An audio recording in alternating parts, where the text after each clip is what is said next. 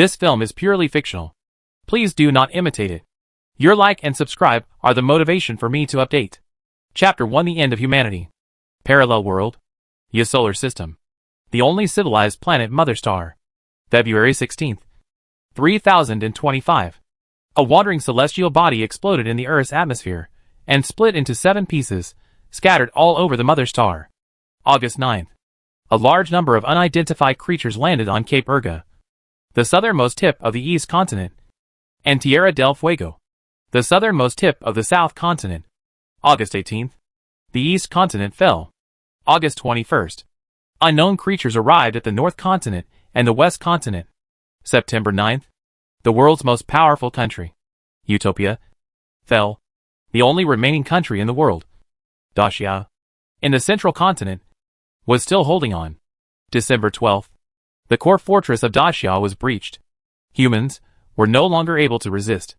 At the core of the core fortress, a modern spiral-shaped huge building, 2 huge pillars reached the sky. This is the spiral electromagnetic accelerator that Dacia stayed built in less than 100 days. A large amount of energy produced by the nuclear power plant was converted into electrical energy and directly injected into the 2 huge pillars. Hope No. 1 spaceship. Take off. A dazzling light emanated from the spiral building.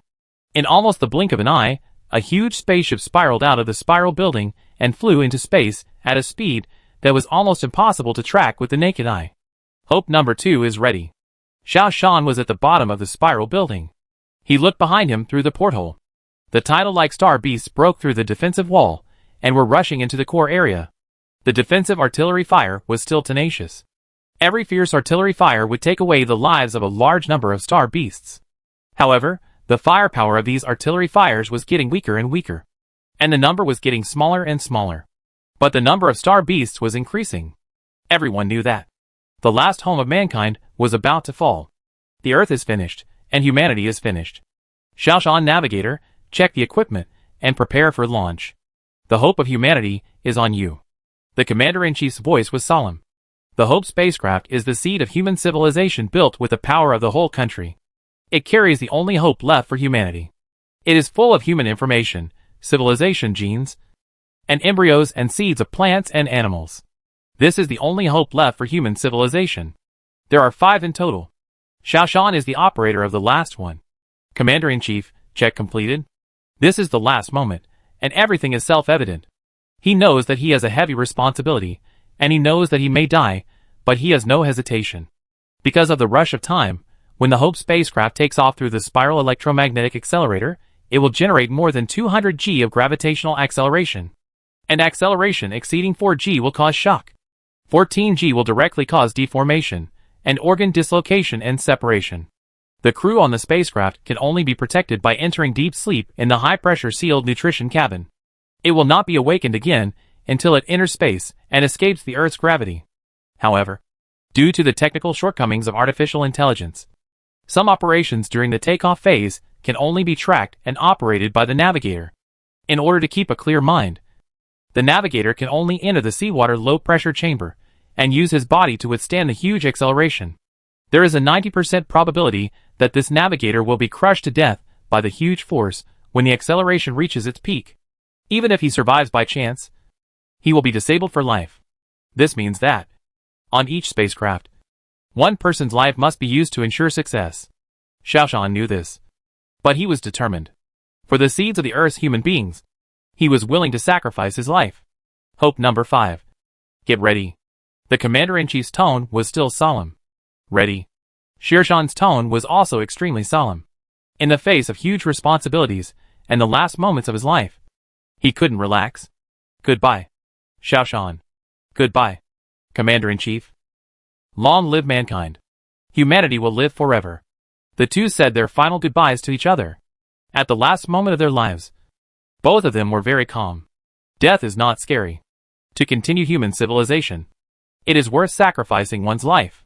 At this moment, Xiaoshan was surprisingly calm. Everyone has to die. Some are lighter than a feather. Some are heavier than Mount Tai. I hope that my life can continue the flame of human hope. Let myself die for a good cause.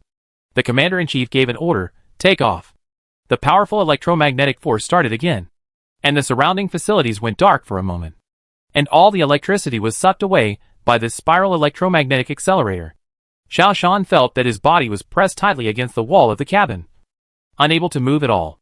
But his mind was extremely clear, letting him know clearly what he should do.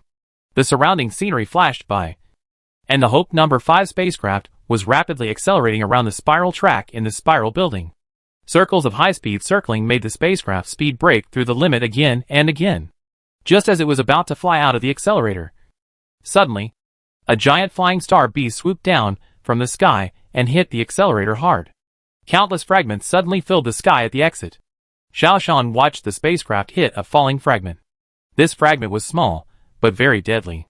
At such a high speed, even if it encountered a very small fragment, the consequences would be disastrous. Boom! The spacecraft began to disintegrate. Although Xiao Shan could not move his body, but his eyes clearly saw that Hope No. 5 spacecraft was breaking into pieces, and under the huge acceleration, it turned into powder. He even clearly saw that the low-pressure cabin he was in also began to turn into powder. And then his body. This feeling was very strange, as if his soul had left his body, and was looking down at his body in the air. His body gradually turned into powder, and his consciousness gradually dissipated. The last impression was that he felt that he had entered a beam of light. Ground control tower. The subordinate saluted and reported. Report to the commander-in-chief. The electromagnetic accelerator exploded due to the impact of the star beast, and Hope No. 5 disintegrated. Strong electromagnetic fluctuations were generated around, but we can't find out what exactly happened. The commander turned his head and looked at the star beasts rushing over the mountains and fields, and sighed. It doesn't matter. Get ready to activate the self-destruct device. Mother Planet, goodbye. Boom! Xiao Shan suddenly opened his eyes. He found himself on a busy street. His body felt like it was being torn apart. However, it was not the pain of being torn apart by acceleration just now, but a real pain. A group of people gathered around him, all looking at him worriedly. Travel through time? Or was he reborn and returned to the past? Xiao Shan ignored the pain in his body, barely raised his hand, grabbed a person next to him and asked, "What day is it today?" "Oh, it's so pitiful. He was hit by a car and became stupid. He didn't even know what day it was today." An old lady said with regret. "Today is December 12th. What year?" Xiao Shan asked anxiously. He really was stupid. Of course it's 3025. In another month, it will be 3026. The old lady was still very sorry. Xiao Shan felt relieved. It seems that the world he traveled through does not have star beasts. This world is safe. He tilted his head and fainted.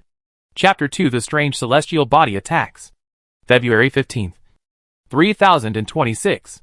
Xiao Shan wakes up from a nightmare. In the past 2 months, Xiao Shan wakes up in this state almost every day.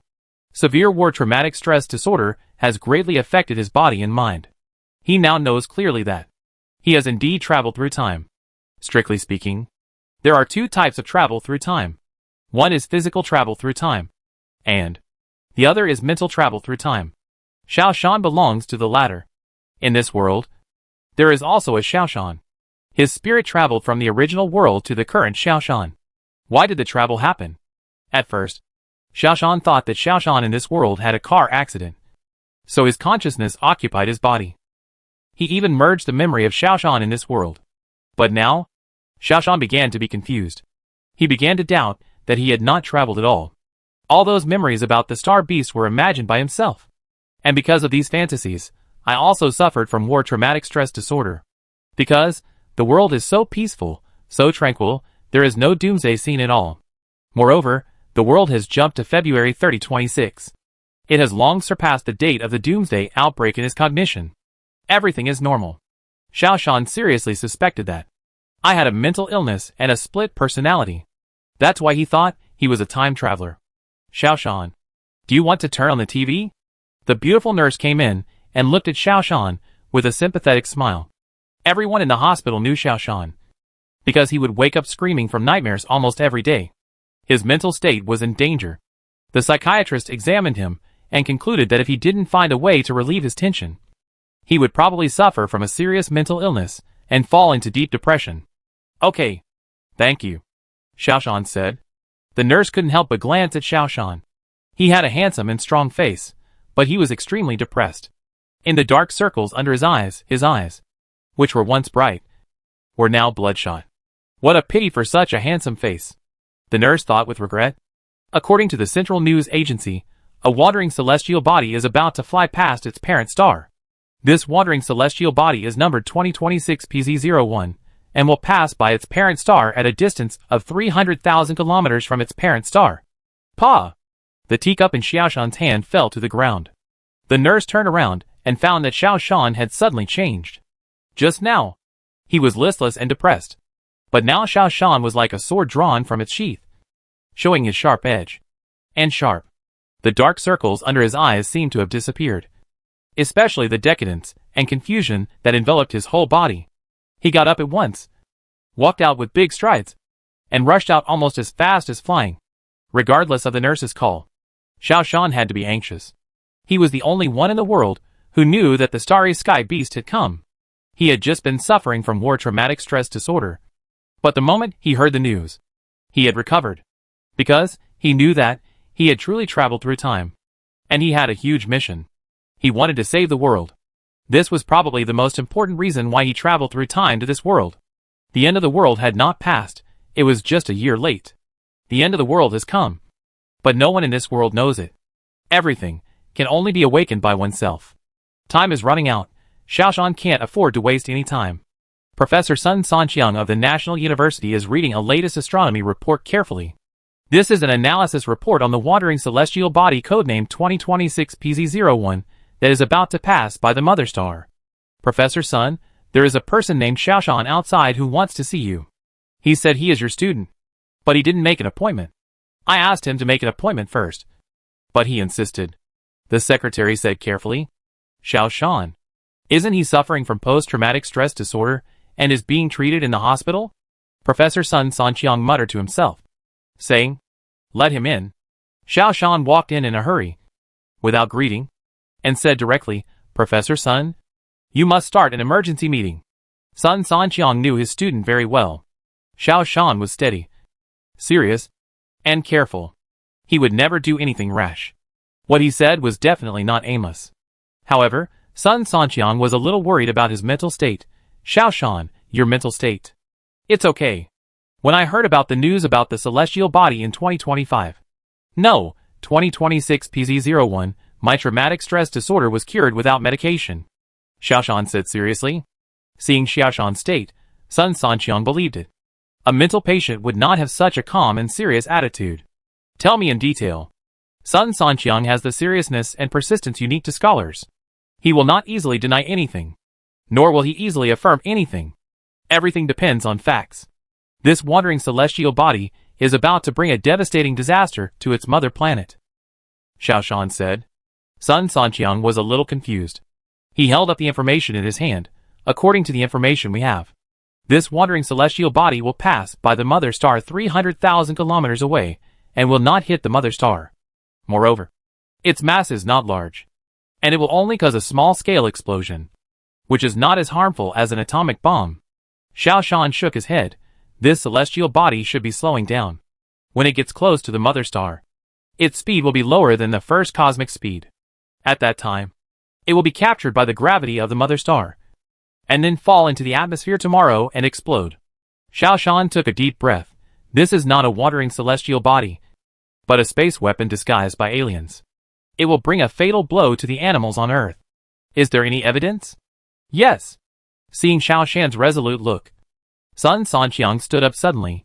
Let's go to the observatory. Professor Sun Sanqiang is decisive. He is very familiar with Xiaoshan. With Xiaoshan's character, he will never exaggerate. National Astronomical Observatory. Professor Sun, after receiving your call, I immediately arranged for astronomers to observe with the most advanced equipment. The latest news about 2026 PZ01 will be out soon. The head of the observatory introduced while walking. This is the efficiency of Kyushu. One phone call, you can mobilize the greatest strength to do the best. Looking around the world, only Kyushu can do this. Very good, immediately call the top astronomers to a meeting, to study the traces of this celestial body. Sun Sanqiang hurriedly walked into the large office conference room of the observatory. The remaining staff have gathered here, and they are conducting various data analyses on the wandering celestial bodies on the screen. Chapter 3. A general mobilization order must be issued. Xiaoshan, you sit next to me. Professor Sun Sanqiang sat down in the main seat. There was a hurried sound of footsteps outside the corridor, and soon, several important astronomers came over. Among them were white-haired old men. This is the working attitude of scientists doing scientific research in Kyushu. Professor Sun, let's not talk nonsense. Let's start reporting directly. As soon as the astronomer Professor Ma Xinkong sat down, he opened his laptop. The data will be transmitted within 1 minute, and the analysis results will be out within 5 minutes. Okay. Sun Sanqiang didn't waste any words, and closed his eyes, and began to rest. More astronomers hurried in, finding their own seats and sitting down. Although everyone had a lot of questions, no one asked any questions, but was busy with their own work. Professor Ma, the celestial body trajectory analysis report is out. Professor Ma, the celestial body velocity analysis table is out. Professor Ma, the celestial body material composition analysis table is out. Professor Ma, the celestial body material composition analysis report is out. Professor Ma, the celestial body damage potential analysis report on the Earth is ready. Professor Ma then said, Professor Sun, the results are out. Say. Sun Sanqiang opened his eyes. According to various analysis reports, it is found that the celestial body 2026 PZ01 is decelerating. According to the analysis of this deceleration progress, the celestial body will fly over 200,000 kilometers from the mother planet. It will not have a big impact on the Earth for the time being. It will only interfere with some communication signals and a few satellites. Professor Ma said. Professor Sun Sanqiang looked at Xiaoshan. Xiaoshan nodded. According to the current results, it is true. But, Xiaoshan pointed to the top of his head, this thing will accelerate and decelerate. Impossible. We have analyzed that the reason for the deceleration of this celestial body is most likely due to the gravity of the parent star or the impact of space debris. Unless there is an external reaction force, it will accelerate or decelerate, Professor Ma Xinkong said. Xiaoshan smiled bitterly. You are right. Unless there is an external driving force, it will accelerate or decelerate. But it does. Ma Xinkong and a group of astronomers stared at Xiaoshan with wide eyes. Because there is only one possibility for what Xiaoshan said. That is, this celestial body is not a natural object, but a man-made object. This is a product of aliens. You mean, this celestial body is a product of extraterrestrial civilization? Professor Ma Xinkong asked. Xiaoshan stood up and said firmly, this celestial body will explode in the atmosphere of the mother planet tomorrow afternoon, producing 7 fragments. And these fragments may be the fuse of the mother planet's doomsday. But this degree of explosion cannot affect the mother planet at all. Even if it falls directly to the mother planet, it will destroy some forests or crops at most. Ma Xinkong still asked in disbelief. Xiaoshan took a deep breath. Yes. This celestial body itself is not worth mentioning. However, according to analysis, this celestial body should carry the seeds of destroying the mother planet. When this seed takes root and sprouts, grows and becomes stronger, the end of mankind will come. It will take less than a year, and mankind will be extinct. Xiaoshan's eyes were filled with deep sadness. Sun Sanqiang keenly caught a word from Xiaoshan's mouth. Xiaoshan. According to whose analysis? Who can analyze it earlier than the scientists in our observatory? Xiaoshan turned his head to look at the group of scientists behind him, and was hesitant to speak. Sun Sanqiang understood what Xiaoshan meant. He waved his hand and said, except Professor Ma Xinkong. Everyone else, please step aside. Soon, only Ma Xinkong and Professor Sun Sanqiang were left in the office. Xiaoshan, you can talk now. Sun Sanqiang's eyes were burning. Xiaoshan took a deep breath and said, what I am going to say is absolutely beyond your imagination. But please believe that what I said is true and can be verified. I am not from this world. I came from another world. Xiaoshan looked at Sun Sanqiang and Ma Xinkong. Although the two were surprised, they were not particularly surprised. You don't seem to be particularly surprised. Why? Xiaoshan couldn't help asking. Because there is this hypothesis about parallel universes. But it has not been confirmed. Sun Sanqiang said simply. Continuing with the previous topic, tell me more in detail. In my world, 6 months after the celestial body fell on the mother planet, a kind of star beast appeared out of thin air, starting from the southern continent, crossing the eastern continent and the southern continent, and invading the western continent and the northern continent.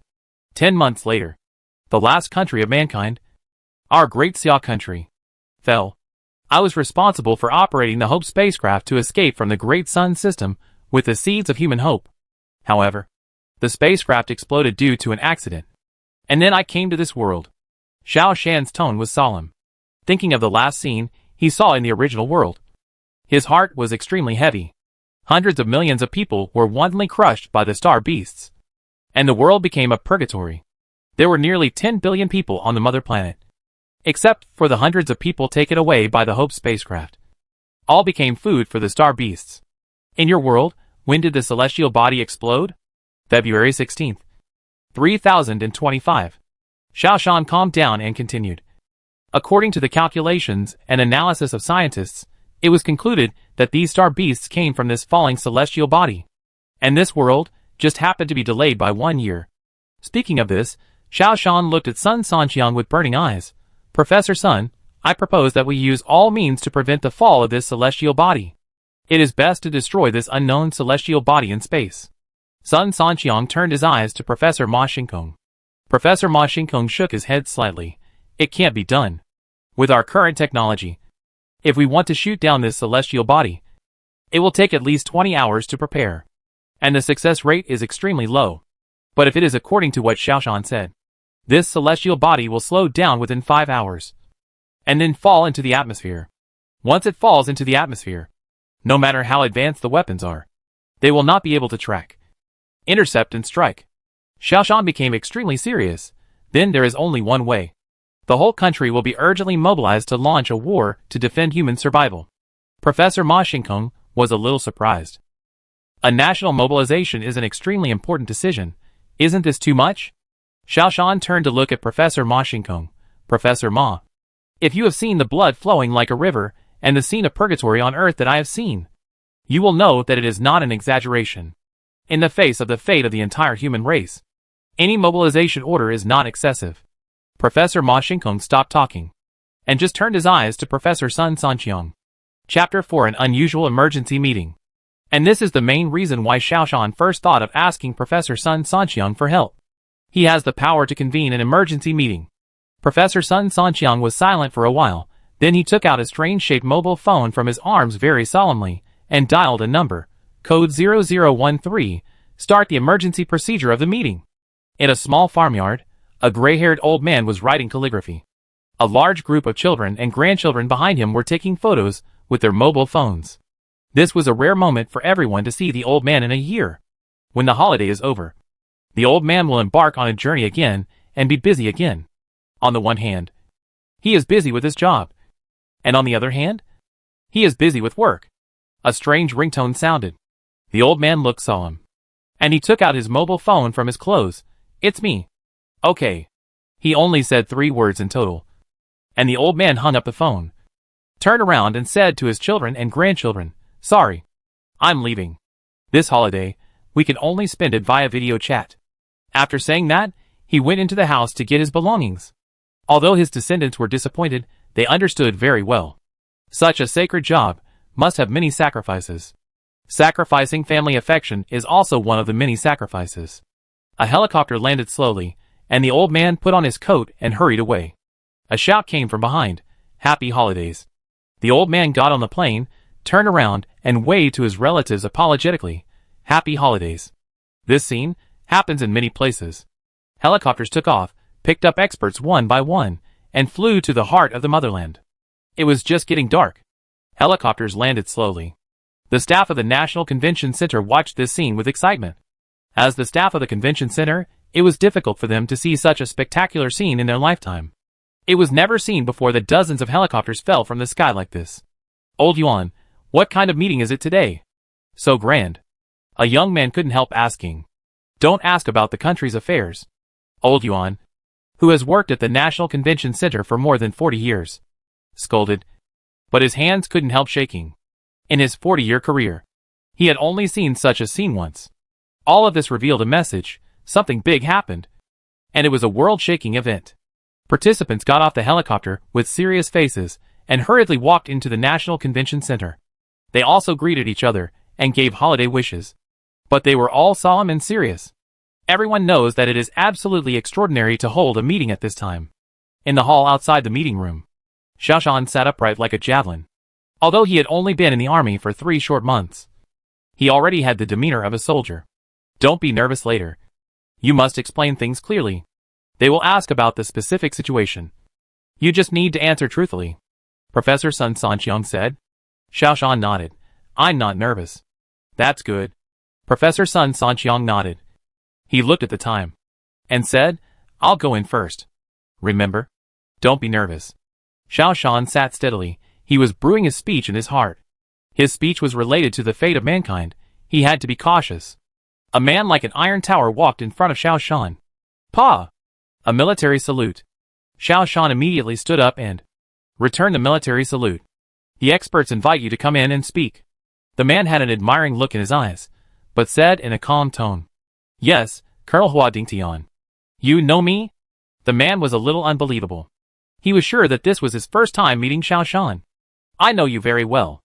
Xiaoshan smiled back, then took a deep breath and calmed down. He had to convince these pillars of the country in the conference room. He couldn't let the tragedy happen again. Although the star beasts were powerful, they were not without weaknesses. As long as humans were prepared in advance, everything was possible. Walking into the strange, but very familiar conference room, Xiaoshan walked steadily. This conference room is almost identical to the one in his own world. Although the two worlds are very different, they have more similarities. This is Xiaoshan, my student. He may have come from a parallel world. It has not been fully confirmed yet. Xiaoshan, tell me everything you know, Sun Sanqiang said in a steady tone. He was relieving Xiaoshan's pressure. Xiaoshan took a deep breath and said, Experts, the creatures on the mother planet are about to suffer a catastrophe. We only have more than half a year to save ourselves. The celestial body numbered 2026 PZ01 will fall to the mother star tomorrow afternoon and explode in the atmosphere. This is not an ordinary wandering celestial body, but a seed of an alien civilization to destroy the mother star civilization. Half a year later, a creature we call the Star Beast will land from the southern continent and the eastern continent and invade the entire world. If we don't take precautions now, the entire human race will be completely destroyed in 9 months. I hope that, from now on, a general mobilization order will be issued, the whole country will enter a state of emergency, and fortifications will be built to resist the invasion of the Star Beast. Xiaoshan made a very brief introduction. The experts whispered. After all, what Xiaoshan said was too mysterious. Chapter 5 Time Controversy. Although there is a scientific conjecture that there is a parallel world in the 5th dimension outside the current world, but it has never been confirmed. I specially invited astronomy expert Professor Ma Xinkong to provide you with the latest news about this asteroid, Professor Sun Sanqiang said. Professor Ma Xinkong stood up. According to our latest observation data, this wandering celestial body is indeed slowing down. It is not a natural deceleration, but there is a reaction force helping to slow down. This reaction force should be unnatural. But with our current human capabilities, neither our country nor the most powerful country, Utopia, has this technology yet. The venue was in an uproar. Quantum theory expert Mo Zhening looked at Xiaoshan and asked a question. Xiaoshan, when did this celestial body explode in your world? Xiaoshan replied, 2:45 p.m. on February 16th, 3025. Professor Ma Xinkong interjected, according to this reaction force, this celestial body will also enter the atmosphere at about the same time. It's just that the years are different. Mo Zhening frowned slightly. A whole year difference in time. It's a bit strange. How did you travel through time? Xiaoshan said, the Hope spaceship I was on was full of seeds of human civilization. It was going to accelerate the spaceship to 1/10,000th of the speed of light through a spiral electromagnetic accelerator and fly into space. But because the launcher was destroyed by the Star Beast, it was smashed at the last moment. The spaceship disintegrated, and I traveled through time. The crowd was silent for a while. Obviously, this matter is too unbelievable. Some people began to doubt whether Xiaoshan had mental problems. Sun Sanqiang spoke up, while waiting for everyone to come. I invited the most famous psychiatrist in the country to consult and conduct a mental evaluation on Xiaoshan. So far, the experts have concluded that Xiaoshan is normal and has no mental illness. Sun Sanqiang's tone changed. Before today, Xiaoshan was receiving psychological treatment for war traumatic stress disorder. But after seeing the report about this celestial body, The traumatic stress disorder was also cured. So, I personally think that everything Xiaoshan said is true. The crowd made a noise again. The experts here come from all walks of life. There are scientists, politicians, financiers, diplomats, industrialists, literati, etc. from all walks of life. But everyone still couldn't believe what Xiaoshan said, and no one spoke for a while. The president looked at him, motioning, Mr. Emma, what do you think? His conclusion is very important. Emotioning looked at Xiaoshan and asked, Xiaoshan, is your world very different from ours? Xiaoshan shook his head. Although some parts are different, they are basically the same. Emotioning then said, if that's the case, there is a paradox in what you just said. In theory, parallel universes can exist in many ways. Some theories believe that the worlds in which parallel universes are located are completely unrelated. And some are even magical worlds. Some theories believe that parallel worlds confirm each other and are related to each other. According to what Xiaoshan just said, these two worlds are mutually corroborated and interrelated. However, this statement now has a huge bug. That is, the explosion should have occurred in the same period of time. And there is no possibility of a one-year error. Emotioning pushed his glasses on his nose and said, if this bug can be solved, I think what he said is true. At this time, a voice sounded, Xiaoshan, I have a question for you. You just said that the spacecraft you are riding is launched by a spiral electromagnetic accelerator? Everyone looked over and found that this person was Chu Yaoyang, an engineer from the power engineering department who had recently attended the meeting. He rarely spoke, and this was almost his first time speaking at a conference. He seemed very excited, very nervous, and his hands and feet were trembling slightly. Xiaoshan turned to look at Chu Yaoyang, put his legs together, and saluted with a snap, Engineer Chu. You guessed it right. This spiral electromagnetic accelerator was designed by you. The only regret is that it was too hasty, and some details could not be adjusted in time. Xiaoshan was also a little excited. He met an acquaintance again, and it was a living acquaintance, which was really exciting. He knew how much effort Chu Yaoyang had put into this spiral electromagnetic accelerator. He was also one of the most respected scientists in Xiaoshan. Chu Yaoyang's hands trembled even more. Only he knew what this meant. He slowly raised his hands, which were still trembling. So that's it. President, I absolutely believe in Xiaoshan, because I am the only one who knows this design draft. And I have never told anyone. It even stays in my mind. Only people who come from the future can know. I believe him. The venue caused a commotion again. The historian stood up, turned to Emotioning and said, Mr. Emo, I could answer your doubts. He turned to Xiaoshan. Among your years, is there a year zero? Emotioning suddenly realized. Xiaoshan was a little confused. He thought for a while and said, yes. The historian clapped his hands. Sure enough. Just as I expected. I guess some worlds will count year zero as a separate year. Therefore, there will be an extra year. According to this calculation, the year 3025 in that world is the year 3026 in our world. That is now. Professor Emotioning immediately turned to look at the president, raised his hand and said, President, I believe what Xiaoshan said is true. The president looked at the others, and almost all of them raised their hands. Although some people still find it incredible, but in the face of strict evidence, they have to believe it. Once the target is identified, the action will start immediately, and there will be no delay. Chapter 6 To save the world. We can only rely on our own country. I propose that we, Kyushu, take the lead in forming an international alliance and use the power of the whole world to defend against the invasion of extraterrestrial creatures, said an expert. There was a chorus of approval in the meeting. After all, this is everyone's normal reaction. Kyushu is not currently developed. It is everyone's normal idea to unite with developed countries in the world to resist the invasion of star beasts.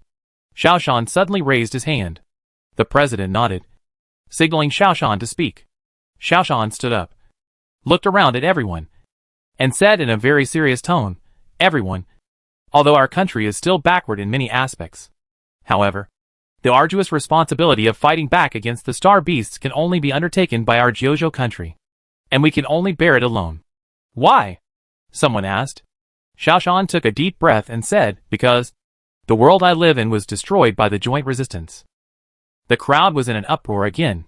Human beings' bad nature is the culprit for the destruction of the world. Too many people have many mouths. And too many people have no unity of heart. We, the people of Jiuzhou, believe in unity and dedication, believe in sacrificing our lives for justice, and believe in self-sacrifice. We have iron discipline, and we obey unified command. The most important thing is that we are united. Which is the most important? I solemnly put forward my appeal. The responsibility of saving all mankind and saving the mother planet can only be undertaken by our Jiuzhou country. The president thought seriously for a while, and then asked, Xiaoshan, what do you think? How should we act? Xiaoshan said loudly, the first step is to issue a national mobilization order. Mobilize all the people in the country. Share the same hatred and fight against alien creatures. The second step is to set up a national mobilization headquarters.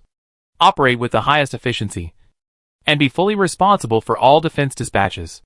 The third step is to start building defense fortresses across the country to form a defense network. Set up a steel defense fortress covering the whole country. In addition, the news of the invasion of the star beasts must be strictly sealed. The responsibility of saving all mankind can only be borne by our Jiuzhou country. Someone interrupted Xiao Shan's speech. Xiao. Isn't what you said too extreme? After all, other countries have mastered many core technologies and core resources. Crude oil, minerals, nuclear energy, and other resources are in the hands of other countries. Moreover, facing the common enemy of mankind, they will not mess around. Xiao Shan sneered. The world I live in also thought so at first. But the fact is that not only can't help, but they are robbing each other of resources. Believe in the world union. It is better to believe in yourself. What I have experienced is a bloody lesson. The whole world fell, and all mankind perished. All because of the disunity of people's hearts. Only by believing in my Kyushu country can the world be saved, Xiao Shan said firmly. The venue was silent. Such an impassioned speech had not been seen for a long time. Everyone was thinking deeply. Snap! Suddenly, a clapping sound was heard in the venue. Everyone looked over and found that it was the president of the conference. He stood up and said slowly, I propose to formally establish a general mobilization headquarters to concentrate the power of the people across the country and start to protect the human beings on the mother planet. I also propose to invite Xiao Shan as a special advisor and directly join the National Mobilization Headquarters. February 16th. The National Mobilization Headquarters was successfully established. The Commander-in-Chief, Sun Sanqiang, is responsible for leading the overall work of the working group and reporting to the top leaders of the country. 6 deputy commanders, including 6 heads of military, personnel, infrastructure, finance, diplomacy and science. The expert advisory group has 20 people. It is mainly composed of top experts from all walks of life. This is the most powerful member of the Kyushu state in history, covering the most powerful agencies and departments. Walking out of the conference hall, Xiao Shan looked up at the sky. A bright color had appeared on the horizon. The old night was about to pass, and a new challenging day was about to come. Are you sleepy? Professor Sun Sanqiang asked. You are older than me. You are not sleepy. How can I be sleepy? Xiao Shan was full of pride. His own world, he was powerless to save the fate of mankind. Now, he has traveled through time, and has the opportunity to save all mankind. He had a heroic feeling that God would give great responsibilities to this person. That's good, you get ready. This morning, we will hold a working meeting of the National Mobilization Command, and all members of the command will attend. Everyone has a lot of questions to ask, and we need to formulate future work goals and plans. Sun Sanqiang looked at his watch. Time is tight. We can't waste a minute or a second. So, you can sleep for 4 hours. Xiao Shan took a deep breath. Enough. Chapter 7-8 Action Teams. 8:50 a.m. National Convention Center. Xiao Shan stood outside the hall in high spirits. Although he had only slept for 4 hours, it was enough. Even an old man like Commander-in-Chief Sun Sanqiang had only slept for 4 hours. He was so young, what right did he have to say he was sleepy? Xiao Shan was indeed not sleepy. He had only passion and heroism in his heart. He had finally taken the first step to save all mankind. Good morning. Professor Sun Sanqiang hurried over. Let's go, we'll go to the conference room and wait for them. Yes. Xiao Shan and Professor Sun Sanqiang walked into the conference room side by side. There was no one in the conference room. The team members had not arrived yet. The person in charge of the conference center hurried over and said apologetically, General Commander Sun, the meeting time is 9 o'clock, so everyone hasn't arrived yet. Do you want me to open the VIP room and let you go first, and come in after everyone else has arrived. According to convention, the person in charge should wait until the time is up, and other participants have arrived before attending. That's why the person in charge asked this question. Professor Sun Sanqiang waved his hand. From now on, our meetings of the National Mobilization Command will not be concerned with these things. Everyone comes for the same purpose, and there is no hierarchy. Starting from this meeting, the general commander, he turned his head to look at Xiao Shan, and added, and Special Consultant Xiao Shan, the two of us will wait for everyone to arrive. Time passed slowly, and members of the command arrived one after another. This completely broke their cognition, and made them understand that the National Mobilization Command was definitely not comparable to other working groups. This is an organization that is highly efficient. It's not even 9 o'clock yet, and the participants have already arrived. Now, I'm actually going to work with them, to shoulder the arduous mission of saving all mankind with them. This is Xiao Shan, a special consultant to the headquarters. Sun Sanqiang turned his head and looked at Xiao Shan. Today's meeting, there are no polite words, no empty talk, only practical matters. Xiao Shan, you tell everyone about the situation first. Xiao Shan nodded. There are a few people in the headquarters who are expert members who attended yesterday's meeting, but there are many who are not, who were temporarily transferred from various departments. Necessary explanations are important. This afternoon, a wandering celestial body will explode in the atmosphere. This explosion is caused by an alien civilization. They will sow the seeds of invasion on their home planet. Half a year later, an alien creature called the Star Beast will begin to invade humans. Wherever they go, they are invincible. If we don't prepare early, our human race will perish in 10 months. Among the people present, although a few have heard it once, they still feel shocked when they hear it again. What our headquarters has to do is to mobilize the power of the whole country, launch a war to defend humanity, and safeguard the living space of mankind. Xiao Shan briefly explained. This plan was passed at the meeting yesterday, and the implementation outline and overall direction were discussed. Our topic today is to refine these goals into every field and every detail. At this point, he glanced at Professor Sun Sanqiang. Professor Sun Sanqiang nodded, indicating that he should continue. Xiao Shan continued. The first step is to prepare to issue a national mobilization order. Mobilize the power of the whole country to launch a vigorous defense preparation war.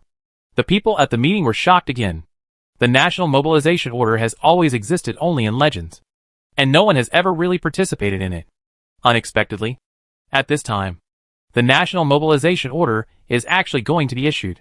Once the mobilization order is issued, the whole country will enter a state of emergency, and all citizens will fight for a goal. 1. For billion people, all united, just to do one thing well. Just thinking about it makes people excited. Xiao Shan did not give everyone time to calm down, and continued. The second step is to form a specific working group and start working. Based on the experience of the previous world, I have prepared 8 working groups. The first one, the military group, is responsible for forming warriors to resist the Star Beasts. Resist the invasion of the Star Beasts. The second one, the infrastructure group, responsible for building 1,100 defensive fortresses in large, medium, and small cities across the country. The third, financial group, responsible for mobilizing all capital flows to buy supplies from all over the world, ensuring the adequate supply of various materials for our defensive fortresses. The fourth, life group, responsible for ensuring the production of agricultural products, livestock products, as well as the supply and deep processing of food for the army and civilians. The fifth, scientific research group, responsible for developing new weapons, giving the most favorable support to the army. The sixth, hope group, responsible for preserving the achievements of human civilization, preparing the Hope Plan, building spiral electromagnetic acceleration launch devices and super-large spacecraft, forming a space force, protecting the Hope spacecraft of mankind. When mankind fails, escape to space, preserve the only hope left for mankind. The seventh, the civil group, responsible for assisting in demolition, immigrant resettlement, and various livelihood actions. The eighth, the biological group, responsible for finding traces of the existence of alien creatures, studying the composition of alien creatures, finding weaknesses. At the same time, explore the possible sources of extraterrestrial life. Xiao Shan stopped talking here.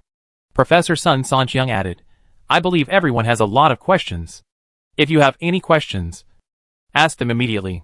Xiao Shan consultants will answer them. After the answers are completed, according to the resolution of the expert meeting, the nomination of personnel for the 8 working groups, and the preliminary preparation work will begin. The venue was silent. Everyone was a little breathless. Chapter 8 Information about the Starry Sky Beast. Early in the morning, we actually received news that alien creatures were about to invade, and that the human beings on our home planet were about to be destroyed. At the same time, we also received news about the parallel universe. These things that have long existed only in online novels and scientist theories actually appeared. And they are so urgent. There are only a few months left for humans. After a long while, Ma Xingkong finally broke the silence. Advisor Xiaoshan, I want to ask, what exactly does the Starry Sky Beast look like? This sentence attracted everyone's attention. Everyone wanted to know what kind of existence this terrifying star beast was. Xiaoshan's mind suddenly appeared with the appearance of those terrifying star beasts. There are 6 types of star beasts. The most common one is called the velociraptor. This star beast is not big. About the same size as a vehicle. It runs fast. And its body is covered with a kind of shell. The shell is very strong. Equivalent to the level 3 bulletproof effect. Ordinary bullets cannot penetrate its body. The most disgusting thing is that it has no obvious weaknesses, and can survive even with wounds all over its body. It will die only if the body tissue fluid is insufficient to support the supply of nutrients. The most troublesome thing is that they have an ability to shrink their bodies into a streamlined shape when defending, which can resist the shock wave caused by the explosion. Even if it is a super energy bomb, it can only blow up the star beasts in the center of the explosion. A little further away, the radiation and shock wave of the super energy bomb will not cause any harm to them. This is the most numerous star beast. And there are so many that they are countless. It seems that overnight, they suddenly appeared. And no matter how hard we tried to kill them, we could not kill them all. Some people pondered, and some people disagreed. Sure enough, some people asked, in this case, we only need to use weapons with stronger penetration, cover a large area with fire, and rely on solid fortifications. There will be no problem. After all, it is just an animal. Xiaoshan nodded. Yes, if there is no second kind of star beast, this method is indeed feasible. However, the appearance of the second type of star beast made all this come to naught. It can be said that the second type of star beast is the key to turning the tide of the war. The number of this second type of star beast is relatively small. We call it Titan Beast, not only because of its huge size, but also because it is indestructible. Titan Beast's whole body is covered with a special layer of armor, which is streamlined and very smooth. But the internal density of the armor is very compact. Even anti-tank guns cannot break through its defense. Its size is similar to that of a main battle tank. When it runs, it has an amazing impact. So it is named Titan Beast. When it runs, with its strong armor, it can break through ordinary fortifications built of reinforced concrete, opening a passage for the velociraptors. We have tried to attack it with nuclear bombs. But at a distance of 200 meters from the core explosion area, it can't kill them. The effect of nuclear bomb attack is too low. In the end, humans had to give up the nuclear bomb attack method. The third type is flying beasts, which are not very harmful and can be defended with normal artillery fire. But they fly at an amazing speed, which will cause great damage to our low-altitude aircraft. Humans can occupy air superiority at high altitudes, but at low altitudes, they are helpless. The fourth type is the scavenger. They devour all animal carcasses, including their own. According to our research results, their food conversion rate is as high as 50 to 80%. So they grow very fast. A thumb-sized scavenger can grow into an adult weighing dozens of kilograms in just one day.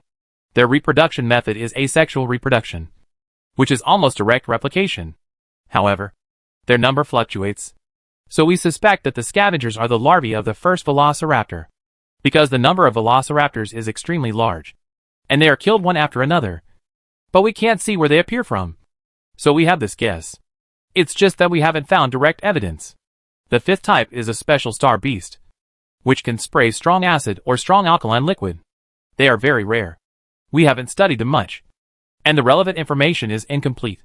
The sixth type is a huge flying star beast, which can be regarded as a transport type star beast. But the number is also very small, and we have little information. The above is all the known information about the Starry Sky Beast. The meeting hall fell silent again.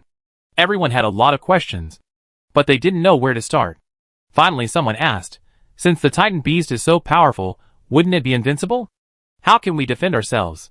Xiaoshan said, in the later period, our great Xia country developed a super shock bomb. On the basis of hitting the Titan beast, there is a 10% probability of directly destroying the opponent's armor. With the help of artillery fire, this Titan beast can be effectively killed. Oh, how to make this super shock bomb? Someone asked. Xiaoshan shook his head. I'm sorry. I don't know the specific method, so we need a scientific research team to develop useful weapons to resist the star beasts. Professor Emotioning raised his hand and said, since we know that the explosion fragments produced by this unknown celestial body will sow seeds on the Earth, we can track these fragments and eliminate them at the root. Deputy Military Commander Dong Howren said, we have made a plan for this. We have mobilized high-precision satellites to track this celestial body in time. Once we lock on the traces of these fragments, we will take action. Finally, Professor Sun Sanqiang said, let's discuss the next topic, which is to determine the list of personnel for the 8 working groups. You nominate candidates. Tomorrow afternoon, we will hold an enlarged meeting of the National Mobilization Command. From the people you nominate, we will conduct on-site assessments, select suitable team members, and officially start our work. 2:45 p.m. The people who were in the meeting stopped, looking up at the big screen. The news was playing on the big screen, although everyone hoped that what Xiaoshan said was false. But the news about the wandering celestial body still came as expected. The picture on the TV suddenly flashed, from the ground to the sky. In the high sky, a small dot that was difficult to see with the naked eye was falling. Chapter 9 The Invasion of Extraterrestrial Civilizations is coming. Suddenly, a flash of light burst out from the small dot. Then a cloud of smoke appeared. In the smoke, several fragments could be vaguely seen flying out. Now, an urgent news, the much-watched celestial body 2026 PZ01 suddenly slowed down, and broke into the atmosphere of its mother star. And it exploded at high altitude, and disintegrated. According to expert analysis, this was due to the intense friction between the celestial body and the atmosphere, which caused the celestial body to overheat and explode. Because the explosion site is far from the ground, this explosion will not have a big impact on the mother planet. The splashing of debris will not have a big impact on human safety. Please do not worry too much. The people attending the meeting were in a very heavy mood. Everything has been verified. The last bit of luck in everyone's heart has also been shattered. All the predictions of Xiaoshan have been verified. The invasion of extraterrestrial civilization has really happened. Not only the meeting of the National Mobilization Command headquarters was temporarily suspended. In other parts of the capital, experts who participated in yesterday's meeting also looked up at the sky and remained silent for a long time. The weather has changed. The greatest test of human destiny has come. And it came so suddenly, so unexpectedly. Fortunately, Xiaoshan, the savior of mankind, suddenly appeared, giving mankind a glimmer of hope. National Convention Center. The atmosphere was very depressing. The worst prophecy came true. Everyone's passion was also completely suppressed. This expert. Is it you, old Ma? A voice broke the oppressive atmosphere and turned it around in an instant. As the oldest quantum theory expert in the expert group, Emotioning, with rich experience, livened up the atmosphere with just one sentence. Don't mention it. It's really me. Ma Xinkong also woke up. Since the biggest crisis of mankind has come, pessimism is useless. There is still time, and mankind still has a chance. The atmosphere in the meeting hall also changed. Everyone felt the heavy responsibility and urgency of the task. Although we know what happened, we still have to appease the people. I believe that our National Mobilization Headquarters will definitely lead all mankind through the difficulties. Ma Xinkong explained. Sun Sanqiang slapped the table. Well said. Xiaoshan's time travel is definitely not without reason. He is here to save all mankind. Let's continue the meeting. Today, we must finalize all the contents. At this point, he looked up at the Deputy Military Commander Dong Howren and said, Deputy Commander Dong, use all means to find the landing point of the explosion fragments first. Take all necessary measures to eliminate hidden dangers. Dong Howren stood up and said, Don't worry, Commander-in-Chief, it has been arranged. Once the landing site of the debris is found, we will not hesitate to use the most extreme means to eliminate the hidden dangers. Sun Sanqiang looked at Xiaoshan. Advisor Xiao, do you have anything else to add? Xiaoshan looked at Dong Howren and suddenly remembered something extremely critical. Deputy Commander Dong, I need a helper who is very familiar with the special forces to assist me in doing something. Colonel Hua Dingtian is the candidate for deputy leader of the military team that I recommend. He himself is from the Special Forces, and is a very suitable candidate. Xiao Shan smiled. Yes, he is indeed the most suitable candidate. Hua Dingtian was also the person Xiao Shan was most familiar with. He was also the deputy leader of the military team in the last world. He was also his immediate superior. His training instructor was Hua Dingtian's soldier. Unexpectedly, Colonel Hua Dingtian is now his deputy. This change is indeed a bit big. Time passed quickly. By the time the list of personnel and the work outline of the National Mobilization Command were finalized, it was already slightly dark. When the staff of the conference center saw the tired members walking out of the conference hall, they knew that something big was happening. Only a tense and arduous meeting would make everyone so tired. If it were a regular meeting, there would not be such a situation. Everyone is curious, but they will not ask. The employees working in the conference center are all very clear that everything here is absolutely confidential, and they are absolutely not allowed to ask, let alone leak. Xiao Shan, go back and have a good rest. Tomorrow morning's meeting will be more intense. We must determine the overall framework of the national mobilization tomorrow and find the right people. We can't afford to delay. Sun Sanqiang said as he walked. I will. By the way, where is our headquarters located?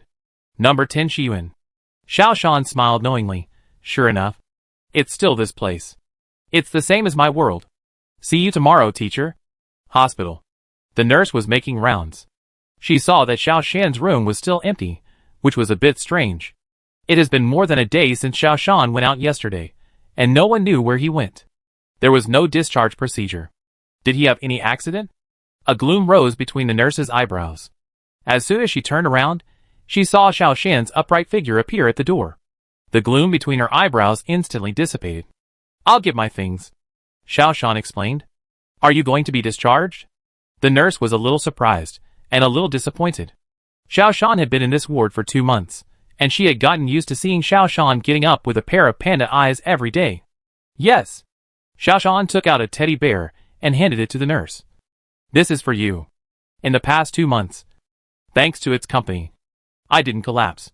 You can pass it on to the next person who needs it. The nurse gave Xiao Shan this teddy bear to comfort him. Seeing Xiao Shan's look, the nurse suddenly felt something in her heart. Today's Xiao Shan is completely different from the previous Xiao Shan. The previous Xiao Shan was fragile, sensitive, and always suffered from mental torture.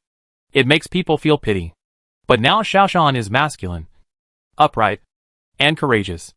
It gives people a feeling that they can be completely trusted and completely relied on. The sense of loss in her heart became even stronger. It seems that Xiao Shan's departure has made her heart feel much emptier. Seeing Xiao Shan carrying his backpack and preparing to leave, she couldn't help but say, Xiao Shan, don't you have anything to say to me? Xiao Shan turned his head and looked at him, showing a warm smile. Remember, the country is undergoing great changes. No matter what others say, as long as it is a call from the country, you must listen, you must actively respond. Don't forget it. The sound of firecrackers outside the window. Let Xiao Shan know that. It is the holiday season. And, if he doesn't handle it properly, this may be the last holiday for mankind. He suddenly wanted to go home and see his family. This may be the last holiday he spends with his parents. Chapter 10 Where the Fragments Are. Just arrived home, the family is already waiting. Seeing Xiao Shan, the mother excitedly stretched out her hand. Child, the hospital said you are discharged. Are you cured? Xiao Shan looked at his strange yet familiar mother. Mom, I am cured. However, from tomorrow, it will be difficult for me to come back. Why? The father and mother asked in unison. The country needs me. A glimmer of light flashed in the parents' eyes. Who doesn't want their children to be valued by the country? So, when you come out of the hospital, you will become a citizen of the country? The younger sister stared at him, and asked seriously. Yes. And a very important person, Xiao Shan said seriously. The younger sister was a little worried, and a little skeptical. She also had many questions to ask. But tomorrow is a holiday, and these questions can't be asked. Okay, let's eat. Mom cooked your favorite dumplings. February 17th. Xiao Shan woke up. But not from a dream. He was awakened by the ringing of his cell phone. You have 5 minutes to get ready. Someone will come to pick you up. Commander Sun Sanqiang's words were simple, but solemn. Xiao Shan knew that this was the result of tracking the fragments of the celestial explosion. Son, Don't you want to eat breakfast? Seeing Xiaoshan hurriedly washing and dressing, his mother quickly got up and asked while putting on her clothes. Mom, microwave a few dumplings from yesterday. I'll make some on the way. It's urgent.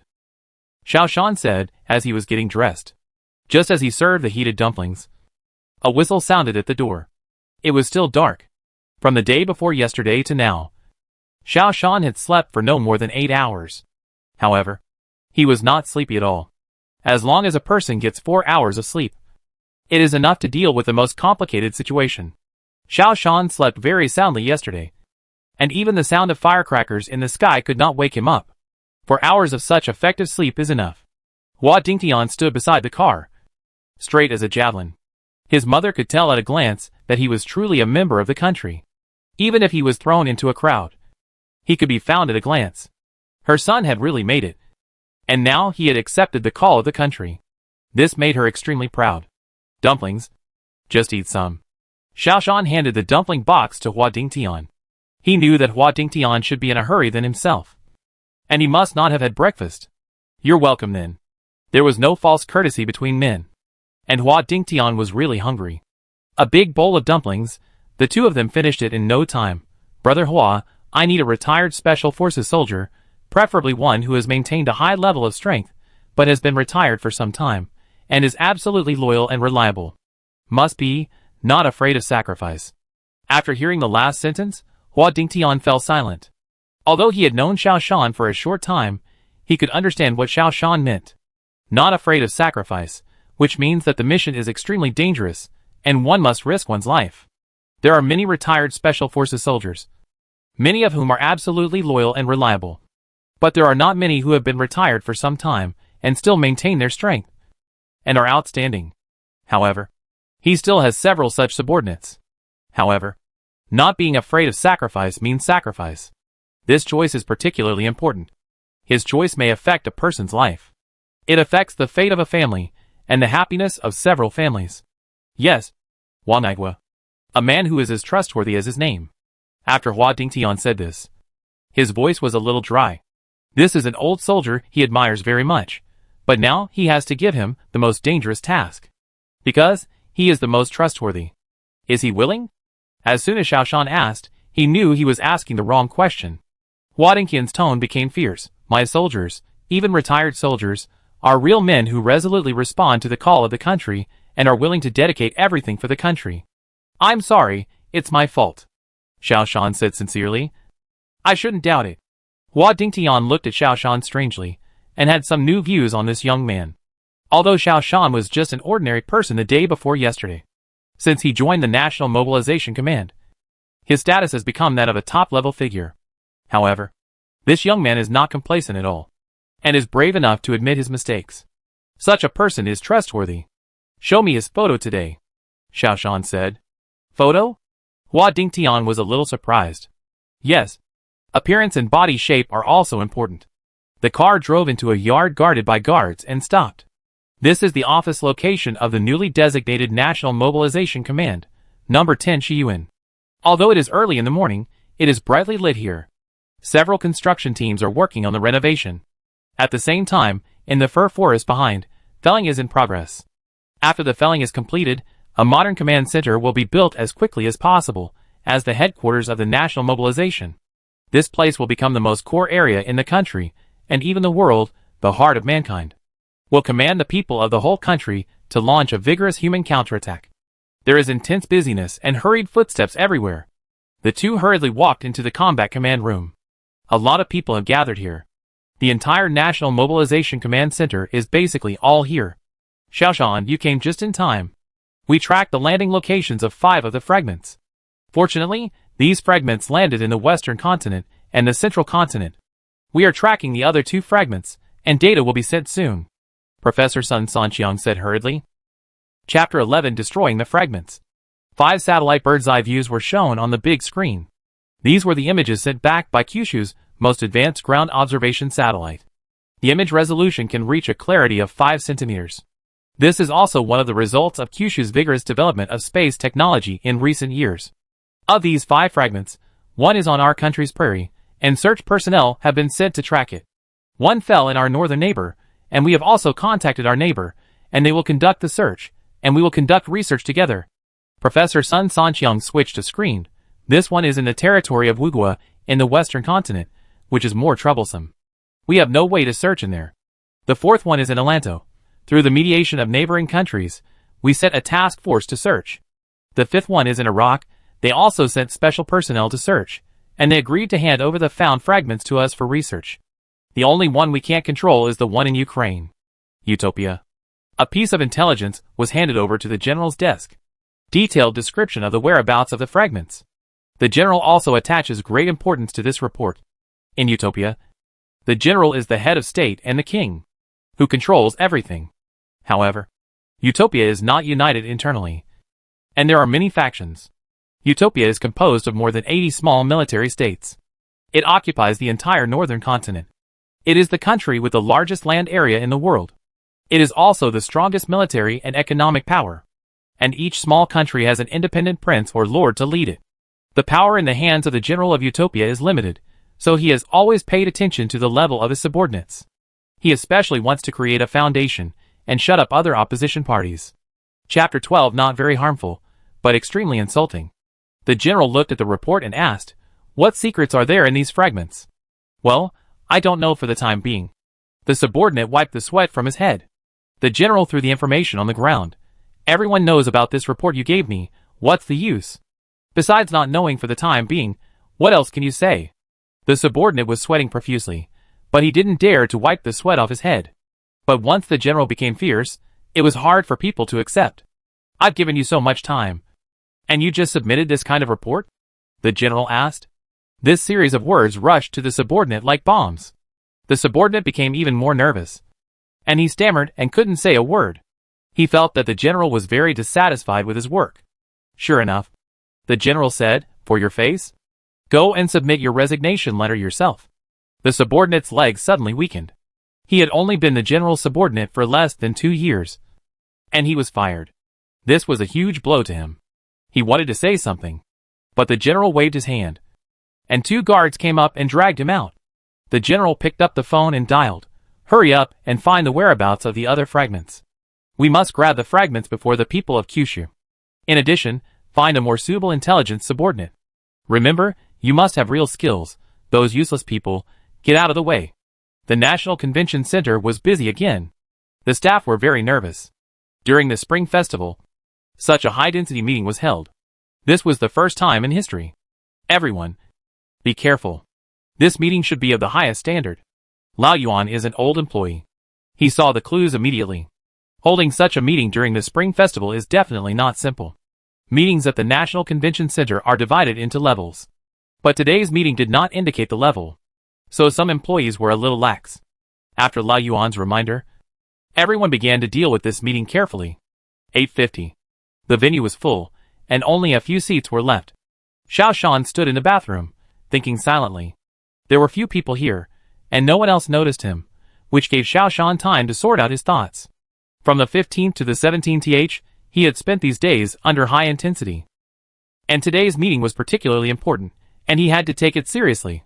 In the previous world, the National Mobilization Headquarters was established much later, and it was not until mid-June that it was completed. Moreover, because of the haste, some personnel were not selected properly, which caused a lot of work delays. It also made human defense preparations very imperfect. This time, we must try our best to avoid similar things. However, because Xiao Shan had never entered the National Mobilization Command, he was not very clear about what happened in the command. This had some adverse effects on the selection of today's team members. In peacetime, some officials were very competent. However, in wartime, these officials will greatly affect the efficiency of the command.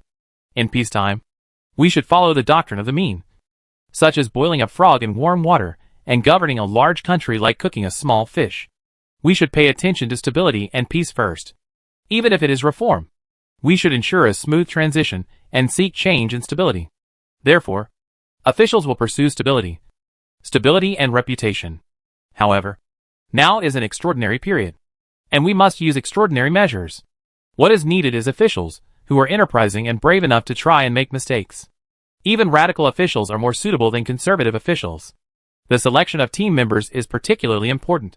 He tried hard to search in his mind for the list of people who hindered the progress of the national mobilization, so as to eliminate these people from the team. But this is a state secret, and he, as an outsider, can only learn from some side information. So, it is difficult to recall this list. A bald older man walked in and stuffed the bag in his hand into Xiaoshan's hand. Help me hold it. Don't peek. It's all state secrets. Obviously, this bald man regarded Xiaoshan as a staff member. It's no wonder that the man would think this way, because the youngest participant in the National Mobilization Conference was in his 40s. Xiaoshan's age could only be a staff member. The bald man washed his hands, then shouted at Xiaoshan, "What are you doing? Hurry up and bring the dry toilet paper over." Xiaoshan smiled bitterly, then pulled off a few dry toilet paper and handed them over. The man wiped his hands, picked up his bag, and said, "Young man, you should be discerning. You are so slow. If you were with me, I would have fired you long ago." Watching the man turn and leave, Xiaoshan suddenly remembered who this man was. A man who had appeared in the National Mobilization headquarters and then disappeared. But he couldn't remember his name. His memory suddenly became clearer because of the appearance of this man, and he began to recall, at the last moment, the list of personnel in the National Mobilization headquarters. Xiaoshan closed his eyes and tried hard to recall. The man turned back again. He took out a few bills from his bag, walked in front of Xiaoshan, and stuffed the money into Xiaoshan's pocket. "Boy, hurry up and buy me a pack of cigarettes. MD, it's New Year's Day, and you came to the meeting, and I forgot to bring cigarettes." Chapter 13, Unconventional Path. Xiaoshan was very annoyed. The man's commotion just now had caused him to lose the lists he had thought of in his mind. Don't smoke if you don't have cigarettes. Quit smoking. The bald older man was startled. He stared at Xiaoshan as if he had seen a ghost. "Boy, do you know who I am? How dare you talk like that? If you leave now, I won't bother you. If you keep complaining, I'll have you fired right away. Look carefully. I am Li Gang from the Construction Bureau. If you piss me off, your whole family will be ruined." Xiaoshan laughed. When this person said the name Li Gang, Xiaoshan's mind suddenly opened up. He clearly remembered that there was a list of personnel adjustments for the National Mobilization Command, and Li Gang was on it. And this list, and several other people, now suddenly appeared in his mind. He really wanted to thank Li Gang for making today's meeting much more efficient. It also saved everyone from taking many detours. "Li Gang, you don't seem to have the power to fire me." Xiaoshan smiled slightly. "But I do have the power to fire you." Xiaoshan turned and left, leaving Li Gang dumbfounded. Li Gang immediately flew into a rage, wanting to find the person in charge here, and fire Xiaoshan. However, because the meeting time was about to come, he had to give up. Li Gang hurried into the meeting room, just in time. He sat down in his seat, feeling very uncomfortable. "Oldly, what meeting is today?" "The selection meeting for the members of the National Mobilization Command Team." A man next to him said. "Aren't you the most informed in the Construction Bureau? Why are you asking me?" "Oh, don't mention it. No matter how I ask, I only hear the same thing as you. As for what this National Mobilization Headquarters is, I don't know. Today is the first day of the new year. I don't know what the leaders are thinking, calling a meeting at this time." Li Gang was full of resentment. "Today, that is the best time for people to come to the door to give gifts. You can come to the door with a legitimate reason, and establish a relationship with a legitimate reason. The plan for the year starts with spring. For him, the plan for the year starts with the festival." So, he was very unhappy. However, he did not dare to complain too much. He looked up at the venue. There were many familiar faces, and many new faces. All the people present were leaders of various institutions and departments, as well as experts and scholars from various industries. This was the first enlarged meeting of the National Mobilization Headquarters, because they needed to select the right team members, so the leaders of various industries across the country were summoned. People had a lot of questions in their hearts. Yesterday, an emergency meeting was held, which has touched the hearts of those who are very sensitive to the political situation. Then a National Mobilization Command was established. It is said that the National Mobilization Order will also be implemented. You know, the National Mobilization Order only exists in legends.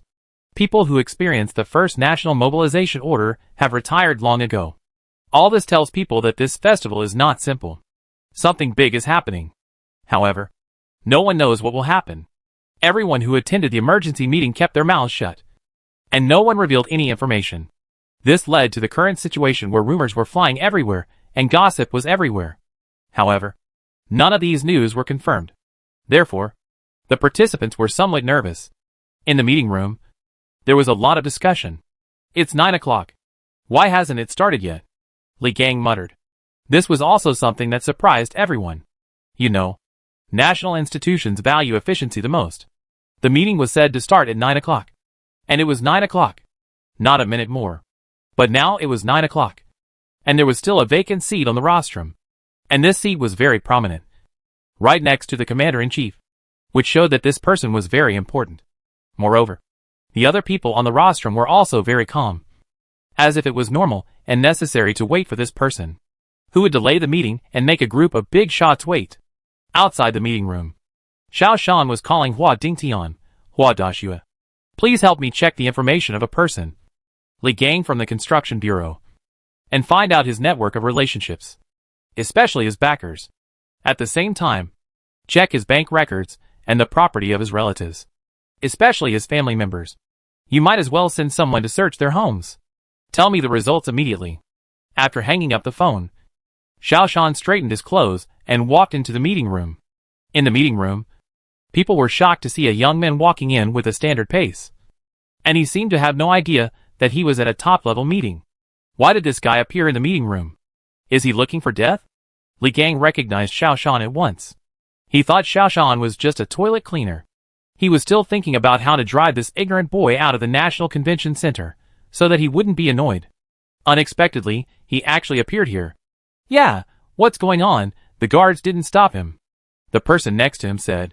Sure, don't talk nonsense, it looks wrong. Someone on the other side said. Indeed, it is definitely unusual for a person who is not stopped by the guards in such an occasion.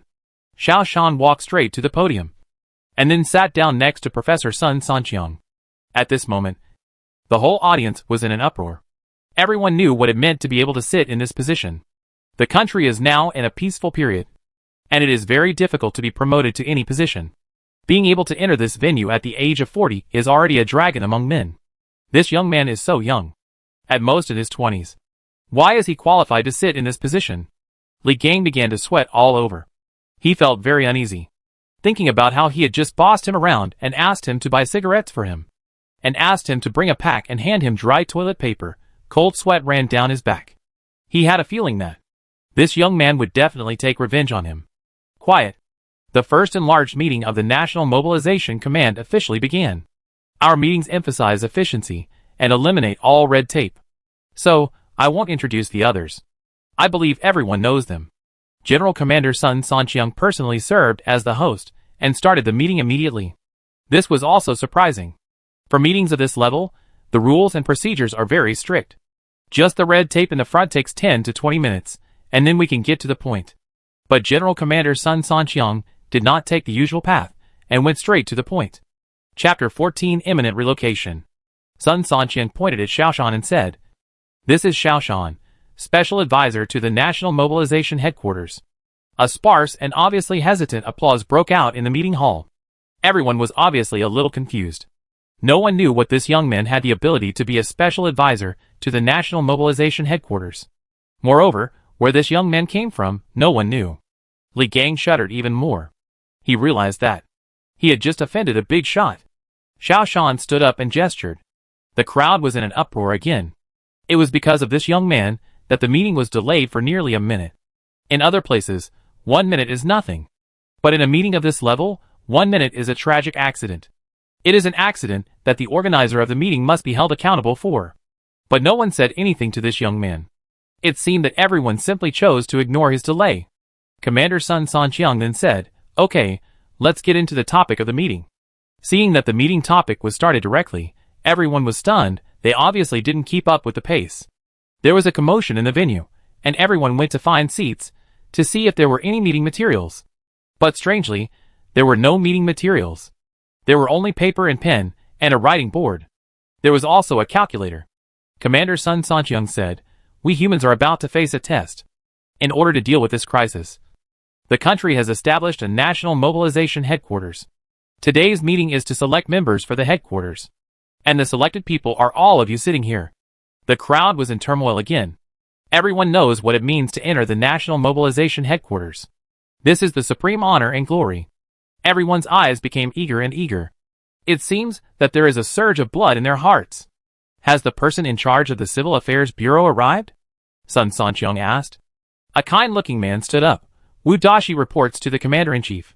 The person in charge, Wu Dashi, was a little nervous. Although he was over 60 years old, he was considered a veteran. But it was the first time he had seen such a special occasion. Especially if he could go one step further and enter the National Mobilization Command, his career would be further advanced, instead of abdicating directly when he reached the age. Sun Sanqiang knew Wu Dashi. The two had met on many occasions. He asked, because of the needs of national defense, we need to relocate the residents of the Northwest. A total of 80 million people will be relocated and properly resettled. You calculate how long it will take to complete the task. The venue was in an uproar. 80 million people migrated inland. What does this mean? It is close to 7% of the country's population. How much manpower, financial resources, and material resources will be mobilized? Also, what does migration mean? Does it mean giving up the Northwest? Is it going to start a world war? But there is no sign from all aspects. World war is not a joke. It can't be started at any time. Every war requires preparation before it can start. Although there are undercurrents and fights in the world, everyone still has a bottom line. There are certainly local frictions, but there is almost no large-scale combat preparation. World war is impossible.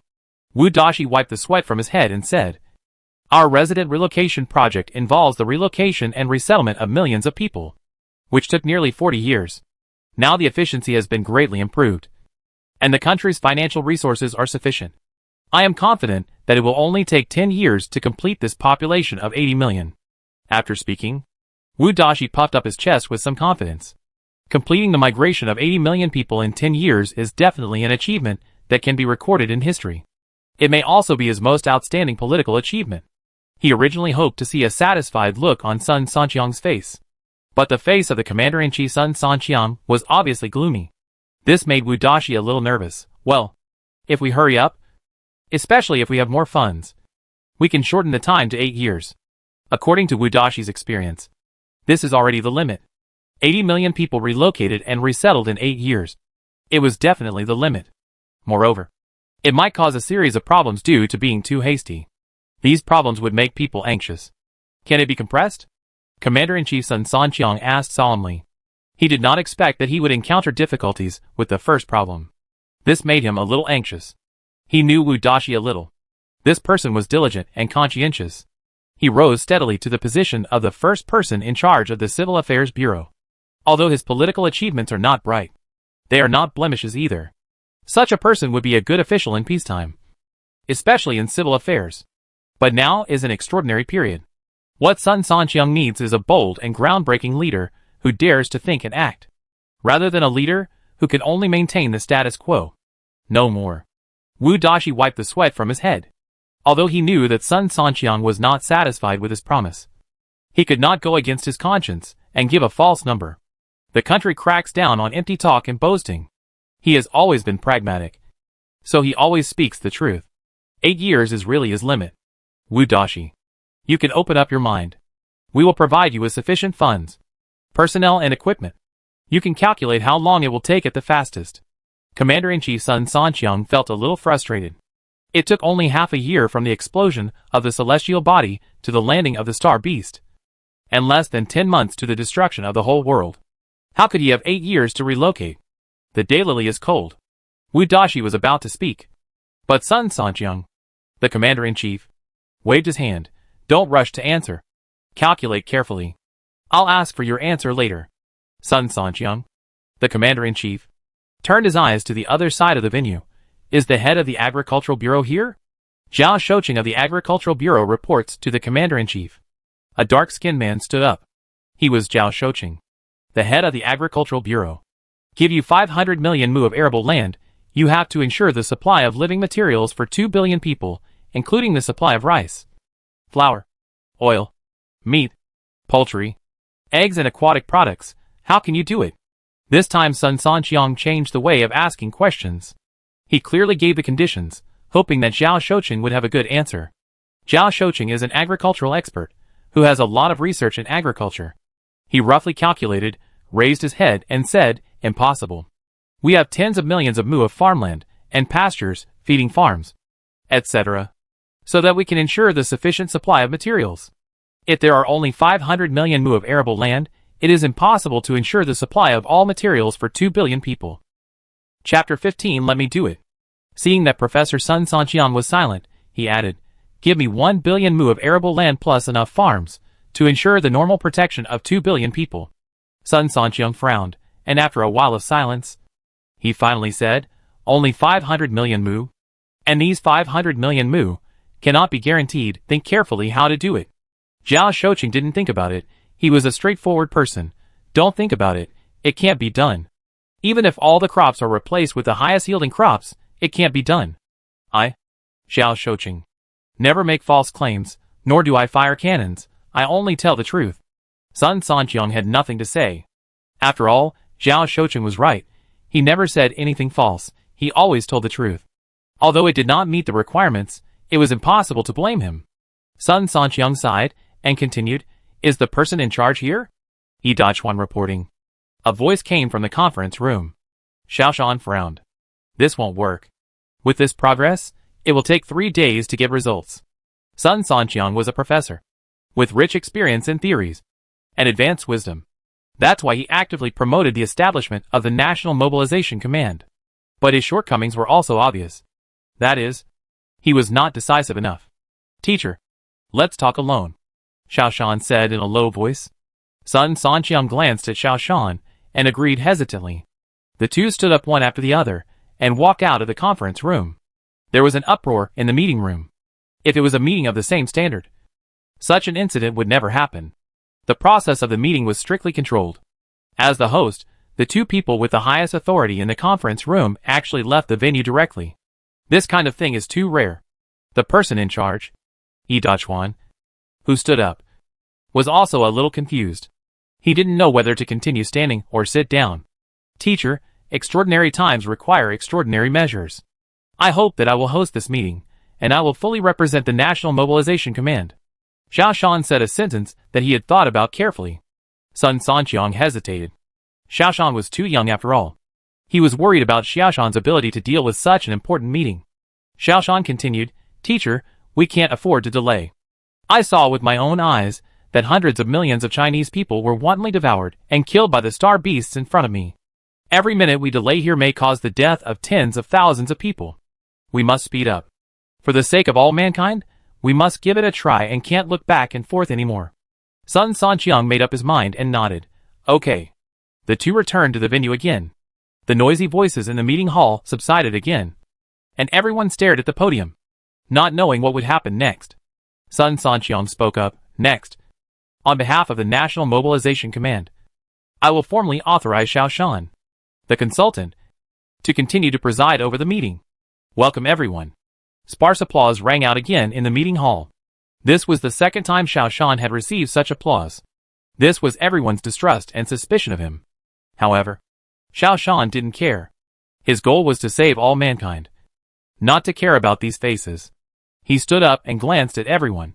His eyes were sharp as a knife. All those present were veterans in the officialdom, and they had long since cultivated to the point where they were immune to the 5 poisons. But they were frightened by Xiaoshan's eyes. They vaguely felt that this young man seemed to be doing something big. Sure enough, Xiaoshan's first words scared everyone. I declare that Wu Daxi will be removed from his current position and will be assigned another job. Guards, please ask Wu Daxi to leave. The venue was in an uproar.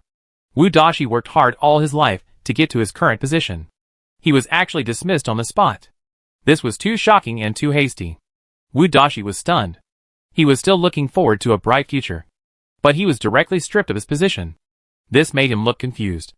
It was not until the guard appeared beside Wu Daxi that he came to his senses. He shouted, Why? Even if you want to dismiss me, you have to give me a reason. The guard pulled Wu Daxi away, and the crowd was in turmoil. Many people stood up and began to talk.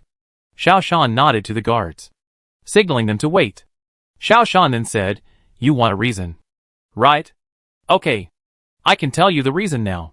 You are too conservative, which will seriously affect the progress of the national mobilization. Xiao Shan turned to look at everyone. I believe you have all received the news. An emergency meeting was held the day before yesterday. A core meeting of the National Mobilization Command was held. Today. This is now. This is the first enlarged meeting of the National Mobilization Command. I believe everyone knows that today is the most important festival for the people of Kyushu. But the country has gathered everyone here for a meeting. Everyone should know what this means. The meeting room was quiet. This is also the question that everyone has been holding in their hearts. This has never happened before. General holiday meetings are meetings with a condolence nature. There has never been such a highly tense and serious meeting. Moreover, a general mobilization order will be issued. All this only means one thing. That is, an extremely serious event is about to happen.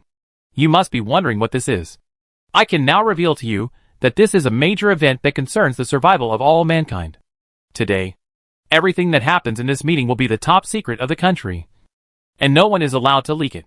When all members of the National Mobilization Command are selected, the selected people will know the whole story. At that time, you will not think that there is anything wrong with what I did today. Xiao Shan glanced at the venue. His eyes were still as sharp as a knife, in the face of the survival of mankind. Your dignity and pride are worthless. He turned his eyes to Wudashi. This is the reason I gave you. As a member of the Civil Affairs Bureau, I hope you will accept the new tasks assigned to you by the headquarters and cooperate actively. However, this venue will no longer accept you. He waved his hand. 2 guards hurriedly took Wudashi away. The venue was silent. Deathly silent. Xiao Shan took an old manager with outstanding achievements as soon as he came up. This method was indeed too cruel. However, the pillars of the country sitting next to Xiao Shan, such as Professor Sun Sanqiang, Dong Haoren, Shui Yunjian and others, all acquiesced and kept silent, obviously approving Xiao Shan's approach. This made everyone really understand the importance of the matter. Chapter 16. The first team leader. The country seems to have really reached a critical moment of life and death. Who is the second person in charge of the Civil Affairs Bureau? Xiao Shan's voice broke the silence. A person suddenly raised his head, stood up hurriedly, and said, Yes, it's me. I'll give you 6 months to move 80 million residents of the northwest to the hinterland of the country. Can you do it? Xiao Shan's tone was still stern. The current situation seemed to be reversed. A young man who was at most in his 20s asked a gray-haired elder a question sternly like a teacher. The elder was timid and did not dare to answer. This, maybe. I can do it. The elder wiped the sweat from his head, looking guilty. How? Xiao Shan asked. The old man panicked even more, hesitating and unable to say a word. Your position is revoked. Waiting for the arrangement of the new person in charge. Xiao Shan waved his hand. And the guard appeared again, asking the elder to leave the meeting room. The venue was in turmoil again. Xiao Shan took a deep breath and said, The general mobilization order is not orderly. Nor is it a rule-abiding order, but a state of emergency at the highest level. Everything must be simple, efficient, and to the point. Who is the third person in charge of the Civil Affairs Bureau? Fang Juni reports to the headquarters. A strong man under 50 years old stood up. In 6 months, 80 million residents of the Northwest will be relocated. Can it be done? Xiao Shan repeated. Regardless of the means, regardless of the funds, regardless of the comfort, regardless of the consequences, you can. Fang Juyu said it very simply, very concisely, but you can tell that he had thought about it seriously. You can't cause a commotion. This is the bottom line. Xiao Shan said. Give me enough power to appoint personnel. Fang Junyu still said it very concisely. You can. Xiao Shan nodded with satisfaction. Finally encountered the first correct answer, however, he still had to ask carefully, lest someone say big words. Tell me specifically how to do it. In the first 3 months, normal means of publicity plus money, attracting jobs and high salaries, and policy attacks, can attract half of the people to move inland. In the last 3 months, policy pressure was applied. Various state institutions were withdrawn. Living facilities were shut down. And more than 30 million people were forced to move inland. What about the remaining 10 million? Sun Sanqiang couldn't help asking. Fang Junyu said calmly, There are not 10 million, there are about 5 to 6 million stubborn people. This group of people mainly includes the elderly, who are greedy for their hometown, no fixed staff, vagrants and people with impure purposes. The means of moving this group of people inland are not convenient to disclose. However, there are still 100,000 stubborn elements, who may not move inland in the end. This group of people either use coercive means, or give up. Fang Juanyo's analysis is very accurate. Several people in the command center nodded slightly. It can be seen that Fang Juanyo had thought it through seriously. He was also very familiar with and knowledgeable about civil affairs. Xiaoshan turned to look at Fang Juanyo. Tell me your method. In the National Mobilization Command Center, any idea is acceptable. Any shocking idea is insignificant compared to the billions of human lives. The participants were shocked again, because Xiaoshan revealed another important news. 6 months later, the population of the mother planet will be over 10 billion and will face life and death. No wonder such a meeting was held. Fang Juanyo also understood, and his face became more serious. Okay. My method is to take all external means to force these people to evacuate. These means include wildfire siege, earthquake threat, flood warning, even meteorite fall, military control, and other extreme means to force these stubborn elements to evacuate. Someone immediately counterattacked. This is too inhumane. It violates the normal order. Moreover, such evacuation is only a short-term effect. Once people wake up, it will cause great commotion and unrest. It will cause a large number of people to flow back. The person who spoke was also an expert in civil affairs. Every word he said made sense, which immediately caused most people present to nod frequently. Xiaoshan consultant said that humanity is about to face the threat of death. As long as we evacuate, they will understand our good intentions, and will thank us instead, and will not complain about us. Fang Juanyo argued. It was just that the defense was a little pale and laborious. This immediately caused a counterattack from other participants. Xiaoshan smiled. This is an effective meeting. Seeing that the situation was about to get out of control, Xiaoshan raised his hand to stop everyone from speaking. He looked around the crowd and said, what Fang Juanyo said just now is very correct, that is, humans are about to face a life and death threat. As long as they evacuate, even if they know the truth, they will understand. But what Xiaoshan said still couldn't calm people's suspicions. A man stood up and said, these methods are too extreme, unreasonable, and illegal. It is impossible for people to understand them. His statement caused people to nod in agreement. Xiaoshan said calmly, this is what I want to tell you. When the 6 months are up, these people will not care what methods we use, whether they are legal and compliant, but will only be grateful that we saved his life. Xiaoshan's words made people suddenly realize. Many smart people also understood immediately that Jiuzhou was shrinking its defense line and establishing a unified defense mechanism. The world's human beings will face a huge survival crisis. Everyone looked at each other, and they couldn't help but get nervous. I announced that Fang Juanyo is appointed as the 7th group under the National Mobilization Command, the leader of the civil group, and the first person in charge of the Civil Affairs Bureau. He has all the rights to appoint and dispatch personnel. Xiaoshan issued his first appointment. Fang Juanyo will definitely work hard to complete the mission, Fang Juanyo said with his chest straightened. Chapter 17 Appointment of the Head of the Living Group. He is only 51 years old, and in his career, he is in his prime. But in the Civil Affairs Bureau, he is only ranked 3rd. His ambitions have never been given a chance to show off. Moreover, because of his radical ideas, he is often labeled as unstable and immature. It also makes him feel that he can't use his strength. Now a meeting changed his fate. Zhao Shouqing from the Agricultural Bureau, I believe you are also aware of the current situation. I ask you, can you use 500 million mu of arable land to feed all 2 billion people? Xiaoshan immediately turned to the next goal. Zhang Shouqing was sweating profusely when facing Xiaoshan, who was several decades younger than him. He did not dare to speak loudly at all. This is really difficult to do. He could not lie, because he really could not do it. 500 million mu. And to ensure a population of 2 billion. This was simply impossible. Xiaoshan did not wait for him to continue speaking. He knew that Zhang Shouqing was just like his name. Good at maintaining the status quo, but not good at exploring new things. He was not competent for such a challenging task. Who is the second person in charge of the Agriculture Bureau? Xiaoshan asked. A middle-aged man who looked clean stood up and said, I will complete the task. Xiaoshan glanced at the man, his eyes full of suspicion. In the Agriculture Bureau, it is very simple to see if a person is good at farming. Just look at his skin and hands. A person with dark skin and rough hands has worked his way up from the bottom. Such a person truly understands what Xiaoshan needs. As for this kind of fair-skinned man, most of them are from the academic school, with rich theoretical knowledge and fast promotion. but they don't know much about the frontline situation. And they can't have a real solution. What's your name? Xiaoshan asked in a serious tone. Shang Tsung-jun. The middle-aged man said confidently. He was also very proud of himself, becoming the second person in charge of the Agricultural Bureau at the age of more than 40. He also had confidence in himself. Modern agriculture does not require personal farming, but requires foresight and planning.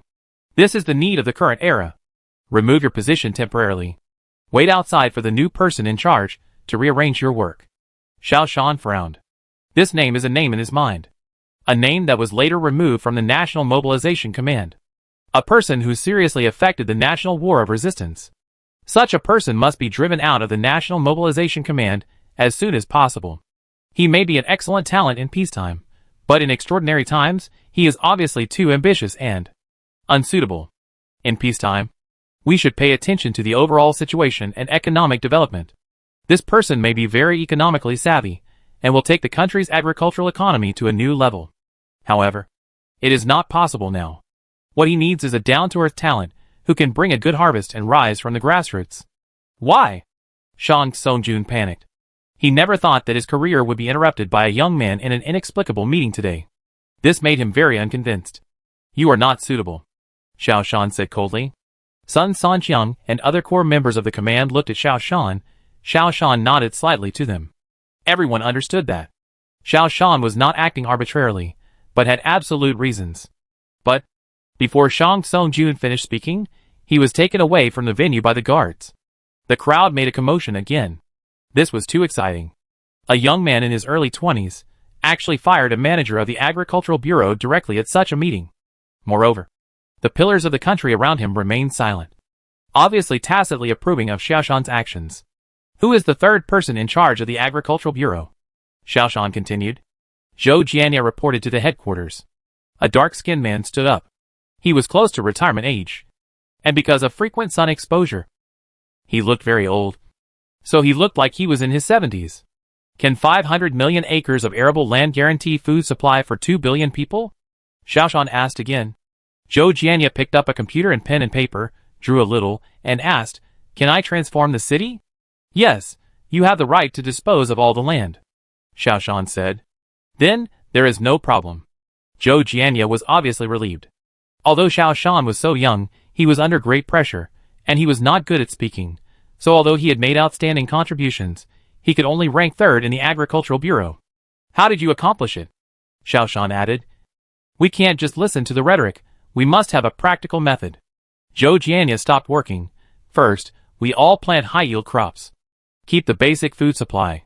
At the same time, abolish the forest protection regulations, and make full use of all arable land.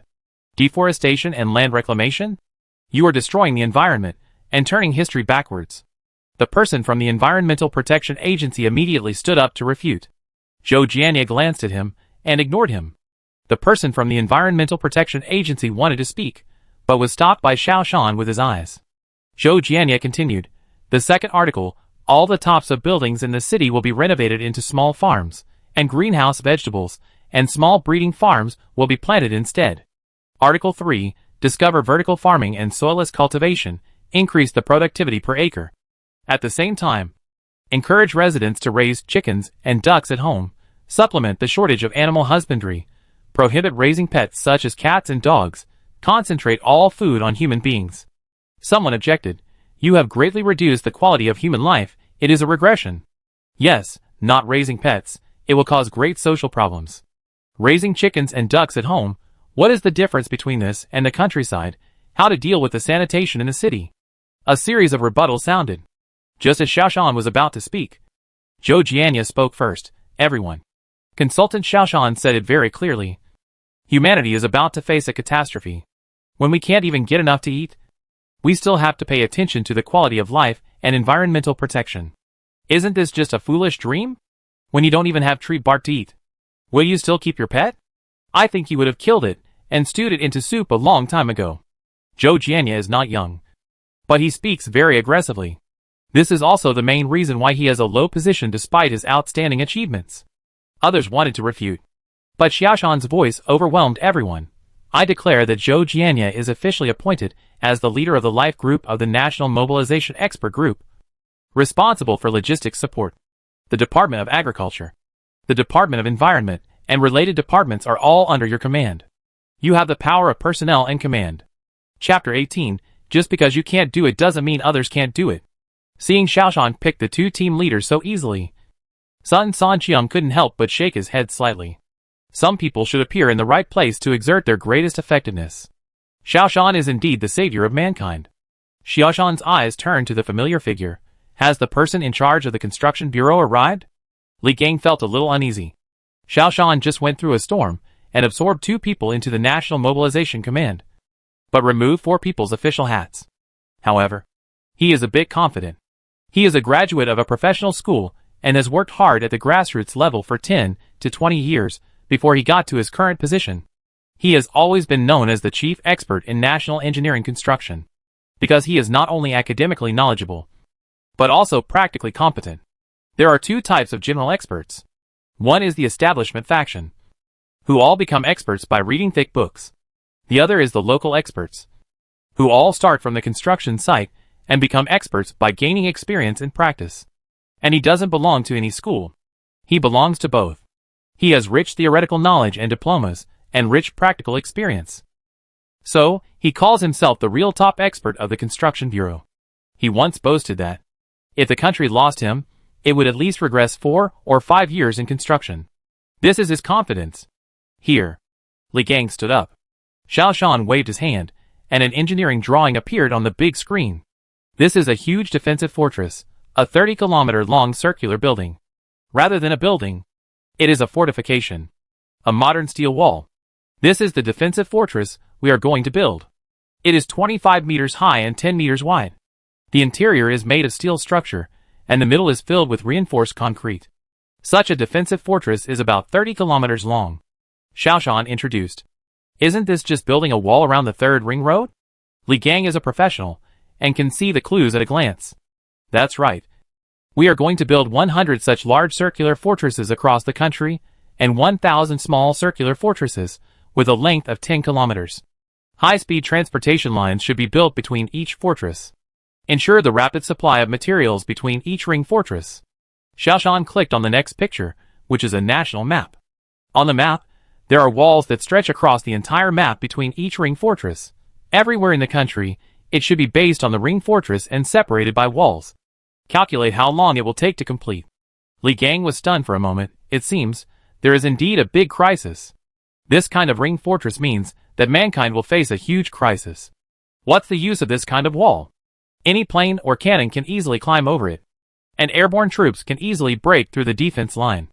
Although he is not a soldier, Li Gang still has some understanding of these things. You don't have to think about this for now. Just give an answer to my proposition, Xiaoshan said sternly. Li Gang quickly calculated in his mind and said, 100 large circular fortresses, each 30 kilometers long, that's 3,000 kilometers. 1,000 small circular fortresses are 10,000 kilometers, which adds up to 13,000 kilometers. And if my prediction is correct, many of these fortresses need to be cut through mountains and rivers, which is not easy. Add to that the partition walls that cover almost the entire country, which is also 10,000 kilometers. Added together, it is 23,000 kilometers of walls. This is a century project that is even larger than the century project, Li Gang said in shock. Yes, you calculated it correctly, which is close to 25,000 kilometers of construction length. Xiaoshan affirmed his professional level. Li Gang blurted out, if I have all the workers in the country, it will take me 10 years. He said confidently. Too long. If there is sufficient funding, sufficient personnel, sufficient equipment, and no interference from local agencies, it will take at least 5 years. This is the limit, Li Gang said arrogantly. I'll give you 6 months. Can you do it? Xiaoshan's tone became stern. At this moment, the phone flashed. The message from Colonel Hua Dingtian came over. Xiaoshan took a quick look, and he had already understood a little. Impossible. This is not a joke, nor is it a shoddy project. This is a national project. It will take at least a year just for the preliminary survey, mapping, implementation of the plan, demolition, and line planning, Li Gang said. You don't need to worry about those, you just need to pay attention to the progress, Xiaoshan said. I can't do it. Li Gang was a little angry. Xiao Shan, an outsider, actually interfered with his work, which made him very uncomfortable. The construction bureau is his 1/3 acre of land. He hates others pointing fingers the most. It can be said that the construction bureau is his world. He said no, and no one dared to say yes. Now Xiao Shan actually challenged his authority, which made him very uncomfortable. Is the second person in charge of the construction bureau here? Xiao Shan ignored him. A somewhat wretched man stood up. I'm here. 6 months. Can you do it? Xiao Shan asked. The man stammered and couldn't speak. Is the third person in charge here? Xiao Shan continued to ask. Another man stood up, and he just said, this can appropriately compress the time. At this moment, Li Gang turned his head and looked at him coldly, and he didn't dare to speak immediately. He didn't dare to challenge Li Gang's authority at all. Li Gang was the sky of the construction bureau. Whoever dared to touch him would be dead. The fourth person in charge. Xiao Shan continued. Li Gang finally spoke. Consultant Xiao Shan, what I, Li Gang, cannot do, no one can do. It's useless no matter how many people you find. Xiao Shan's face was gloomy. He picked up his phone, opened a message on it, and said sternly, Li Gang, you also came from the grassroots, and you once had dreams and lofty ambitions. But look at you now, you are greedy for power, and you have lost your enterprising spirit. You have fallen a long time ago. I just saw that you are a talent, and wanted to give you a chance, but you failed my kindness. I declare that you will be removed from your position. Li Gang also risked his life. He stood up and shouted, Xiao Shan. Others are afraid of you. But I am not. I am a technician. If I say it can't be done, it can't be done. You are a young boy. What qualifications do you have to point fingers at me? I just treated you as a worker in the toilet. But you actually took revenge in front of so many people. I don't accept it. Commander-in-Chief, please judge. What qualifications does he have to deprive me of my official position? Xiao Shan sighed and said nothing more. Li Gang, we have just conducted a surprise inspection of more than a dozen properties under the names of your wife and children, and found a lot of huge sums of money of unknown origin, up to hundreds of millions. Originally, humanity was about to face the crisis of extinction, and I still hoped that you could use your expertise. But now it seems that you are stubborn. I can tell you very clearly that, without you, our people only took 3 months to complete 80% of the construction tasks. This is an ironclad fact. I will give you 6 months, which is already sufficient. You can't do it, but it doesn't mean that others can't do it. Guard, transfer him to the Judicial Department. Chapter 19 Shocking Radical Remarks. Li Gang's face turned pale. He was shaking constantly. He hadn't expected that he would be exposed for his crime when he came to a meeting today. There was a commotion in the meeting room. This scene was something that no one had expected. Moreover, no one could understand Xiao Shan's words. How could something that hadn't even started be completed? It only took 3 months to complete 80%. Does Xiao Shan have the ability to predict the future? Xiao Shan glanced at the crowd, all the managers of the construction bureau, and the experts in the construction industry. Who among you can complete this task? The managers of the construction bureau all lowered their heads and dared not speak. Li Gang said that the task could not be completed, so they dared not say that they had completed it. The construction bureau was Li Gang's world. He was decisive, and he would not tolerate anyone's opinions. These managers were just soldiers under Li Gang. Xiao Shan was very disappointed. At this time, someone in the expert group raised his hand. Xiao Shan's eyes lit up. You say. This man looked like a scholar, wearing thick glasses, and his behavior was somewhat restrained. He hesitated and asked, Excuse me, in terms of the number of people and materials, can it be fully satisfied? How many people do you want? Xiao Shan asked. Since it's a national mobilization. Of course, I want as much as possible. I want 1/3 of the country's young and strong labor force. I also need to supply sufficient materials and equipment. The bookish man said nervously. Xiao Shan pondered and said, You want 300 million workers. Right? The bookish man pushed his glasses on his nose and nodded. I will give you 400 million workers. And most of them are young and strong men. At the same time, all the raw material processing plants in the country will be at your disposal. How confident are you that you can complete the task? How can you complete it? Xiao Shan asked with a burning gaze. An expert next to him immediately said, This is impossible. Although we have 5 billion young and middle-aged laborers, only half of them are male. And most of them are engaged in clerical work, and some are students. Construction workers are high-intensity physical laborers. This is something that low-intensity physical laborers, who are pampered, are simply not competent for. 400 million? This is impossible. Xiaoshan smiled slightly, turned his head and looked at the other side. Fong Junyu of the Civil Affairs Bureau, it's time to test you. Tell me, how to provide 400 million qualified construction workers to our construction bureau. Fong Junyu stood up calmly. He had already been familiar with Xiaoshan's style. That is, nothing is fake, and be ready to respond at any time. However, he was very confident. Report to the headquarters.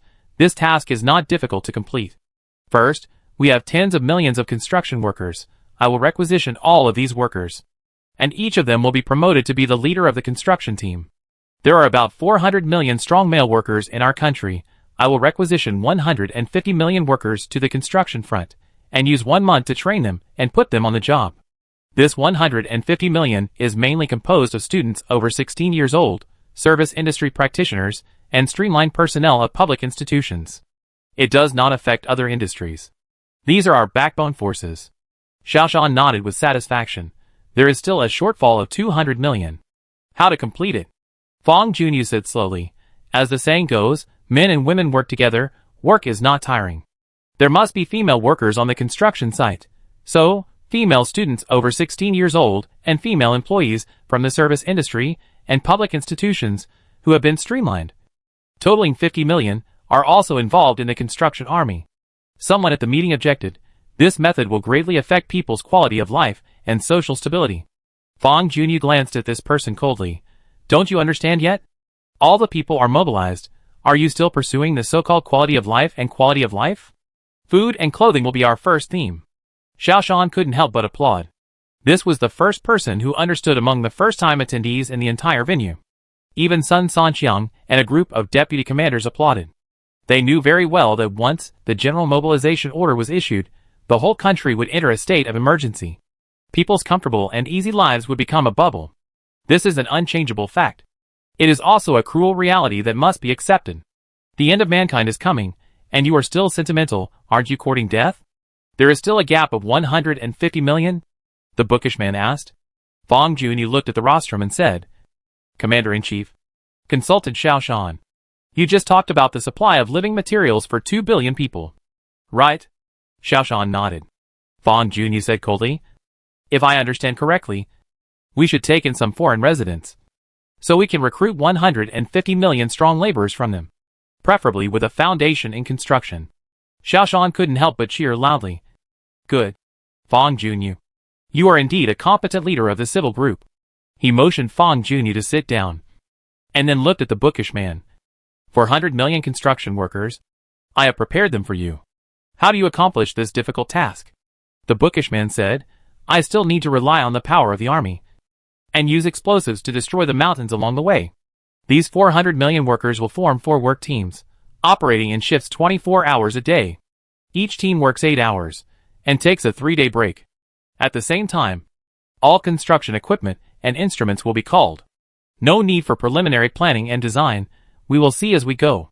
When problems arise, we will deal with them. When failures arise, we will solve them. In extraordinary times, unconventional means must be used. First plan, first conduct scientific research, and then conduct multiple demonstrations. This normal method does not work now. Only by responding to each move as it comes, bridge the river as it comes, do it while you go. Can the task be completed? Someone from the construction bureau stood up and fiercely objected.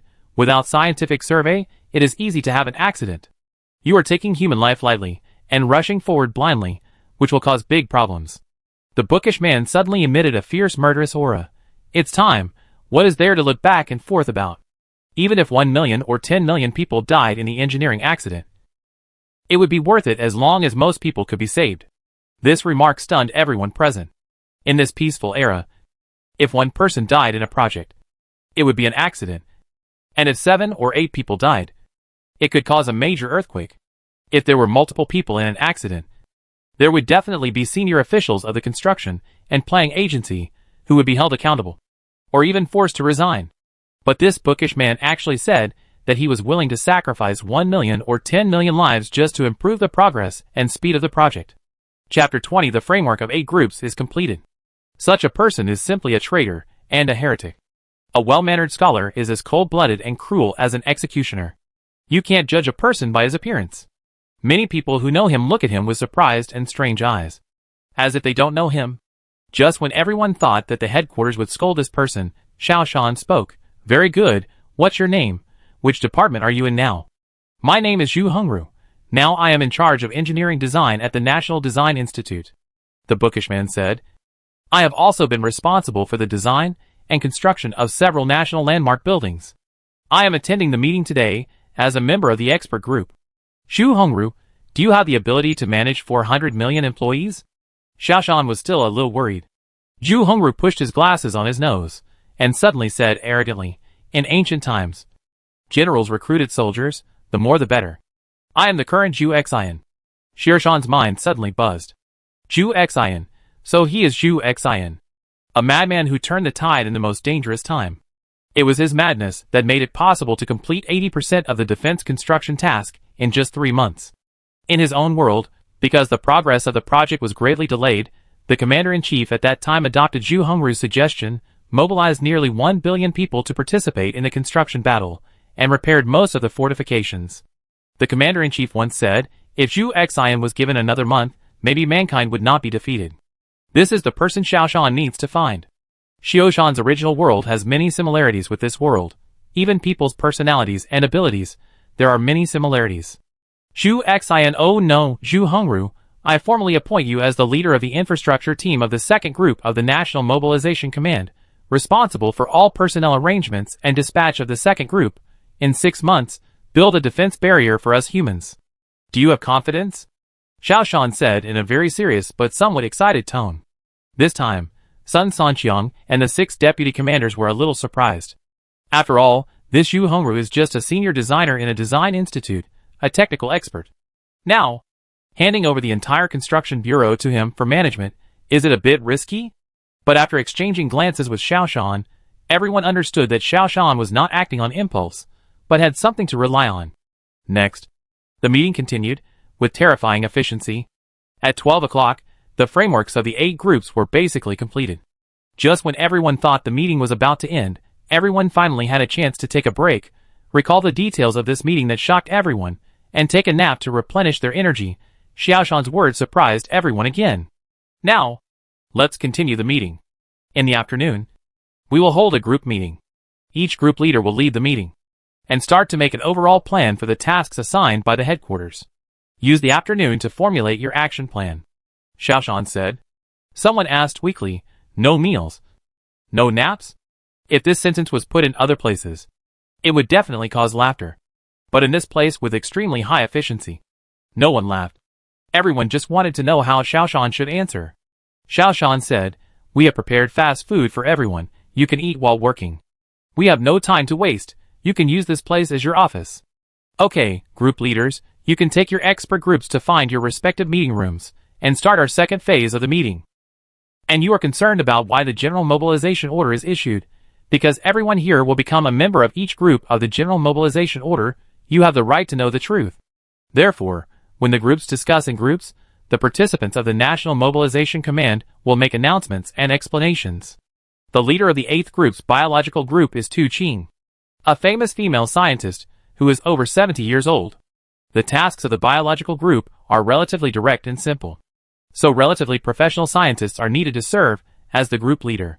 Xiao Shan was the first to attend the meeting of the 8th group. The experts held their lunch boxes, and while eating, they discussed the tasks of the group. Tu Qing said with a smile, why do I feel like I'm back in my youth? At that time, for the sake of experimental data, several of us researchers just held our rice bowls and waited for the experimental data to come out. Although we didn't know what we were eating, it felt really delicious. Everyone laughed. Among the 8 groups, this group had the most relaxed atmosphere, because everyone's task didn't seem that difficult. Xiao Shan, the commander-in-chief Sun Sanqiang, and Professor Mo Zhening walked in. Everyone stood up and prepared to applaud. Professor Mo Zhening is a leader in the scientific community, and Sun Sanqiang is an expert in the scientific community. They are both the most respected people. Xiao Shan's performance today was too eye-catching, so everyone spontaneously prepared to applaud. although we don't know what kind of crisis mankind is about to face. Xiaoshan let everyone know the true meaning of extraordinary times and extraordinary measures. This young man has a terrible sharpness and courage. This is something people in peacetime don't know.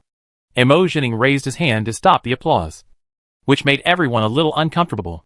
In general meetings, when senior leaders come to participate in group discussions, the applause will last at least 1 or 2 minutes, or even longer. But Mo Jining's words suddenly made the atmosphere tense. Don't waste time. We are pressed for time, and your task is arduous and heavy. Now, let's start the meeting.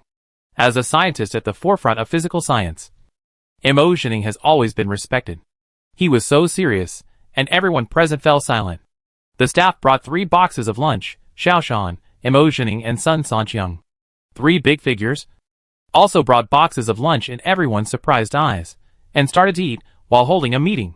This scene has been remembered by the experts present. This is the work attitude and work efficiency of the whole people's mobilization. This also made everyone understand that the country is really in danger. The Xiaoshan consultant will introduce the background to everyone, Professor Mo Jining said, without waiting for everyone to applaud. Xiaoshan spoke directly. Everyone, if we can't take precautions, the human beings on our home planet will be extinct in 10 months. This sentence made several people drop their chopsticks on the ground. Everyone then understood why this meeting was so urgent and radical. Chapter 21: The whereabouts of the 7 fragments. The fragments of the wandering celestial body that exploded yesterday are the horn of the invasion of the mother planet by the extraterrestrial civilization. We must fight back. Your task is to analyze as quickly as possible the way in which the alien creatures invaded the mother planet and the biological characteristics of the star beasts, and make technical preparations for our resistance. At the same time, you also have to shoulder a difficult task: find the source of the extraterrestrial civilization, find the traces of the extraterrestrial civilization. Xiaoshan turned on the big screen behind him, and several pictures appeared. From yesterday to now, we have tracked the traces of 7 fragments. Among them, 4 fragments have been found, and are being transported to the National Mobilization Command. 1 fragment has been destroyed. There are 2 other fragments. One is in the northern circle, and 1 fell in the high mountains. We are searching for them. Your mission is to crack the mystery of the fragments, and see what means the extraterrestrial civilization used to invade the mother planet. Tu Qing took a breath. So that's how it is. Please rest assured. Leaders, our 8th group will crack the mystery of the extraterrestrial civilization even if we work day and night. The meeting room of the 6th group is having an intense discussion. The team leader was appointed by Xiaoshan, who was Chu Yaoyang, the inventor of the spiral electromagnetic accelerator. The 5th group was the scientific research group, the 6th group was the hope group, and the 8th group was the biological group. They were all groups led by scientists. Their mission was to complete their respective tasks with solid research. Xiaoshan and Sun Sanqiang were the general commanders. Professor Mo Jining walked into the meeting room of the 6th group again. As soon as he saw Xiaoshan, Chu Yayang's eyes began to sparkle. As a member who had participated in the emergency meeting, he was very clear about the urgency of the current task. But he wanted to know more about his research results. Hello, everyone. Let's hurry up. There are still several groups that we need to discuss. Now, if you have any questions, please ask them directly. Professor Mo Jining said straight to the point. Chu Yaoyang looked at Xiaoshan excitedly and asked, Consultant Xiaoshan, has the spiral electromagnetic accelerator really landed? Xiaoshan understood Chu Yaoyang's feelings. This is his life's work. Engineer Chu, I can say responsibly that it has been implemented, and it has been successful, Xiaoshan said. Professor Mo Jining and Professor Sun Sanqiang were a little curious. As scientists, they certainly knew that it was a great feat to implement an idea that was only conceived in their minds. This indicates that a person's lifelong dream has been realized. Professor Mo Jining asked curiously, Xiaoshan, I have been hearing you talking about the spiral electromagnetic accelerator, but I checked the data and found no relevant information. Can you tell me what it is? Xiaoshan smiled and looked at Chu Yaoyang. Let the inventor tell us about it himself. Chu Yaoyang pushed his glasses excitedly, took a few deep breaths, and calmed down before saying, This is a concept I have combined with the relevant technologies of the Hadron Collider and the electromagnetic gun to accelerate the aircraft. The Hadron Collider is in a closed space, and it accelerates the accelerator in a cycle, thereby generating a very high speed for the tiny particles, and then lets the 2 high-speed particles collide. so that a lot of real microscopic experimental data can be obtained. In a Hadron Collider, these particles can reach or approach the highest speed known to mankind, the speed of light. The electromagnetic gun uses electromagnetic propulsion to apply continuous electromagnetic force to the projectile, which can allow the projectile to be fired at a greater distance, as long as the electromagnetic track is long enough. It can even launch a rocket into space. The weakness of the Hadron Collider is that it can only accelerate tiny particles. The electromagnetic gun is limited by the acceleration distance, and the speed it can produce is limited. After all, it is too expensive to build an electromagnetic track that is too long, too large, and the maintenance cost is also higher. And in space travel, the biggest problem is to send the spacecraft out of the Earth. This will consume a lot of fuel. We all know that after a rocket weighing dozens of tons is launched, only a few tons are actually flying in space, and the rest are fuel used for propulsion. So if a large amount of fuel can be saved to send the spacecraft out of the Earth, then human spacecraft can continue to travel at a very high speed, and can also get rid of the blockade of extraterrestrial civilizations and escape. I will combine the two. Conceive of building a spiral closed track, and then build two huge electromagnetic columns, which will continuously apply electromagnetic force to the spacecraft in the closed track, which can make the spacecraft reach an unprecedented speed, so that a large spacecraft loaded with fuel can be sent into space. It saved a lot of energy for their subsequent continuous navigation. This is the initial concept of the spiral electromagnetic acceleration technology. Chu Yaoyong wiped the sweat from his head. Of course, there are still many technical difficulties that have not been overcome. Therefore, it is only in the conceptual stage and has not been implemented. Xiaoshan added, when the Star Beast appeared, the national authorities immediately ordered the organization of technical research and began to build a spiral electromagnetic acceleration device. And it succeeded. You are not? Chu Yaoyong asked hesitantly. Xiaoshan nodded. This launch device does have many hidden dangers. This is the difficulty you need to overcome. For example, when artificial intelligence reaches 1/10,000th of the speed of light, it will fail instantly, which requires manual restart, which means that one person must be sacrificed for each launch. Chu Yaoyong's face turned pale. Every launch means one person's death. This price is undoubtedly heavy. Engineer Chu, your team has a difficult task and is responsible for preserving the last hope of mankind. Fortunately, you have 6 more months. I believe you will be able to solve all the problems perfectly, Xiaoshan said. Chu Yaoyong stood up and excitedly shook Xiaoshan's hand. Consultant Xiao, rest assured, I will complete the task. The meeting of the third group's financial group was in heated discussion. Their task was extremely difficult. The task given to them by the General Command was to quietly purchase as many materials as possible without the foreign funds being noticed. It is necessary to use the existing money to buy enough resources. This is a technical job, and also a great subject. This requires a large amount of cash flow. Once this cash is put into the financial market, it will inevitably cause violent turbulence in the financial market. This is also something that should be avoided as much as possible. This is not good for purchasing materials. From this, everyone can also know how important it is for Xiaoshan to not let out the news that the Star Beasts are about to invade the Mother Planet. Chapter 22: How to Fight a Good Financial War. Once the news is leaked, the world will fall into panic. The old financial system will collapse instantly, and the trade system will also be broken. At that time, the money held by Jiuzhou will become worthless. Although Jiuzhou is rich in resources, there is still a big gap. Xiaoshan's idea is very simple. Then use the resources of the whole world to build a solid defense fortress in Jiuzhou, forming the last base of human beings on Earth. We need to use the resources of the whole world to help Kyushu complete the construction of a defensive fortress, and then protect the fire of mankind. This is to use the power of Kyushu to save all mankind and preserve the fire of human civilization. Now everyone is basically clear that once the news leaks, each country will fight on its own. The resources of each country will be blocked. This has already happened. At that time, all countries will not be able to complete the construction of the defensive fortress. The whole world will be destroyed because of human selfishness.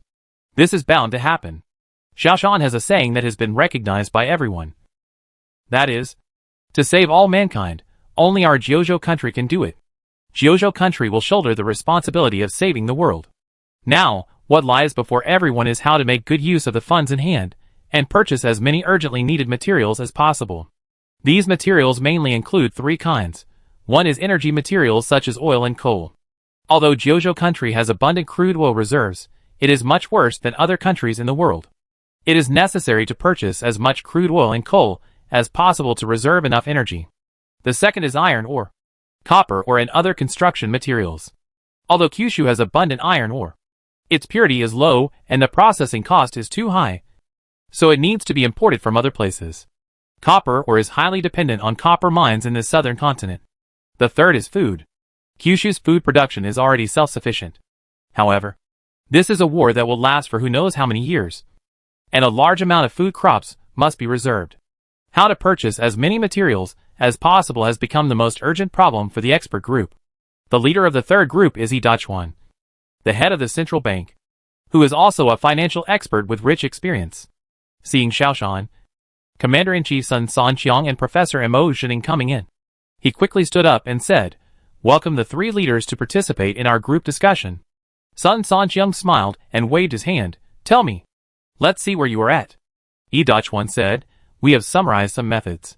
First, in crude oil futures, a large amount of short selling is carried out to lower the price of crude oil futures and suppress the current price of crude oil. When the price of crude oil hits a historical low, we will take the opportunity to buy." Sun Sanqiang pondered and said nothing. Xiaoshan asked, "How long will it take?" Idachuan said, "The most taboo in the financial world is to have too clear a goal. We don't have many short positions, so we will suppress it repeatedly and repeatedly build positions at high levels. When there are enough chips, we will start to suppress the stock price. This is expected to take 1 to 2 months. When there are enough chips, we will start to attack. Bring down the futures price. When the target price is reached, we will absorb the funds at the bottom. This process cannot be rushed, and positions must be built slowly.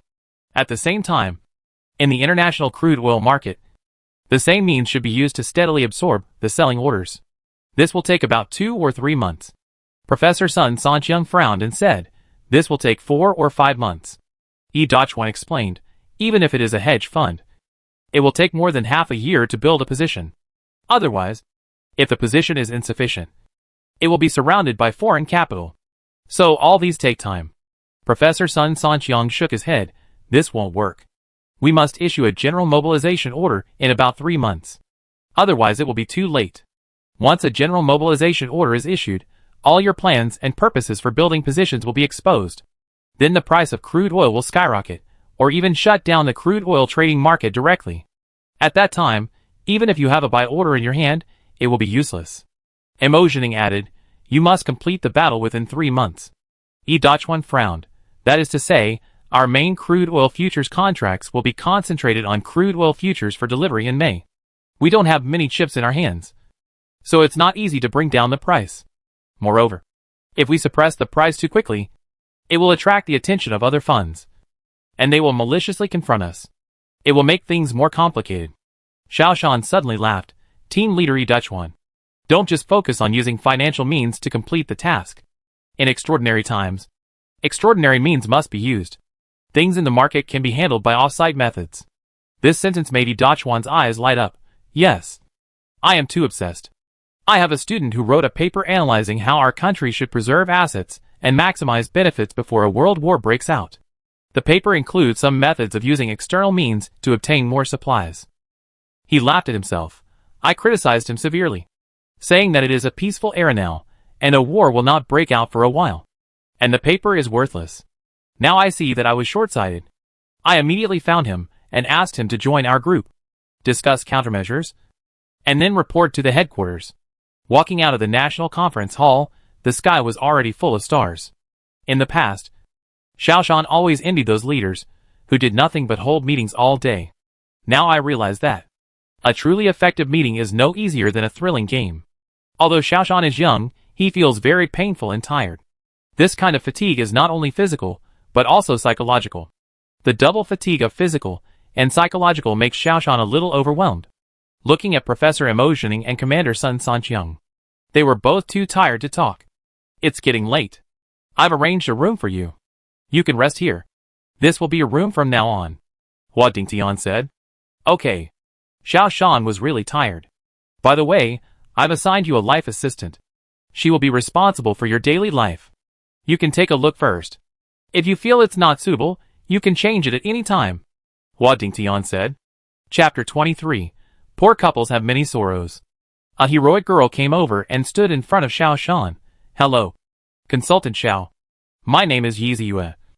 And I am your life assistant. I will take you to your room now. Xiao Shan turned his head and glanced at Hua Dingtian and whispered, Is it inconvenient for a woman? Hua Dingtian shook his head. This is not a battlefield. Women are more delicate. And it is more delicate to serve as a life assistant. If you don't want a young one, I will send you an old female soldier who is more careful in doing things. But she is a bit talkative. Xiao Shan asked, Are the life assistants of other people in the command center male or female? Almost all of them are female. Men are now either preparing to be transferred to the infrastructure department to do infrastructure construction, or preparing to be transferred to various military bases to start pre-war training. The task of recruiting 100 million soldiers is that every man must be put to use. Hua Dingtian shook his head. It is estimated that in the future, many positions in the office will be replaced by female soldiers. This is also a major change facing everyone. In the past, men occupied the absolute majority in the army. But the starry sky beast is about to arrive. And a large number of female soldiers will also be recruited. A large number of male soldiers will be sent to the frontline or construction frontline. And the clerical positions they leave behind will be gradually replaced by female soldiers. This is the general trend. It's okay. No need to change. The younger ones are at least good-looking and can cheer you up. Xiao Shan laughed at himself. Following Yi Ziyue to his residence. The room was not big, with a bedroom and study, a small living room, and a bathroom. But it was comfortable, clean, and revealed a capable spirit in the army. This also reminded Xiao Shan of the place where he stayed for the last few months in the original world, which was also a militarized place. Everything was in order. Okay. You can go back now, Xiao Shan said to Yi Ziyue. Yi Ziyue pointed to the side. Advisor Xiao Shan. My room is next door. I can hear you by using the internal phone or shouting loudly. Xiao Shan nodded. But Yi Ziyue still didn't leave. Xiao Shan turned his head and looked at her strangely. Is there something wrong? Yi Ziyue's face became a little strange, as if she had something to say. Xiao Shan said, If you have something to say, just say it. At this time, there is no time to waste. Yi Ziyue finally said, I am good-looking, not to please you. The leader. I hope the leader can respect me. Xiao Shan spit out a mouthful of tea. Damn, I was careless, and spoke too loudly, and she overheard it. He said awkwardly, Sorry, it was a joke, don't mind it. Yi Ziyue couldn't hold it in, so the leader can apologize? Well, I just started to be a leader yesterday. I am still learning how to be a leader. If the leader cannot apologize, I will try not to apologize in the future. Xiao Shan told a cold joke, but fortunately it eased the awkward situation. Xiao Shan fell heavily on the bed. He really wanted to sleep like this. However, he knew that he had to get stronger as soon as possible. This body is indeed not enough. He must insist on doing 100 push-ups and quickly strengthen this body.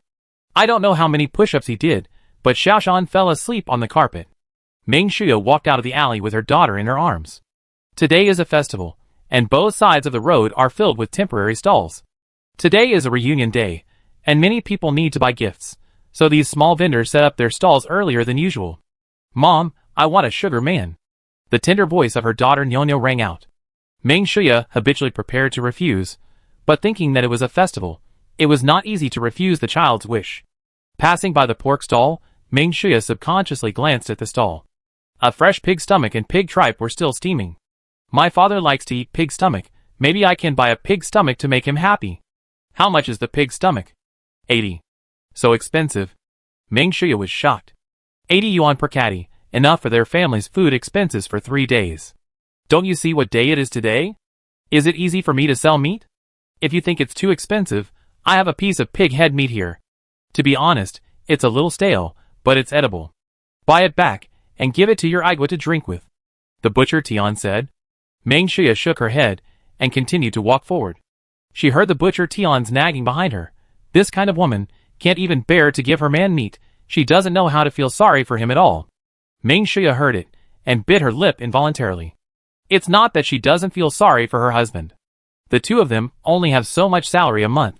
The children need to go to school, food, clothing, Housing and transportation all cost money. The most important thing is, they need to save money to buy a house. The place they rented was a mixed bag. There were all kinds of people, and it took more than 2 hours to drive to work. She has to get up before dawn every day to go to work. She is really tired of it. Her biggest obsession now is to buy a small home of her own. Move away from this place that makes her bored as soon as possible. Xiaoming, here are some freshly cut vegetable leaves. Take them all for $1. The vegetable seller started to chatter when she saw Ming Shuya. She gathered a pile of peeled loose vegetable leaves around her. Several people who were buying vegetables nearby looked at Ming Shuya strangely. One of them muttered, "You are so beautiful, so quiet. Why do you still want to buy loose vegetable leaves?" You don't know, her husband is incompetent. A big man, working as a security guard, earning a few thousand yuan a month. What can it do? Another person said. These people spoke loudly, and people nearby could hear them. This made Ming Shuya very embarrassed. What a pity. With such a figure and appearance, it would be easy for him to find a handsome guy with an annual salary of 1 million yuan. An old lady muttered, "I know several such people." I also advised Xiaoming. Why bother hanging himself on a tree? This life is so hard. Is it interesting? But she didn't listen, and insisted on going with the security guard. The person next to her continued, "Alas, I have seen many people like this. They come together for love, but in the end, they still separate because of the daily necessities. I bet you that they are bound to divorce. Poor couples are sad about everything." Ming Shuya hurriedly quickened her pace. Recently, she really felt the meaning of this sentence deeply. Poor couples are sad about everything. No matter how great the love is, it is vulnerable to the trivialities of life. Chapter 24. A man worn down by poverty. In her mind, the man she loved so deeply is now just a security guard who earns less than 5,000 yuan a month. With this meager salary, if you want to buy a house, the family can only live a miserable life. Which one do you want? This princess, 80 yuan each. The man selling candy tempted his daughter. Nyonya raised her head and looked at Ming Shuya inquiringly. Although she was only 3 or 4 years old, she already understood the importance of money, and knew that her mother would not usually buy her the best things. However, she still held out a little hope. "Nyonya, let's take the weird one. It's suitable for the occasion." Ming Shuya reached out to the weird one in the corner. It didn't look like a dog, nor a horse, nor a deer. It was just a rough thing, and it would cost at least 5 yuan. Nyonya was obviously disappointed, but she was very sensible and didn't say anything, just lowered her head. She didn't want this ugly one, but her mother would not buy her any other candy figures except this ugly one. A little fat boy came over, took out a $100 bill, and directly took the glittering princess, swung it in front of Nyo and said, "This is mine." Nyo didn't say anything. She took the strange pony handed to her by her mother and lowered her hand. The passion she had just had for the sugar man had long since disappeared. The sugar man in her hand didn't smell good at all. "Ha! Your sugar man is so ugly. Look, my sugar man is good looking, shining with gold." The little fat boy continued to mutter. The fat boy's mother looked at Ming Shuya and her daughter with a proud look. She was not as pretty as Ming Shuya, nor as elegant as Ming Shuya, but she was richer than Ming Shuya. That was enough. It was enough for her to be arrogant in front of Ming Shuya. "Oh, you just bought such a cheap candy man for your child." "That's right, your husband doesn't make much money a month, so it's better to save money." Nyonya raised her head, raised the foreign one in her hand, and reluctantly said to the little boy, "I also have a candy man." The fat boy laughed so hard that he fell backwards. "You call that a candy man? Haha, it's just an ugly thing. Who told you your dad is a security guard? Of course you can't afford it." Nyonyo's eyes were filled with tears. "My dad is not a security guard, my dad is a soldier. He is a hero who has participated in disaster relief." "Your dad is not a hero. Heroes can't be security guards." The little fat boy walked away under the pull of his mother, but he still didn't forget to look back and scold Nyonyo. On the way, his mother's scolding could be heard. "Don't play with Nyonyo in the future. You are a child from a poor family. You have a bad personality. You love to lie. You are still a hero. Can a hero be a security guard?" Ming Shuya wanted to catch up with her and argue with her. "My husband Wang Igua is a real hero. In every major disaster, Wang Igua always rushed to the front." Unfortunately, after retiring, Wang Igua was very stubborn and would not hide anything he disliked in the company, which offended all kinds of people from top to bottom. It can be said that, except for the frontline employees, no one in the company got along with him. When an accident happened in the company, Juan Igua took the blame and was fired from his post. He had also looked for many jobs, but his overly straightforward character made him never be favored by managers. And he was fired in the end. Juan Igua, who was in his 30s and in his prime, had to become a security guard. Although he was conscientious and an excellent security guard, he was still just a security guard. What could he get out of arguing with him? Meng Xia sighed, holding her child's hand, and continued on her way. Today was the day to go back to her parents' home. Although she had always been reluctant to go back. When her parents saw them, they said the most that they blamed themselves for being blind. They had always been squeezing Juan Igua in various ways. So, she would not go back if she could, and she usually avoided going back to her parents' home. But today, she could not avoid it. When they arrived at the bus stop, Juan Igua hurried over, carrying a pitiful gift box of snacks. We haven't been back for a year. And you only brought these little things? Meng Xia was a little angry. Juan Igua said with embarrassment, gifts are too expensive nowadays. Just this box cost me nearly 200 yuan. I can buy 2 sets of clothes for my children. Meng Xia finally exploded. It's all because you are useless. After the explosion, she realized that what she said was hurtful. Juan Igua is a man of steel. But he can't make money to give his family a good life. He is already very upset. In the past, when he said this, he would be in pain for a long time, and would constantly blame himself. She shouldn't let her husband blame himself. Meng Xia looked at Juan Igua with some apology. But she found that he didn't blame himself. Nor did he have the pain he had in the past.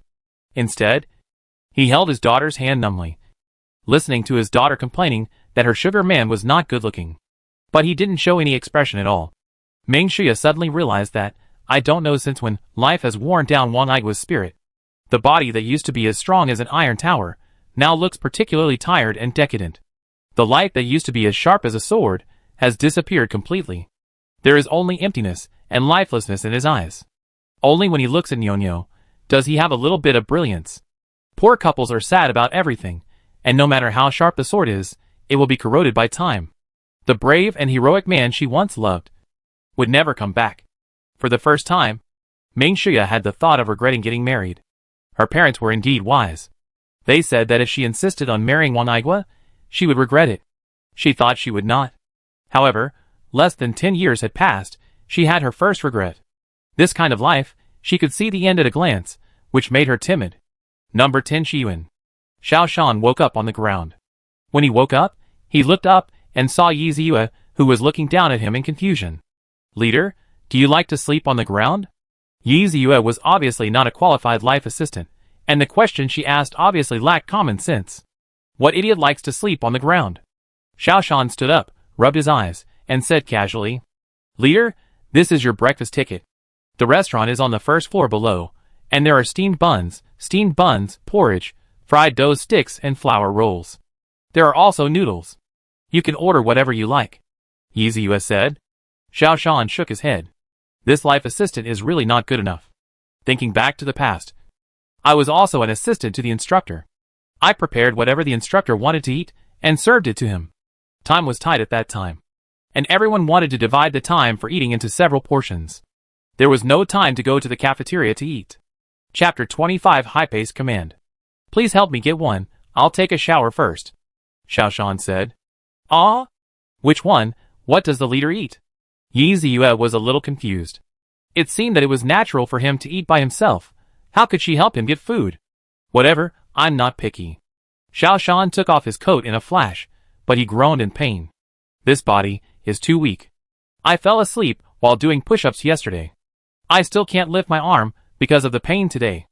All the muscles I worked hard on for 3 months disappeared because of this time travel. But it doesn't matter, there is still time. I can use this time to train my physical fitness again. Yi Ziyue turned around quickly, took the meal ticket and ran away. She was obviously not used to having a man take off his clothes in front of her. It seems that I need to find a chance to change this life assistant. Maybe it would be more appropriate to change to a middle-aged aunt. Xiao Shan shook his head and went into the bathroom, holding a steamed bun and eggs in one hand, and soy milk in the other. Xiao Shan hurried into the headquarters. The number of people in the headquarters was several times more than yesterday. The team members, who were just established yesterday, began to work. Time is life. And everyone is in a hurry. Everyone in the headquarters is in a hurry. And they all have breakfast in their hands. Dozens of soldiers are carrying items and equipment inside. This is a military restricted area, and only people from the headquarters can enter. So only soldiers can help carry items. Xiaoshan. Good morning. Commander-in-Chief Sun Sanqiang also came here. Why are you two so slow? The biology team came out with the first result yesterday. I have been waiting for a long time. The most surprising thing is that Professor Mo Zhiting has been waiting. He is already old and energetic, and even more excited than the two of them. What's the result? Xiaoshan asked as he walked. A female soldier ran over and handed Xiaoshan a file. I am your work assistant. This is the latest report. Mo Zhiting waved his hand. Don't look at it. I will tell you while we walk. The fragment from our country was delivered yesterday afternoon. The head of the biological team, Tu Qing, personally led people to conduct research. Guess what the result was? Mo Zhiting is old, but he still has a childlike heart, and he actually wanted to keep Xiaoshan and Sun Sanqiang in suspense. It's definitely not a carbon-based organism? General Commander Sun Sanqiang guessed. Is it something like an eggshell? Xiaoshan also gave his answer. Mo Zhiting sighed. You think the same as I do, but it's a pity that you're both wrong. It's just an ordinary meteorite fragment. However, he immediately cheered up again, but at midnight yesterday, the other two fragments were also delivered. They kept half of the fragments from the neighboring country, and the remaining half also arrived. The people in the biological team didn't sleep all night, and are now working on it again. The three people hurriedly walked into the area where the biological team was located. It was busy here, 10 times busier than the people outside. The researchers were all trotting. Even the 70-year-old Professor Tu Qing was in a hurry, and when he saw the three leaders coming, he just raised his hand and said hello, and ignored them. Xiaoshan, Commander-in-Chief Sun Sanqiang and Professor Mo Zhiting did not care. They would not disturb the other party's actions. The three people just observed everywhere. After about 10 minutes, Tu Qing came over with a somewhat ugly face, and shook his head slightly at the three people. Nothing was found, all ordinary meteorite structures, no signs of life, and no traces of human beings. Tu Qing's eyes were bloodshot. At such an old age, he is still working overtime on the front line. This is the attitude of the people of Jojo. Then we can only rely on the remaining two fragments. Let's go to the main control console to see if there is any news about the two fragments. General Commander Sun Sanqiang stood up and left. No. I need to get some sleep, Professor Tu Qing said. I don't know when the General Command Center started to have a phenomenon that could not exist in ordinary institutions. That is, no red tape, no fussing, no hypocrisy and communication, and no etiquette or politeness. Everyone is straightforward and speaks their mind. Everyone feels the urgency of time. There is no time for etiquette and politeness. The bureaucratic tricks have no market here. If you want to sleep, sleep quickly. If you want to eat, eat quickly. If the leader wants to leave, leave quickly. If the leader wants to hear a report, speak quickly. It can be said that before the Star Beasts were about to invade, the General Command had first reached a highly tense and highly united atmosphere. We sent out the best mountaineering team and mountaineering equipment, and used an all-weather helicopter to vertically land, directly reaching the area closest to the debris. According to the news just now, the mountaineering team has found the debris and is preparing to go down the mountain. It is expected to be transported to the headquarters in another 5 or 6 hours, said Fu Hengsheng, the leader of the military team. Deputy Leader Hua Dingtian added, it is more difficult to track the debris in the Arctic Circle, but we have locked the direction. However, there is some movement from the Utopia country. Their spy satellites and high-altitude unmanned reconnaissance aircraft frequently scan this area. They should have found the area where the fragments may fall, but they have not found the specific falling location yet. Otherwise, they should have sent a team to snatch it. The secret of the starry sky beast should be in these last two fragments. We must find the fragments before the people of X country. Xiaoshan said seriously. Hua Dingtian said seriously. We will definitely take this fragment before the people of Utopia. Xiaoshan heard it, and his heart moved, turned to Hua Dingtian and said, I saw the photo, it is very suitable. Give me Wang Aigua's address. I'll go find him. Hua Dingtian hesitated for a moment. He knew very well what this meant. Okay. Hua Dingtian's voice was a little dry. He knew that his life was very hard, maybe, this time it was a relief. Group 6 hoped that the atmosphere in the group would be relatively relaxed. Only Chu Yaoyan was busy turning the ideas in his mind into feasible design plans. First, he had to sort out his ideas, and then turn them into text, so that everyone in the group could see them intuitively. Xiaoshan, General Commander Sun Sanqiang and Professor Mo Zhining walked in, but found that they could not help much. Chu Yaoyan was alone in front of the computer thinking hard. When he woke up from his hard thinking, he found that several people in Xiaoshan were behind him. Chapter 26. No money. No status. Oh, it's great that you're here. I just have a question for you.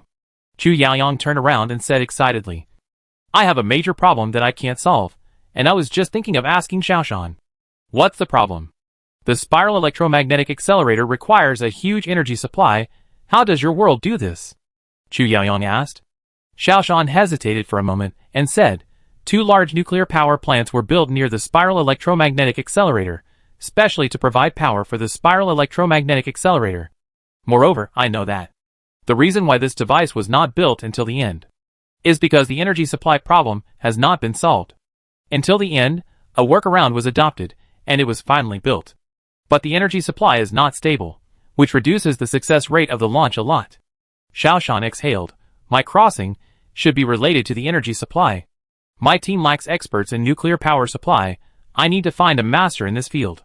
Chu Yaoyan said. Commander Sun Sanqiang frowned and thought about the list in his mind. Xiaoshan was also struggling to recall, trying to recall the list of experts behind the spiral electromagnetic accelerator. But he couldn't remember. Professor Mo Zhining suddenly said, I do have a suitable candidate, but unfortunately, he can't come back now. Xiaoshan blurted out, Lin Shouxing. Professor Mo Zhining turned his head and looked at Xiaoshan strangely. How do you know? He is my disciple, and a famous expert in this field. Where have you been? Dad wants you to go to the kitchen, Meng Shuya said with some complaints. Wanigwa did not speak. He wiped the sweat from his head and took out a sugar man from his arms. It was a glittering princess, Nyonyo. This is for you. Nyonyo's eyes lit up. She proudly took the sugar man and showed it to her mother. Dad bought it. This is the best sugar man. Wanigwa showed a trace of relief in his eyes. But his wife Meng Shuya frowned. She sniffed Wanigwa's body and, as expected, she smelled a smell of sweat. You went to carry goods again. Can you not embarrass yourself? You are here to see my parents today. How can you carry goods? You smell so bad. How can you get into the house? Whenever the family was short of money, Wanigwa would go to the unloading market to unload goods and earn some hard-earned money. Every time he comes back, he is covered in sweat. It would be fine if he was in his own rental house, but now he is at his mother's house. His parents, his brother and sister, and his brother-in-law are all here. Isn't this embarrassing? Igwa, why did you come back so late? Hurry up and go to the kitchen to cook, the mother-in-law yelled. When my brother-in-law comes, he is a distinguished guest because he is rich, promising, and the gifts he brings are also expensive. When he comes back, he can only work hard and cook in the kitchen. It seems that since Wanigwa was fired, he has been treated like this. Wanigwa didn't say much. He wiped his sweat, went into the kitchen, and started preparing dinner. When the food was served, his mother-in-law snorted and said, You are only good for this. Our Xiaoya has such good conditions. Why did she marry you and live a miserable life? Wanigwa didn't say anything. This kind of squeeze is what happens every time his wife goes back to her parents' home. He endured it every time. Sigh. Sigh. His mother-in-law suddenly wrinkled her nose and smelled. What's the smell? Wanigwa. You are not going to work again. Are you? It's New Year's Day. You won't stay at home. You are still working. I said. I asked you to cook. But you disappeared. What do you think you can accomplish? You are a security guard. And you think it is not shameful. You are doing hard labor. Our family is a scholarly family. And we have never had anyone who does hard labor. Sit away. It smells terrible. Wanigwa stood up suddenly and whispered, I earn money by doing hard labor. What is there to be ashamed of? Meng Xia quickly pulled his arm and complained, Don't talk. Sit down and eat. Sister also sniffed, and then said with a look of contempt, Really? You really do hard labor. Brother-in-law, I'm not saying anything bad about you, you're really embarrassing. In our family, there has never been a laborer. However, you, don't be a security guard.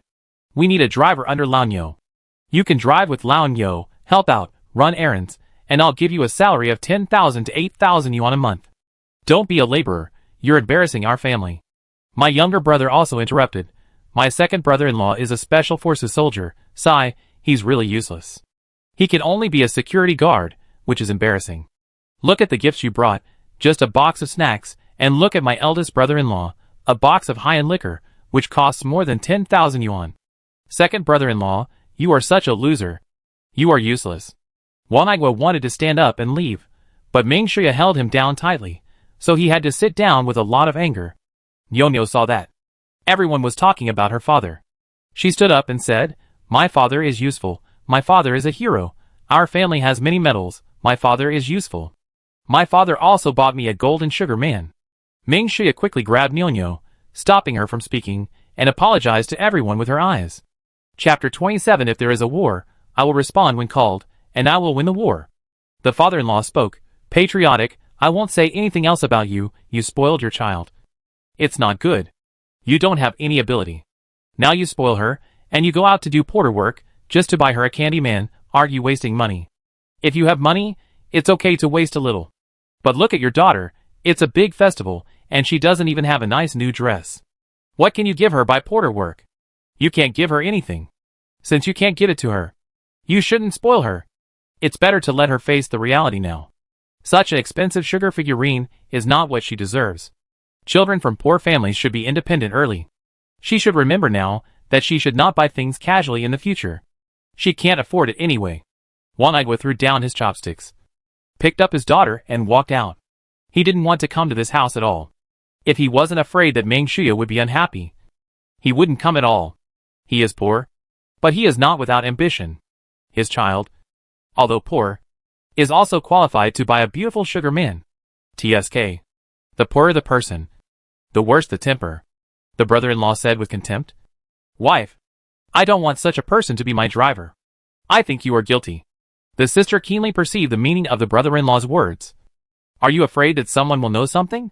Meng Shuya couldn't sit still any longer. She held back the tears in her eyes and chased after him. At the entrance of the alley, Meng Shuya caught up with Wang Aigua. Wang Aigua exhaled heavily. Don't persuade me. I won't go back. Meng Shuya bit her lip, finally asked, okay, I won't persuade you. Give it to me. Seeing Meng Shuya's outstretched hand, Wang Aigua avoided his gaze with a guilty conscience. What? Money. Meng Shuya wiped the tears from the corners of her eyes. Xiaoan said, the house will be available in a few days. This is our last chance. What about the money you want? Wang Aigua's eyes were still evasive. This is not appropriate. It's a big holiday. I can't go to my comrades to ask for money at this time. Besides, his family is really in trouble. A family of 6 squeezed into a small broken house. Wang Aigua. His family is in trouble. Isn't our family also in trouble? This is our last chance to buy a house. The house price is rising day by day. If we miss this opportunity, we will never have our own home in our lifetime. Do you know? Meng Shuya was a little out of control. She never thought that Meng Shuya, who was always known for her elegance, gentleness, and intelligence, would lose her temper and scold her husband in the street. But she couldn't help it. The family didn't have any money, but Wang Aigua was nosy. A comrade-in-arms became disabled during the disaster relief. At first, it was okay. With the state relief and social donations, he could still live a good life. But society is very forgetful. The social donations are getting less and less, and the comrade-in-arms life is getting harder and harder. The former comrades-in-arms also have the will, but not the ability. Only Wang Aigua, completely disregarding the situation of his own family, has been secretly using money to help this family. Meng Shuya finally saved enough money, and was ready to pay the down payment. When she looked through the bank cards at home, she found that several of them were empty. Wang Aigua secretly took all the money to help his comrade-in-arms. This is also one of the reasons why the two of them have been fighting recently. Wang Aigua, if you don't bring the money back today, I will divorce you. Meng Shuya burst into tears. Poor couples are sad about everything. Money is not everything. But without money, nothing can be done. These two sentences, Meng Shuya's feelings have never been so clear. Usually at this time, as long as she said the word divorce, Wang Aigua would admit defeat, turn around and comfort herself. He would admit his mistakes, and give in. So, Meng Shuya wanted to use this method to force Wang Aigua to get the money back. With this money, She could pay the down payment. She could move away from this hateful place. But she waited for a long time, and did not get the soft words she imagined. She turned around and saw Juan Igua hanging his head, as if he was struggling. She softened her heart, and she didn't want to see her man suffer so much. She took a step forward, stretched out her hand, and prepared to comfort his broad back. But before she touched him, she heard Juan Igua's dull answer, "Okay. Let's get a divorce." Juan Igua's heart was bleeding. He knew that he didn't want a divorce. But he couldn't give his wife the life she wanted. Nor could he give Ñoño better conditions. Perhaps only divorce and letting go can make their mother and daughter live better. He is a soldier. Besides serving in the army and fighting in the war, it is really difficult to adapt to society and survive. In this society full of intrigues and deceptions, he has a hard time. He cannot see through human nature and cannot understand the hypocritical words people say. He suddenly remembered a sentence, "If you love her, let her go and let her be happy." Perhaps divorce is the only way to get rid of it. For both parties. Meng Shuya's outstretched hand froze. She didn't expect that Juan Igua, who always gave in, would actually say the word divorce. She felt very wronged all of a sudden. "Divorce if you want. The day after tomorrow. Come to the certificate office if you dare." Meng Shuya grabbed Ñoño. And regardless of Ñoño's crying, she took the child and went back to her parents' home. "I will definitely come." Juan Igua didn't look back, but just said such a heartbreaking words. I don't know how long he stood in the alley, but Juan Igua finally moved. The world is so big, but there is nowhere to hide. This is the sorrow of an adult man. Juan Igua walked to his rental house in a daze. Looking at the dark window, Juan Igua couldn't help but shed tears. In the adult world, collapse often only takes a moment. There was a sound of a fist hitting the chest and saluting behind him. Juan Igua quickly wiped away the tears from the corners of his eyes, and turned around to return the salute. "Juan Igua. Here. The motherland calls you. Are you willing?" In the darkness, someone asked a question. Yes. Juan Igua no longer had any sadness in his heart, only determination and heroism. Personal emotions are not worth mentioning in front of the country. This is the attitude of the soldiers of Kyushu. "This mission may sacrifice your life. Are you willing?" Xiao Shan asked in a serious tone. "This mission, there is a lot of uncertainty. Sacrifice is a high probability event. Xiao Shan must make the consequences clear. Only a real man who is brave enough to sacrifice himself can carry out this difficult task. Verbal heroes not only cannot help, but will do harm." Juan Igua's expression became serious. He knew the meaning of this sentence very well. Only the most difficult tasks will have such questions. Chapter 28 Call to Action. "I will sacrifice my life for my country. No matter what." Juan Igua answered seriously. This was also the result of his careful consideration. As a Special Forces soldier, he had already thought of this consequence. Even though he had already retired, this action is purely a civilian action, and the country will not recognize it. "You will suffer great grievances. Are you still willing?" Xiao Shan asked again. This action has a huge social response, so it cannot be carried out in the name of the country. We can't give other countries an excuse. I joined the army, not for fame. I will fight for my country, and I will do anything. Juan Igua's answer was still simple. "Say goodbye to your family. We can wait for you for half an hour," Xiao Shan said solemnly. Juan Igua's body stiffened for a moment. He looked up at the dark window, and suddenly shuddered. "No. Let's go. If you have any requests, just ask." Xiao Shan asked again. Juan Igua really had a request. He hoped that Meng Shuya and Ñoño could have their own house. But when the words came to his lips, he gave up again. As long as he let go, with Meng Shuya's conditions, she would definitely find a good man. The house would come naturally. Letting them forget about themselves is the best result for them. "No. Let's go."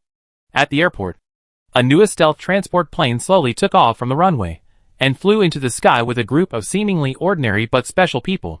Xiao Shan watched the plane fly into the sky, then turned back to the car. He picked up a cigarette and put it in his mouth, but did not light it. He did not smoke, but just wanted to vent his anger. He personally sent a man of steel into the devil's cave, and it was very likely that death was waiting for him. Moreover, this man had a family, a wife and a daughter, but he had to do it. Lin Shouxing's existence was a big bargaining chip to increase the hope of human victory. His own world, a scientist said at the end, if Lin Shouxing was here, humanity could at least last another month. This shows how important Lin Shouxing is. Xiao Shan knew that. He had to save this person. And the time was so short, there was no time for careful planning and preparation. If he wanted to save people, he had to exchange people. Use Wang Aigua's people, exchange Lin Shouxing's people. Although it was inhumane, it was necessary. Once the general mobilization order is issued, I will personally apply for an honorary title for him. Xiao Shan said somewhat dully. He doesn't want a title. After he retired, his life was very hard, and he had no status. Hua Dingtian felt bad. 2. We soldiers want dignity. Xiao Shan's eyes were burning. There will be, in my world, since the appearance of the starry sky beast, the status of soldiers has risen sharply. In peacetime, everyone will ignore the dedication of soldiers. But in extraordinary times, soldiers are the most respected profession. This world will definitely be like this. Wang Aigua's contribution will definitely be respected by everyone. When saying this, Xiao Shan was particularly confident. Let's go! Commander Sun is preparing to make a televised speech. He will issue the first important directive of the national mobilization. Hua Dingtian said. Xiao Shan nodded. This first important directive is the call for overseas Chinese. In the National Mobilization Command, the press conference hall was crowded with people. This was the first important news released after the establishment of the national mobilization. People all over the country are now aware of something unusual. Under the spotlight, Commander-in-Chief Sun Sanqiang solemnly announced the call for overseas Chinese. The Kyushu General Mobilization Headquarters has issued a call for overseas Chinese all over the world. Welcome to return to Kyushu to contribute to the development of the country. The hearts of overseas Chinese are moved. Especially patriots, they all keenly sense something different. They also began to plan to return home. However, careful people also discovered a problem, that is, this call for overseas Chinese has a time limit. Only 3 short months. On May 18th, the call for out-of-state nationals will be stopped. There are only 3 short months left for the nationals who want to return home. At the same time, there is also a message that spreads through various channels in the countries surrounding Kyushu. When Kyushu issued the call for out-of-state nationals, it also issued a call for out-of-state labor. A call for labor was issued to each of the surrounding countries. All young and strong people can apply for a Kyushu labor pass and come to Kyushu to participate in infrastructure construction. All treatments are the same as those of Kyushu citizens. This news caused a bigger stir in the neighboring countries than the call for out-of-state citizens, especially the southern neighboring countries. Everyone knows that they can make money in Kyushu, and they have been trying their best to enter Kyushu. Now, not only can they enter Kyushu to work, but they can also get a pass. This has set off a frenzy in the neighboring countries. In front of every Kyushu recruitment point, there are long queues every day. And the standard for selecting workers in Kyushu is simple and rough, young, healthy. The entire Kyushu kingdom, and even the surrounding countries, have been quietly agitated since February 18th. 3026. Everyone feels that something is going to happen, but no one knows what it is. February 19th. The stealth transport plane is flying over the southern continent. The sky is dark. After 11 hours of long-distance flight, the plane has approached Kyushu. Chapter 29 Substitution. The lights in the cabin came on. Wang Aigua stood up, turned around and looked at his 3 companions. Are you ready? Everyone carefully checked the equipment they carried. Ready. Let's go! Wang Aigua waved his hand. The rear door opened, and several pieces of equipment were dropped into the sea. Wang Aigua and his 3 companions also jumped into the dark night.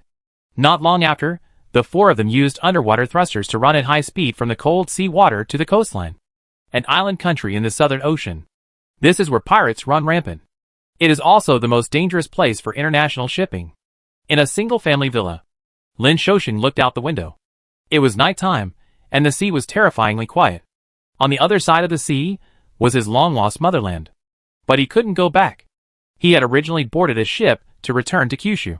As a result, when passing through this chaotic sea area, pirates suddenly boarded the ship and kidnapped him. Now, he is under house arrest here, seeking a ransom, because Lin Shouxing is a Utopian citizen.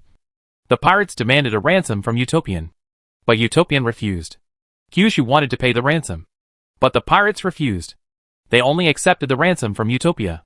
This made it impossible for things to progress.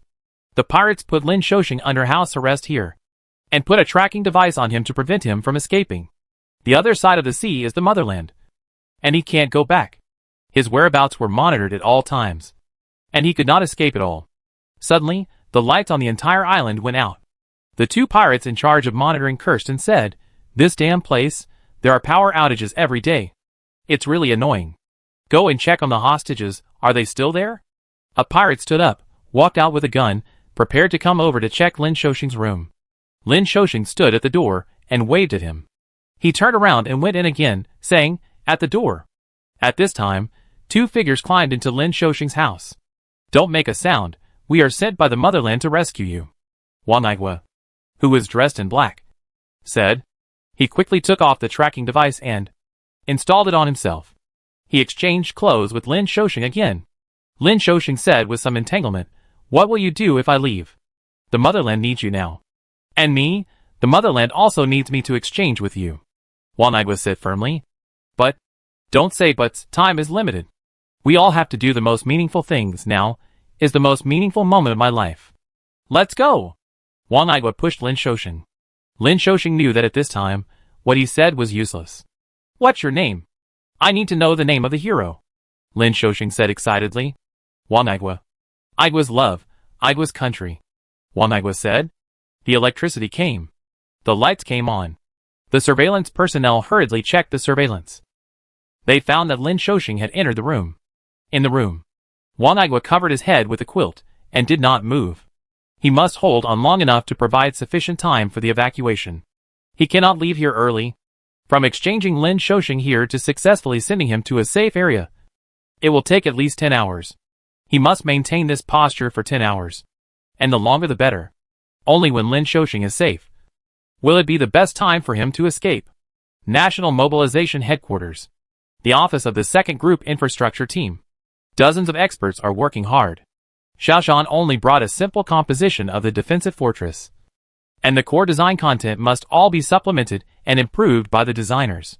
Chapter 30: The biggest reason for human failure. So Xiaoshan spent most of his time in the second group, so that he could provide his opinions to everyone at any time.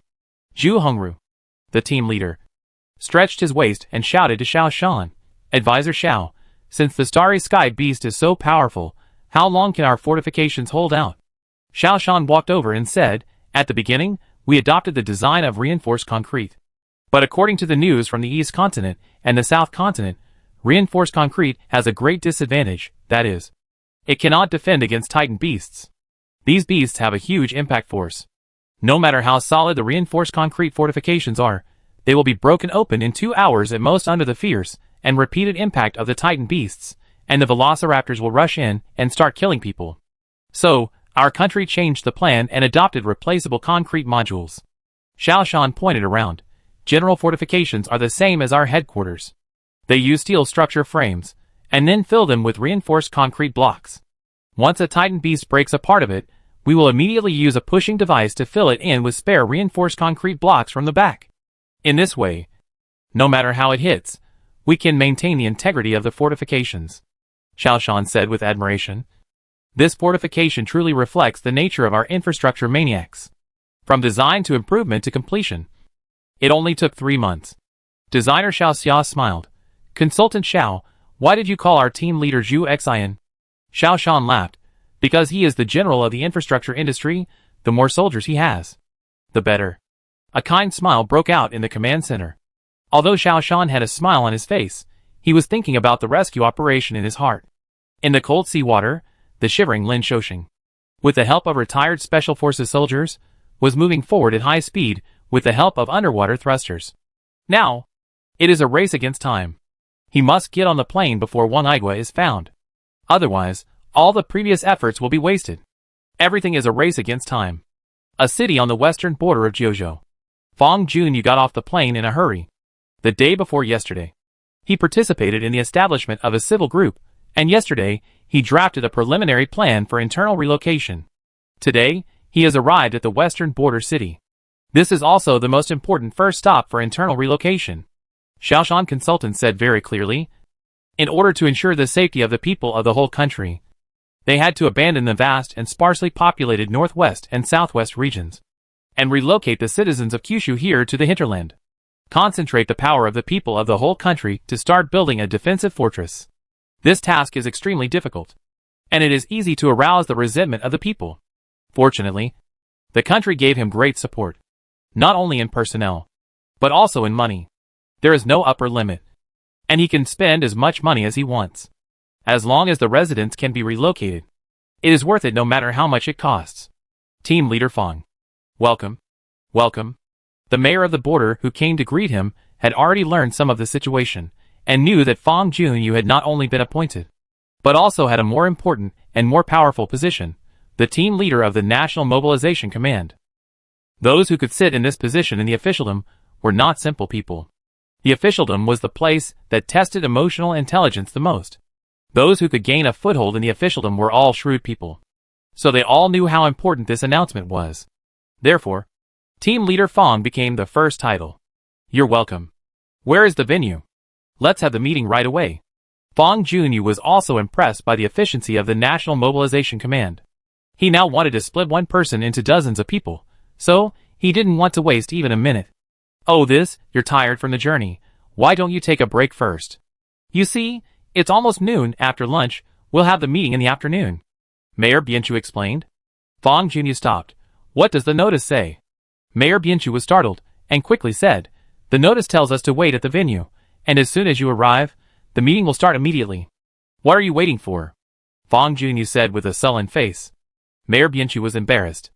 According to the general practice, leaders who come to inspect and guide the work will also say that they should hurry up to work. But if they really start the meeting right after arriving, the leaders will not be able to bear it physically, and will definitely be scolded. So eat first, rest, and then have the meeting. This efficiency is already the ultimate. Mayor Bianchu became a little nervous. This team leader Fong looks different. Is there no one in the meeting room? Fong Junyu asked with a gloomy face. Yes, the notice is for 2 p.m. The mayor of Bianchu said awkwardly. Fong Junyu stopped, stared at the mayor's eyes, and there was a murderous look in his eyes. Notify them immediately. The meeting will start within half an hour. Those who are late will deliver the notice by themselves. Seeing the mayor wiping his sweat constantly, Fong Junyu's tone softened. He was not a warrior, and knew that the responsibility was not on the mayor. After all, this kind of thing had never happened before. The long-standing official practice made the mayor ignore the content of the notice. On the 16th, an emergency meeting was called. On the 17th, the National Mobilization Headquarters and its subordinate groups were established. On the 19th, I came here. This is such an urgent matter. This time, I don't blame you. But if there is a delay next time, you will resign on your own initiative. Fong Junyu's tone was relaxed, but his words were frightening. Yes, I know. The mayor of Bianchu secretly wiped the sweat off his face.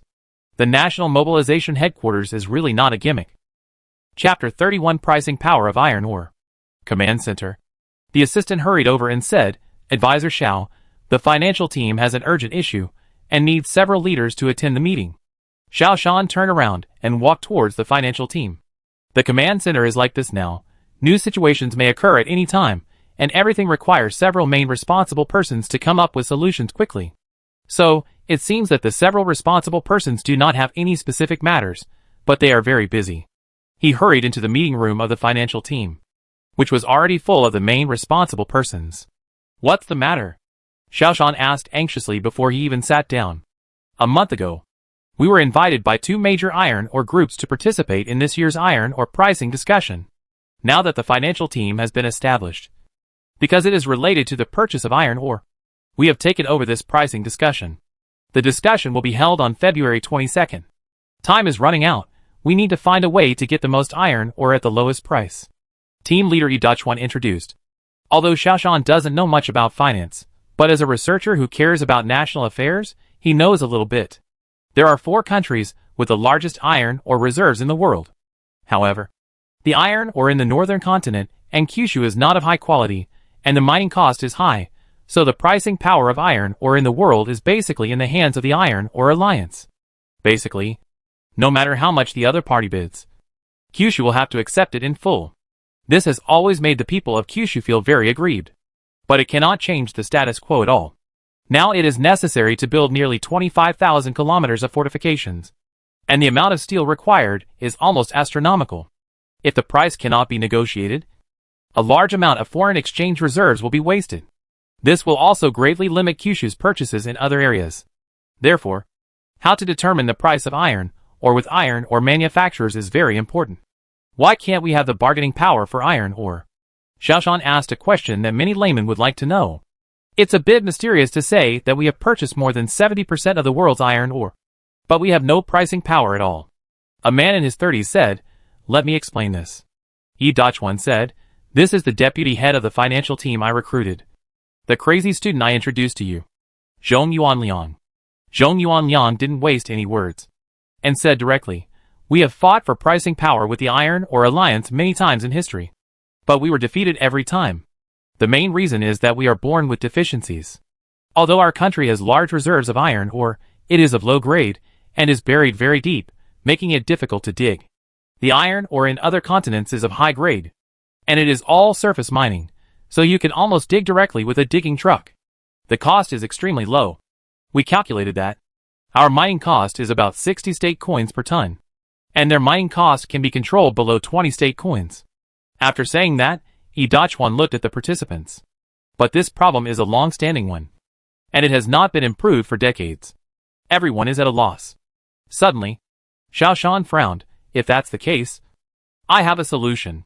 "What solution?" everyone asked curiously. After all, Xiaoshan was just a researcher before, and he only served as a consultant because of his special status. What solution can an outsider have? Xiaoshan smiled slightly. This method didn't work before, but in this extraordinary period, we can take a gamble and let the people of the Iron Ore Alliance rush to send iron ore to our country, and they are afraid of sending too little. High seas. A speedboat quickly approached the amphibious aircraft anchored at sea. This is the latest model of seaplane. It was also specially arranged by the country to pick up Lin Shoshing. Lin Shoshing, wearing a diving suit, climbed onto the plane shiveringly, and his body suddenly felt warm and extremely stable. Stepping on the plane of the motherland is equivalent to stepping on the land of the motherland. From now on, he is completely safe. This is the plane sent by the motherland to pick him up. And this is the embrace of the motherland, with strong strength as a backer. This is safety. The plane took off, but Lin Shoshing looked behind for a long time. He was very worried about the situation of Wanaigua, who replaced him. Pirates might be unfavorable to him. It is very likely to endanger his life. Chapter 32 Chess Pieces. The opponent's dirty tricks. Just thinking about it makes people shudder. The retired Special Forces soldier Ding Chaoyang patted Lin Shoshing on the shoulder and said, "Don't worry too much, and don't feel guilty. For us, dying for the country is the best way home. To be honest, I envy Wanaigua very much. He has won the highest honor of our soldiers, devoting himself to the country." Although he said so, Lin Shoshing still felt guilty. After all, Wanaigua fell into a desperate situation because of him. If you still feel guilty, then make more contributions to the country. Just think of it as repaying Wanaigua for his efforts. Ding Chaoyang also stared at the distant coastline. This is the fate of soldiers. Even if they are retired soldiers, as long as the motherland needs them, even if they have to sacrifice their lives, they will not hesitate. Tell me, who else is in his family? Lin Shoshing took a deep breath. I want to thank his family in person. Wanaigua has a very caring wife and a lovely daughter. Ding Qiang's eyes were faintly filled with tears. At this moment, Wanaigua must be thinking about his wife and daughter. A pirate glanced at the monitor in the monitoring room. Hey, this Lin Shoshing. Has he been sleeping until now? Another monitor nodded. Yes. He has not gotten up since yesterday, and has been sleeping with his head covered. The pirate frowned. He felt something was wrong. Go check it out. The monitor hesitated. The pirate said impatiently, I'll go check the situation. Arriving in front of Lin Shoshing's door, the pirate raised his hand and knocked on the door. But no sound came. After knocking more than 10 times, there was still no movement. The pirate was a little anxious, and he made a door-breaking gesture towards the camera. Soon, several burly men rushed over, knocked open the door, and rushed into the room. In the room, Wanaigua sat up after hearing the sound, looking at the people who broke into the room, said contemptuously, Is this your level? If you don't come again, I will go out and invite you to come. I am tired of sleeping. February 20th. National Conference Center. A national mineral conference of the highest level is about to be held. Xiaoshan walked into the door of the conference center and whispered to Colonel Hua Dingtian beside him. How is the personnel arrangement going? Seeing Xiaoshan coming in, the participants were a little surprised. They were not core members of the country, and did not know Xiaoshan's existence. So when they saw such a young man coming in, and sitting in the core position on the rostrum, they immediately whispered. Soon, everyone knew that this young and scary man was Xiaoshan, the special advisor of the newly established National Mobilization Command. Now he is a hot celebrity. People's passion for attending the conference suddenly rose. Tian Dabong is a mining expert at the National Mining Research Institute. He was very excited to be invited to attend the conference today. This shows that the country has recognized his strength. After attending this meeting, he can brag for a while. The reason why he was able to achieve his current success was actually mainly because he accepted a targeted investment. This targeted investment was enough for him to complete his research on iron ore. And with this research result, he became one of the top domestic iron ore experts. However, this investment also had a little additional condition. It was with this self-comfort that he could continue to accept the other party's additional investment with peace of mind and engage in his own research. He was very interested in today's topic. In the past few days, the situation at the top of the country has been changing, and he really wants to take a peek. He received the task of attending the meeting last night, and he was so excited that he couldn't sleep all night. He must grasp it well. Everyone, let's start our seminar. Our main topic today is to discuss how to develop and improve the domestic iron ore industry and build a first-class and large domestic iron ore mine. As soon as the host opened his mouth, he aroused Tian Dabong's great interest. These news are the news that investors are most concerned about. 2 hours later, the meeting was over. Tian Dabong hurried back. He had to sort out today's meeting agenda as soon as possible, attach relevant certificates, and then send them to overseas academic institutions. Today's meeting is likely to change the world steel industry. His investors will definitely be very interested. He didn't know that he, Tian Dabong, was just a chess piece in a chess game planned by Xiaoshan. All of this was a game set by Xiaoshan. The target of this game was the price of international iron ore. Chapter 33 Heroes of the New Era. Meng Shuya was listlessly tidying up the dining table at her mother's house. She was very uneasy, because Wang Igua had not called her since the day before yesterday, and he had not even sent her a message. This had never happened before. Even Nyonyo, Wang Igua did not care about her at all. This was too abnormal. Xiaoya, I told you not to marry a soldier, but now you see it. You are like a young wife, and I am angry, and will not come to pick you up. If you ask me, you should take the opportunity to divorce him. You still remember your old classmate Xiao Chao? He has started a company now, drives a Mercedes-Benz, and keeps asking me about you when he sees me. He must still be thinking about you. I have contacted Xiao Chao. He will come to our house for dinner this afternoon. You must entertain him well. Meng Shuya stopped what she was doing, Mom, who asked him to come. I will go back in the afternoon. No, father shouted. What's the point of going back like this with a gloomy face? That Wang Igua. If he doesn't invite you back with a grand ceremony, you should ignore him. Sister, let's break up. If you get along with my brother Chao, I can also work in their company. My younger brother also joined in the fun. This brother-in-law is useless. If he can't make money, what's the use of having strength? He served in the army in vain.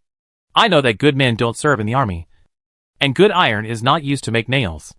Although Nyonyo didn't understand much, she knew that Grandpa and Grandma were all saying bad things about Dad. She said angrily, Don't say bad things about Dad. Dad is a hero. A great hero. He has many medals. But you don't have any. You are useless. The younger brother said sarcastically, Nyonyo, those medals are useless. I can't even buy you a Sun Wukong. Meng Shuya wanted to refute, but she didn't know how to refute. Suddenly, her mother's voice became a little strange. Daughter. This person. Why does he look like Wang Igua? Meng Shuya walked to her mother's side and saw a message on a video software on her mobile phone that was spreading wildly. The famous Chinese scientist Lin Shouxing, with the help of folk patriots, successfully escaped from the pirate's nest and returned to Kyushu. But a civilian volunteer who was in charge of the rescue was killed on the spot by the pirates.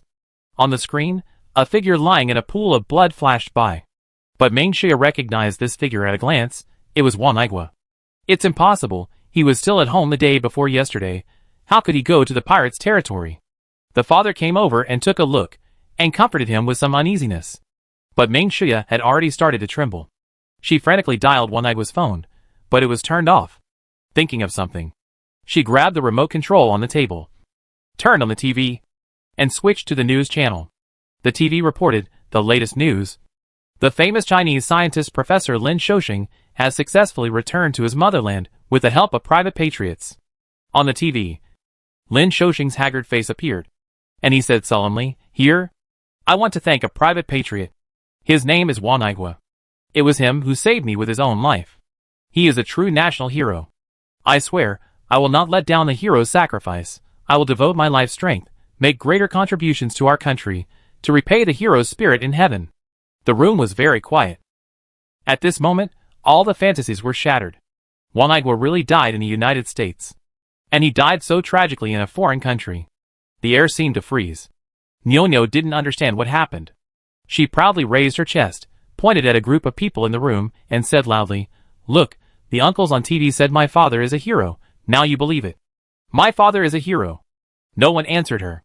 Her grandmother lowered her head, and wished she could find a hole in the ground to crawl into.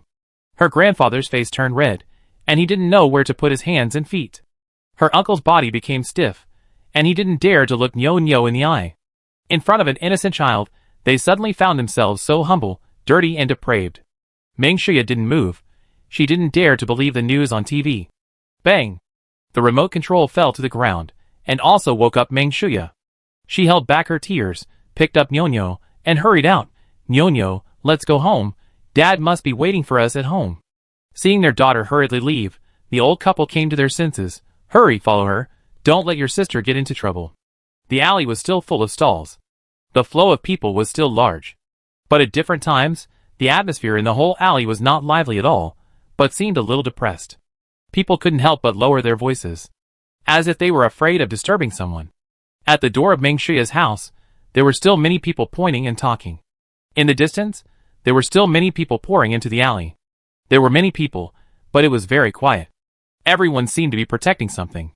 Meng Shuya hurriedly walked into the alley with Nyo in her arms. The crowd that was still moving suddenly stopped. There was silence everywhere, and the only sound that could be heard was people's heavy breathing. Seeing Meng Shuya and Nyo, people stopped and cast their deepest gazes at them. In a long alley, the crowd automatically parted to both sides, leaving a long passage. Meng Shuya held Nyo and walked slowly in the long passage, with heavy steps, passing by the Candyman stall. The fat boy handed a sparkling princess to Nyo. "For you." "Why give it to me?" Nyo still didn't understand. The daughter of a hero should have a shining princess. The little fat boy saluted awkwardly. Nyo took the Candyman, and before she could say anything, the vegetable seller next to her handed over a bag full of vegetables.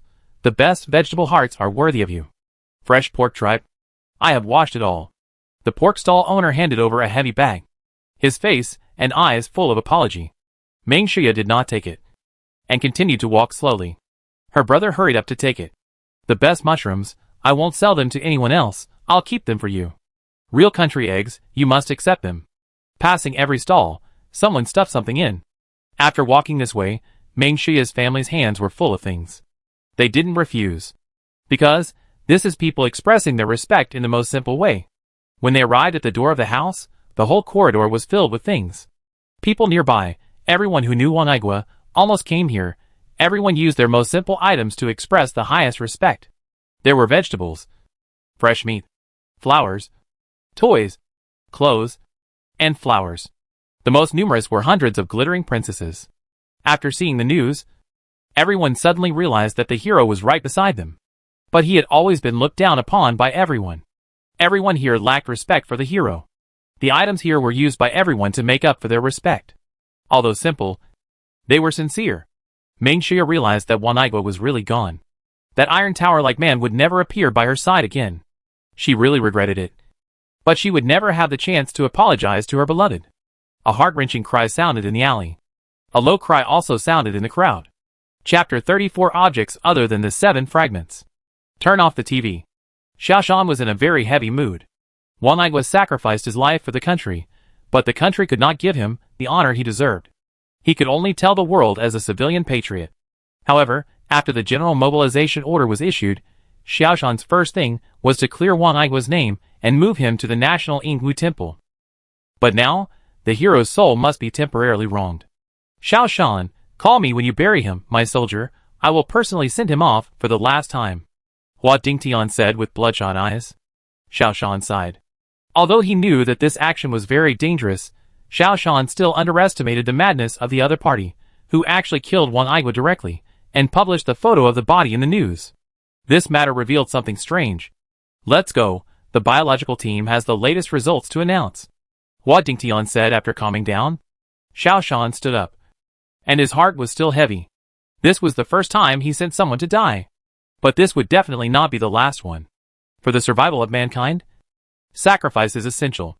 Later, more and more people will die because of Xiao Shan's decision. This is a necessary sacrifice. Walking into the office area of the biology team, team leader Tu Qing was already reporting the results to other members. The last 2 fragments have been found, and they are on the way. Our accompanying researchers conducted a preliminary study, and the results were disappointing. According to preliminary judgment, these 2 fragments did not show any signs of life. They were all pure meteorite structures, like the other 5 fragments. This sentence made everyone more or less doubtful.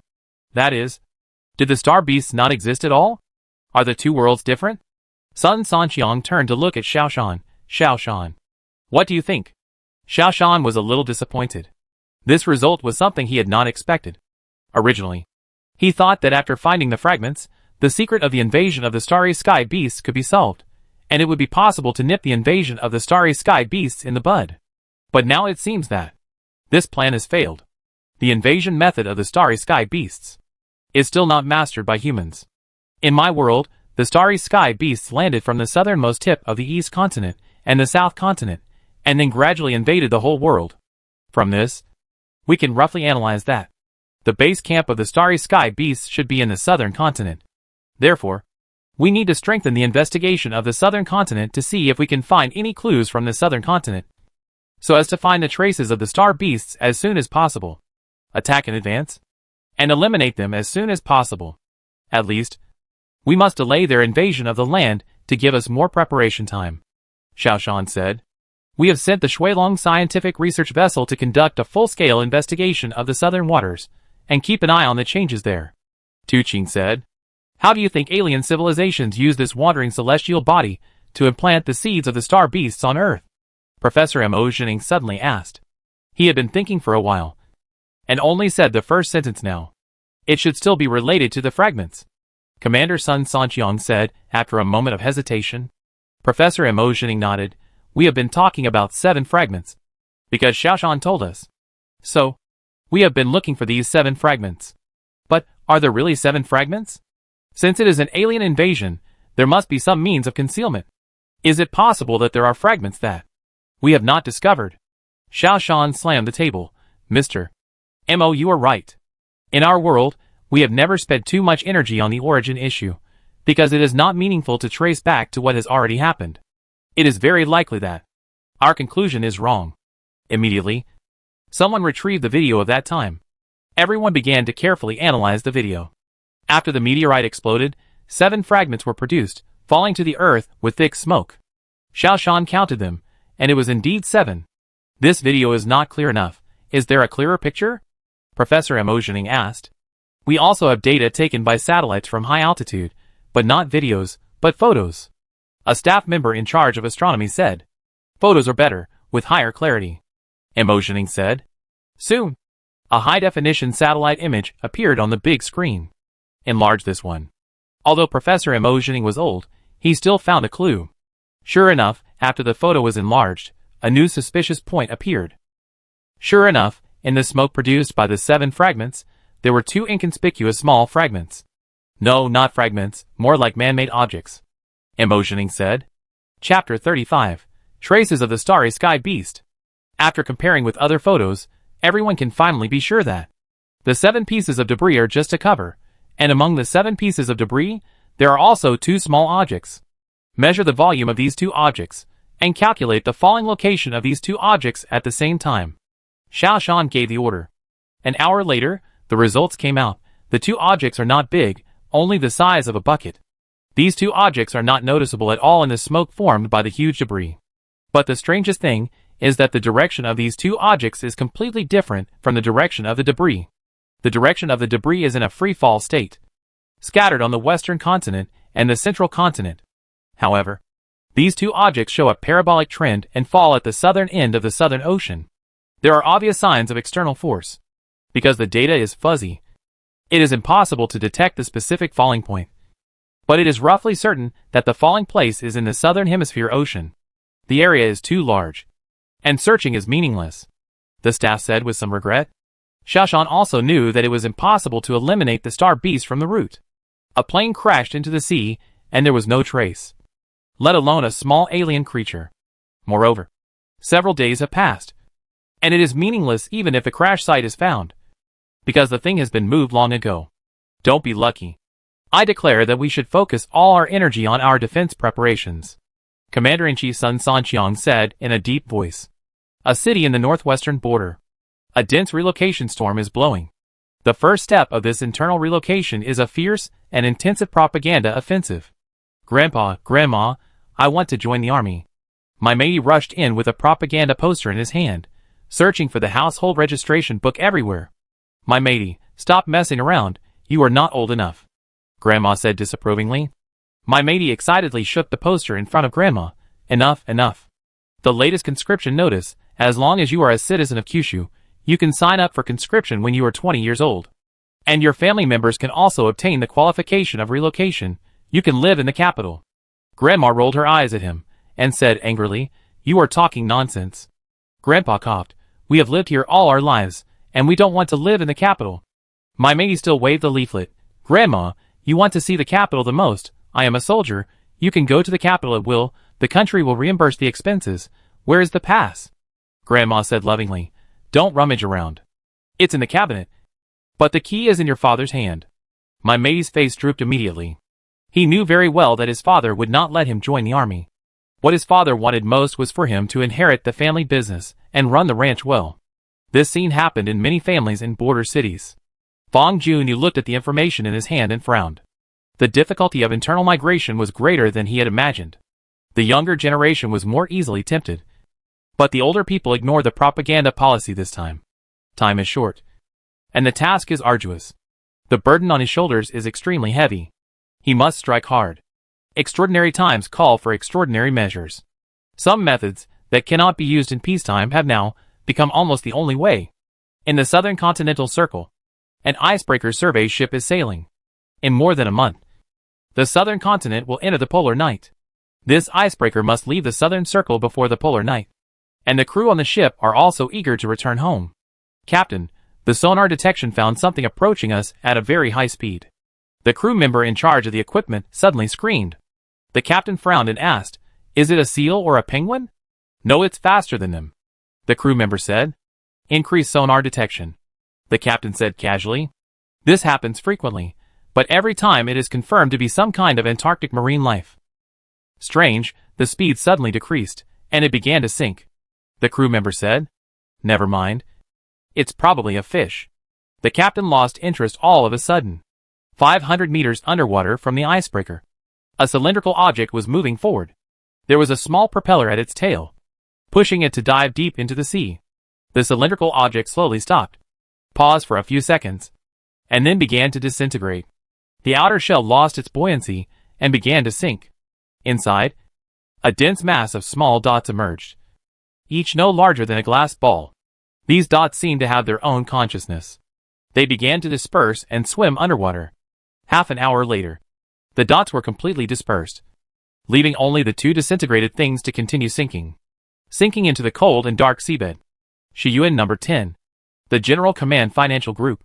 Before the troops move, the food and grass must go first. The financial war will be the first war that Kyushu will take the lead in.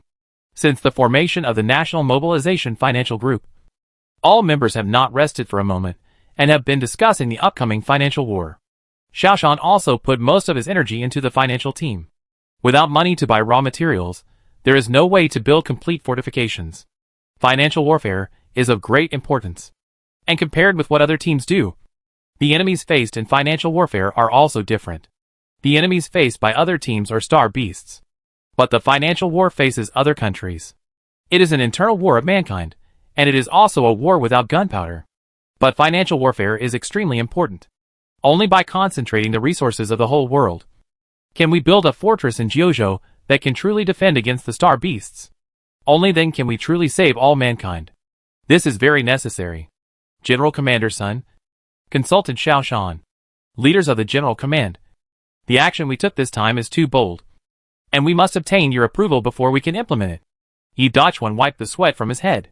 The temperature in the conference room was not high, but Yi Dachuan was still sweating profusely, which also showed the boldness of their plan. Dear leaders, first of all, I would like to state that I and most of the experts do not agree with this plan. It is only because of the will of Team Leader Yi and Deputy Team Leader Zhong that we decided on this plan. With our repeated insistence, we have held this briefing, said a thin man. He is the Deputy Team Leader of the Financial Group, the head of the National Securities Regulatory Commission, and now also the first Deputy Team Leader of the Financial Group. His name is Yin Feibai. Yes, we all think it is too radical and will cause a big mess. An old expert with white hair also echoed. We also have this opinion. Several other team members echoed. Xiao Shan was not surprised. Chapter 36 Materials.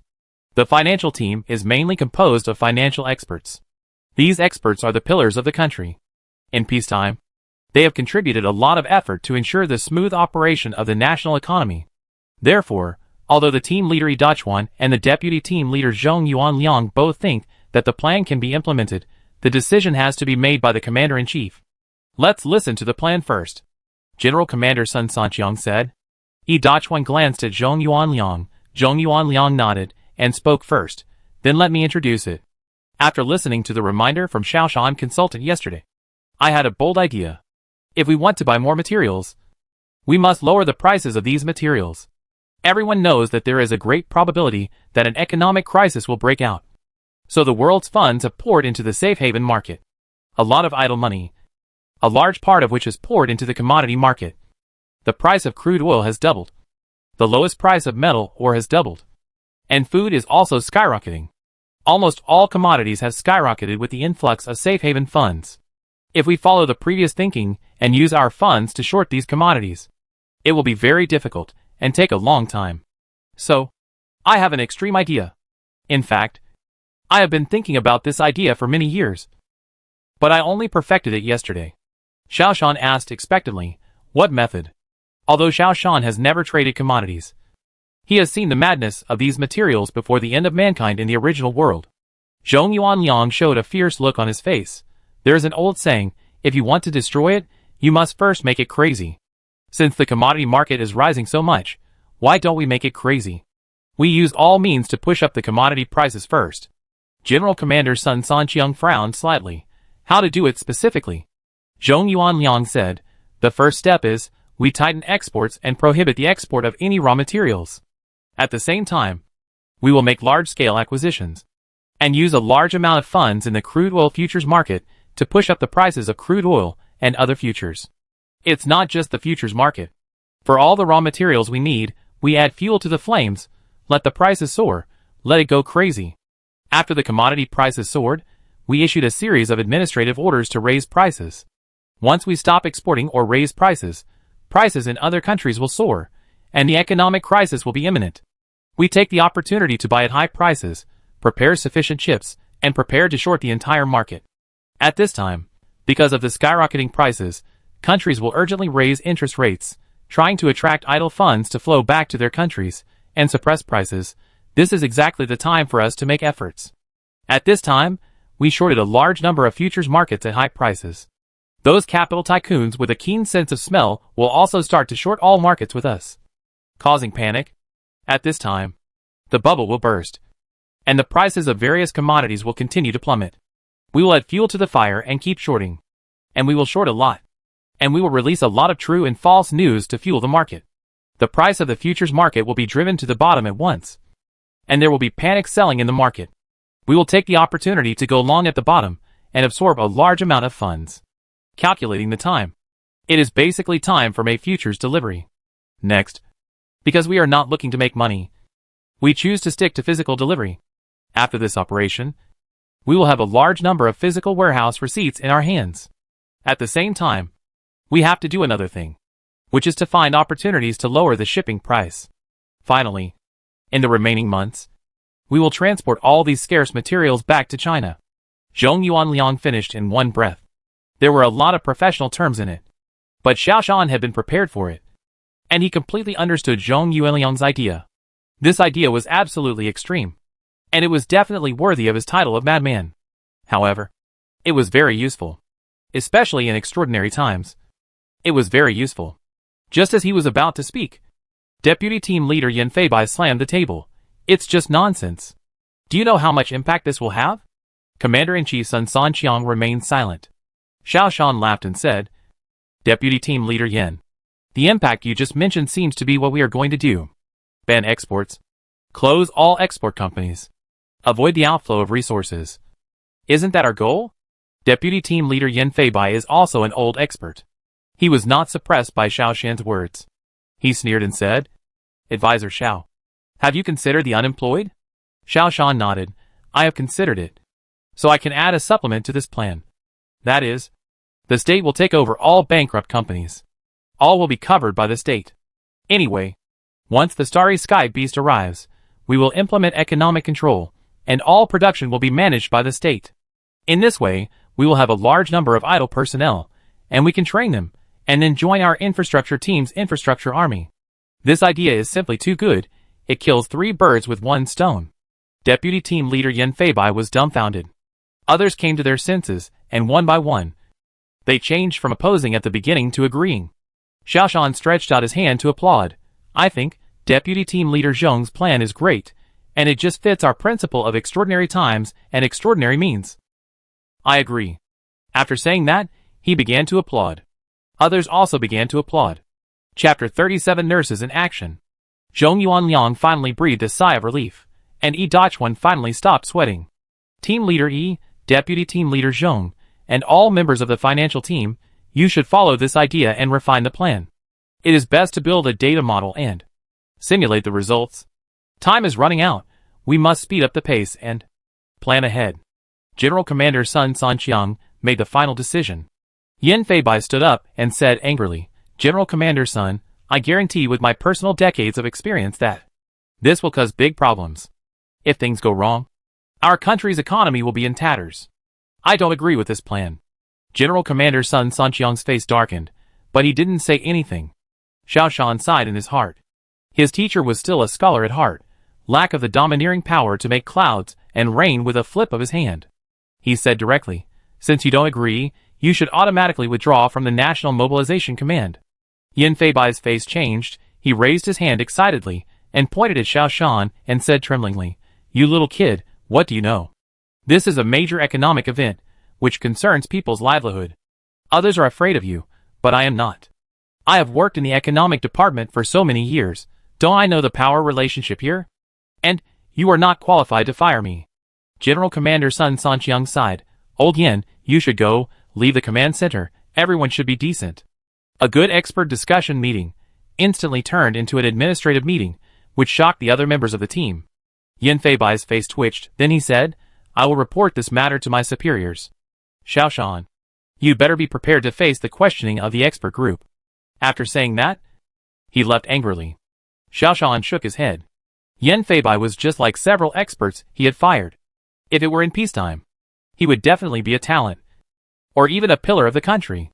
But in extraordinary times, they seriously hindered everyone's actions. Such people should not exist in the National Mobilization Command. Everyone continue. Perfect the details. Especially do a good job of data modeling. Everyone work overtime. Time is tight. And there must be results within a week. General Commander Sun Sanqiang made the final speech. Professor Mo Zhening stood up, his body swaying a little. Xiao Shan quickly supported Professor Mo Zhening. Mr. Mo, don't work so hard. Take care of your rest. Mo Zhening shook his head. My old bones. Even if I leave them in the headquarters, it is worth it. I don't have the energy to work hard. But I can still help everyone grasp the direction. Let's go to the infrastructure team and take a look at their design drawings. Xiao Shan nodded. No one in the headquarters is relaxed. Everyone was in a hurry. Even Professor Mo Zhening, who was so old, was in a hurry. This was the efficiency of the National Mobilization Command. February 21st. In the hospital, a group of nurses who were working overtime were chattering about something. When they saw Ding Wei coming over, someone immediately asked, "Have you heard that nurses are being recruited to join the army?" Ding Wei shook her head. "Join the army? At our age?" The head nurse tidied her hair. "I have heard that this is a conscription order issued by the state. However, I won't go. If I go, I have to start as a soldier. It's not worth it. We won't go either. If we go, we'll be soldiers. What's good about that?" Xiao Li, who has the best looks and the best figure, also said, There are young and energetic soldiers around. What's wrong with that?" Xiao Qing, the most lively one, said with a smile, "Only immature girls like soldiers. Apart from having a good body, what else is good about them? They are all rude like barbarians. The man I want must understand romance, understand life, understand taste, and have style." Xiao Li took out her lipstick and put it on in front of a small mirror. The face is what she cares about most. Forget it, what style, just have to be rich. The head nurse directly tore her thoughts apart. Xiao Li pouted. The head nurse shook her head. "I'm just wondering, why would you suddenly issue a conscription order and recruit nurses on duty? So strange. Is there going to be a war?" "War?" Xiao Li was shocked. "Then we can't go." Hearing this, Ding Wani suddenly shuddered. She remembered that when the handsome Xiao Shan left, he specifically told her to respond to the country's call. Could it be that he was hinting to her that she should actively apply for the job? "Hey, this person looks so familiar. I seem to have seen him somewhere before," the head nurse suddenly said while looking at the TV. The news was being broadcast on TV. And in the passing footage, Ding Wani suddenly saw a familiar face. It was no one else but Xiao Shan, whom she had taken care of for a month. However, although there were few shots, Ding Wani could still see that Xiao Shan was full of vigor and vitality now. And he did not look depressed at all like he did in the hospital. She was moved. "Sisters, I am going to apply for the army. And I also suggest that you apply for the army with me." "What? What? What?" A group of nurses widened their eyes. The head nurse asked suspiciously, "Xiao Ding, do you have any gossip?" Ding Wani smiled slightly. "Someone did remind me. But I don't know if it counts as gossip. But I believe in this person and the country. So I will enlist in the army. If you are willing, come together. By the way, think about the support last time." After saying that, she walked towards the hospital with great interest. Every hospital has a registration office in the hospital. She wants to register as soon as possible. Maybe I will have a chance to see him again? Ding Wani thought sweetly in her heart. "Sister Ding, wait for me, I will go too." The youngest nurse Xiaoqing chased after him. The nurses who were originally talking enthusiastically became quiet. They were all familiar with Ding Wani. A nurse with strong opinions. She had strong professional skills and a smart mind. There were rumors that she would be promoted to take over the position of head nurse. Now she was going to apply for the job. It seemed that this matter was not that simple. Moreover, Ding Wani's last sentence made many people excited. Think about the support last time. What a magnificent battlefield it was. Especially the head nurse. Her heart suddenly became excited. In that battlefield, youth was so passionate, and every day's struggle was so meaningful. Although I was too tired to speak, but once the emergency alarm sounded, my already exhausted body was immediately filled with strength again. "I'll go too." The head nurse dropped what she was holding and hurriedly followed. The other nurses also began to get excited. Chapter 38. A hurried meeting. The capital. On a construction site somewhere. Zhang Desheng, carrying a lot of bags, looked at the familiar construction site, feeling a little emotional. Zhang Desheng had experienced this situation once before. It was a surprise mission 6 years ago. This time, it seemed that history was repeating itself. "Don't complain," the company said. "It was a call from the country. Don't say anything. Since it's a call from the country, we should be the first to respond." Zhang Desheng turned his head and looked at his coworkers and said seriously. The worker wiped the sweat from his head and smiled. "Brother Zhang, I feel much better when you say that." The worker's name is He Jisheng, and he is also a young man who has to join the construction team because he has no special skills.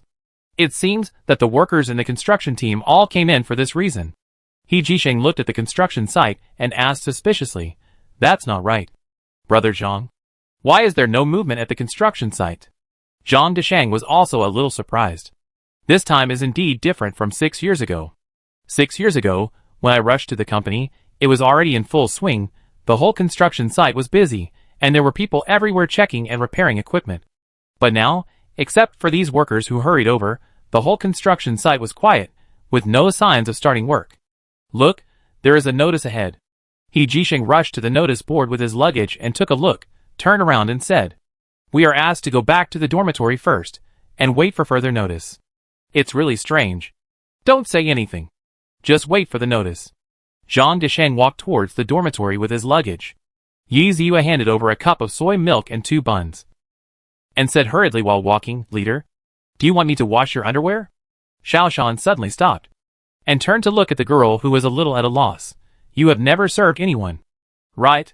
Yi Ziyue lowered her head embarrassedly. "Well, I basically don't do housework at home. I learned it after I came to the army." Xiao Shan nodded. All kids nowadays are like this. Although he is only a few years older than Yi Ziyue, but looking at Yi Ziyue, Xiao Shan feels like an uncle, while Yi Ziyue is just a child. "If I have time, I will wash it myself." "But," Xiao Shan shrugged, "you can see, I have almost no time, so it's all your business." "Oh." Yi Ziyue was obviously a little disappointed. She still couldn't accept the reality of having to help a grown man wash his underwear. Xiao Shan shook his head. "All my clothes can be thrown into the washing machine. No need to wash by hand. I am a man, not a woman. Understand?" Xiao Shan was reminding Yi Ziyue to do things. Men are not so delicate that they have to wash their underwear by hand. Just throw it into the washing machine. There is no need for so much trouble. Xiao Shan really wants to replace this little girl who knows nothing. As a life assistant, she still needs to give instructions everywhere, which is really enough. However, in order not to leave people with the impression that he is unreasonable and difficult to get along with, Xiao Shan decided to endure it. Yi Ziyue stopped at this point, seeming to have suddenly realized something. Looking at Xiao Shan's hurried back, she was a little confused. Is the leader really that busy? Xiao Shan is indeed very busy. So busy that he doesn't even have time to get a haircut. He walked into the meeting room of the military group with a messy and unkempt hair. "Are all the people here yet?" Xiao Shan hurriedly drank a mouthful of soy milk and ate a bun with big mouthfuls. He wasn't the only one like this, others were like this. In the face of a global crisis, image and the like are not important at all. Moreover, there is a special phenomenon in the National Mobilization Headquarters. That is, the leaders and team members usually hold meetings. The team members are very busy, and they have to prepare materials and courseware for the meeting. And sometimes they have to prepare photocopied materials. On the contrary, the leaders are very simple, and they come with notes. Therefore, it is almost impossible to see leaders and team members holding meetings in other places. But in the National Mobilization Headquarters, it is the norm. There is another phenomenon. That is, meetings can be held at any time. Often, meetings start before people are due and before the time comes. Everyone is working against the clock, saving as much time as possible.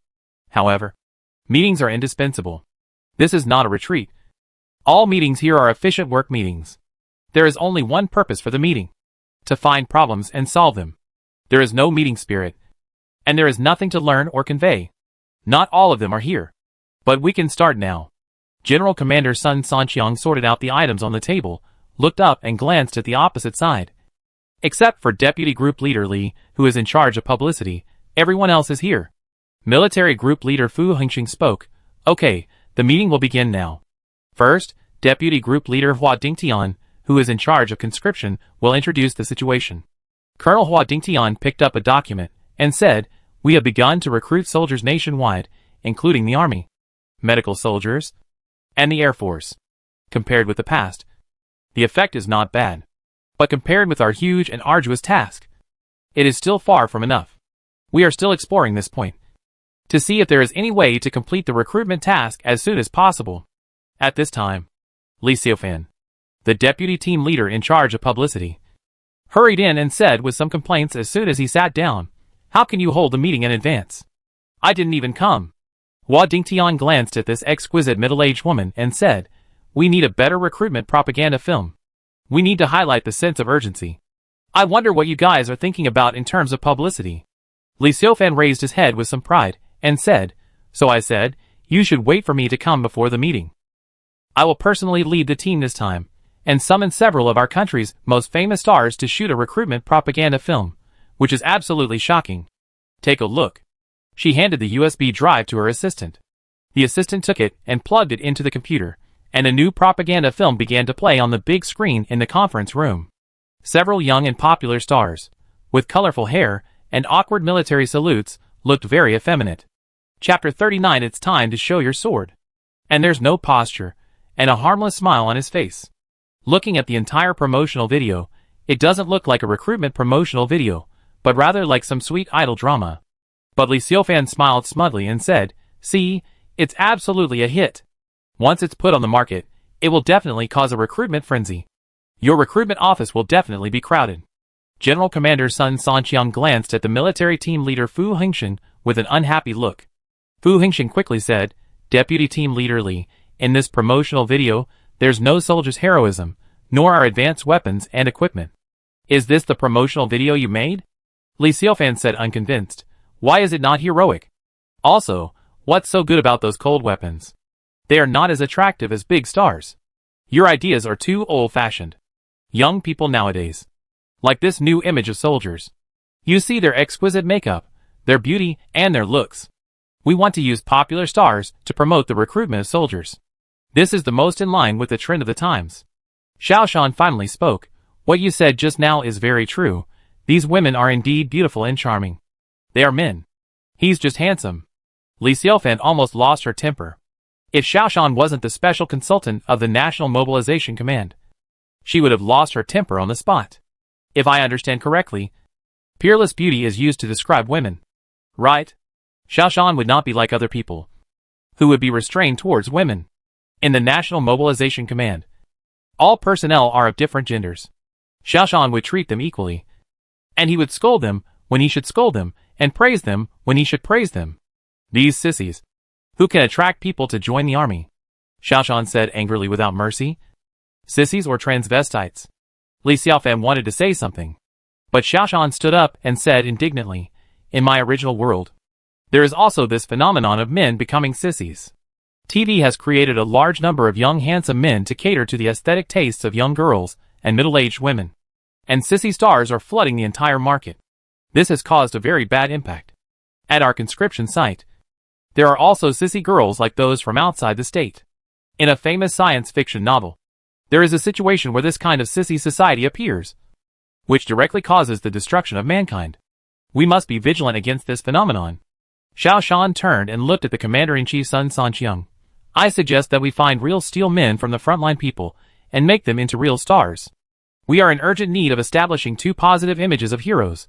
One is the soldier, the other is the construction worker. We should tap talents from these two groups and train them into superstars." Lee Seofan was so angry that she was shaking all over.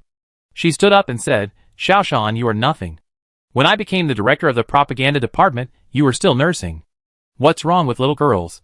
What's wrong with little fresh meat? They are better looking than you rough old men. People nowadays need to live exquisitely and elegantly. How can we let society regress back to the world of barbarians?" Xiao Shan sighed. "There is nothing to say to such a blindly arrogant woman who has lost her basic judgment. I don't know how this woman climbed to this position. Moreover, it is because of such people that the current trend of feminization culture has emerged. In peacetime, this kind of feminization trend is very dangerous. Not to mention the current extraordinary period. Lee Seofan, I formally inform you that you are fired." Xiao Shan turned to look at the leader of the military team. Fu Hengxian, Team Leader Fu. "Quickly find a suitable deputy propaganda leader. This task is very difficult." Lee Seofan pushed the chair hard and said angrily, "You fired me, and I don't want to do it anymore." After that, she tidied up her delicate makeup and walked out aggressively. The conference room fell into silence. Xiao Shan immediately said, "Everyone, don't be affected. Team Leader Fu, the recruitment video is very important. The director must be chosen well. The recruitment video must be explosive, it must be exciting, it must be able to arouse the spark in everyone's heart. Which young man has not dreamed of a military career? Shooting a real video will definitely attract a large number of young people to join the army." Hua Dingtian interrupted and said, "Actually, I have some knowledge of recruitment videos. Those young people are very interested in many of our country's weapons and equipment that cannot be publicized. If these things can be photographed, they will definitely explode." Xiao Shan clapped his hands. "Well said. At this time, there is no need to hide it. Commander-in-Chief, I suggest that It is time to show our assets. Those equipment that only exist in legends. It is time to officially show up. This speech immediately ignited everyone's enthusiasm. The weapons and equipment of Gyojou have developed rapidly recently. It's time to show it off. Especially the Space Fortress Star battleship, which has never been officially disclosed, is a secret weapon that can make men's blood boil. As long as these things can be shown, there is no need to do too much publicity. They can definitely ignite the hearts of men across the country and make the conscription mission successfully completed. Moreover, I strongly suggest that we conduct a real-life exercise. Create public opinion to help us ignite the enthusiasm and attention of the people across the country. Xiao Shan suddenly showed a sharp smile. Okay. I agree, Commander-in-Chief Sun Sanqian said with great pride. It's time to show your sword. Let's make those enemies hiding in the corner tremble. Everyone at the meeting felt their blood boiling. The unpleasantness brought by Li Xiaofan just now disappeared. This is the meeting that a military team should have. Chapter 40, The Beginnings of a Simple Love in a Noodle Shop. Boss, give me a bowl of noodles, add more noodles, add more vegetables, add more chili. He Jixing sat down and shouted into the store. Vegetarian noodles for 15 yuan. The boss lady with a face full of flesh impatiently threw the QR code on the table. You need to add more of this, and more of that. Why don't you buy 2 bowls? He Jixing stopped holding the phone. 15 yuan a bowl, you are robbing me. Isn't it 7 yuan normally? Don't you see what time it is? It's a festival now. Is it easy for me to open a shop? The proprietress crossed her arms and glanced at He Jixing. If you can afford it, eat. If you can't, get out. He Jixing stood up angrily. What's your attitude? This is my attitude. You are a bunch of mud dogs. Dirty and dirty. You have made my shop dirty. It's good enough that you have food to eat. The proprietress turned around and left. He Jixing held back his anger. There was no way. He looked around. There was only one noodle shop. The other few were all stir-fry restaurants. The prices were probably more expensive. Although the salary of construction workers is not low. In this capital city where every inch of land is valuable, this amount of money is really not enough. Especially when you need to save money to build a house in your hometown. And save a large amount of dowry to prepare for marrying a wife. So, save as much as you can. He scanned the code to pay helplessly. And then waited for the noodles to be served. After a while, he heard someone shouting inside, that construction worker. Come and serve the noodles. Who else do you expect to serve them to you? He Jixing held back again. And he walked back to his seat carefully with the noodles. A man walked in a hurry. He Jixing quickly dodged with noodles in his hand. Although he didn't hit the man, he spilled the soup all over the floor. He Jixing panicked. The boss lady had a bad temper. She would definitely be scolded again. He didn't think much. He took out his towel to wipe his sweat, and knelt on the floor to wipe it. A girl rushed to wipe it before him. He Jixing looked up, and saw a girl of 18 or 19 years old, dressed very simply, holding a rag in her hand. The girl wiped the stains on the floor very seriously, without any disdain or complaint. The girl was not a great beauty, at least not as beautiful and fashionable as those girls in the capital. But in He Jixing's eyes, she was very attractive, simple, not impetuous, full of sunshine and fitness. Girls like this most attracted simple construction workers like He Jixing, because there was a different kind of beauty. After eating this bowl of noodles, He Jixing didn't taste anything at all. His eyes stayed on this girl. Don't occupy the table after you finish eating. What kind of person is this? No quality at all. No wonder he can only be a construction worker for life. The boss lady scolded, and He Jixing had to leave the noodle shop reluctantly. However, that healthy and sunny figure was engraved in his heart. Headquarters of the Iron or Mining Alliance. A meeting was in progress. President, according to the information sent by the headquarters, they are preparing to build a super large mine, and want to control the right to speak for part of the iron ore. The Secretary General handed the report to the President of the Mining Alliance. The Iron or Mining Alliance is a non-governmental organization. But in fact, it is an absolutely powerful organization. How credible is this news? The President is a bald man, and his hawk-like eyes are very sharp. It is because of his ability that the Mining Alliance has firmly grasped the pricing power of iron ore. Very credible. The Secretary General said tirelessly, not only iron ore, but also crude oil, copper or rubber, food and other resources, they all need to increase production efforts. They even set up a national mobilization headquarters for this purpose. They want to take advantage of this planetary crisis to go one step further. If Xiao Shan and Sun Sanxiang knew that foreign intelligence agencies interpreted the National Mobilization Headquarters in this way, they would definitely laugh. This is the best disguise. As long as we keep it secret for another 3 months, it will be a success. The president touched his bald head and said gloomily, "We don't care about other things. For us, a crisis is an opportunity, not a danger. Tomorrow we will discuss this year's iron ore price with several major iron ore consuming countries. Let's analyze it. Is it necessary to modify our plan?" The top iron ore expert said, "It is necessary. Now that we have mastered the content of the meeting, we must make targeted adjustments. If we continue to maintain today's high iron ore price, we will help them complete the construction of their super large iron ore mine. What if it is completed? Their cost can only be controlled at around 60 at most. Even if it is pushed to the limit, it is still around 50. Our cost is 20. When he completes the investment, we will immediately lower the price and make their iron ore mine bankrupt again. We have done this more than once or twice." The second expert and the first expert have always been fighting openly and secretly. Their views have always been opposite. The first expert snorted, "Don't be careless. Once they master the technology, it will be over. The price will be directly driven to the bottom." Chapter 41 Responding to the Call of the Country. Expert number 2 wanted to say something, but expert number 1 stopped him. "I have no doubt that as long as we give them time and opportunities, they can reduce the cost to 30 yuan, or even lower. At that time, we will lose more than half of the pricing power of iron ore. Therefore, the best way to deal with them is to kill their chance to build a super iron ore mine in the cradle. Let their plan fail before it is even formulated."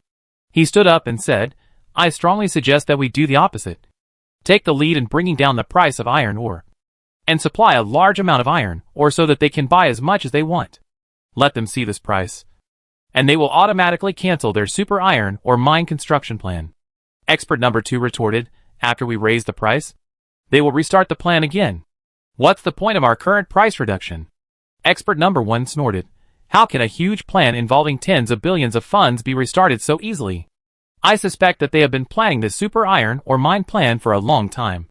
Canceling it is also a huge blow to them. Want to restart again? How can it be so easy?"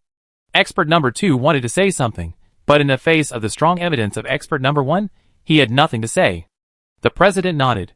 "Okay, since everyone thinks so, then in tomorrow's negotiations, we will tell them that this year we will ensure sufficient iron ore supply and increase iron ore production.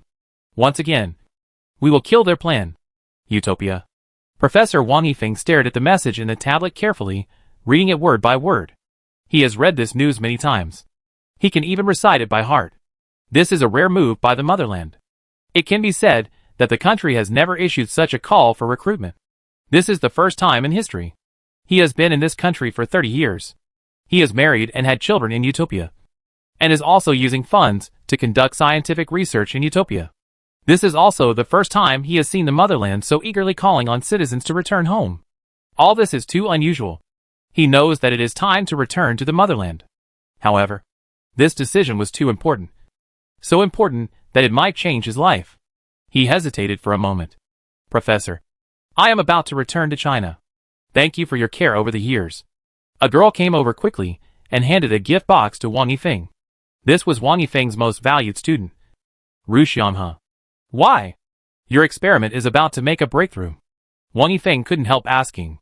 Ru Xianghe raised her hand and gently pulled her hair around her ears. Her every move was like her name, revealing the gentleness and elegance of a Kyushu woman. "Professor, I want to bring back what I have learned and contribute to the development of our country. I originally wanted to wait until the experimental data came out before leaving, but the country needs me now. The state's call for state citizens is a signal to return home," she said firmly. "In a sense, people like us are also warriors. When the motherland calls, we should respond. Goodbye, teacher." Wang Yifeng couldn't help but feel sorry for Ru Xianghe. Once the project she is responsible for achieves a breakthrough in the experiment, she will gain great honor. She just left like that, and all her previous efforts were in vain.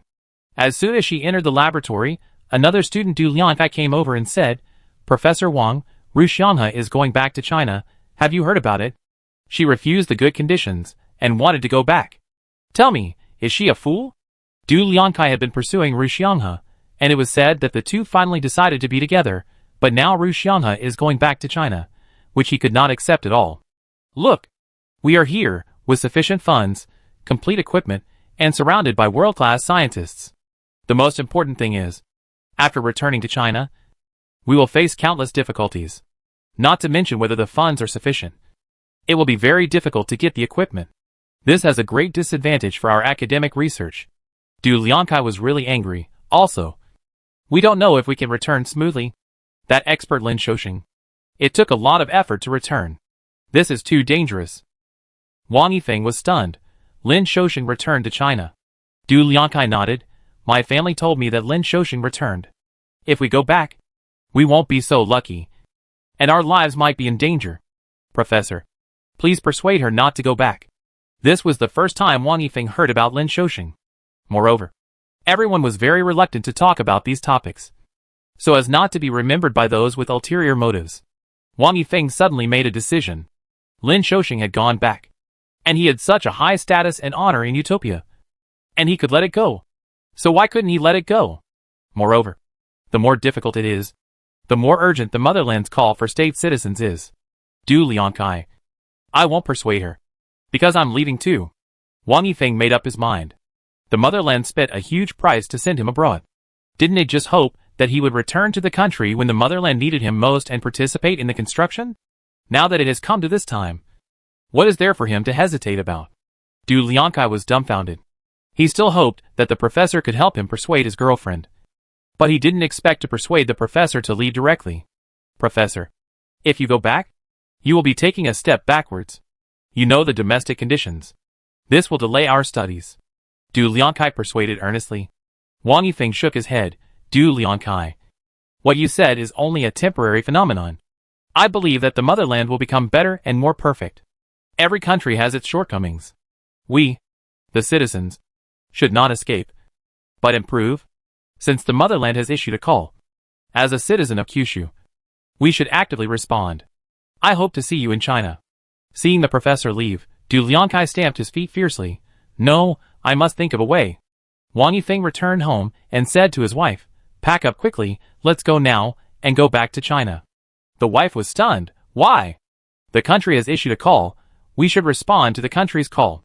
Don't say anything, pack up. Let's go now. Wang Yifeng said seriously. The wife shook her head. No, I won't go back. We finally found our foothold in Utopia. Why should we go back? We have status and identity here. Besides, I like the life here. How comfortable and leisurely it is. I don't want to go back. Wang Yifeng sighed. We have to go back. This is not a discussion with you, but a decision. The wife slammed a teacup. Wang Yifeng, you dare to talk to me like this? I think you have a bad temper. You are not allowed to leave. If you want to leave, go alone. All the property is mine. Wang Yifeng looked at his wife, as if he didn't know her. It turned out that his wife, who had been married for so many years, was such a person. Someone who couldn't tell the situation. Okay. All the property belongs to you. Wang Yifeng picked up his ID and turned away. Chapter 42 Whereabouts of the Starry Sky Beast.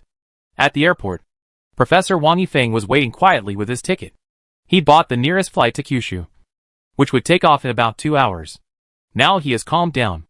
The child has returned to Kyushu, and is in high school. This is the result of his repeated insistence. His wife just called him, and asked him to sign a divorce agreement.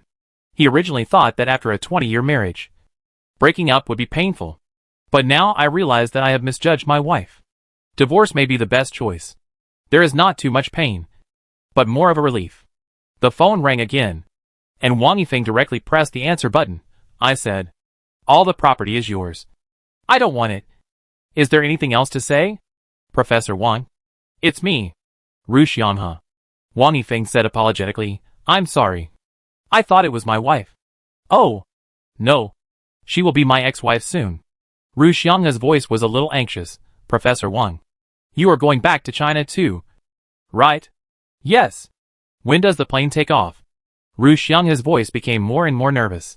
2 hours later. Hurry up and change your flight. We'll leave right away. Ru Xianghe's voice became more nervous. Wang Yifeng felt something was wrong. What's wrong? Du Liankai threatened to report both of us. I have changed my flight to the nearest flight. You should hurry up, too. Otherwise, There will be trouble. Wang Yifeng was startled. Also, turn off the phone immediately. I wish you a safe journey. Ru Xianghe hung up the phone. Wang Yifeng did not hesitate. He immediately walked to the counter and changed his flight to the nearest flight to Kyushu's southern neighbor. Returning home, I can only return home through this southern country. Wang Yifeng turned off the phone and threw it into the trash can. He didn't need to bring anything back home, just bringing his brain would be the greatest contribution to the motherland. Under the thick ice sheet at the southern end, there is a whale fall at a depth of thousands of meters on the seabed. The so-called whale fall is a small ecosystem formed by a huge whale sinking to the seabed after death. There were originally thousands of species of creatures living here, from the lowest bacterial colonies to mollusks, deep-sea fish, etc. All kinds of shapes, various, very rich.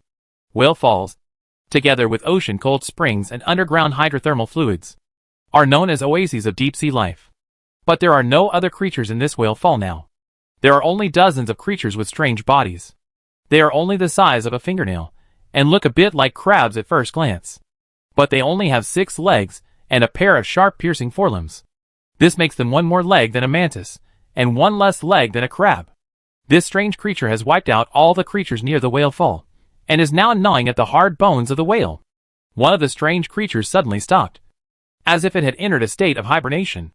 The other strange creatures continued to gnaw, leaving the whale fall without a trace of vitality, but only a smell of death.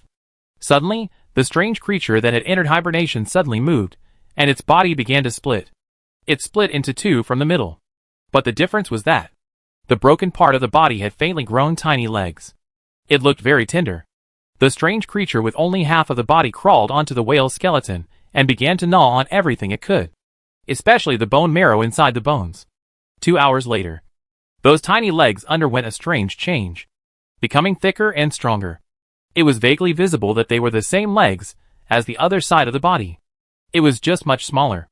Moreover, originally only half of the body, now a small part of the body had grown out, and it was still growing gradually. It is estimated that in a few hours, this creature will become a complete creature. If Xiaoshan saw this scene, he would be very shocked. This is the scavenger among the star beasts. February 22nd. The annual iron ore price discussion meeting is in progress. Yi Dachuan, Zhong Yuanliang and other financial team members have basically arrived at the venue. This is the first big battle in the preparatory activities, and it must be won before the troops move. The food and grass must go first. In this technological age, if you want to fight a defense war with a total mobilization of the whole nation, you must first have sufficient supplies. Food, resources, and energy are all very important. The financial group attaches great importance to this meeting. Moreover, the preliminary work has been done, and today is the time to reveal the trump card. The meeting was in progress, and it was the turn of Jiuzhou to speak. Yi Dachuan said in a deep voice, because our national conditions have changed. We are now adjusting our industries in China to reduce energy consumption. We have forced many crude steel mills to stop production. So our iron ore imports this year will be reduced by 30% compared with last year. If the price is high, we can reduce it further, up to 50%. This is our demand for iron ore this year. The president of the Mining Alliance exchanged glances with the #1 expert. Sure enough, Jiuzhou began to make a move. Jiuzhou reduced the import of iron ore, and the purpose was very clear. That is, to use most of the funds to support the domestic super iron ore mines. This news was indeed true. Dear Mr. Yi Dachuan, as far as I know, your country's demand for steel has only increased. How can you reduce the import of iron ore? The president asked. Chapter 43 done. Yi Dachuan said calmly, we will make great efforts in energy this year.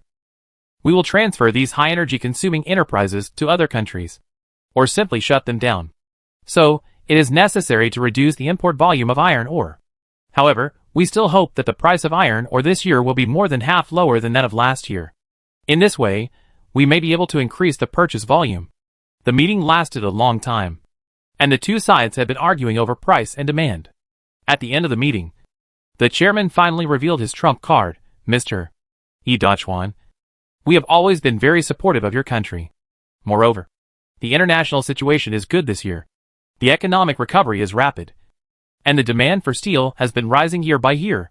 In order to support the economic development of countries around the world, We are willing to double the iron ore production. At the same time, we can reduce the price to 50% of last year. However, the only condition is that your country must increase the purchase volume to 3 times that of last year. Dachuan and Zhong Yuanliang almost laughed out loud. But at this critical moment, they could not show their true colors. The Kyushu delegation held an urgent internal consultation, and then called the National Mobilization Command for half an hour. At this time, Dachuan said with a heavy heart, if we reduce the price by another 10%, our purchase volume will increase to 4 times that of last year. And most of the purchase volume will be completed in the first half of this year. This is our bottom line. The president smiled triumphantly. Okay. For the friendship between our two sides, we should have a toast. He believed that the reason why Kyushu took so long to call and took the initiative to increase imports was only because they finally gave up the plan for the super iron ore mine. They need a large amount of imported iron ore to guarantee their interests. However, this is exactly what they need. The pricing power of iron ore must be in the hands of the mining alliance. Even if it means giving up part of the profit, it is worth it. Airport.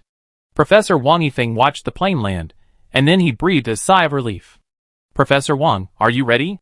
The accompanying staff of the embassy asked. Ready? I have been thinking about it all the way. Professor Wang Yifeng said with a smile. Being able to return to China safely, he felt much better. Even having to divorce his wife of 20 years, he felt less painful. That's good, that's good. Your return this time is of great significance to the country, and everyone attaches great importance to it. Your return will surely lead a large number of people with lofty ideals to return to the country. By the way, the person who greets you is at the VIP exit. Please check the sign. VIP exit, I see. Professor Wang Yifeng picked up his small luggage and walked forward along the passage. The staff of the embassy and consulate behind him were handing over the formalities with the flight attendants. After finishing all this, the staff hurriedly followed Professor Wang Yifeng. But after walking for a while, there was still no trace of Professor Wang Yifeng. Even when they reached the VIP exit, they still did not see Professor Wang Yifeng. After being away from home for a long time, I feel homesick.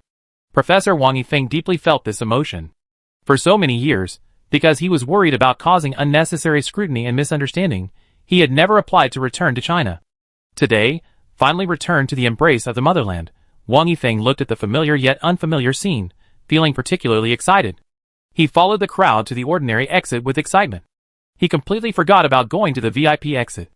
As soon as he walked out, he saw a large group of girls and aunts in front of him, waving various fluorescent signs in their hands. The contents on them shocked Professor Wang Yifeng. Wang Yifeng. Feng Feng. Xin Feng Feng. There was also a banner, which read, Wang Yifeng, we love you.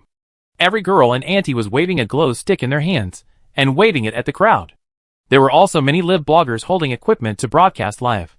There were also some photographers and reporters, who were also taking pictures with various equipment. The scene was very chaotic. This scene stunned Professor Wang Yifeng. When had he ever been welcomed like this? And, was this welcome too enthusiastic? However, out of courtesy, he still waved his hand, raised his hand to the group of girls and aunties, and smiled at them at the same time. But the strange thing is that, Professor Wang Yifeng approached these enthusiastic people, but these people were still cheering towards the exit, and it seemed that no one noticed his arrival.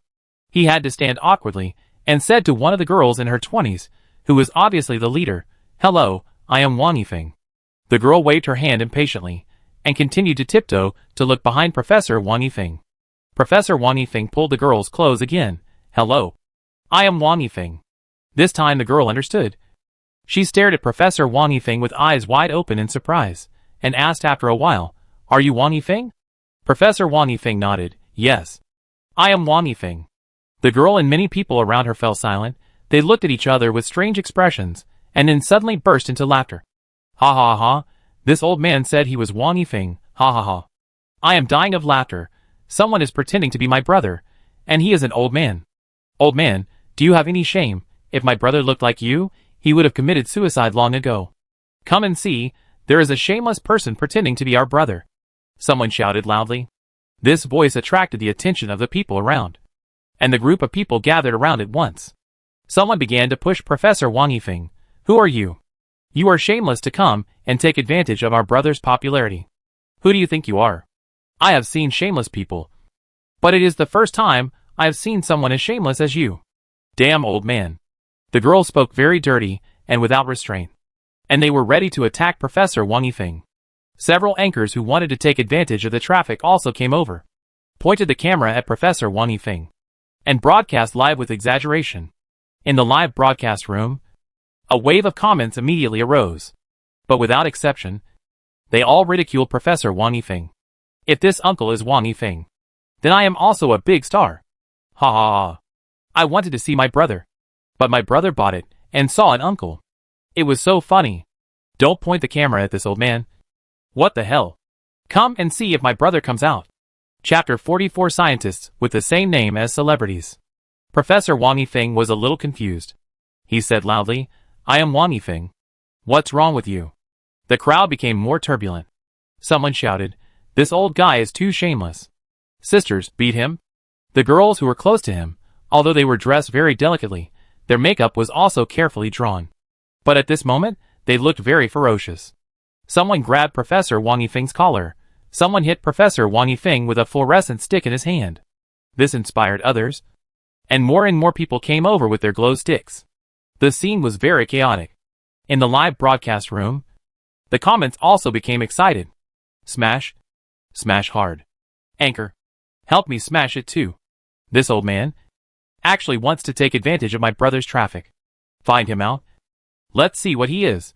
He dared to die. Let's raise money to throw things at him. It's disgusting to watch. Seeing the movement here, the staff of the embassy and consulate realized that something was wrong. Because Professor Wang Yifeng obviously went to the wrong exit, and actually went to the ordinary exit. While he took out his phone to inform Hua Dingtian, he squeezed into the crowd, trying to pull Professor Wang Yifeng out.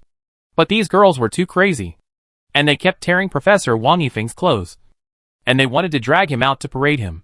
At this moment, a burst of shouting and calling suddenly broke out from the other side, which attracted the attention of the besieged girls. They finally let Professor Wang Yifeng go, and went to another place. Wang Yifeng. I love you. Wang Yifeng. Phone. You are so beautiful. Brother. I love you. The screams of crazy fans were everywhere. And it was the kind of hysterical screaming, making people think that something terrible had happened here. The bloggers who were broadcasting live also changed their direction, focusing their cameras on the person who was walking out from a distance surrounded by a group of bodyguards. But those who knew the business knew that nothing big had happened. It was just a traffic star who came out. The staff of the embassy and consulate quickly squeezed to the side of Professor Wang Yifeng, pulling his hand and pushing them out of the crowd. What's going on? Professor Wang Yifeng asked in shock. It's a young celebrity, also called Wang Yifeng. The embassy staff turned around and pointed at a boastful teenager in the crowd and said, It's him. Professor Wang Yifeng finally understood what happened. He glanced at the traffic star and was stunned. A young man with a face full of 1 centimeter thick foundation, drawing thick eyeliner and eyebrows, waved his hand arrogantly, wearing very bright clothes, long hair, braided, and smeared bright lipstick, making it impossible to tell whether he was a man or a woman. Is this a man or a woman? Professor Wang Yifeng, a senior intellectual, swears a little. Professor, keep your voice down. Be careful of being attacked by them. These fans are crazy. The embassy staff said. Let's go to the VIP exit. At this time, Colonel Hua Dingtian came over with 2 guards, but their actions were not smooth, and they had to keep pushing away these crazy fans along the way. Colonel Hua Dingtian was shocked when he saw Professor Wang Yifeng for the first time, because Professor Wang Yifeng was in a very embarrassed state. The clothes were wrinkled, the buttons were ripped, and the hair was very messy. There was a faint red mark on the head. What's wrong? Someone on the flight made things difficult for you. Colonel Hua Dingtian asked worriedly. Professor Wang Yifeng shook his head bitterly. No. I was wrong just now. I thought they were here to greet me. Colonel Hua Dingtian was tall and strong. He knew the reason at a glance. And his brows furrowed suddenly. Fuck. Just an actor. But he is more popular than the pillars of our country. These silly women are really crazy. A guy who is neither male nor female is being chased like this. I want to show you what kind of star is really worth chasing. Hua Dingtian picked up the intercom and said loudly, Move the garrison troops at the airport over. Let's chase the star too. Star Wang Yifeng glanced at the fans and forced a smile on his face. If his agent hadn't reminded him again and again to pay attention to the hype, he would have left here long ago. He was very unhappy looking at this group of brainless fans. However, these are his bread and butter, so he had to deal with it casually. However, he was very dissatisfied with the fans who met him at the airport today. The main reason was that he could not use the VIP exit. His agent said that the VIP exit was occupied. His agent asked around and said that it was occupied by a scientist. This made him very upset. What a shitty scientist. Could he be more famous than him? Could he have as many fans as him? Could he make as much money as him? He asked his agent to negotiate. But even the powerful agent could not do anything. He had no choice but to pinch his nose and walk through the ordinary passage like everyone else, which made him very uncomfortable and unhappy. Moreover, the scale of the welcome today was much smaller. In the past, there were thousands of people welcoming him at the airport. But today there were only a few hundred people. There were not many media outlets. Only a dozen or so. Some video bloggers also mixed in to get some attention, which made him very dissatisfied. Speak louder. Haven't you eaten yet? The agent saw the dissatisfaction of the star Wang Yifeng and immediately called on the fans to cheer. The fans immediately cheered again and became even crazier. The reporters also quickly pressed the shutter. The atmosphere was about to reach a climax. Suddenly, the ground began to shake. The crazy fans were a little terrified. They looked around and then found that a large team was running towards them in an orderly pace. This team was well equipped, agile, and in step. It was obvious that they were a well-trained team. This team passed through the crowd and then stopped at the exit. With a clatter of neatly arranged people, a passage formed by a human wall was formed. Several people ran quickly with carpets in their arms, spread the carpets on the ground, and a red carpet show was created. Star Wang Yifeng smiled, patted his agent on the shoulder and said, "You did a good job this time. Letting the army pick you up at the airport is much more respectable than the unorganized fans." The agent was stunned. He had no idea there was such a thing. The fans also got excited. They obviously thought it was a wonderful airport pickup ceremony specially prepared for their idols. It was the most respectable thing to dispatch the National Police Force to pick up their idols at the airport. It seemed that his brother's mortal enemy did not have this treatment. The anchors who were trying to get traffic were even crazier, and they began to get agitated one by one. Chapter 45. The entertainment storm caused by crazy fans is about to break out. My friends, this is incredible. The grand reception for our idol this time is bigger than ever before, and the standard is higher than ever before. I am here now. Let me show you the scene. The famous online celebrity blogger Su Duzi excitedly broadcast live. Su Duzi is a beauty blogger, but his popularity has declined seriously recently. In order to increase his popularity, he began to take advantage of the popularity of celebrities. Just now, he live broadcasted the scene of Professor Wang Yifeng being humiliated. The atmosphere in the live broadcast room was very lively. Fans were speculating, what was the reason this time? They actually prepared such a grand welcome ceremony for the star Wang Yifeng. Isn't it said that Wang Yifeng's popularity is not good? Why did the army come to pick him up at the airport? This scale is too exaggerated. Who said that our brother is not good? Everyone in our family has always been a top star. Our brother is just handsome. Wang Yifeng, I love you. The star Wang Yifeng also straightened his chest unconsciously. This was the most impressive airport reception he had ever had, even more impressive than when he was at the peak of his career. In the past, no matter how many people there were, they were all civilians. This time was different. From the personnel and equipment, it was clear that they were official. Even the big names in the entertainment industry probably didn't get this treatment. Thinking of this, he excitedly walked towards the passage composed of soldiers. At this time, another large group of people ran over. This group of people are not soldiers, but reporters. And you can tell at a glance that they are not reporters from third-party media, but reporters from regular media. These reporters are also well equipped, and several anchors look familiar to everyone. Bing Bing. It's Bing Bing. I didn't expect my brother to be so prestigious that even the leading actress of the national TV station came. Someone was sharp-eyed and recognized the female reporter standing in the front of the crowd. It's really Bing Bing, a goddess. The few men in the crowd shouted excitedly. Live blogger Su Duzi's eyes popped out, and he quickly pointed the camera at the anchor Bing Bing. My friends, you've made a profit today. The national TV station's leading actress Bing Bing came to pick you up at the airport. Is Wang Yifeng going to be popular again? Su Duzi felt that he had made a profit today. Not only did he take a picture of Wang Yifeng, he also took a picture of the national TV station's leading actress Bing Bing. The popularity of the live broadcast room today, it's definitely rising straight up. Oh my god, it's really the national TV station's Bing Bing. Isn't it said that the country never chases stars? Why did they send Bing Bing to pick us up today? Does Wang Yifeng have a special background? Suzuzi, zoom in, I want to see the goddess Bing Bing. Anchor, turn the camera, I want to see my brother. The people upstairs, get out of here, we want to see the goddess. The live broadcast room was in chaos. The scene was also in chaos. Looking at the long guns and short guns surrounding him, star Wang Yifeng excitedly patted his agent hard. This time you did a great job, this is a show, I guess I am the first in the entire Kyushu entertainment industry. He strode into the passage formed by the wall of soldiers, and then posed, preparing for reporters to take pictures. But strangely, none of the reporters' cameras were aimed at him, but at another place. The agent was sweating profusely. He realized that these people were not coming for his brother. However, the star Wang Yifeng did not notice. He shouted angrily, "Are you all stupid? I'm here. Shoot this side." But no one paid attention to him. He was angry and rushed to the aisle, ready to rush to the reporters to teach them a lesson. But just as he took a step out, he was stopped by a soldier. This was a burly soldier who was over 1.9 meters tall.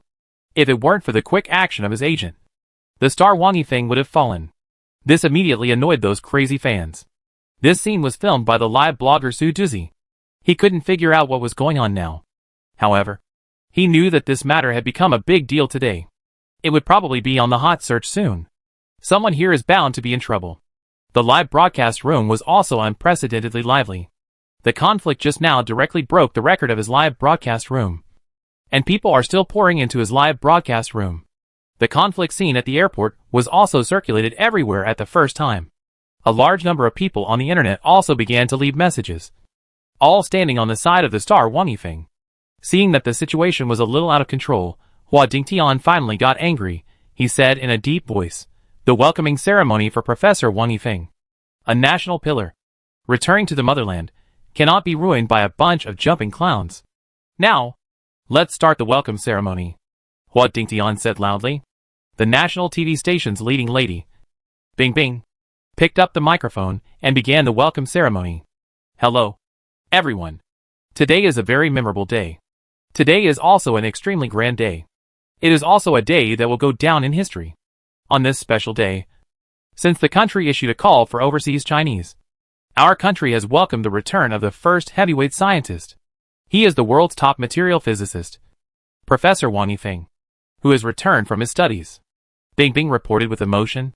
When people saw the disheveled man walking up the passage surrounded by soldiers, they suddenly realized what was going on. It turned out that the man was not a fake. He was also called Wang Yifeng, but he had the same name as the star Wang Yifeng. Moreover, Professor Wang Yifeng was the real pillar of the country. So the country welcomed him with such a grand ceremony. In comparison, the sissy star Wang Yifeng was nothing. Today's scene quickly became a hot topic, and things began to ferment. A violent entertainment storm is about to blow. Chapter 46: Status of Construction Workers. In the suburbs of the capital, Zhangdisheng, He Jisheng, and a large group of workers are gathering. Yesterday they received a notice that they are about to start a huge construction project. Before construction, they need to have a collective training. Listen carefully, this time, you are no longer the company's people, nor the construction workers, you are the country's people. The foreman spit everywhere, but the words he said were very inspiring. However, everyone was still skeptical. Don't doubt it. The company received a red-headed document from the top, which is absolutely impossible to fake. You must study today's course well. If you learn well, you can be promoted to team leader or foreman on the spot. Although the company manager didn't understand why the country did this during the new year, he could feel the importance from top to bottom. It is said that a big boss with a market value of tens of billions, who was unwilling to dispatch construction workers, was directly investigated on the spot for obstructing national construction. This time, the reshuffle of the construction industry is real. And it is serious. Anyone who dares to take risks will be severely punished. We are all in our 40s. And we can't learn. An old construction worker muttered loudly. The manager looked at this group of people and felt a headache. There are tens of millions of construction workers in the country, but there are less than 5 million people under the age of 30. Most of them are construction workers in their 50s and 60s. Construction workers have a low status. The whole society attaches importance to mental workers and despises physical workers. This social phenomenon is becoming more and more serious. And fewer young people are engaged in this profession. Only some desperate young people without diplomas, skills, or connections will become construction workers. What makes construction workers despised the most is that some parents, in order to encourage their children to study, ask their children to move bricks at the construction site for a day, in order to stimulate their children to study hard. But the result is that construction workers have become a negative example. People who are not good at studying can only move bricks. This is the current situation of construction workers. It was indeed a bit too much to ask a group of construction workers in their 50s and 60s to learn. But the orders from the superiors had to be carried out. Stop talking nonsense. I don't understand. Don't you know how to sleep? The foreman laughed and scolded. And the crowd burst into laughter. Let's go! The manager shouted. The workers walked forward along the street in an extremely unorganized formation. This time, the meeting was held in the only luxury 5-star hotel nearby. It is for this reason that the construction workers, who originally wanted to skip classes, are now actively asking to learn. A large number of construction workers will never enter a hotel like this once in their lifetime. They have only heard that it is magnificent, but have never seen it. So, even if they don't understand anything, everyone is willing to learn. Brother Zhang, what do you think we should learn? He Jisheng asked with his neck shrunk. It was a very cold time. But the construction workers usually didn't wear much. Because when you work, your body will get hot. It will be troublesome to take off clothes. It is better to wear less. Learn the spirit, fire safety knowledge, national spirit, civilization construction, and other things that have nothing to do with us. Another worker interrupted. Zhang Desheng shook his head. It's different this time. It's impossible to call us back during the new year just to learn such empty things. Zhang Desheng has worked in the unit before, and his vision is higher than others. He keenly sensed the difference this time. Zhang Desheng, He Jisheng, one of you is young, and the other has worked in the company, so you have a quick mind. You must study hard and perform well this time. Let me tell you, it's not just our construction company that is going to study, but all the surrounding construction companies are going to study. You must give our construction team leader face. The manager came over and shouted at them. Got it. The two agreed. Passing by the noodle shop, where he had eaten noodles yesterday, He Jisheng slowed down his pace. He wanted to take another look at the simple girl. The girl was wiping the table, holding a few bowls in her hands. Hi.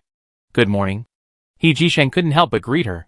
The girl raised her head, and her eyes met He Jisheng's. He Jisheng smiled as brightly as possible. The girl seemed frightened. She was a little flustered. She didn't hold the bowl in her hand, and it fell to the ground and broke. He Jisheng couldn't help but stop. You damn girl, you break bowls every day. I'll beat you to death. The fierce lady boss rushed out with a broom. He Jisheng and a group of construction workers all stopped. Some were watching the fun. Some were worried about the girl. He Jisheng was the latter. The boss lady found so many construction workers outside, and was stunned for a moment, and immediately thought of something. You bitch. Did you break the bowl because of these men? You bitch. You are so young. And you start thinking about men. Thinking about men is fine. But what's so good about this sloppy construction worker? Pa! The broom as thick as an arm hit the girl. The girl screamed, then covered her mouth, endured the pain, dared not cry. But tears still fell one by one. You were born by your mother, but not taught by her. I will teach you to break the bowl again. You only know how to eat all day long, and don't know how to work. I will beat you to death. The proprietress hit her hard with the broom again. The girl didn't dare to hide, but closed her eyes and prepared to take it. Snap! After the sound, the girl found that she didn't feel any pain. When she opened her eyes, she saw the sturdy He Jisheng standing in front of her, taking the blow for her. The boss's wife glared at He Jisheng, jumping up and down and cursing, You migrant worker! What are you doing here? Get out of here! As she spoke, she prepared to bypass He Jisheng and continue beating the girl. He Jisheng dodged the broom and left it far behind. Don't hit anyone. I'm beating my own daughter. It's none of your business. You lowly workers. Get out of the way. The boss's wife was unusually tough. A worker came to pull He Jisheng. Let's go. It's not our business to be a mother and teach her daughter a lesson. He Jisheng still didn't move. Even if you're a mother, You can't hit anyone. Not to mention that your daughter is an adult. Even if she is a minor, you can't hit her. He Jisheng had long disliked this boss lady, and, such a lovely girl, was abused by her like this. He couldn't stand it even more. He pointed at the boss lady and yelled, "If you dare to touch her again, I will tear down your store." The boss lady looked at the girl in surprise, and then at He Jisheng, turned around and yelled into the house, "You bastard, your wife was bullied. Why don't you come out?" Chapter 47 Purpose of Applying. A cowardly man in an apron came out of the house. He walked over with his head down, but he was holding a shiny knife in his hand. Zhang Desheng rushed over quickly, picking up a bench in his hand. The man and the proprietress were both shocked and stepped back a few steps. Obviously, the man did not come out with a knife to fight. The man pulled the proprietress and said, "Wife, I told you, don't beat your daughter in front of others. This is the capital, not your hometown. You can't beat people casually." The proprietress looked at the group of construction workers surrounding the noodle shop and felt insecure. "You grown men bully a woman like me. Shameless." She grabbed her husband and pulled him into the house, saying, "Useless guy," and gave birth to a useless daughter. You should understand clearly. This is the child you and that bitch gave birth to. Not my daughter. I, as her stepmother, treated her well, but she teamed up with the men outside to bully me. What a little bitch." Seeing the boss lady go in, He Jisheng still yelled worriedly, "Listen, you stinky woman. If you dare to hit her again, I will tear down your store." The boss lady turned around and wanted to say something polite, but when she saw the angry He Jisheng, she felt guilty and quickly hid inside. "Girl, if she hits you again, tell me, and I will help you get revenge." He Jisheng looked at the girl and said. The girl did not dare to look up, nor did she dare to answer. She just squatted down and started to pick up the garbage on the ground. He Jisheng was a little bored. The manager in front shouted, "Don't delay. Let's go." Zhang Desheng pulled He Jisheng. "Let's go." He Jisheng turned around and prepared to leave. Suddenly, a mosquito-like voice came from behind. "Thank you," He Jisheng said quickly. "You're welcome. Remember, if she dares to attack again, be sure to tell me, and I will help you get revenge." But the girl no longer paid attention to him, and just lowered her head to sweep the floor. After walking a long way, He Jisheng couldn't help but look back a few times. Zhang Desheng saw the clue. "Boy, do you like that girl?" He Jisheng's face turned red all of a sudden, but fortunately his skin was dark enough. Most people couldn't see it. "You're talking nonsense. I'm just standing up for the injustice." But Zhang Desheng saw it clearly. He Jisheng's face turned red. He didn't say anything. Young people, they are just too shy. Hospital department. The director looked at the 7 or 8 nurses standing in front of him, and was a little dumbfounded. "Are you all going to apply? This has never happened before. However, it seems that something like this happened 6 years ago." "That's not right. The application 6 years ago is completely different from today's." 6 years ago, we went to the disaster area. It was a brave application, and it was also a temporary application. This time the recruitment is long-term. Once they are recruited, they will have to leave their current positions to become soldiers with heavy responsibilities, and it may be a lifelong thing. Ding Wei said firmly, "Yes, I want to apply."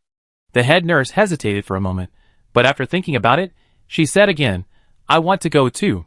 Several nurses behind him also said enthusiastically, "We have no choice but to respond to the call of the country." A scornful laugh suddenly came from behind. "Haha, do you still think that you can use this recruitment as your own promotion capital like 6 years ago? Don't think about it. I have inside information. The country will not only recruit from us nurses in service, but also from various medical schools and nursing schools. And the number is so huge, you have no chance to stand out at all." The head nurse hesitated. "Really?" Everyone turned to look at a nurse who came in. She was the head nurse of the operating room, Hojini, and the most famous head nurse in the entire hospital. And her promotion had a lot to do with her application 6 years ago. Someone in the hospital was saying that she had a relative with a very strong background.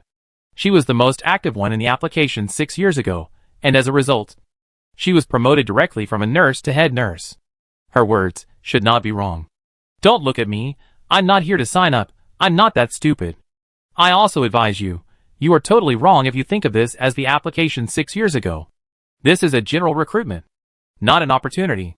After Hojini finished speaking, she walked out with her arms folded. The head nurse hesitated. She originally wanted to go further, but if it was a general recruitment, there would be no possibility of promotion.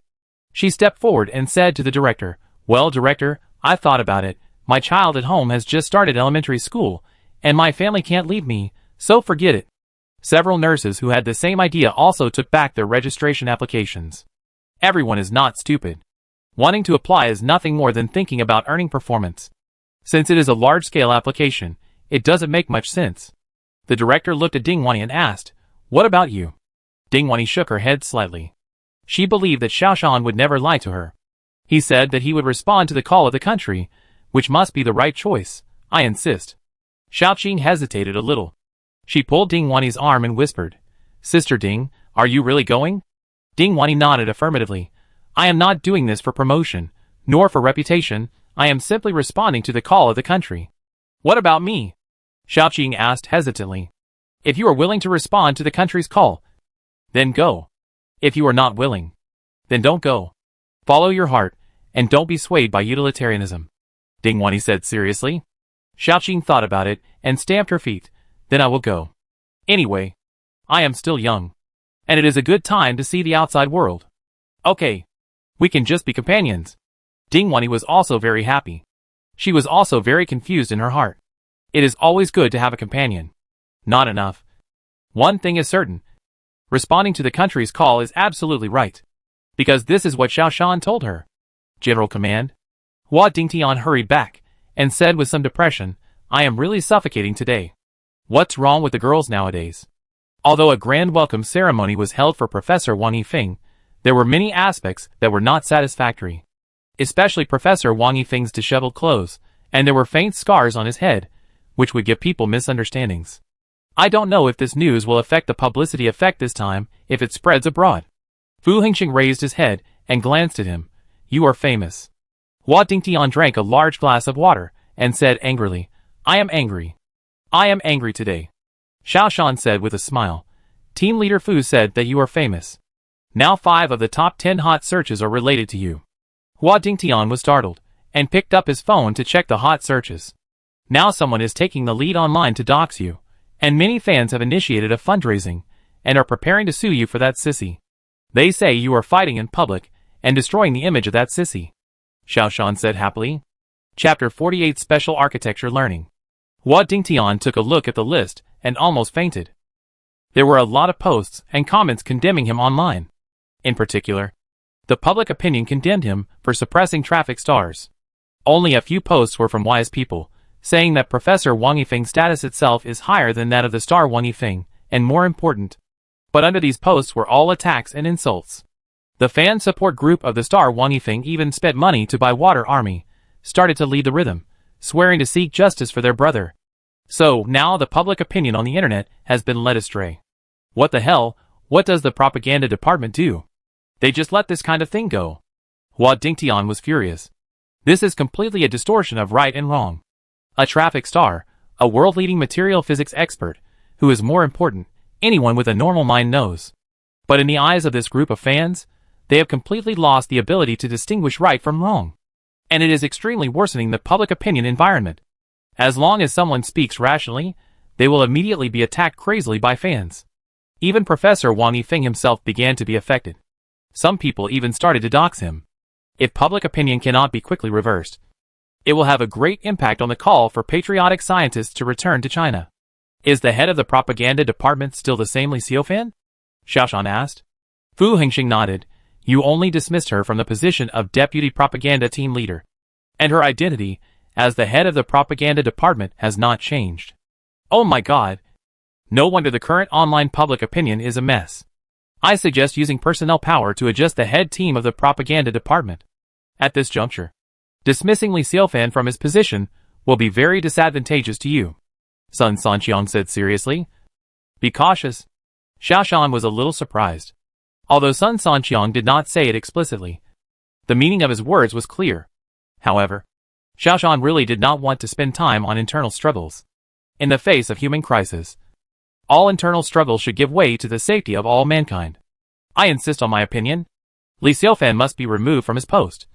And the chaos on the internet must be actively cleaned up. Reshape the real hero idol. This is what our National Mobilization Department should do. Shashan said seriously. He also felt that he was worrying too much.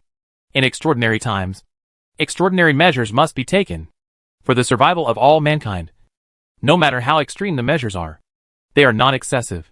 Conference Hall. Zhang Desheng and Yi Jisheng stared at the hall in amazement. The originally luxurious conference hall now has many models and building materials. It almost looks like a construction site. Is it really good to build a house in such a luxurious place? A dark-skinned middle-aged man walked in from the rostrum, and it was obvious at a glance that he was a leader who was a real frontline construction worker. He waved to everyone, and then said, "Don't worry. Today's study meeting will not be boring for you to understand. Today we are holding a practical meeting. In this meeting, you have to do it yourself and master all the construction details, because you have a heavy responsibility. After this study, everyone who gets the certificate of completion will become the captain of the national construction team, shouldering the heavy responsibility of building a grand building for our country. Don't worry about not being able to learn. In each area of the venue, there is an instructor, and this instructor actually just learned it yesterday. I hope you can master the core points of this building in one day. By the way, I forgot to tell you, I am Zhou Deong, the deputy director of the construction bureau." The black-faced man's voice was not loud, but as soon as he finished speaking, it caused a sensation in the meeting. In the past 2 days, the news about the changes in the management team of the construction bureau has spread throughout the construction industry. The original management team of the 1st to 6th deputy directors was all dismissed. The director of the construction bureau, who replaced him, is an unknown expert, Zhu Hongru. What attracts everyone's attention the most is the 6 deputy directors, all of whom are from the grassroots, especially the 1st deputy director Zhou Deong, who is a legendary figure. A grassroots worker who has participated in the construction of many large projects, who has won the National Worker Medal, and joined the construction bureau in the past few years. He is the goal and idol of thousands of construction workers. However, he is just a small official with little presence in the construction bureau. This has set an example for construction workers across the country. It also gave hope to construction workers across the country. That is, as long as they work hard, the country will not treat them unfairly. Maybe one day, like Zhou Deong, they will be able to enter the core management team of the country and become a member of the glorious family. It also made everyone understand that as long as they work hard, there is hope for everything. Okay, now everyone should study hard, pick up your tools, and learn well from the instructor. Such meetings are being held across the country. Chapter 49 Emergency Order. The southern end of the planet. Station Master, we are about to enter polar night. Is it too dangerous for us to go out to sea now? Someone asked. The southern end of the mother planet has entered autumn, and will soon enter winter. The sea surface may freeze at any time, and strong winds and blizzards may come at any time. Going out to sea at this time is very dangerous. Arranging a research ship to go out to sea for research now is simply desperate. The station master did not speak, he just went into his office with his head down. The others saw something was wrong, put down their work, and squeezed into the station master's office. "Station master, this is not a joke. This is a life-threatening job," the captain of the research vessel said seriously. Xiao Ma, who just got married last year, also said anxiously, "Station master, we have survived these days, and we are about to go back. Why do we have to go on another mission?" The cook also squeezed in and said, "Station master, there are not enough vegetables and food. We prepared food for the dozen people who stayed behind. It's freezing and snowy here, and having nothing to eat can lead to death." The station master then spoke, "Stop arguing. You think I don't want to go back? But I do. My wife said that if I don't go back, she will cheat on me." Several station staff couldn't help laughing. The tense atmosphere just now eased a lot. Everyone knew that Su Kaicheng's wife was very fierce. Although she knew that this place was far away from people, and there were few women in the entire southern end, his wife still insisted on checking on him, to block the station master's chance of having an affair. 3 video calls every day to check on him on time, and several irregular video calls every day. And he complained again and again, asking Su Kaicheng to be transferred back as soon as possible, and not to stay in this place where even ghosts would freeze to death. Su Kaicheng also said that he would submit a transfer application when he returned, and work as a researcher in a small research institute, and no longer live apart from his wife. He didn't even know how to call his wife now. Just think about it. And you know that his wife will definitely scold him again. The order from above requires us to carefully check the ecological situation nearby, saying that there may be changes, Let's think of ways to overcome it. Don't worry about food and supplies. There are 5 scientific research ships gathering in the country, and they will set off soon. They will send supplies. Had the food and fuel been prepared? We will set off tomorrow morning. Station Master Su Kai-chung sighed and looked at the captain and asked, "What kind of order is this?" "Asking those officials to come here to take a look. Polar night is coming." "How to observe?" "It's so dark every day." "What are you observing?" The captain of the research vessel complained. "Station Master." "Which bastard leader asked this?" "Tell me. I'll scold him." The station master rolled his eyes. "I received a call from Professor Tu Ching of the biological group of the National Mobilization Command." "You go and scold her." The captain of the research vessel shrank his neck immediately. Tu Ching. A famous iron lady in the domestic scientific community. She dedicated her life to the biological research of the motherland. She is 70 years old. But she is still fighting on the front line. And she remained unmarried all her life. It is said that she has never even been in love. She is a great female scientist who truly dedicated herself to science. This is a legendary woman. At the beginning, she chose to remain single for her whole life for the sake of her promise. No one dares to criticize such a great person. Just ignore what I said. Since it is an order from the National Mobilization Command, and it is an order issued by Professor Tu himself, there is no need to say anything. I will go to check the equipment immediately. The captain turned around and left. Others also knew that it was useless to say more. And they all left. As long as it was not an amateur's reckless command. And there was a real important task. Everyone would understand. They were all willing to make contributions. They came to the Antarctic Research Station with a spirit of dedication. As long as it was reasonable and correct. Everyone was willing to obey. Seeing that everyone else had left, Su Kai-chung picked up the phone, sighed, and carefully dialed his wife's number. He was ready to face the storm. My wife's bad temper can stir up a storm across the Southern Ocean. Wife, our return trip has been postponed. Su Kai-chung said cautiously. Yeah. The wife's voice came from the phone. But unexpectedly, the wife did not get angry. Well, the trip is estimated to be postponed for a few months. Su Kai-chung still said cautiously. He felt that his wife was about to explode. But strangely, the wife still said calmly, I know. Su Kai-chung couldn't stand it anymore. This was not right. When did his wife become so reasonable? This is arranged by the superiors. I can't refuse. I know. The wife was still calm. Su Kai-chung panicked. Such calmness often indicates a huge storm that will shake the world. It is necessary to take precautions quickly, and it is best to alleviate the intensity of the storm. Wife. Don't be angry. I know. She calmly knew these 3 words again, which made Su Kai-chung sweat coldly. Are you okay? If you are okay, I will go and get your parents. The wife's tone was still calm. Su Kai-chung finally couldn't help it. Wife.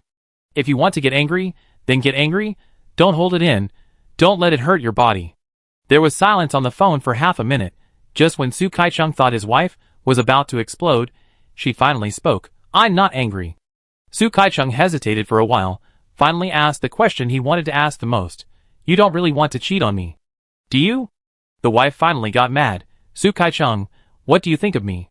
Do you not want me anymore? Do you like the beauty in the lab next door?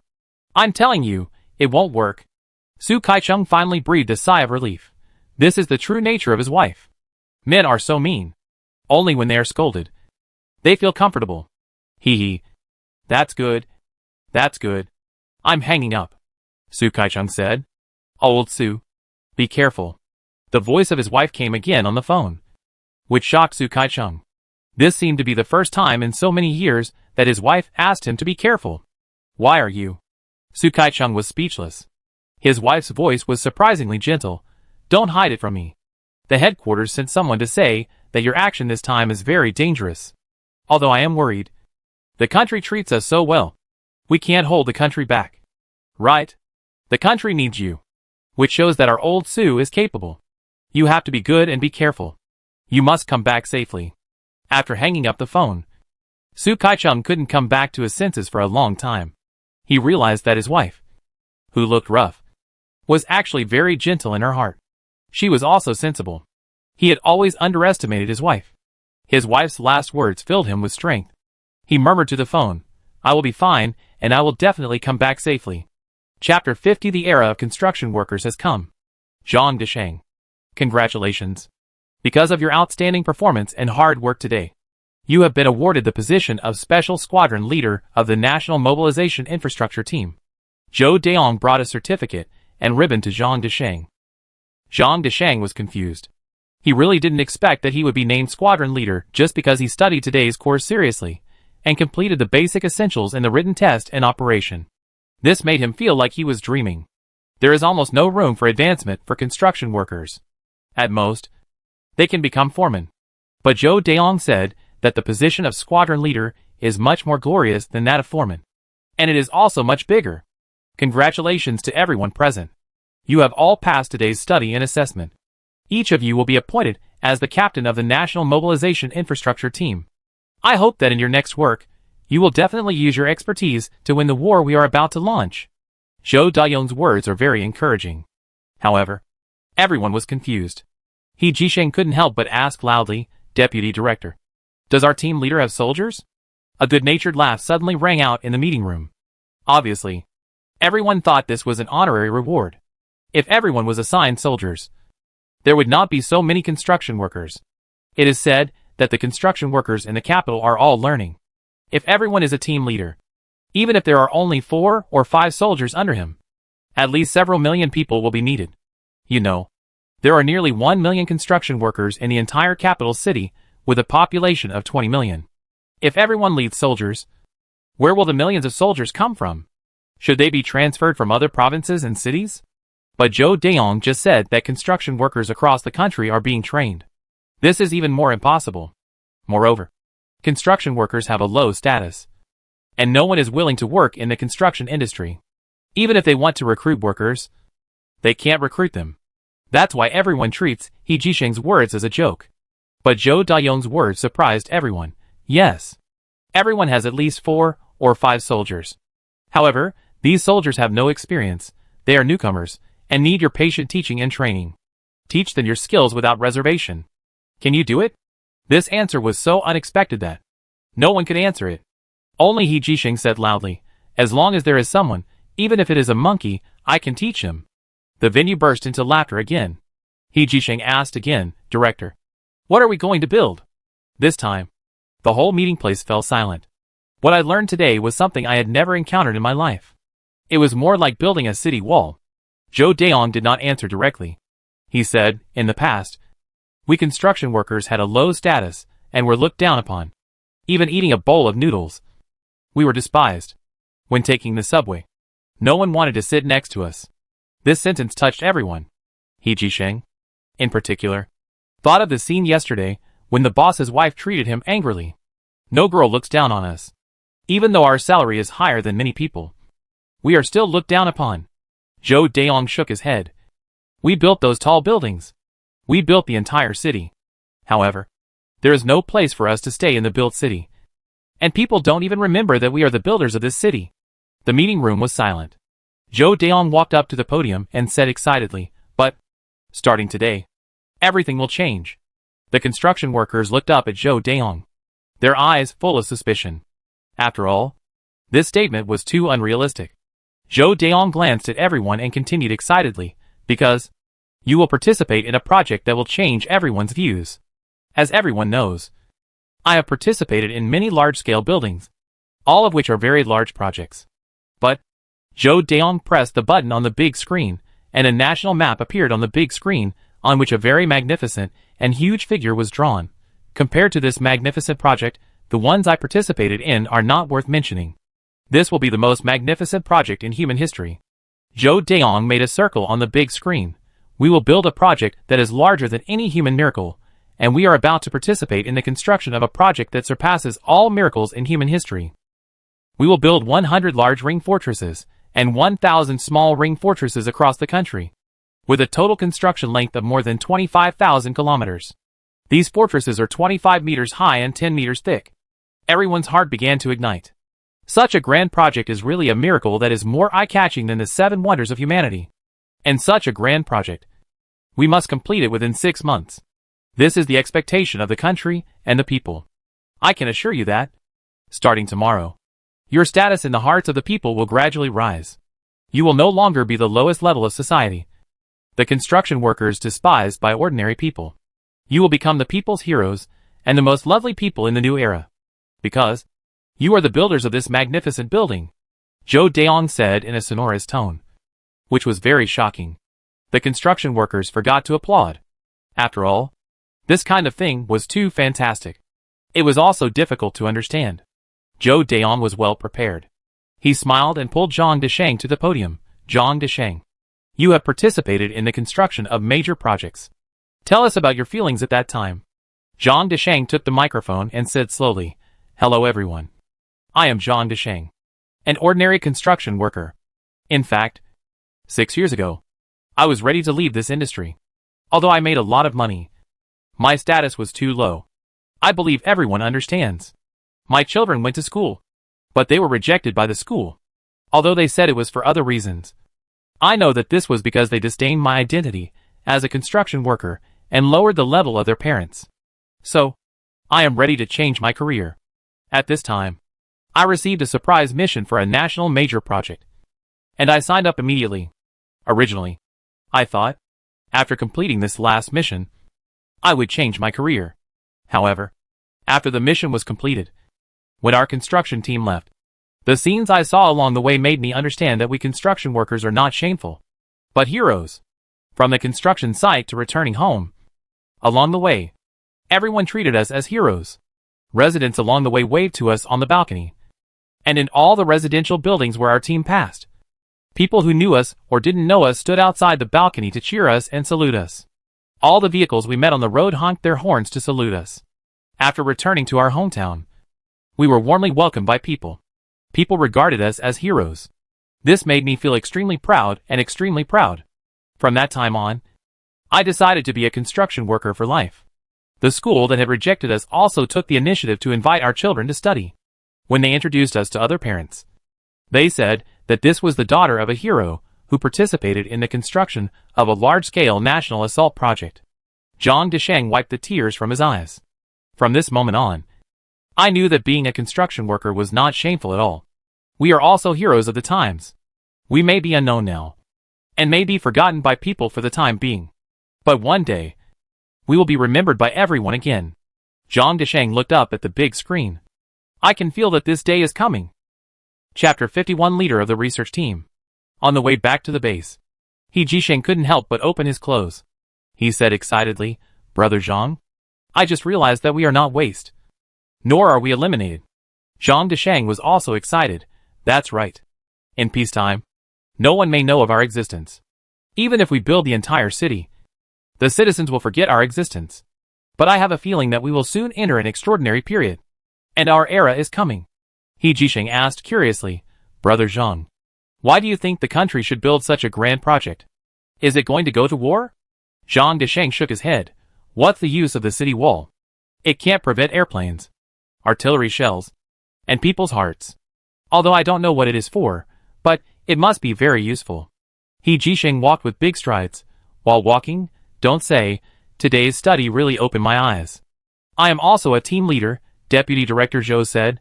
"I will be assigned 5 soldiers. I am also a leader." Zhang Desheng slapped his head. "I almost forgot." Deputy Director Zhou said, "If we have acquaintances who are willing to be construction workers, recruit them quickly." "I thought about it. My children can go to school by themselves. I will call my wife to come here, to participate in the construction together, and spend the spring festival together." After speaking, he took out his mobile phone to make a call.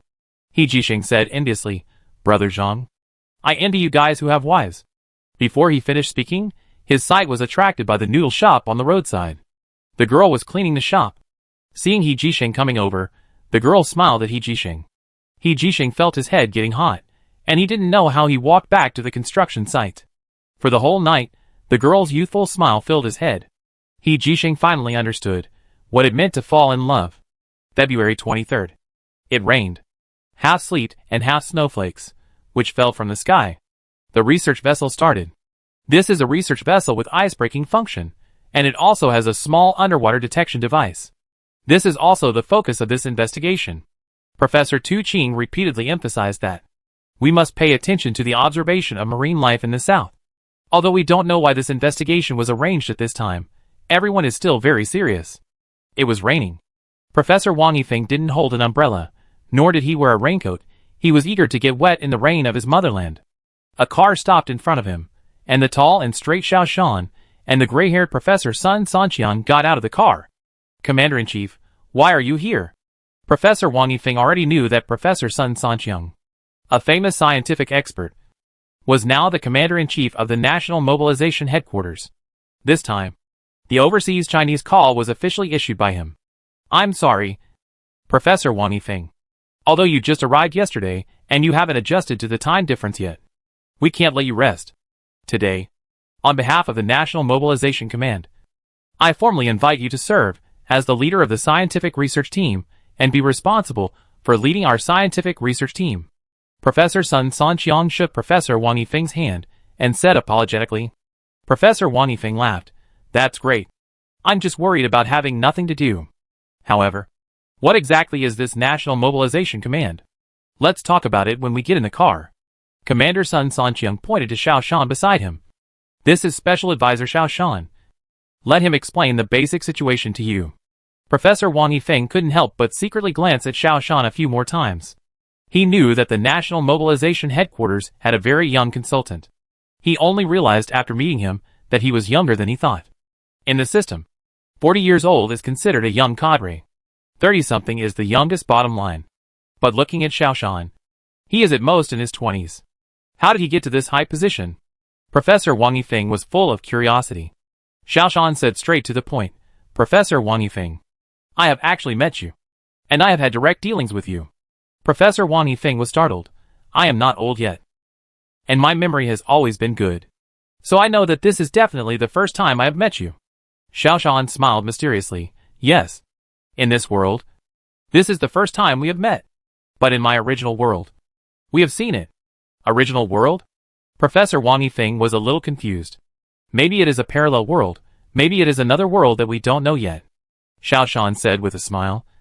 You once published a paper on parallel worlds, saying that there may be parallel worlds in the five-dimensional world. And I am the best evidence for your paper. In physical theory, there is a hypothesis of 11 dimensions. 2 dimensions are the plane world, and 3 dimensions are the world in front of us. As for the 4th dimension, it is that in our world, there is an additional time axis, and the past, future and present form a 4-dimensional world. The so-called rebirth and part of the idea of time travel are mostly derived from the theory of the 4-dimensional world. Above the 4 dimensions, there is also a 5th dimension. This is the conjecture of parallel universes. Outside of one universe, there are other different universes running in parallel. There are inextricable connections between these different universes. The theories of other worlds or planes are derived from the conjecture of the 5th dimension. These were just conjectures before. But Xiao Shan provided very credible evidence for the existence of the 5th dimension, because he came from another parallel universe. Professor Wang Yifeng became excited. Are there really parallel universes? Xiao Shan nodded. We will discuss this later. Because you are best at research in material science, we urgently need you to make a breakthrough in this area. If we can't find a way to crack the Titan Beast's armor, we humans will probably all be extinct in 9 months. Titan Beast? Human extinction? Professor Wang Yifeng was so shocked that he couldn't speak. He finally understood why Kyushu issued a call for overseas Chinese during the Spring Festival. Something big is going to happen. Chapter 52, Extraordinary Times. An article titled It's Time to Clean Up the Chaos in Brothels dominated the charts early in the morning. This was the first shot fired at the chaos in brothels. In the article, Professor Wang Yifeng's achievements and contributions to the people of the world were listed from a professional perspective, and it was said that Professor Wang Yifeng actively responded to the call of the country, resolutely took the risk to return to China, and did not hesitate to divorce his wife. Finally, the details of what happened at the airport that day were described in detail. As soon as this article was published, it immediately caused a sensation. The mainstream people in this world are not those underage girls and those aunties who are in their 40s, but still have a girlish heart. However, the mainstream people generally do not speak out. And those girls and aunties are always showing their presence on the internet, and to a crazy degree. So, it gives people a false impression that the voices of these people are the mainstream voices. But as soon as this article published by the national propaganda media was published, people stopped being silent and began to speak out. Even if those fans buy more water armies, they are no match for the power of justice. In front of the mainstream population of the country, These fans and water armies are just a bunch of small waves, and they can't make waves at all. Those media that set the pace also found that the wind was not right. The media that are best at following the trend began to turn their guns around and bombarded the brothel culture together. The first shot of rectifying the chaos in the brothel was fired. Each article attracted enthusiastic comments from many mainstream people. The star chaser should chase the savior of the people, the savior of the nation, the savior of the country. Applaud. Do what you say, support. It takes a heavy hammer to control the chaos. Some people have no bottom line for money. Some people have no bottom line when they have money. It's time to strictly control the brothel circle. If we don't take action, the next generation of our country will be finished. It's so satisfying. Hua Dingtian finally breathed a sigh of relief when he saw this scene. The car stopped. Xiaoshan, Professor Wang Yifeng and Commander-in-Chief Sun Sanqiang got off the car one after another. Hua Dingtian hurried over and said loudly, "Have you seen the news? This is what our propaganda department should do. It's refreshing." Professor Wang Yifeng shook his head. "I didn't expect that. I would cause such a big incident when I returned to China this time. I'm a little scared." Seeing the uneasy expression on Professor Wang Yifeng's face, Xiaoshan took a step forward and stood in front of Professor Wang Yifeng. He said sincerely, "Professor Wang, there's nothing to be scared about. If the country cannot support the pillars of the country, then it should be panic. It is not up to those ignorant girls to decide what is important." Professor Wang Yifeng calmed down a little. Coming to the meeting hall of the General Command, the leaders and deputy leaders of each group have gathered here. General Commander Sun Sanqiang turned to Professor Wang Yifeng and said, "We have prepared a simple welcome ceremony for you. When I say simple, it is really simple. Time is tight. We need you to get down to work. Besides, I am also very sad to tell you." Professor Wang Yifeng was stunned, not knowing what could be sad. "From now on, you will have no days off. Until the crisis of human extinction is resolved, you will have no days off.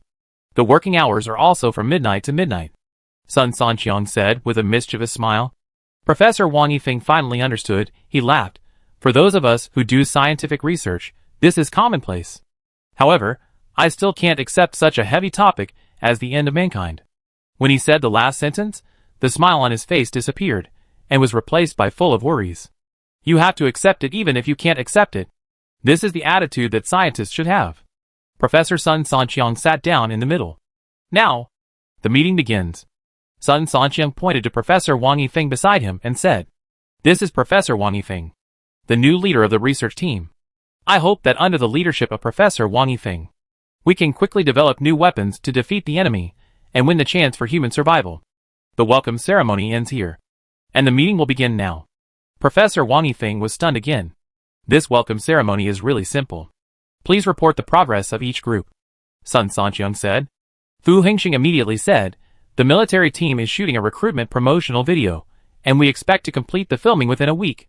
At the same time, in order to guide the correct direction of star chasing, we have selected several very representative soldiers from the army to participate in the filming. In addition, the footage of our 4 aircraft carrier formation sailing will also appear in the promotional video. At the beginning of the school year, students over the age of 16 will be trained in a 2-choice method.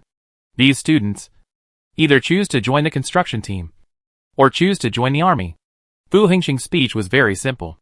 Zhu Hongru, the second group of infrastructure team, began his report. "We conducted intensive training for construction workers in first-tier cities yesterday. Next, we will train construction workers across the country within a week. At the same time, we are also cooperating with the civil team, preparing to receive personnel diverted from other positions." Chapter 53 Whale Fall, No More. Xiaoshan suddenly spoke. "Team Leader Fang's words reminded me that the civil group should add an honorary team leader position. Also, I have a candidate. This person has enough influence and courage. Although he is old, he will never shirk his responsibility."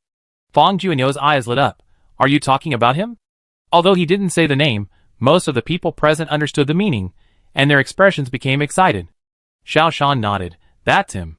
Fang Junyu was excited at first, but after a while his expression dimmed again. "But he is already 98 years old. I met him 2 days ago. Although he is old, he is still healthy. His mind is still clear. He is more than qualified to be the honorary team leader," Xiaoshan said affirmatively. Fang Junyu took a deep breath. "That's great. With him coming forward, we are not afraid of anything." The Civil Affairs Group under the National Mobilization Command once again released a blockbuster news early in the morning. Today is the first day of work. Generally speaking, the work on this day is very easy. Clean up, hold a mobilization meeting, and then sort out the plan for the whole year. Some units also have a dinner together to cheer everyone up in the new year. But the orders received by many industries are shocking. Especially the brothel industry, which has issued an order to suspend business and reallocate. All brothel venues have been streamlined, or even closed. All practitioners will report to the state organs and participate in pre-diversion training. The salary of these practitioners will remain unchanged. But their employment direction will change significantly. This is also the first step of the action plan taken by the civil group after careful consideration. Because the financial group must keep it confidential for 3 months. The general mobilization order will only be officially issued after 3 months. The inside story will be announced to the people of the country after 3 months. The current mobilization work is the most difficult. It is also the least likely to be accepted by the people. Therefore, we can only start from the easier places. The brothel industry is the first place to be cut. Commander-in-Chief Sun Sanqiang also has a headache. In fact, as long as the intention of the country is told to the masses, with the quality of the people of Kyushu, everyone will understand it quickly and will respond positively. However, in order to buy 3 months for the financial team to purchase materials, it must be kept secret from the people of the country. This will make it easy for the people who do not know the truth to have conflicts. Xiaoshan came over and patted Fang Junyu on the shoulder, smiling and saying, "Team Leader Fang. Team Leader Fang. I just gave you a trick this morning. Why don't you use it?" Fang Junyu was shocked. "You mean? We should ask the old man to come out now?" Xiaoshan took Fang Junyu's hand and walked out. "Let's go. Time is money. You know. An old man in the family is like a treasure. To deal with such a situation, the old man must have a better way than us." Fang Junyu woke up as if from a dream. "Okay. Let's go. Let's go now." At the southern end of the planet, a scientific research ship was moving forward. The most attractive equipment on the research ship is the latest model of unmanned submersible. This is the Heidu 2 unmanned submersible.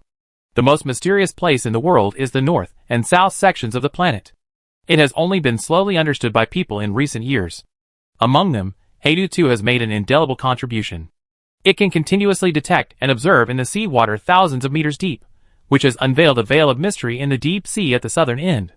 Su Kaicheng looked up at the sky, and the sky was gloomy. They sailed for a day, and were close to their destination. The seabed here was not too deep. Only about a few hundred meters to 1,000 meters deep. The sky was full of sand like snowflakes. These snowflakes did not fall from the sky, but were blown from the ground to the sky by the wind, and then fell down. Therefore, there was no gentleness of snowflakes. Only the roughness and hardness of sand. "Damn! The wind is too strong. We have to hurry. Otherwise we will be frozen by the seawater," the captain complained. "In this kind of weather, shouldn't we launch the Heidu No. 2? Su Kaicheng shuddered. "No.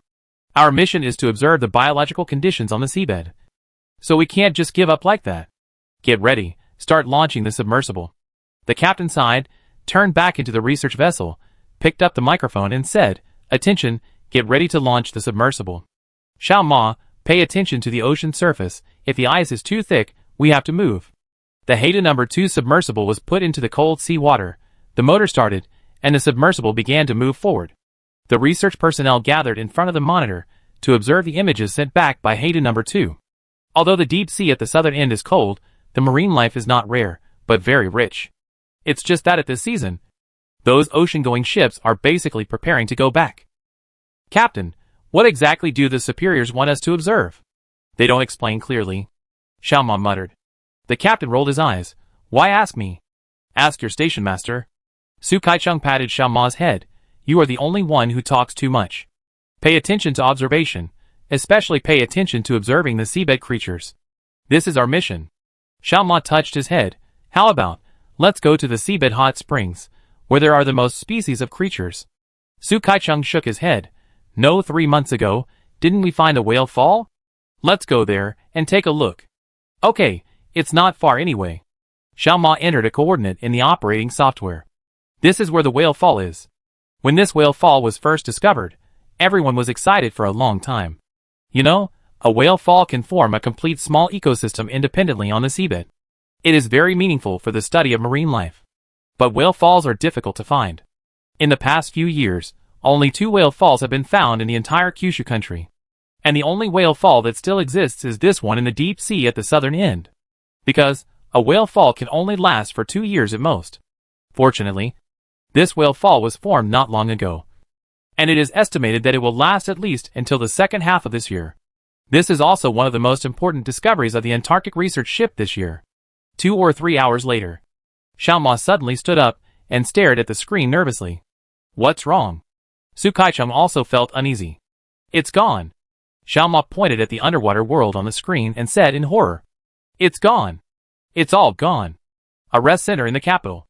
Huizigua was basking in the sun accompanied by a nurse. A few old friends were playing chess nearby. And they were arguing and quarreling. Don't regret your moves. Who regretted their moves? I just accidentally bumped into it. It doesn't count. You regretted your moves. I didn't.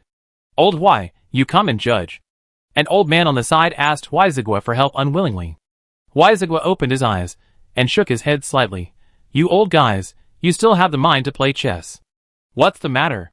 Someone asked curiously. They have already retired. Isn't playing chess the best way to pass the time? Huizigua looked up at the sky. Didn't you notice anything unusual? Another gray-haired old man curled his lips. What does it have to do with us? The youngest of us is 80 years old. No matter how big the matter is, will it be our turn? The other old men also looked up at the sky, but no one knew what he meant. Bird? What bird? It's a drone. What are you looking at? It's a helicopter. An old man with the best eyes stood up suddenly. It seems that something really happened. Everyone understood. The helicopter that can appear here means that something extraordinary has happened. Xiao Shan and Fang Junyu walked down from the helicopter. The two looked at the scene in front of them, as if they were dreaming. You know, any old man here is not ordinary. With Xiao Shan and Fang Junyu's status, if there is no star beast, it is impossible for them to see any of these people. Now, they are standing in the middle of this group of old men. And this group of old men actually stared at him eagerly. Each of them looked excited, and they wanted to tell him everything they had in their stomachs right now. Are you in trouble? Someone beside him interrupted. Fang Junyu nodded. Xiao Shan took a deep breath, looked at the old man Huizigua, and said in a deep voice, Lianpa is old, can he still eat? This sentence suddenly made the old men who were still smiling suddenly quiet down. Lianpa is old, can he still eat? What does this sentence mean? Everyone knows it. This means inviting the 98-year-old Hui Lao to come out again. Chapter 54. An old horse in the stable, with 1,000 miles to go. At this moment, even the always calm and steady old man Huizigua was a little excited. There were tears in his eyes, and he was obviously very excited. An old horse in the stable, with 1,000 miles to go. Old Hui stood up. The nurse next to him hurriedly said, Old Hui, it's not possible, sit down quickly. But Old Hui pushed the nurse's hand. This old bone can still be used. He turned to the group of old people and said loudly, Old guys, those who can still move, follow me. At the time of national rise and fall, we should also make use of our remaining energy.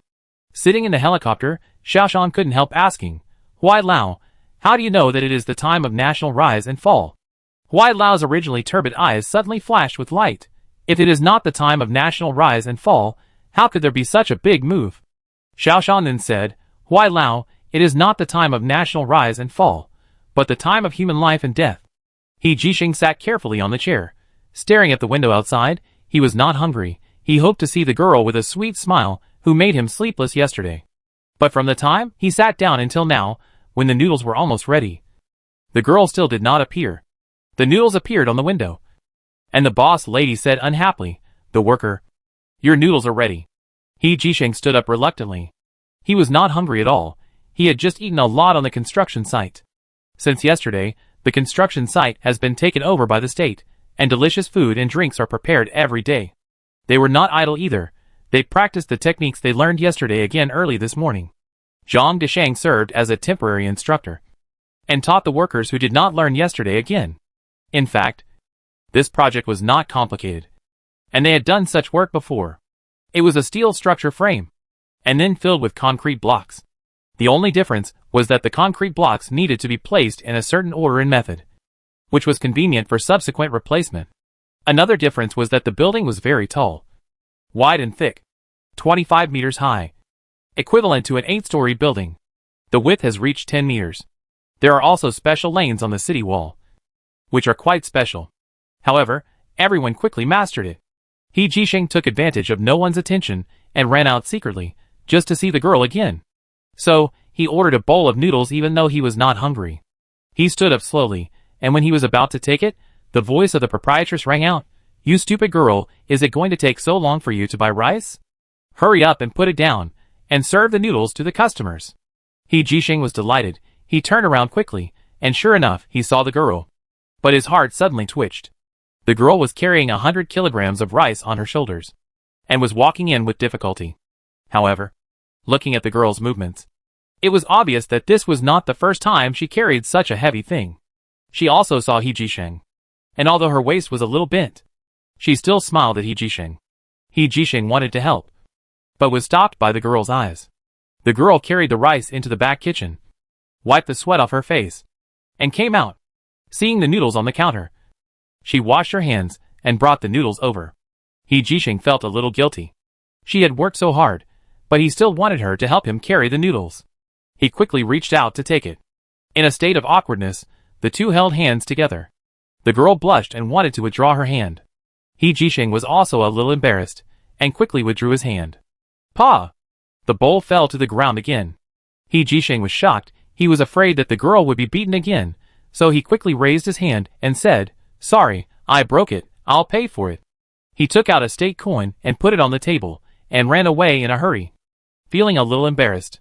It seems that I am really a jinx. I always make the girl fail. However, the moment I touched her hand, I felt really good. In the noodle shop, the proprietress picked up the state coin suspiciously, looked at the girl suspiciously again, and then snorted, "What kind of person you are, you will be liked by what kind of person." The girl's face turned red instantly, and she quickly went into the kitchen, and didn't dare to come out for a long time. Chapter 55 Transformation. Hua Luyun opened his sleepy eyes, pushed away the two girls beside him, slowly stood up, rubbed his temples, and stumbled to the bathroom to wash his face. Recently, his life has been a bit upside down, and his originally strong body has begun to feel a little overwhelmed. This is the sequelae of too much money, and too little self-discipline. As one of the billionaires in Jiancheng City, he is a relatively alternative one. Because his money all comes from various nightclubs. Half of the nightclubs in Jiancheng belong to him. 30 years ago, he lost his job. He was very upset at the time. He had just started working, and was laid off within half a year. No one could stand it. With nowhere else to go, he started to start a business in the north, made a lot of money, and finally settled in Jiancheng, becoming a famous billionaire in Jiancheng. Now think back, if he hadn't been unemployed 30 years ago, he would be nothing now. The phone rang. It was his ex-wife. "I didn't want to call you, but my son is getting engaged tomorrow, so I'd better let you know." After hanging up the phone, Hua Luyun looked at himself in the mirror. His face was pale and he looked haggard. He couldn't go to his son's engagement party in this state. He put on a piece of clothing and prepared to go to the barber shop to get a good haircut. The phone rang again. This time it was the owner of another nightclub. "Brother Hua, what are you thinking? The higher-ups just closed our shop. We can't swallow this anger. We have to go and make a scene anyway." Hua Luyun was also a little annoyed. "Yesterday we received a notice requiring all brothels to close today. Moreover, the date of reopening is far away, and there is no explanation. It is just said that it is to respond to the call of the country and to meet the latest requirements of the National Mobilization Headquarters. But the people also have to live. Just cut off his source of income without giving any explanation. No one can understand it. So, he had arranged his employees to block and make trouble. He must make a big fuss about this. Only by making a big fuss can he attract the attention of the higher-ups and get compensation. Actually, Hua Luyun is not short of money. Even if he does nothing, his current assets are enough to live for several lifetimes. But who would complain about having too much money? Keep making trouble. I've thought about it. I'll spend some money to hire some people to make trouble and make things bigger. You guys should just go for it. I'll support you." Hua Luyun hung up the phone. When he arrived at the barber shop, it was getting dark. A new night was coming. It was supposed to be his golden time to make money. But now he could do nothing. The girl in the barber shop asked him to sit down and began to give him a treatment. The TV on the wall began to play the news. Suddenly, Hua Liuyun's eyes were attracted by the TV news. The old man Huizigua, who had not appeared for many years, appeared. He said seriously, "Hello everyone, it's been a long time since we last met. I am now the honorary leader of the civil group under the National Mobilization Command." At this moment, the older people stopped what they were doing, and only the young people were still busy. Most of the young people could not read Huailao, but the older people all knew this old man. The old man who had not been seen for a long time suddenly appeared on TV, which made Hua Liyun feel unusual. The little sister blocked Hua Liyun's sight. Hua Liyun pushed the little sister away, and stared at the TV seriously. At this time, Huailao's sudden appearance must have a special meaning. At first, he was hesitant and confused. But the facts proved that Huailao was really farsighted, otherwise, he would be a small salesman in a small company until his death, and would always live a life that he could see the end of his life at a glance. Without destruction, there is no construction. This is the most important knowledge he learned from Mr. Why. Now, Mr. Why appears again, and appears on TV at the age of 98. This is of great significance. We are facing the most special period now. So there will be big moves. But please believe us. We are definitely not acting capriciously. Temporary pain will bring great gains. The civil group is playing a big game for various reasons, and we hope everyone will support it. We, the Jiuzhou people, are the most united people, and we are the glorious people who sacrifice our own interests for the sake of all. I believe that we will definitely get your support. The 98-year-old Huailao stood up tremblingly, and then bowed to the camera.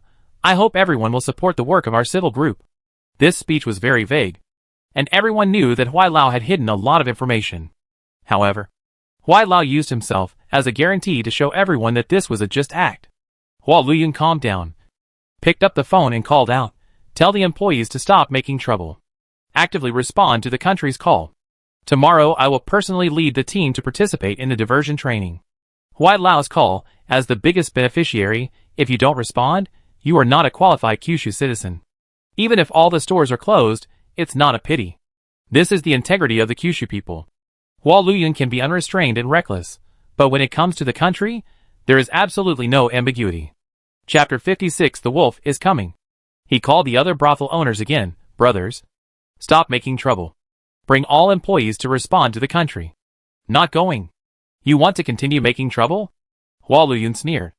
"In Jiancheng, I am still the boss. I tell you now, whoever makes trouble tomorrow, watch out for your legs." At this moment, his domineering attitude was fully displayed. The person on the phone quickly gave in.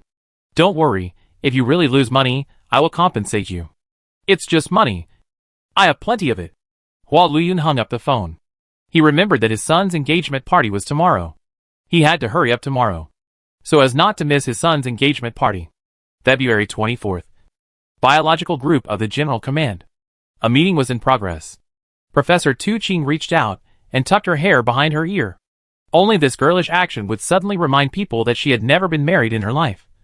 And it was said that she had never even been in love. She had devoted her life to scientific research. But the next moment, she became serious and stern again, according to the news from the scientific research station. The star beast has begun to show signs. A whale fall we recently discovered at the bottom of the Southern Ocean has disappeared. And it disappeared completely. Even the bones disappeared. According to the general whale fall ecological maintenance time, this whale fall can last at least 7 or 8 months. Or even more than a year. Moreover, even at the end, there should be some debris left. But this whale fall didn't have any debris. Our Heidu 2 sent back some suspicious pictures, which still need to be interpreted by us. Professor Tu Qing pressed a button, and a video screen appeared on the big screen. "Stop. Zoom in on the lower left corner." Xiao Shan stood up suddenly, staring at the big screen. The staff enlarged a shapeless object in the lower left corner. This is an irregular stone-like object, scattered on the seabed. "Have you taken any samples?"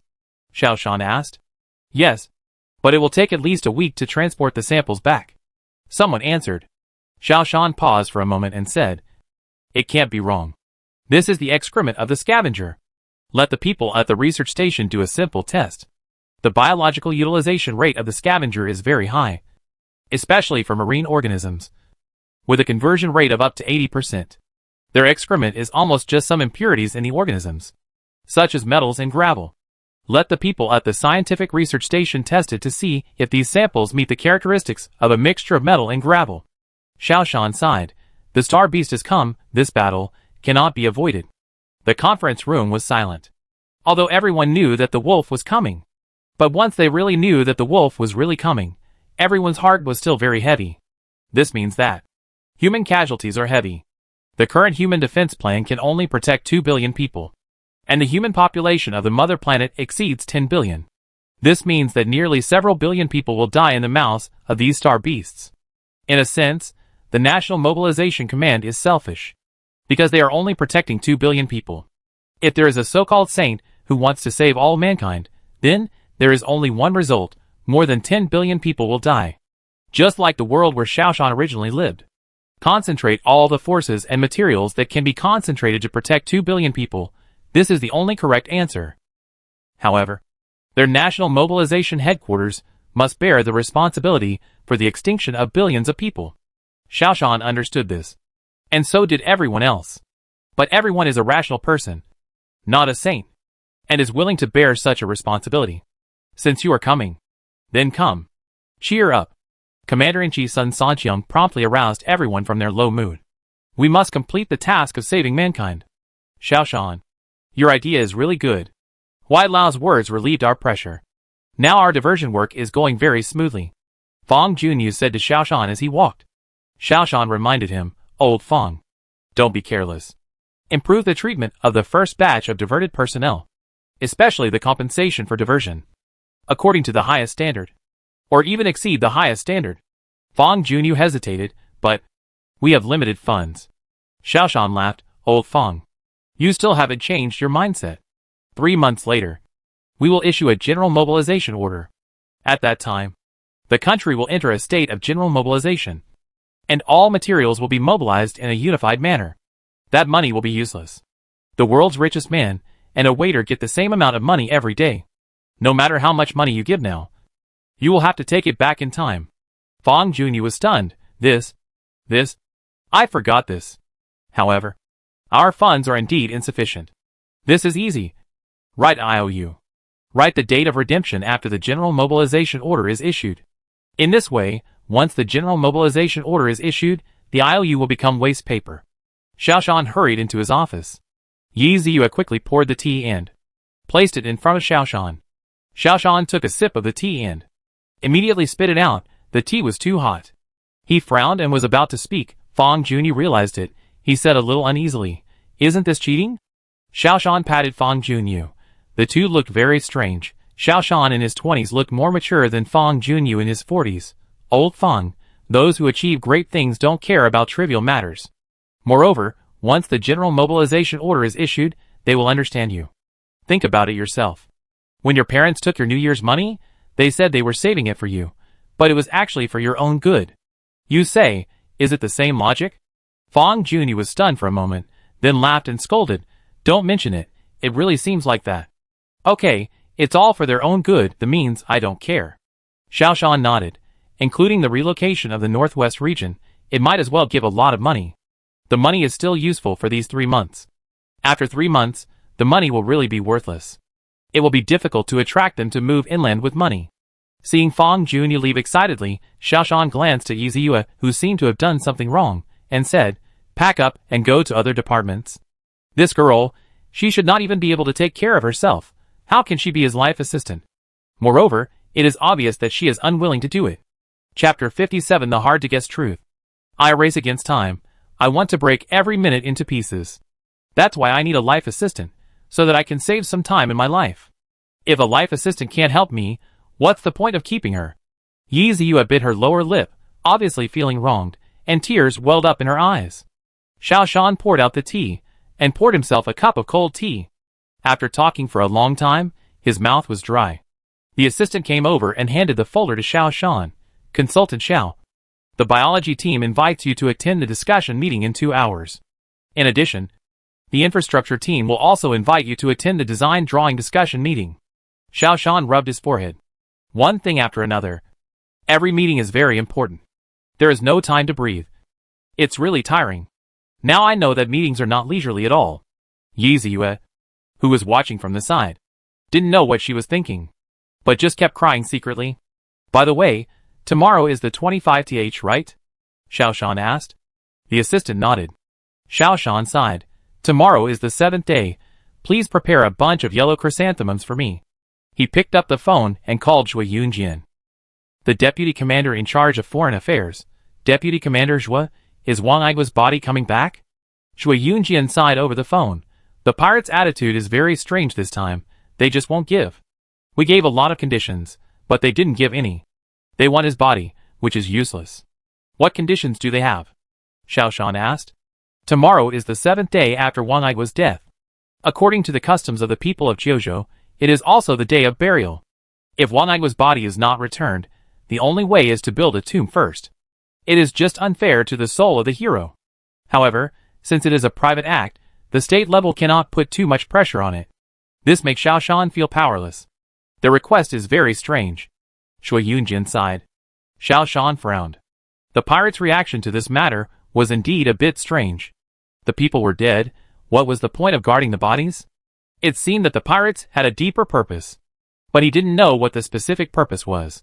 In the high-level meeting room of Utopia, a group of think tanks were having a serious meeting. The recent actions of Jiuzhou are very suspicious.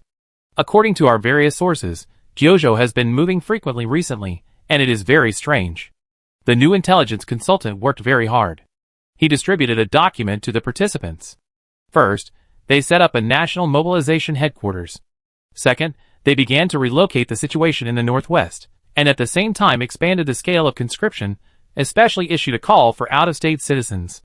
These are all very unusual, and very unusual. The intelligence consultant said.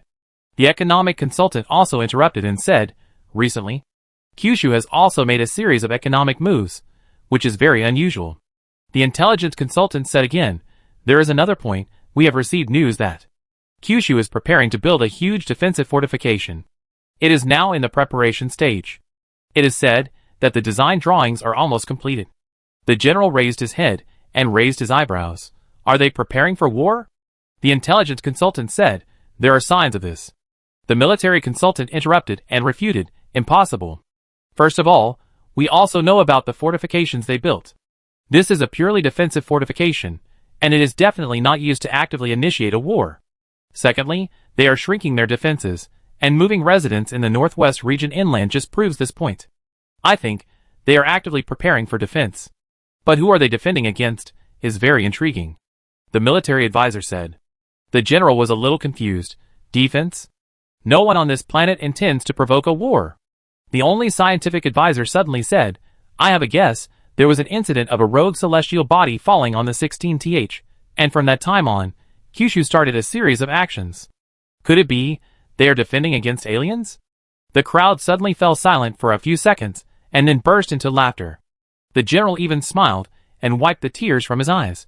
Before I became a general, I always thought that there were aliens in the space agency. So the first thing I did when I took office was to inspect the space agency. As a result, there was nothing. No aliens. No extraterrestrial life. There were only some broken stones. The intelligence consultant also said, General, you are right. With our strength, if there are really aliens, we can't know it before they know it in Kyushu. We haven't found any traces. And they are even less likely to find it. The military expert also said sarcastically, if there are really aliens, we have to defend from space. What's the point of building fortifications on the ground? They are now building a lot of buildings. Just to create a tense international atmosphere for us. And to make the whole world fall into a tense atmosphere. The economic consultant slammed the table. That's what I said. We have detected that Kyushu has used a lot of money to buy supplies around the world, in order to lure us into buying supplies like them. We must not be fooled. The general nodded. Okay, your ideas are all good. Let's do it this way, they move, we don't move. We don't need to defend ourselves. Chapter 58. The ship is frozen. Southern end. Su Kaichung opened his eyes. He was awakened by the cold. There is heating on the ship, but it still can't keep out the cold. Looking outside through the porthole, he found a white snow. This year's southern end winter seems to come earlier than in previous years. Captain, is the ship frozen? If it is frozen, you must move quickly. It will be terrible if it is blocked. Su Kaichung put on his clothes and walked out of the cabin. The captain opened his eyes with difficulty, patted his deputy beside him. I'm asking you a question. How is the situation of the ship? The deputy also opened his eyes quickly. I was a little sleepy just now, and fell asleep. While talking, he started the motor, and started the ice-breaking procedure. The hull vibrated violently, and the sound of the motor became particularly strenuous. Stop. Do you want to scrap the motor? The captain said quickly. He put on thick clothes, walked out of the cabin, walked around the ship, jumped onto the ice, checked carefully, and climbed onto the ship with some frustration. Station master, I'm in trouble. The ship is frozen. Then break the ice. Su Kai-chung said disapprovingly. The captain shook his head. Yesterday's cold air came too violently, too suddenly, and we were not prepared. Without moving in time. The whole ship is now frozen. The ice is too thick, and our small icebreaker can't break it. We can only wait for the big icebreaker to come. Su Kai-chung was stunned. Damn! This cold air comes at the wrong time. He walked to the storage room and took out a small box. This is what Professor Tu Ching specifically asked for. He asked us to transport it to the research station as quickly as possible for data analysis. And also asked us to send the rest to the nearest airport by ship. And then fly directly to the capital. The country is waiting for this thing urgently. What should we do now? The captain shook his head. Originally, their voyage was very safe. In the past, at this time of year, the southern end had not yet entered winter, and such thick ice would not form overnight. So yesterday, we were careless, the deputy took a nap, and now the ship is frozen, and it can't move at all. Look at the positioning. How far are we from the scientific research station now? Su Kai-chung shook his head. Also ask, how far is the large icebreaker from us, and how long will it take to get here? The captain checked and said, it's not far from the scientific research station, about 50 or 60 nautical miles. As for the large icebreaker, there is one nearby in the northern continent, but it will take 2 days to get here. The deputy added. Su Kai-chung shook his head. It's too long. The mission is urgent. Since it's not far away, let's arrange for someone to send the things back from the ice. How many ice motorcycles are there on the ship? 2. Okay. Xiao Li, get ready. We too will take the ice motorcycle to send the things back. And you just wait here for the icebreaker. Su Kai-chung said. Station master. I'll go. Xiao Ma said. You? No. You're so impatient. Besides, after breaking the ice, you still have to continue the investigation. If you leave, who will operate Hayden number 2? Su Kai-chung said. Xiao Ma scratched his head. Then you should pay attention to safety. Don't worry, my wife gave me a death order. I must go home safely. I dare not disobey the tigers in my family. Su Kai-chung said with a smile. 10 minutes later, the 2 ice motorcycles were unloaded from the ship to the ice surface. After checking the condition of the car and determining the direction, the 2 people rode towards the white ice field. Watching the 2 ice motorcycles disappear from sight, Xiao Ma asked the captain with some concern, will they be safe? The captain shook his head. No, Station Master Su is an old hand. Xiao Li is young and strong. Besides, the distance is not far, and it will take only half a day to get there, so it's okay. Hua Liyun dressed neatly, especially wearing his favorite suit. Today is his son's engagement party, so he can't be careless. In addition, all the stores are closed now, so he has nothing to do. He originally wanted to ask a little beauty to be his female companion, but after thinking about it, he gave up. If he angered his ex-wife, she might kick him out. He owed his son too much. So he had to be Loki this time. When he walked into the hotel, Hua Liyun saw his son Luo Junliang, who was like himself in his youth. He was tall, handsome. This made him feel proud of being a father. But his son frowned slightly when he saw him. The relationship between father and son can be seen from his son's name.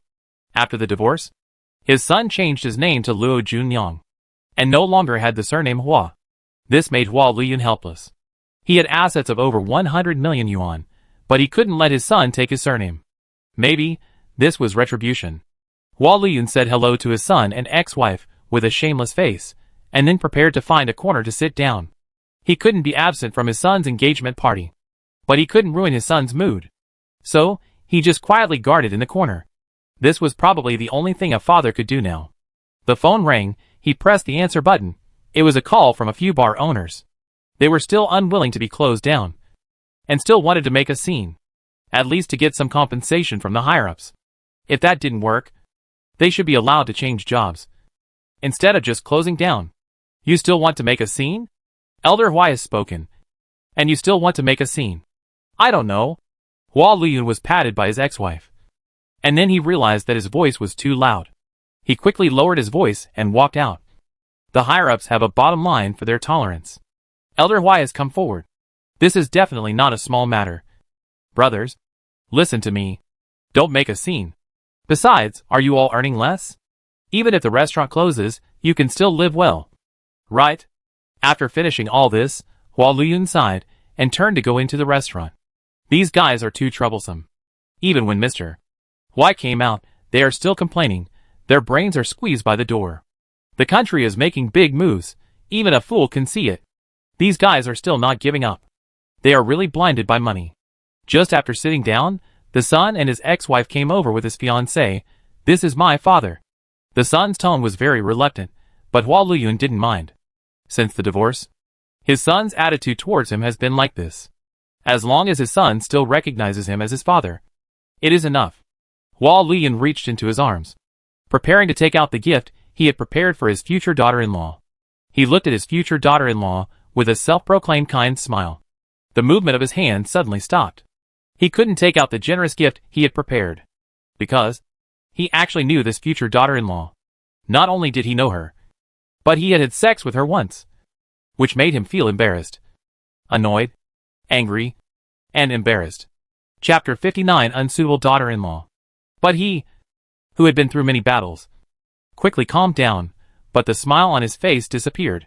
He also stopped taking out the red envelope. But the future daughter-in-law obviously didn't have such a strong ability to conceal. Her face suddenly turned red. Somewhat at a loss. This is Wei Yasi, the son said reluctantly. Hua Luyun just nodded to Wei Yasi indifferently, and then sat down. Wei Yasi also knew that the situation was not good. And she nodded, which was considered a greeting. Fortunately, Luo Junyang had already changed his target, and she quickly followed Luo Junyang to the next person. Hua Luyun felt very uncomfortable, and stood up and turned around and walked out. He stood alone in the corridor smoking, thinking about how to deal with this matter. Wei Yasi once worked in his bar, and after getting drunk, she slept with him. Afterwards, Hua Luyun gave her a sum of money to settle the matter. This is his usual attitude. Later, Wei Yasi also left the bar, seemingly going to work in a formal unit. Unexpectedly, she became a couple with her own son. This is so fucking uncomfortable. The door opened again. Hua Luyun looked over and found it was Wei Yasi. She hurried out, looked around, and seemed to be ready to leave.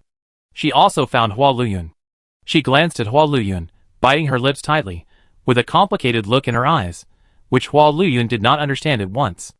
The next moment, she turned around and left, and walked out of the hotel quickly, obviously running away. After a while, the son came out, looking for people everywhere. Seeing Hua Luyun, the son did not speak, and continued to hold the phone and dial the number. The ex-wife hurried out, saw him smoking outside, and immediately frowned. You are not willing to die, and you are still smoking. Hua Luyun was a little dazed, as if he had returned to the days of marriage, and his wife always admonished him like this. He subconsciously put out the cigarette. Have you seen your daughter-in-law? The ex-wife asked. Oh, she seems to have gone out. Why didn't you stop her? This, Hua Luyun didn't know how to answer for a moment. The ex-wife looked at Hua Luyun suspiciously. Hua Luyun didn't want to talk about this matter. He said casually, I thought she was in trouble. Besides, it's the first time I met her. I'm a little unfamiliar. The ex-wife ignored him. She asked Luo Junyang, Son, did you get through on the phone? Luo Junyang came over and shook his head. No, she just sent a message, saying that there was something important today and she had to work overtime.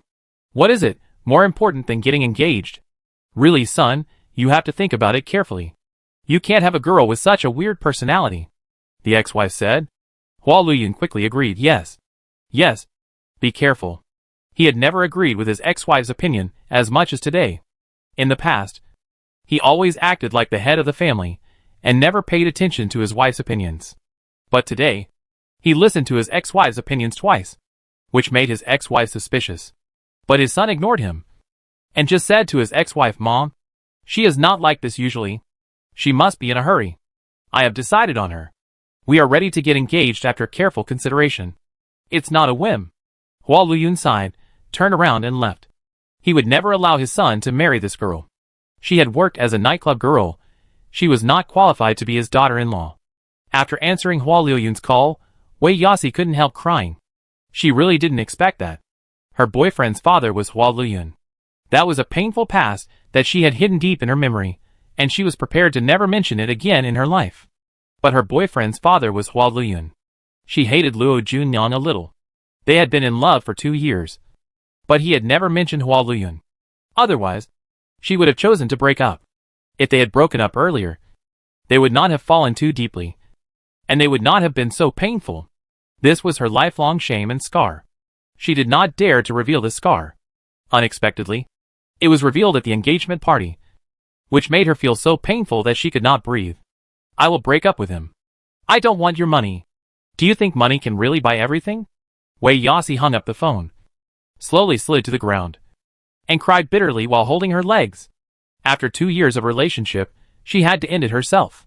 It would be easier if the relationship was shallow, but the relationship between the two was deep. When she thought of breaking up, she felt heartbroken. South End. The ice field was vast. The strong wind blew the ice powder like gravel into the air, covering the whole world. Su Kai-chung cursed a few words, but still drove the ice car forward. It looked like an ice field, but it was not flat, and the speed of the ice car could not be increased. It has been 4 hours since they set out. But they are still 10 nautical miles away from the research station. Be careful.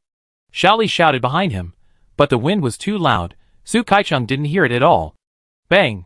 Su Kai-chung felt that he was thrown out by something, and thrown far to the ground. Xiaoli quickly stopped the car and ran over. Su Kai-chung stood up, rubbing his waist and cursing, without checking the car, and hurried to find the small box for transportation. Fortunately, although he fell, the small box was still well preserved. Station master, your car is broken. Take mine. Xiaoli helped Su Kai-chung walk over. This is the only way.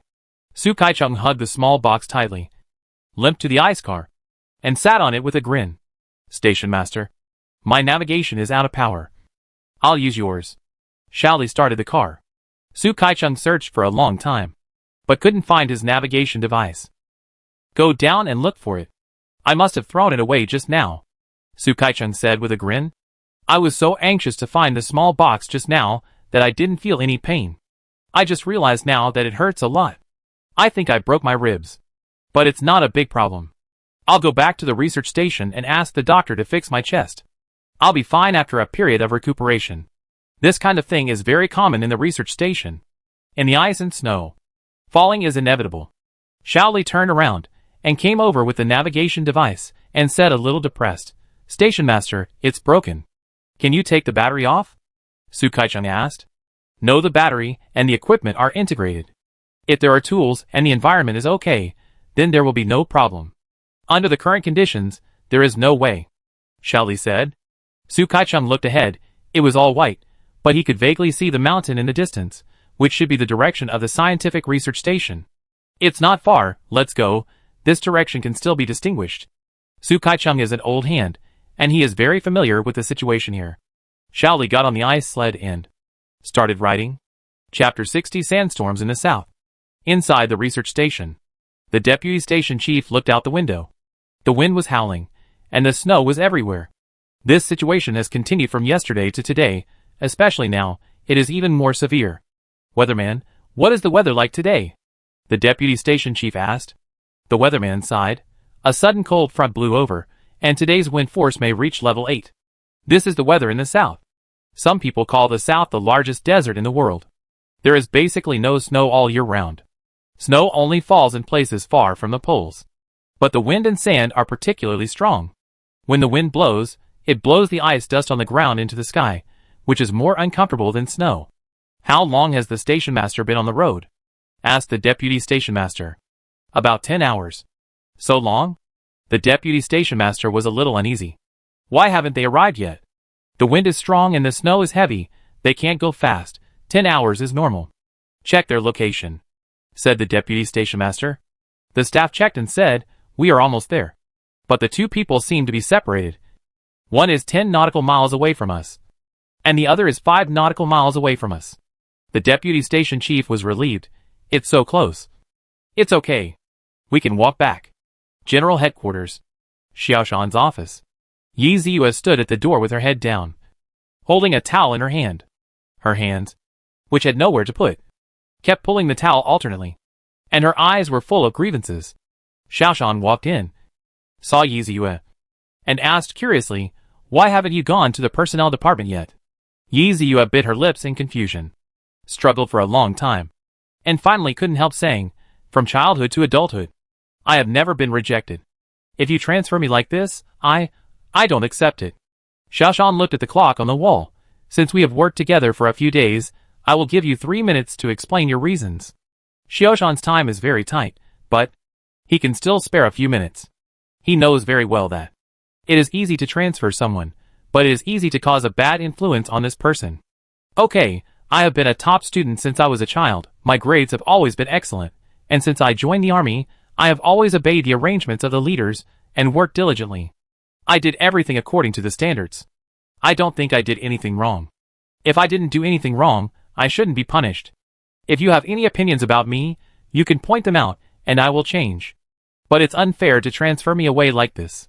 Yi Ziyue glanced at Xiaoshan, and finally said, "I'm done." Xiaoshan smiled. "Is it done? You don't seem to have said what you really think." "Yes, you have been a top student since you were a child, and you should have a good family background. You have always been doing things according to the standards." But Xiaoshan stood up, walked to Yi Ziyue, lowered his head and said, "The only thing is that you are not attentive." Yi Ziyue wanted to refute, but didn't know where to refute. "Because you have always been excellent. You are reluctant to transfer you here to be my life assistant. If you are not willing, you will not work hard. You think that being my life assistant is insignificant. But I want to tell you that I am really busy, and I don't have any time to waste on my personal affairs. I haven't even seen my parents for a long time. I don't even have time to call them to let them know I'm safe. Because I have a great responsibility. I must use all my energy to deal with major issues. So I need someone to help me deal with my personal and minor matters. This is related to the fate of mankind and the safety of mankind.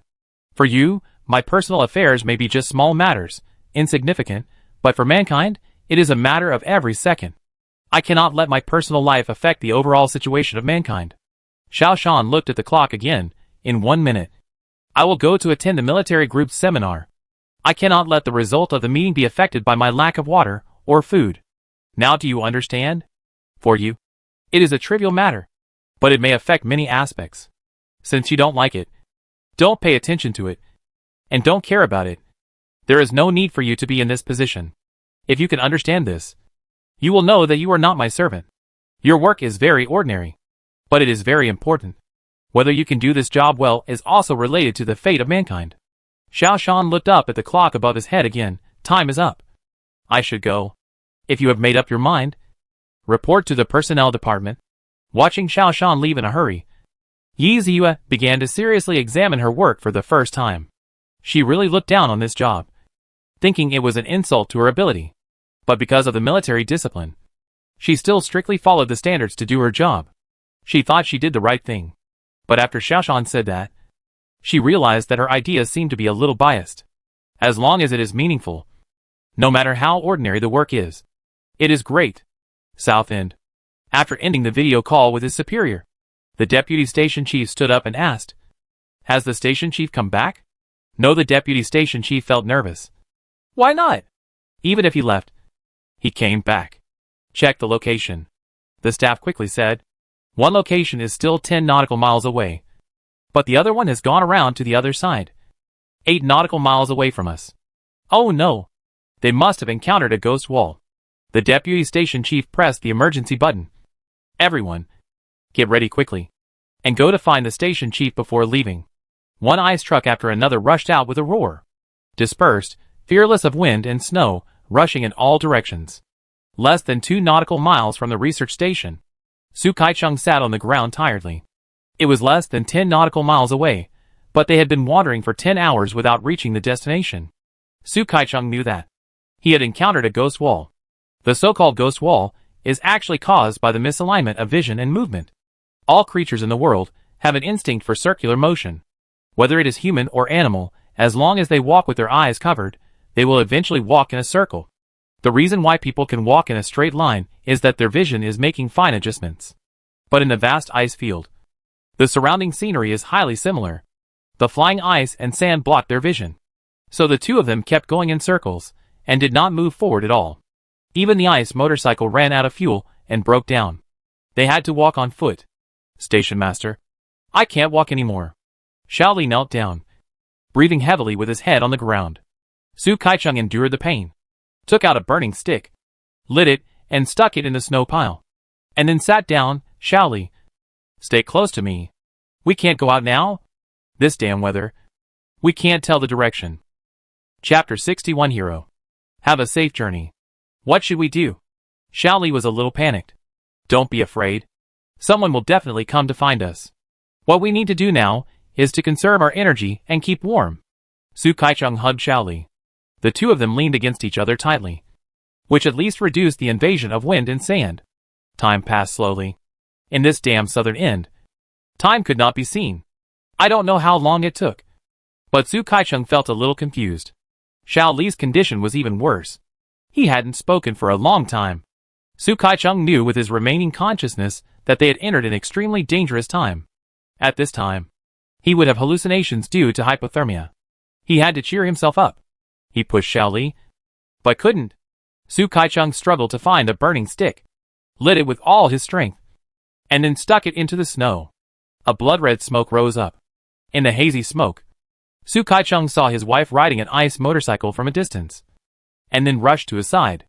Su Kaicheng grinned. Wife, I keep my word, I will return safely. I did it.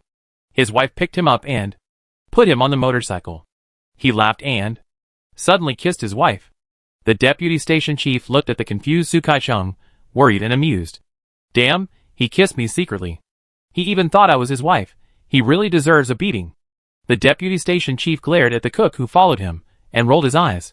Boy, don't tell anyone. If you dare to tell anyone, I will peel your skin off. The cook wanted to laugh and cry at the same time. His expression was very complicated for a moment. Headquarters. Xiao Shan walked back to the office, with a tired look on his face. He was surprised to see Yi Ziyue still standing at the door, and it seemed that she had not moved. What's the matter? Xiao Shan sat down and closed his eyes tiredly. When we were discussing the design just now, I was really tired. The design of the defense fortress is a big project, and it must be done over time, otherwise it will affect the progress of other things. Therefore, Xiao Shan spent most of his energy recalling these details. After all, he was not a designer, and could only describe what he saw. He could not answer many professional questions of designers. Designers had to figure it out by themselves. Moreover, these designs needed to be adjusted according to the original design plan. It was not the case that the design of the original world was the best. Xiaoshan's experience in defending the fortress was very important. These memories consumed too much of Xiaoshan's energy. He did not hear Yi Ziyue's answer. The next moment, he felt a pair of clumsy hands massaging his head. Consultant Xiao, I've figured it out. What you said just now is very right. You must realize the significance of work in order to do a better job.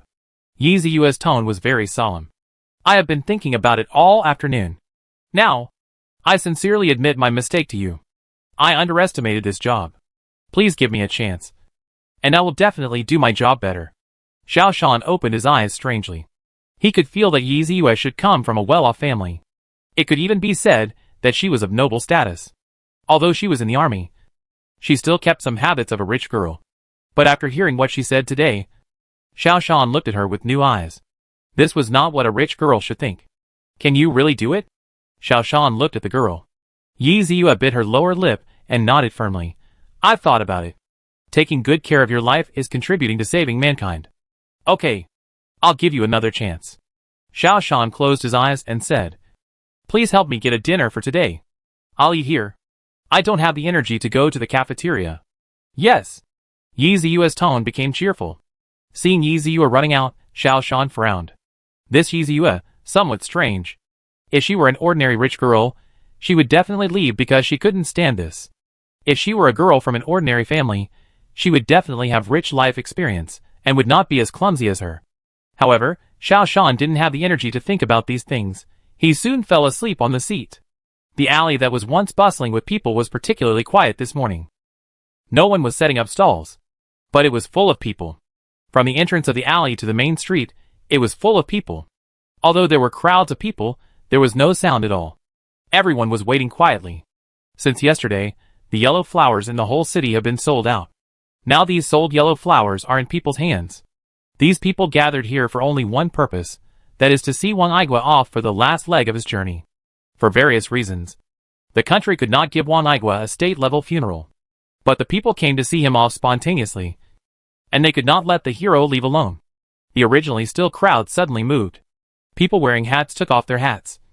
And everyone lowered their heads. At the end of the passage formed by the crowd, a figure appeared.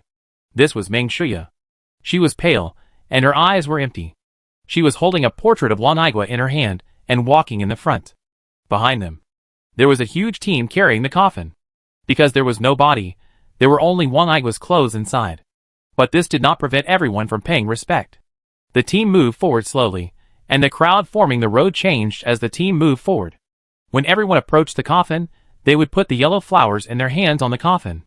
Before the huge coffin walked out of the alley, it was already filled with golden flowers. The team walked onto the main street, and the coffin was also carried onto the hearse. Both sides of the alley were also crowded with people. Those who had flowers presented them, and those who did not have flowers bowed their heads silently to express their respect. This was the most simple respect people showed to the hero. The long street had been cleared long ago. And it continued far, far away. The hearse moved forward slowly. Wherever it went, all the vehicles stopped and honked their horns to send the hero off. The whole world was quiet and noisy. Quiet, because there was no sound except the horn. The noise was because all the cars were honking. The city used to be bustling. But now there were only low sobs besides the horns. This scene was directly spread on the internet by many people. Each video received hundreds of thousands of comments. The content of the comments was almost the same. Hero. Rest in peace. Meng Shuya didn't cry. She couldn't cry. She still couldn't believe that Juan Igua was gone. The moment, he turned away in anger. It was actually a farewell forever. Xiao Shan, dressed in plain clothes, walked up to Meng Shuya holding a yellow flower in his hand. He whispered, "Sister-in-law, please accept my condolences. I promise you with my life that one day, I will personally hold the most magnificent funeral for the martyr Juan Igua on behalf of the country. We must prove to the world that his behavior was not a personal act, but he was entrusted by the country. He is a real hero. We will definitely clear his name." Meng Shuya finally cried. At this moment, all her emotions poured out. She really regretted it. Is faith so important? If life could be repeated, she would be willing to accompany Juan Igua to carry the bag. Eating by strength is not shameful. Not only is it not shameful, it is also glorious. Back at the headquarters, Xiao Shan was still in a state of restlessness. Hua Dingtian was already waiting for him in the office. "I know you are in a bad mood, but we have been waiting for you for a long time. Some things must be verified from you," Colonel Hua Dingtian said. "Let's go." Xiao Shan calmed himself down. Juan Igua had already sacrificed himself. To make his sacrifice valuable and meaningful, he had to work harder. Only in this way could he live up to his spirit in heaven. The military team and the scientific research team were already waiting for Xiao Shan in the conference room. Also present were Commander-in-Chief Sun Sanqiang and Professor Mo Zhening. Advisor Xiao. The designers of the infrastructure team had basically finished the design drawings of the defense fortress last night. But I took a look and found that there were some questions that needed to be clarified. Wang Yifeng, the leader of the scientific research team, asked straight to the point. "Is it about the turrets?" Xiao Shan asked. Since returning to China, Professor Wang Yifeng has been immersed in his work. And the legend about him is still the most searched on the internet. But he no longer has the energy and mood to care about it. Yes. These turrets are divided into two types. One is a large-scale attack howitzer, the other is a dense array machine gun. And there is one every 50 meters. This means that the entire defense fortress of 25,000 kilometers requires 250,000 dense array machine guns and 250,000 howitzers. Let's not talk about howitzers for now. Do you know how many bullets are needed to support these 250,000 dense array machine guns? Professor Wang Yifeng asked in confusion. On a cruiser, usually only two are equipped in the front and back. The rate of fire of the bullets is as high as 3,000 rounds per minute. It can be said that a small ammunition depot is needed to supply a dense array of machine guns. This does not include the machine guns on 1 million fire support vehicles. The armor of the Velociraptor has a 3-level bulletproof effect, which means that ordinary bullets cannot cause damage, and steel core warheads are required, which is another huge resource consumption. These are just ammunition, which will consume all our metal reserves. We also need to build 25,000 kilometers of fortifications, which will also consume a lot of steel. Where can we get so many resources? Professor Wang Yifeng asked a barrage of questions, which also showed his eagerness. Xiao Shan explained, according to experience, only when the density reaches 1 machine gun and howitzer per 100 meters, and is supplemented by handheld weapons, can an effective defense density be formed. As for the consumption of bullets, not every machine gun will fire at the same time. Chapter 62, Car Collection Plan for Old for New. The Starry Sky Beast's attacks are very random. They will suddenly appear in a certain area and start to attack. Generally, they will form a continuous attack line of 10 to 20 kilometers for concentrated attacks. Therefore, only this part of the machine guns will be in a state of firing. As for the consumption of bullets, this is indeed a big problem. The demise of humans in my world has a lot to do with this. In the end, we almost exhausted all the mineral resources, which also made it possible for the Starry Sky Beast to break through, Xiao Shan said solemnly. Otherwise, we can still hold on for a few months. This is the problem we need to solve urgently. Professor Wang Yifeng fell into deep thought. Xiao Shan turned to look at the military team leader Fu Hengsheng and the deputy military commander General Dong Haoran and said, moreover, the number of fire support tanks cannot be 1 million. It is best to reach 10 million. General Dong Haoran took a breath. 10 million? This means that from now on, we have to produce 50,000 tanks every day. But our annual output cannot reach this number. Xiao Shan suddenly smiled. Do you know how many cars we produce every day? Without waiting for others to answer, Xiao Shan said, 65,000 vehicles. By utilizing this part of production capacity and making reasonable plans, this goal can be achieved. General Commander Sun Sanqiang stood up and pondered. If we want to transform the automobile production line into a tank production line, the workload is not small, and the construction period is not short. Therefore, we must hurry up. Pass on my order.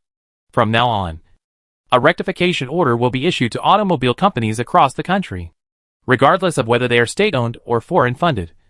All will be nationalized, and the project transformation will be carried out immediately.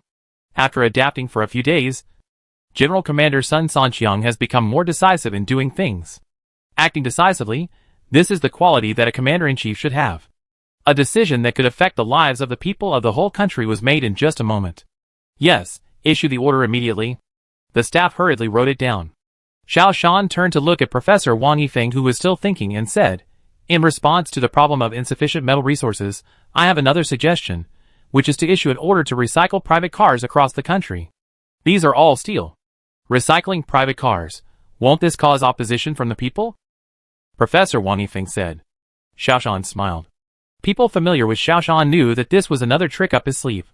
We can use the name of trade-in for old cars, and recycle cars at a high price, or even at the original price. For this kind of thing, we must have a good name.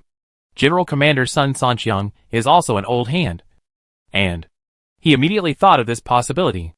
It's very simple, just use new energy to make a fuss. We officially announced that, in order to promote the layout of new energy vehicles, we will launch a policy of trade-in for new energy vehicles within this month, and we will buy back private cars at the original price. In this way, those who have cars will definitely scramble to ask for the recycling.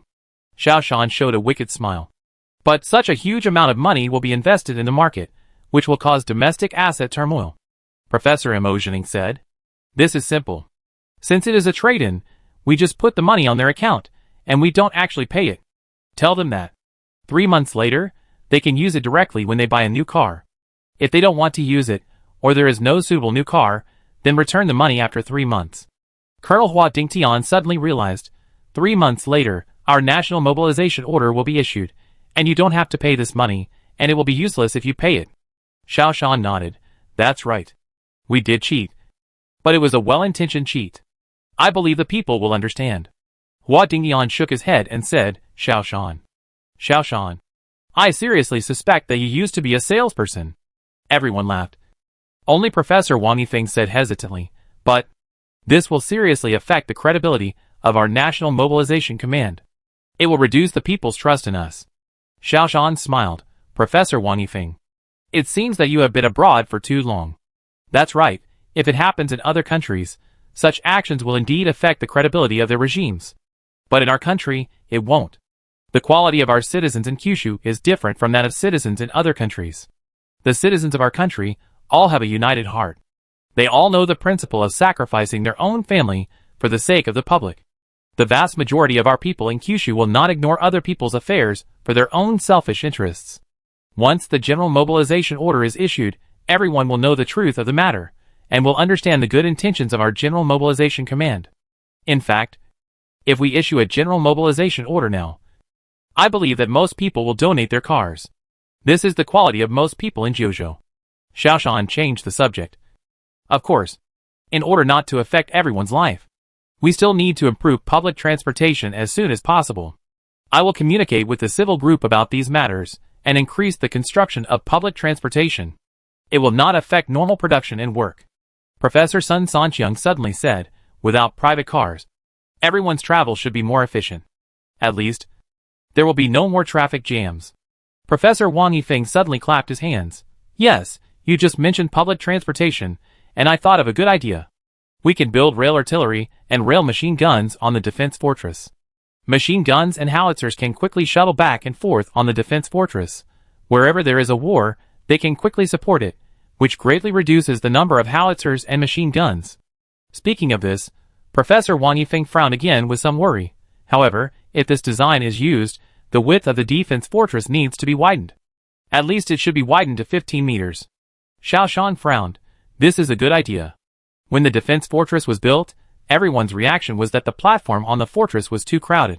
It looks like 10 meters is very wide, but when it is actually used, it is very crowded, making it inconvenient for everyone to move. I suggest that it be widened to 20 meters directly. Although it is a difficult test for the infrastructure team, it will greatly improve our defense. Just when the atmosphere was the most heated, Professor Tu Qing walked in, and her face looked not very good. Are there any results? Professor Sun Sanqiang asked. Yes, according to the test data of the Scientific Research Station, the target object is consistent with the excrement of the scavenger. They have been confirmed. Professor Tu Qing looked solemn. Chapter 63 Elites. Although everyone had been mentally prepared, everyone still felt heavy in their hearts. Starry Sky Beast was confirmed once again. After a while, General Commander Sun Sanqiang slammed the table. Xiao Shan, quickly cooperate with the civil team and come up with a car recycling plan. Professor Wang Yifeng, convey the news of the expansion of the defense fortress to the infrastructure team. Time is running out.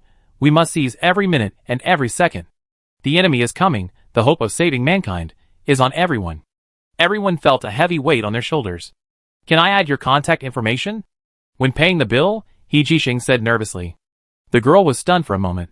Her face was a little red. She nodded slightly. After He Jixing sent a friend request, he ran away in a panic.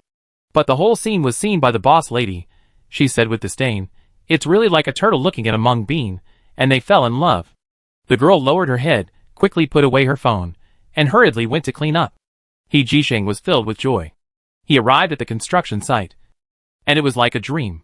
This was the first time he successfully got the girl's phone number. "Jixing, where have you been? Pack up quickly, we will probably leave tomorrow," Zhang Deshang said. He Jixing didn't say anything, but he couldn't hide the joy on his face. "Oh, you went to the noodle shop again.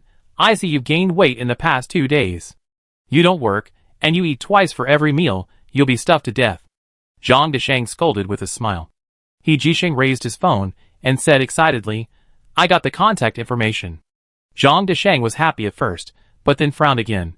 "Jixing, this is a big project for us. It will probably take a long time. There will be no chance to come back here. She probably won't see you again in the future." He Jixing's face darkened. He was a little unwilling. The feelings that had just begun to sprout, did they end up like this? He thought about it, and sent a message to the other party. "Do you have time? I want to see you." But after a long time without receiving a response from the other party, He Jixing felt hopeless. At this time, the message rang, and he quickly opened it. It was a reply from the girl. The girl's online name was very interesting. Called Silent Fong. At 3 o'clock in the afternoon. I was going to buy rice. He Jisheng understood that the girl was being watched very closely, and they could only meet during the rice buying period. Okay. See you at 3 o'clock. The girl replied with a smile. This was the first girl who did not despise him, which filled He Jisheng's heart with joy and hope. Although he was leaving tomorrow, he still wanted to leave a deep impression on the girl. Brother Chung, I'm going to get a haircut. He Jisheng ran away. Zhang Desheng shook his head. This kid. He's crazy about dating. General Command. Professor Wang Yifeng walked into the meeting room excitedly, greeted the core members who were in the meeting, and sat down at his seat. Team Leader Wang. What are you so happy about? Xiao Shan saw Professor Wang Yifeng's excitement. Professor Wang Yifeng raised his arms and waved them vigorously, saying, I just called my compatriots who are studying and working in various parts of the planet. You know, our team will be expanded soon. A large number of scientists are about to return to China, and they will also bring back their latest achievements. This is a historic moment. Who are they? Commander-in-Chief Sun Sanqiang asked excitedly. The power of science is, to some extent, stronger than the army. Although the current National Mobilization Command has gathered the country's top scientists, it is not enough. Far from enough. Especially in many core technologies. This is the case. Professor Wang Yifeng took out a piece of paper and said excitedly, this is a list of some of the top experts who have confirmed their return. Dr. Chan Lin, a top chip expert, has already embarked on the journey back to China with his research team and a number of patented technologies. Semiconductor scientist Dr. Du Lingjie is also preparing to return to China with his research results. The famous civil engineering expert Dr. Zhuang Xiaoying is also back. There is also Professor Xie Xiaoyang, a biological expert, and so on. Their arrival will bring us the technology and capabilities we urgently need. These are just a few of the most representative people. This list has hundreds of people, and they are all well-known figures in various industries. The motherland called them, and they resolutely returned to China. Some people have always said that. We have trained scientists who are ungrateful, and they will not come back if they stay overseas. Facts have proved that. The real ungrateful are only a very small part. Most people have never forgotten their identities. Good. General Commander Sun Sanqiang clapped his hands and applauded. With the addition of these big guys, we are more confident. Now, the meeting, each group should put the difficulties you encounter on the table, and let everyone work together to solve them. It was not even 3 o'clock. He Jisheng was waiting at the door of the supermarket. He thought he had come too early, but he did not expect that in front, the girl was already waiting. She had obviously arrived earlier than He Jisheng, and had been standing on tiptoe to look around. He Jisheng felt a feeling he had never had before. He knew that the girl was waiting for him. This was the first time a girl was looking forward to his arrival. This feeling was wonderful. It was like the feeling of a wife who had prepared a meal and was looking forward to her husband's return. The feeling of being waited for was really good. There was a feeling that life had a purpose. He walked over gently and whispered, I am here. The girl turned her head and saw him, and smiled. The smile was innocent and touching. She nodded, turned around and walked into the supermarket. He Jisheng hurriedly followed. The girl carried a bag of rice with ease, paid the bill, and turned around to leave. He Jisheng quickly grabbed it and put it on his back. You're going back just like that? The girl stopped. She seemed to hesitate for a moment, then picked up her phone and typed a few words quickly. Then she motioned He Jisheng to turn on his phone. He Jisheng was a little surprised. They were face to face. But did they still need to communicate? He glanced at it in confusion, and was suddenly confused. It said, I can't speak. He Jisheng was about to reply to the message, and the girl smiled at him. He Jisheng realized that he didn't need to type, and quickly asked, Is your throat uncomfortable? The girl shook her head and typed another string of words. I can only listen. I can't speak. Chapter 64. What's mine is yours. He Jisheng was a little confused. But didn't you say thank you that day? The girl called up a program on her phone, and then pressed a button, and the phone made a sound, thank you. And the girl mouthed the words. He Jisheng finally understood that she really couldn't speak. That sound was the sound of the phone. He was filled with sympathy. Such a good girl, but couldn't speak. God is really unfair. The girl hesitated a little, and asked in a message, Do you dislike me? He Jisheng shook his head quickly. No. I just feel sorry for you. Girl, There is nothing to feel sorry for. Not talking can avoid a lot of trouble. Especially. The rest is not typed out. But He Jisheng knows what she means. For a stepmother like this, not talking is indeed a little better. He Jisheng remembered his purpose. And said with some regret, I came to say goodbye to you. The girl's eyes showed confusion and uneasiness. He Jisheng understood what she meant immediately. And said quickly, I don't dislike you. Really not. I'm so happy that you can add me to my contact list. I'm a construction worker. You should know that. We will leave tomorrow to participate in the construction of a grand national project. You may have heard of it. I don't know how long it will take. I just want to come and see you. Say goodbye to you. And hope to see you in the future. The girl's expression became melancholy. She gently took the rice bag from He Jisheng, put it on her shoulder, and walked forward silently. He Jisheng hurriedly chased after her, trying to snatch the rice bag from her, but the girl was very strong, and he couldn't snatch it from her at once. He Jisheng didn't dare to use too much strength, for fear of hurting the girl, so he could only take a step forward, standing in front of her, raising his hand and saying seriously, I will find time to come back to see you. The girl shook her head, and walked around him and continued to walk. He Jisheng stood in front of her again, and said seriously, Really, I will come to see you. Because I like you. The girl blushed, she lowered her head shyly, put down the rice bag, and quickly replied, I envy you so much, you can have a job, and travel around. He Jisheng said, I am just a construction worker, what is there to envy? If you want, you can also be a construction worker, but you probably can't bear this hardship. Speaking of this, he looked at the rice bag beside the girl's feet, and felt that he was wrong. The girl didn't care, her eyes suddenly lit up, she quickly typed, Can I do it too? He Jisheng was delighted.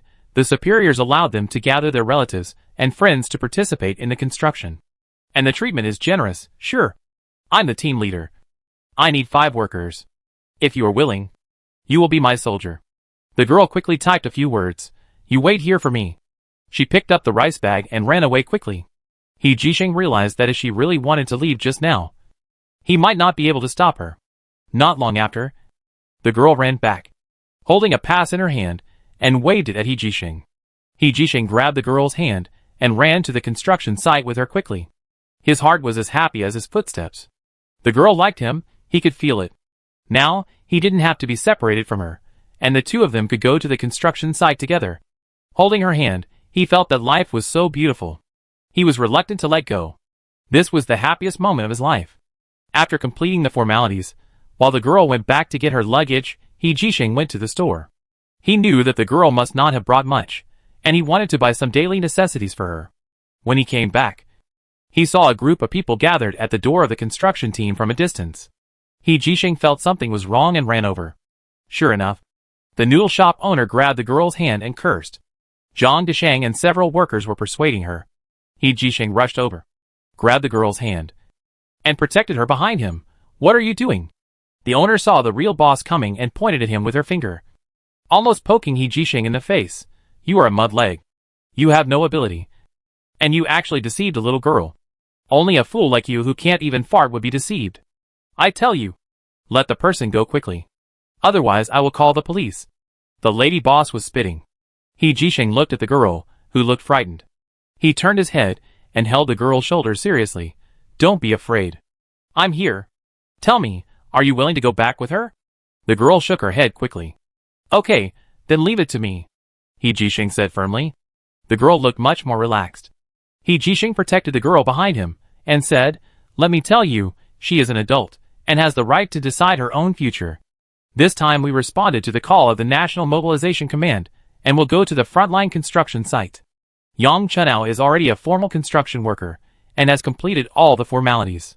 If you dare to stop us, you will destroy the construction of our motherland. I have learned a lot of knowledge in the past few days. Although He Jisheng doesn't understand it very well, it is enough to scare this stepmother. The workers next to him also talked about it, which made the boss's wife a little nervous.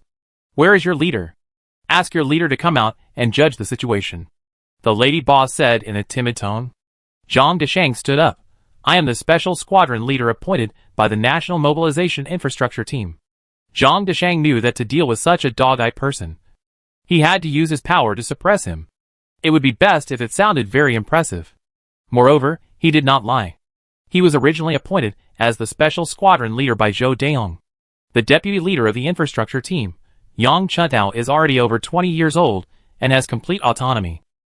Even if you are her biological parents, you cannot interfere with her decision. Besides, she is already a registered construction worker. If you insist on stopping her, you will be destroying the construction of a major national project and may be involved in a crime. Zhang Desheng originally worked in government agencies. He had a decent image and spoke in a set way. He quickly stunned the boss's wife. She stammered and could not speak. Yang Chuntao, are you willing to go with her? Zhang Desheng looked at the girl. The girl was much calmer now, and she quickly shook her head. The lady boss saw that the situation was not right. She snatched the girl's clothes and luggage, and said with a curse, "Okay, you want to leave? I can't stop you. But these things are all bought by me. Don't think of taking them away." The girl wanted to take them back, but He Jisheng held her hand. "Don't worry, there is everything here. Even if you need anything, I can buy it for you." Chapter 65. The figure of the star beast first appeared. February 26th. South End. The rescued research vessel did not return, but continued to move forward. Through underwater sonar detection and the seabed submersible detection of Haida No. 2, the feces of the scavengers were found again. According to the location of the feces, the captain determined that these scavengers might be following a group of krill in the South End. The research vessel withstood the bad weather in the past few days, and closely followed this group of krill in the South End. "Captain, drop anchor, and we can launch the Haida No. 2. The operator Xiaoma said. "Okay. This time we must take pictures of these things. If possible, we will catch a few samples," the captain said. "Captain, what are these things? New creatures on the seabed?" Xiaoma asked, puzzled. "It shouldn't be. I have been a sailor for decades. Even at the southern end, I have been there for several years. I have never seen this kind of feces. It's not shit, but stone lumps." The captain touched the feces, which were harder than stones. He had never seen any creature that would poop like this. "It is said that this is a national SSS level secret, and we must not disclose it.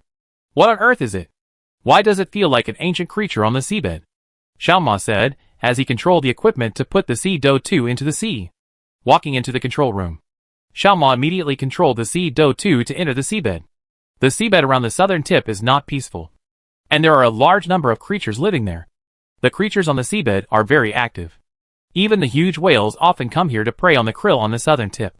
The number of krill in the entire southern tip has reached a terrifying number of hundreds of millions of tons. This is also one of the richest treasures in the Southern Ocean. "Pay attention, the sonars can found that. We are close to the krill group," the equipment operator said. "The ship has dropped anchor. The captain has nothing to do for the time being." He also stayed in front of the screen and paid attention to the images sent by Haida No. 2. The seabed is dark, and the visibility is not high. Under the ice cap is a thick layer of ice, and under the ice layer is the krill group. The number of krill has decreased greatly compared to when we first discovered it. It has decreased by 1/10. The equipment operator reported the latest news. "Oh my god! Even if it is a whale, it can't eat so fast. What the hell is this?" The captain took a breath. "Quick! Let the C-Do No. 2 approach." "Yes." Xiaoma operated the C-Do No. 2 and quickly approached the krill. "Captain, there is a group of unidentified objects heading towards the C-Do No. 2.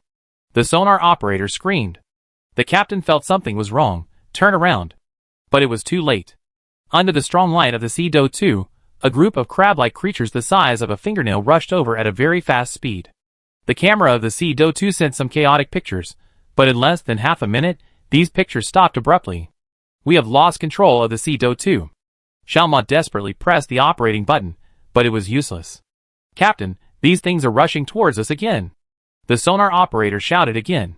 The captain was startled and quickly shouted, "Hold the anchor. Leave here." The research ship was in chaos.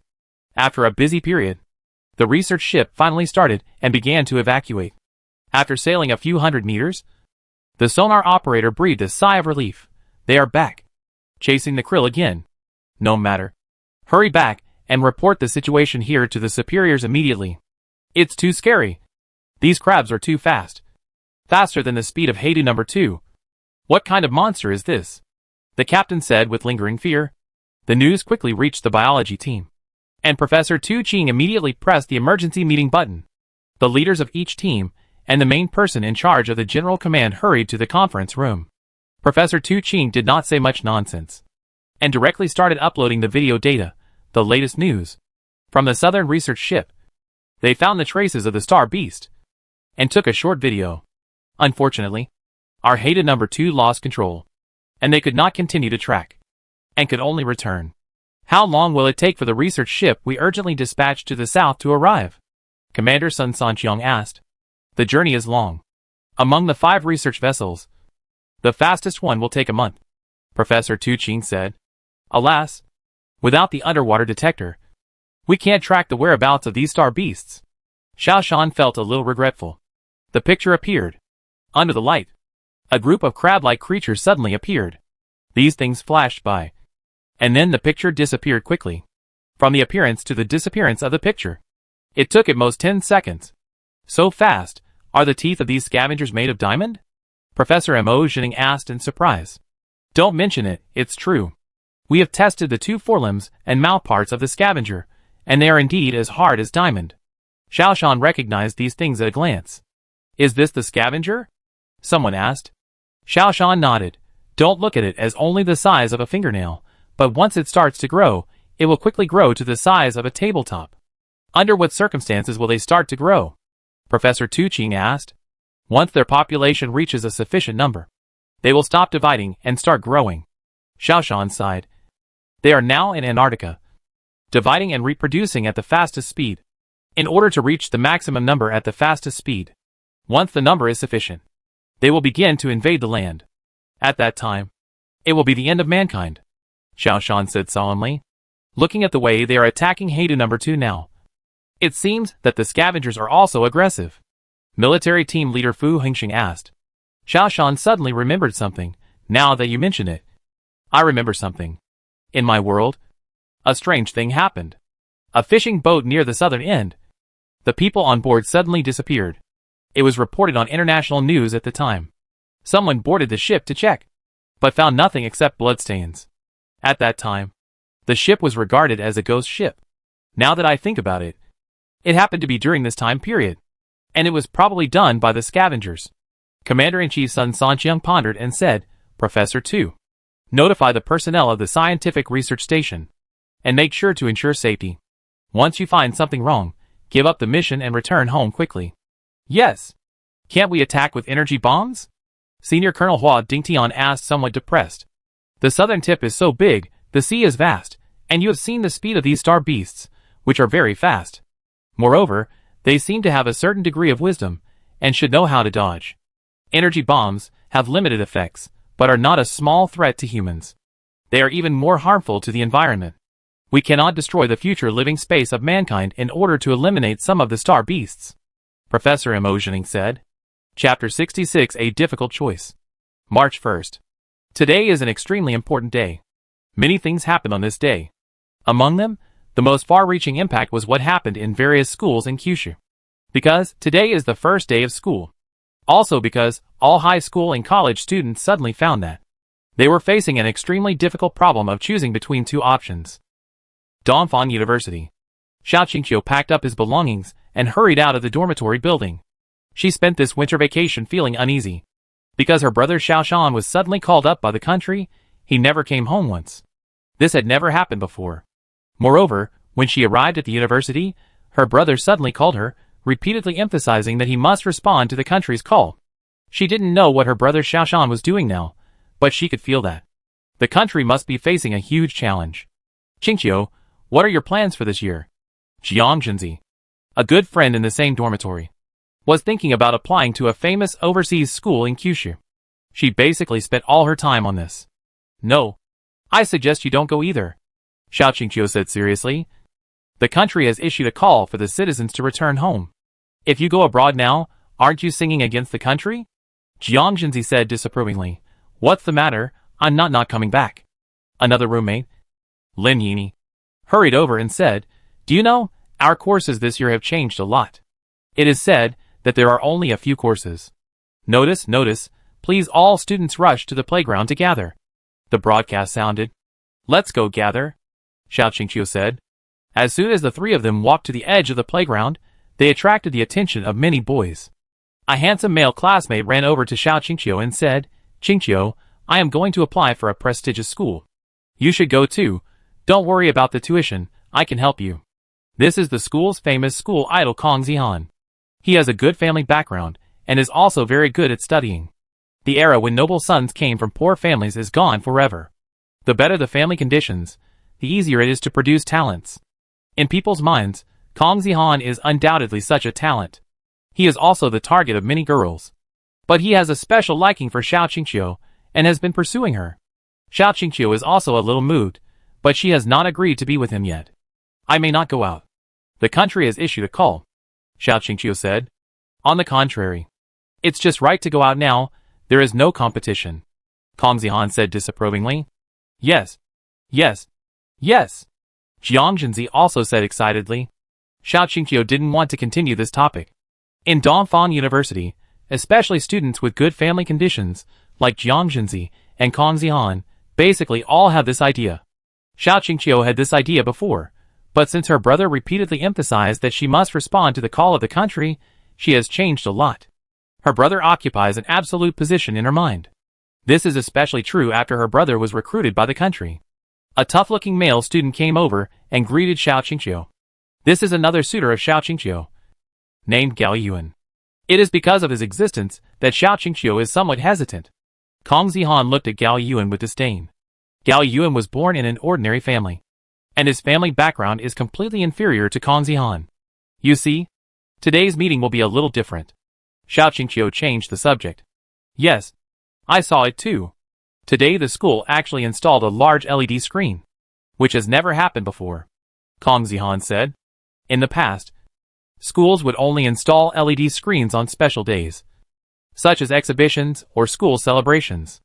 Now it is just an opening ceremony, but they actually installed LED screens. This reveals something different. "Dear students, the opening ceremony officially begins." The host's voice sounded. The principal walked to the podium and said to the microphone with a serious expression, "Students, today's opening ceremony is very special, because it is both an opening ceremony and a graduation ceremony. All of you here, on the first day of school, will graduate." Boom! The students were immediately shocked. This news was too explosive. On the first day of school, you actually graduated. Especially for freshmen, it was even more explosive news. After 12 years of hard study, you finally got into college, but you graduated on the first day. Who can bear this? Xiao Qingqiu was also a little confused. Kong Zihan was very excited. He rubbed his hands and said, "That's good. I can go out after getting my diploma." Jiang Zhenzi also said excitedly, "That's great. I can concentrate on the exam and no longer worry about failing other subjects." Gao Yuan was a little stunned. I didn't know what he was thinking. The scene was in chaos. The principal was not in a hurry, he just waited silently. He waited until the discussion gradually died down, then he continued, "You will decide your direction today. In the afternoon, you will go to the front line and start your glorious and great work." The crowd was in an uproar again. Not only graduating, but also starting to work directly. This was too exciting. Kong Zihan covered his ears and made a phone call for a while, and said after hanging up the phone, "I just asked, it's not just our school, but the whole country." Xiao Qingqiu knew this was what his brother said to him. He had to respond to the call of the country. "If you want to listen to me, be quiet." The principal himself was also full of resentment. It was absurd that the students graduated before they even started studying. When he first received the notice, he thought someone was joking with him. Later, he learned that this was an order issued by the National Mobilization Command. Thinking of the recent news released by the National Mobilization Command, let everyone know that something big was going to happen.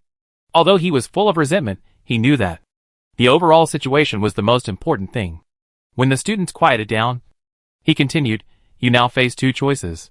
One is to join the army." Kong Zihan immediately shouted, "I will not join the army. A soldier who only obeys orders will never achieve anything in his life." Jiang Zhenzi also echoed, "Yes. What's the good of being a soldier? It's too dangerous."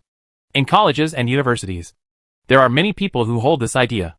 Boys have a dream of being a soldier in their hearts. They dream of galloping on the battlefield, bravely killing the enemy, and being invincible. But as they grow older, This dream of becoming a soldier gradually fades away, and then becomes just a dream in their hearts. Especially college students. They no longer pursue the dream of becoming a soldier. They are more focused on the business elites and bigwigs. The technological elites at the top of the rich list gradually replaced the position of soldiers in their minds, and became new idols. This is reality. Gao Yu sighed. Without the dedication of the soldiers, how could we study peacefully? Kong Zihan sneered. Don't sing high-sounding words. If you have the ability, go to the army now. Gao Yuan was silent. After all, this was a major decision, and he was a little confused for a while. His ideal was to become a scientific and technological elite. As for his dream of becoming a soldier when he was a teenager, it had long become an impossible and childish idea like becoming a superhero. You are a fool if you don't want to be a good college student and want to join the army, Jiang Jinzi said. Lin Yini also nodded. Yes. Joining the army will waste 3 years of good time. If you have these 3 years in a foreign company, you can become a supervisor. The discussion gradually died down, and the principal's voice sounded again. Another choice is to go to the front line of construction and become a construction practitioner. This time it was completely blown up. Compared with being a soldier, the status of a construction worker is lower. How can a mental worker look down on a physical worker? This is a natural chain of contempt. Being a soldier can be said to be dedicating oneself to the country. But what is being a construction worker? But soon everyone was quiet, and everyone wanted to hear what other options there were. They obviously ignored what the principal had just said. There are only 2 choices. These are the 2 choices you face. I hereby announce that the students who make the decision first will receive special rewards. The principal shut up disappointingly. The audience was in an uproar again. What, either a construction worker or a soldier? How can I choose? I'll just drop out. Someone shouted. We are here to study, not to work. Protest, protest, drop out. The students were excited. No one expected that such a thing would happen at the beginning of the school year. Suddenly, a voice rang out. Classmates, listen to me. The voice was not loud, but it was very penetrating. Everyone realized that a beautiful senior student was standing on the podium. Those who knew her knew that this was Xiao Qingqiu, a school beauty with countless suitors. She was very calm, compared to other students. So calm that it was scary. Her calmness also calmed many people. Everyone couldn't help but listen to her. I don't know why such a decision was announced. I don't know why there are so few choices.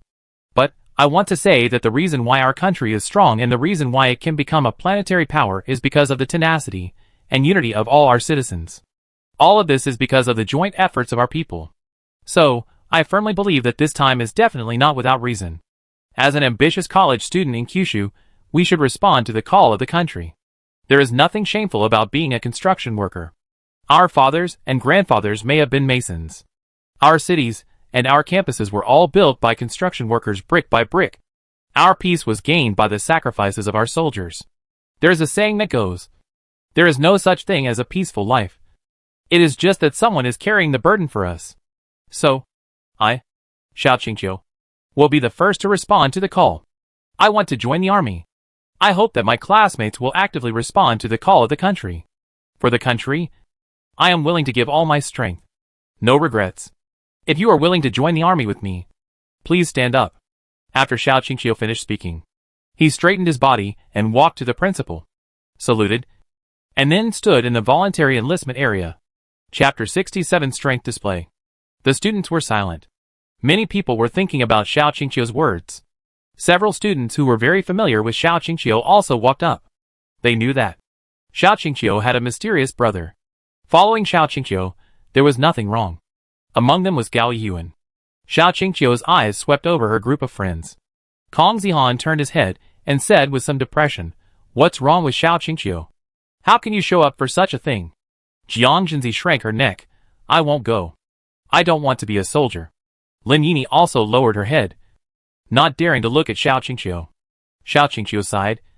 She knew that she had misjudged Kong Zihan. Her brother said that only at the most important moment can one truly understand a person. Kong Zihan, the school idol, was not as sunny and upright as he looked. She and he were destined to become strangers. At this time, the big screen suddenly flashed, and the logo of the national station appeared. A new recruitment propaganda film appeared. The heroic phalanx flashed one after another. and the heroic soldiers appeared in various occasions. They crawled forward in the hail of bullets, walked through the roar of artillery fire, and appeared in the most dangerous places. The students became even more silent. They could not say a word about the complaints just now. The scene changed, and an exciting picture of weapons and equipment appeared. Missiles. My God. What type is this? I have never seen it before. And the country actually released it. There are many military fans among the students, and they can see at a glance that the weapons displayed this time are extraordinary and different. Wait. Am I dazzled? What is this? Space Fortress Space Team? Or is it a real-life shoot? Oh my God. The country is really making a big move.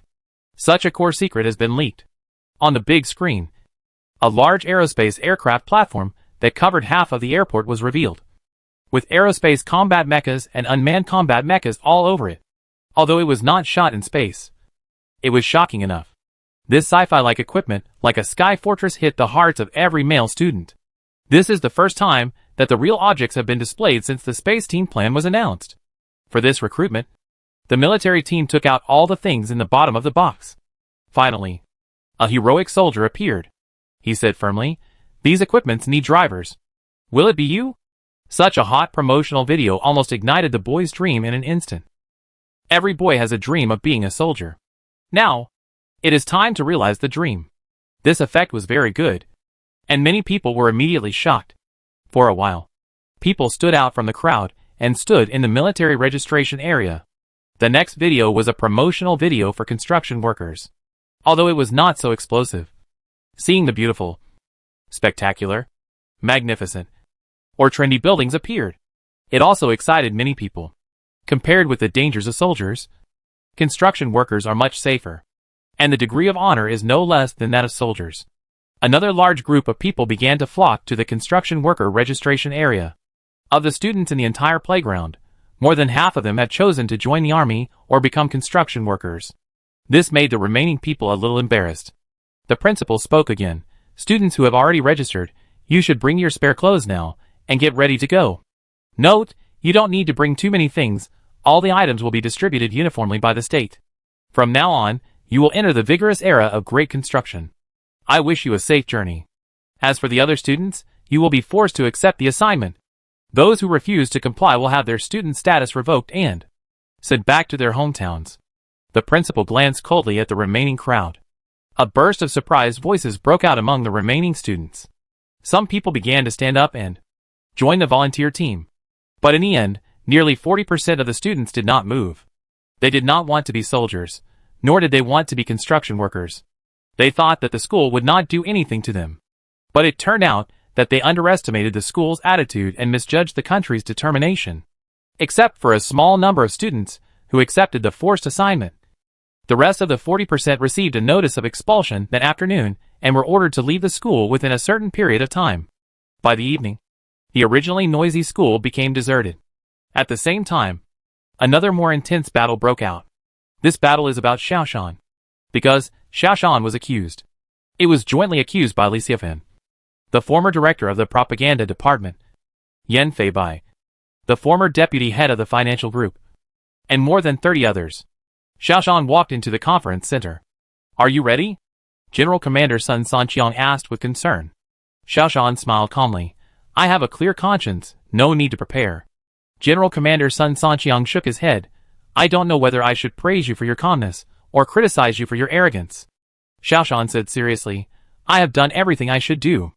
The stone in my heart has been put down. So, I have only one idea for the future, that is, to do my best to save mankind. For personal honor, I don't care." Commander Sun Sanqiang also looked at Xiaoshan seriously. "Then you must defend well. Only in this way can you help everyone better. Your presence is much more important than your absence." Commander Sun Sanqiang patted Xiaoshan on the shoulder.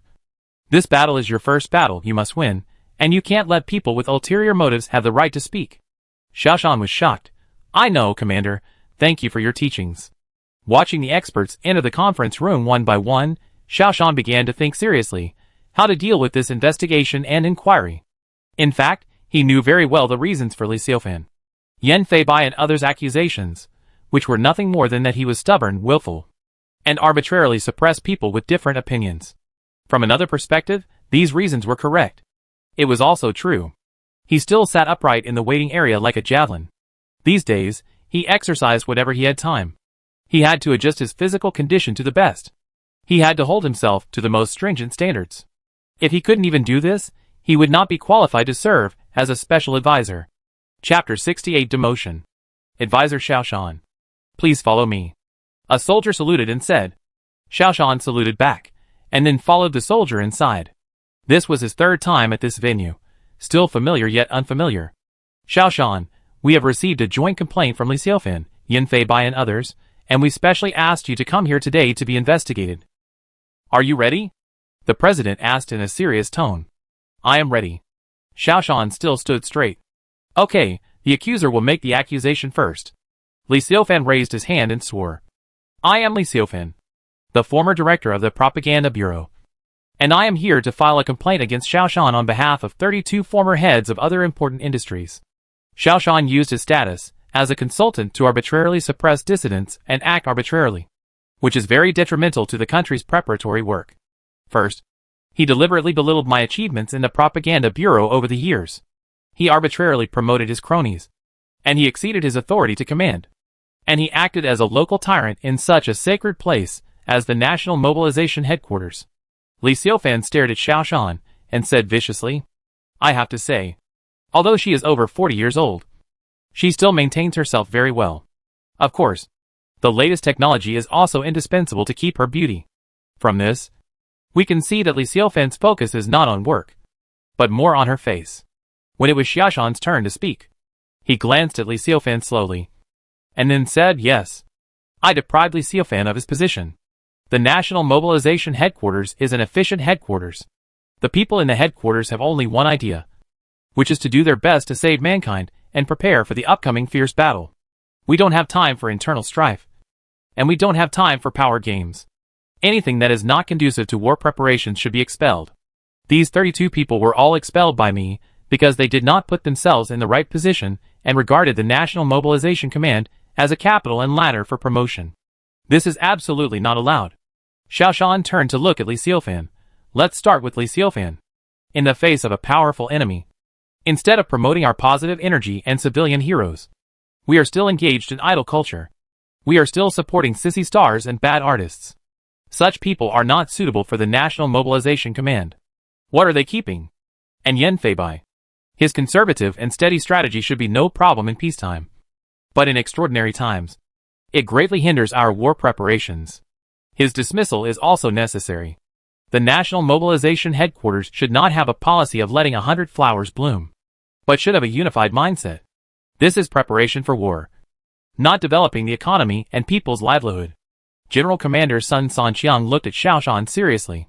Although he agreed with Xiaoshan's ideas, he should have said it more tactfully, not so directly. I announce that the result of this investigation is to remove Xiaoshan from the position of special advisor, and Xiaoshan's position will be reduced to assistant to the general commander of the National Mobilization Headquarters. As for other accusations, they are no longer accepted. Xiaoshan was not surprised by this result. If it were normal times, Xiaoshan would have been very likely to be dismissed. But now is an extraordinary period, and Xiaoshan's role is indispensable. So, this is a compromise. Xiaoshan was demoted, but he is still in the National Mobilization Command, and can still play his due role. At the same time, Xiaoshan's decision was also affirmed, and the 32 people who were dismissed were not reused. Therefore, Xiaoshan was very satisfied with the result. He did not expect that in just a few days, the world would be completely changed. This was unrealistic. Xiaoshan, you are still too tough. This will make many people uncomfortable, Commander Sun Sanqiang said. Xiaoshan smiled faintly. I would rather make them uncomfortable than make humans uncomfortable. If we cannot prepare for war with all our strength, humans have no hope of winning. Xiaoshan looked up at the sky. Our enemies should not only be the current star beasts. You know, the star beast is not a highly intelligent creature. And the unknown celestial body numbered 2026 CP001 is not something that low-level intelligent creatures can create. The enemy of mankind is stronger than we think. If we can't concentrate everyone's strength, we humans will lose. General Commander Sun Sanqiang was a little surprised. I see. You are trying to attract everyone's attention. Yes. I just want to put the contradiction on the table. Let everyone not hold on to the mentality of fluke. Xiao Shan took a deep breath. Others have not seen the scene of hundreds of millions of people being massacred, but I have seen it. I have seen the scenes of the Great Escape from the East Continent, the Great Retreat from the West Continent, and the Great Defeat of the North Continent. I have also seen the despair of more than 1 billion compatriots after the core fortress was breached. I have no fluke mentality at all. I will lead to discordant voices, and gradually exclude these people from the National Mobilization Command. Xiaoshan's eyes became sharp. I will rely on my own strength to make the command pure and simple, and become more efficient. Commander Sun Sanqiang looked at Xiaoshan in silence. He felt that he did not seem to know his students very well. In the past, Xiaoshan did not have such a strong character and firm beliefs, and his methods were not so sharp. Perhaps, the great sorrow changed his character. Changes can make a man mature. This sentence, used on Xiaoshan, seems to be just right. Compared with Xiaoshan, Commander Sun Sanqiang felt that he did not have the same sense of urgency as Xiaoshan. Chapter 69: The Extraterrestrial Civilization Behind the Starry Sky Beast. Border City. My matey ran in from outside like a flash. Grandpa, Grandma, prepare clothes, I'm leaving. Grandma asked in confusion, where are you going? My matey quickly took his clothes off the clothesline, and picked up his favorite sneakers from under the eaves, and stuffed them into his backpack. Grandma, the school is recruiting soldiers. All of our school will not have classes. I'm going to be a soldier. Kerbin is going to be a construction worker. We are all going to the capital. He rushed into the house like the wind, and took out his favorite clothes and stuffed them into the suitcase. Grandpa, Grandma, when I settle down, I will take you to the capital to play. Grandma said worriedly, my matey, have you told your father? He will break your legs. Not yet. The country requires it, and Dad can't stop it.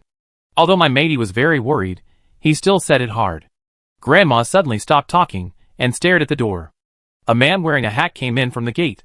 He walked over with his hands behind his back, and stared at Mantum. Mantum suddenly became quiet. He fiddled with the clothes in his hands with some fear. Dad. The school requires. His father did not speak, but walked directly into the house. His face seemed very serious. Mantum was a little worried. Although the school said that this was a national action, and it was a very glorious thing. But for the serious father, the school's words were not effective. After a while, Dad came over with his hands behind his back, and stood in front of my matey. My matey had not grown fully yet, but he was already a little taller than his father. But in front of his father, he still felt very short, and he didn't even dare to look into his father's eyes. With this little courage, you still want to join the army? My matey finally mustered up the courage. I will be brave. I am very brave in school. He had a premonition that a storm would soon befall him. Father's whip is not to be trifled with. Maybe, father was holding a whip. Sure enough, father stretched out his hand behind his back. My matey subconsciously dodged, but the whip did not fall. Instead, his father's hand was holding something, and spread out in front of him. It was his pass. The school teacher called me. My matey, the men in our family can't be unruly. When you go out, you have to be a man. Father stretched out his other hand, and in his palm was a wad of money. The country treats us well. The country calls for military service. And our family will definitely not fall behind. Remember? You must act like a man. My matey was excited. He grabbed the pass and money, stuffed them into his arms, picked up the backpack, and ran away. It was as if he was afraid that his father would go back on his word. He ran a few steps, and then ran back to hug Grandma and Grandpa. Wait for me. I will take you to the Great Wall. Watching my matey run away, Grandma asked carefully, are you sure you can let such a young child go to the army? My matey sighed, Mom. This is the country's conscription order. The country needs us. We have received so much favor from the country. It is time to repay it. Let's prepare for it. I have decided to respond to the country's call and move inland. Move inland? No. I can't bear to leave here with my old bones. Grandpa shouted immediately. Grandma also bowed her head and said nothing. Father looked at the scene and said nothing. It is hard to leave the hometown. It is really impossible for the two old people to leave their hometown, where they have lived all their lives, and live in the inland, the suburbs of the capital. A group of motorcades drove over, and temporary sheds were built one by one. All of them were well-trained workers, and with complete equipment, building such temporary sheds was extremely efficient. Yang Chunao handed a bottle of water to He Jisheng, and helped He Jisheng open the bottle cap. He Jisheng drank it in one breath. wiped the sweat off his face, and said, "You did a great job today, you learned it in a short time, you're amazing." Yang Chun'ao looked up with a little pride. There was a rumble of heavy machinery behind him. Yang Chun'ao turned his head to look behind him. A huge construction vehicle drove over, rumbling loudly and shaking the earth. He Jisheng and Yang Chun'ao had a kind of spiritual connection. Without Yang Chun'ao saying anything, he said, "This is our construction site. It is said that we are going to build a huge circular fortress, 25 meters high and 10 meters wide. It is higher and wider than the Great Wall." Yang Chun'ao nodded. "These equipment are demolition equipment. We need to demolish the 5th Ring Road and build this fortress on the basis of the 5th Ring Expressway." He Jisheng studied it seriously, so he had some understanding of these. Yang Chun'ao gestured to the tall and big car, and He Jisheng was surprised. "You want to learn about the equipment?" Yang Chun'ao nodded. "I'll talk to the squadron leader. Maybe it will work." He Jisheng ran away. After 2 days of getting to know each other, He Jisheng already knew that Yang Chun'ao was not deaf-mute. After her mother died, she fell into autism. Later, after treatment, her autistic personality improved. But she could no longer speak. The boss lady who abused her was actually her stepmother. She grew up under the oppression of her stepmother. This made He Jisheng swear that he must treat Yang Chun'ao well. He knew that he had fallen in love. March 2nd. The routine meeting of the General Command was about to begin. Xiaoshan hurried into the meeting room. He habitually walked to the middle seat. Halfway through, he suddenly remembered that he had been demoted yesterday. He found a seat next to him and prepared to sit down. Professor Mo Zhening saw it and immediately said, "Xiaoshan, come and sit here." Xiaoshan shook his head apologetically. "It's not appropriate." Professor Mo Zhening glared. "What's inappropriate?" "Our National Mobilization Command has no rules for ranking. We do whatever is more convenient for work. You are the core of the meeting, and many of everyone's questions need you to verify." General Commander Sun Sanqiang also said, "Yes. Sit here. Everything is for improving efficiency." Xiaoshan was no longer shy. For the demotion, he had no emotion. Originally, he served as the special consultant for the national mobilization because of his special status. The position is not important. The most important thing is whether you can do things. He walked to his original position and sat down. Today's regular meeting. One of the key points we discussed is the issue of the extraterrestrial civilization behind the star beasts. Commander Sun Sanqiang's words immediately attracted everyone's attention. We must look further ahead. The star beasts may just be tools and weapons for extraterrestrial civilizations to invade their home planet. It is very likely that there is a higher civilization behind them. We must analyze it in advance. Commander Sun Sanqiang looked at Xiaoshan. "Xiaoshan, tell us your concerns and let everyone discuss it." Xiaoshan nodded. "Based on my experience, the intelligence level of the star beasts is not up to the level of civilization. And wandering celestial bodies, the product of a high level of civilization, cannot be made by space beasts. That is why there is a conjecture that space beasts are just tools for extraterrestrial civilizations to invade the Earth. Although we know almost nothing about extraterrestrial civilizations at present, we must prepare for the rainy day and cannot wait until extraterrestrial civilizations arrive at our doorsteps before making preparations." Astronomer Professor Ma Xingkong suddenly said, "In fact, we are not completely ignorant. We can infer some things based on some clues." "Oh, how do you say that?" General Commander Sun Sanqiang asked. Professor Ma Xingkong said, "We can make some bold inferences. For example, the extraterrestrial civilization uses the indirect method of space beast invasion to invade the mother planet, which explains many problems. First, their level of civilization is not much higher than ours. Otherwise, there is no need to go to such trouble to use space beasts to clean up the people on the mother planet. Second, they know us very well. That's why they sent out highly targeted weapons such as space beasts to invade the Earth. At the same time, this indirectly tells us that they are not far away from us. Otherwise, if the civilization gap is not big, it is technically impossible to find out the situation of the human beings on the mother planet. Third, we have something they are afraid of. So they have been hiding in the dark and dare not show up.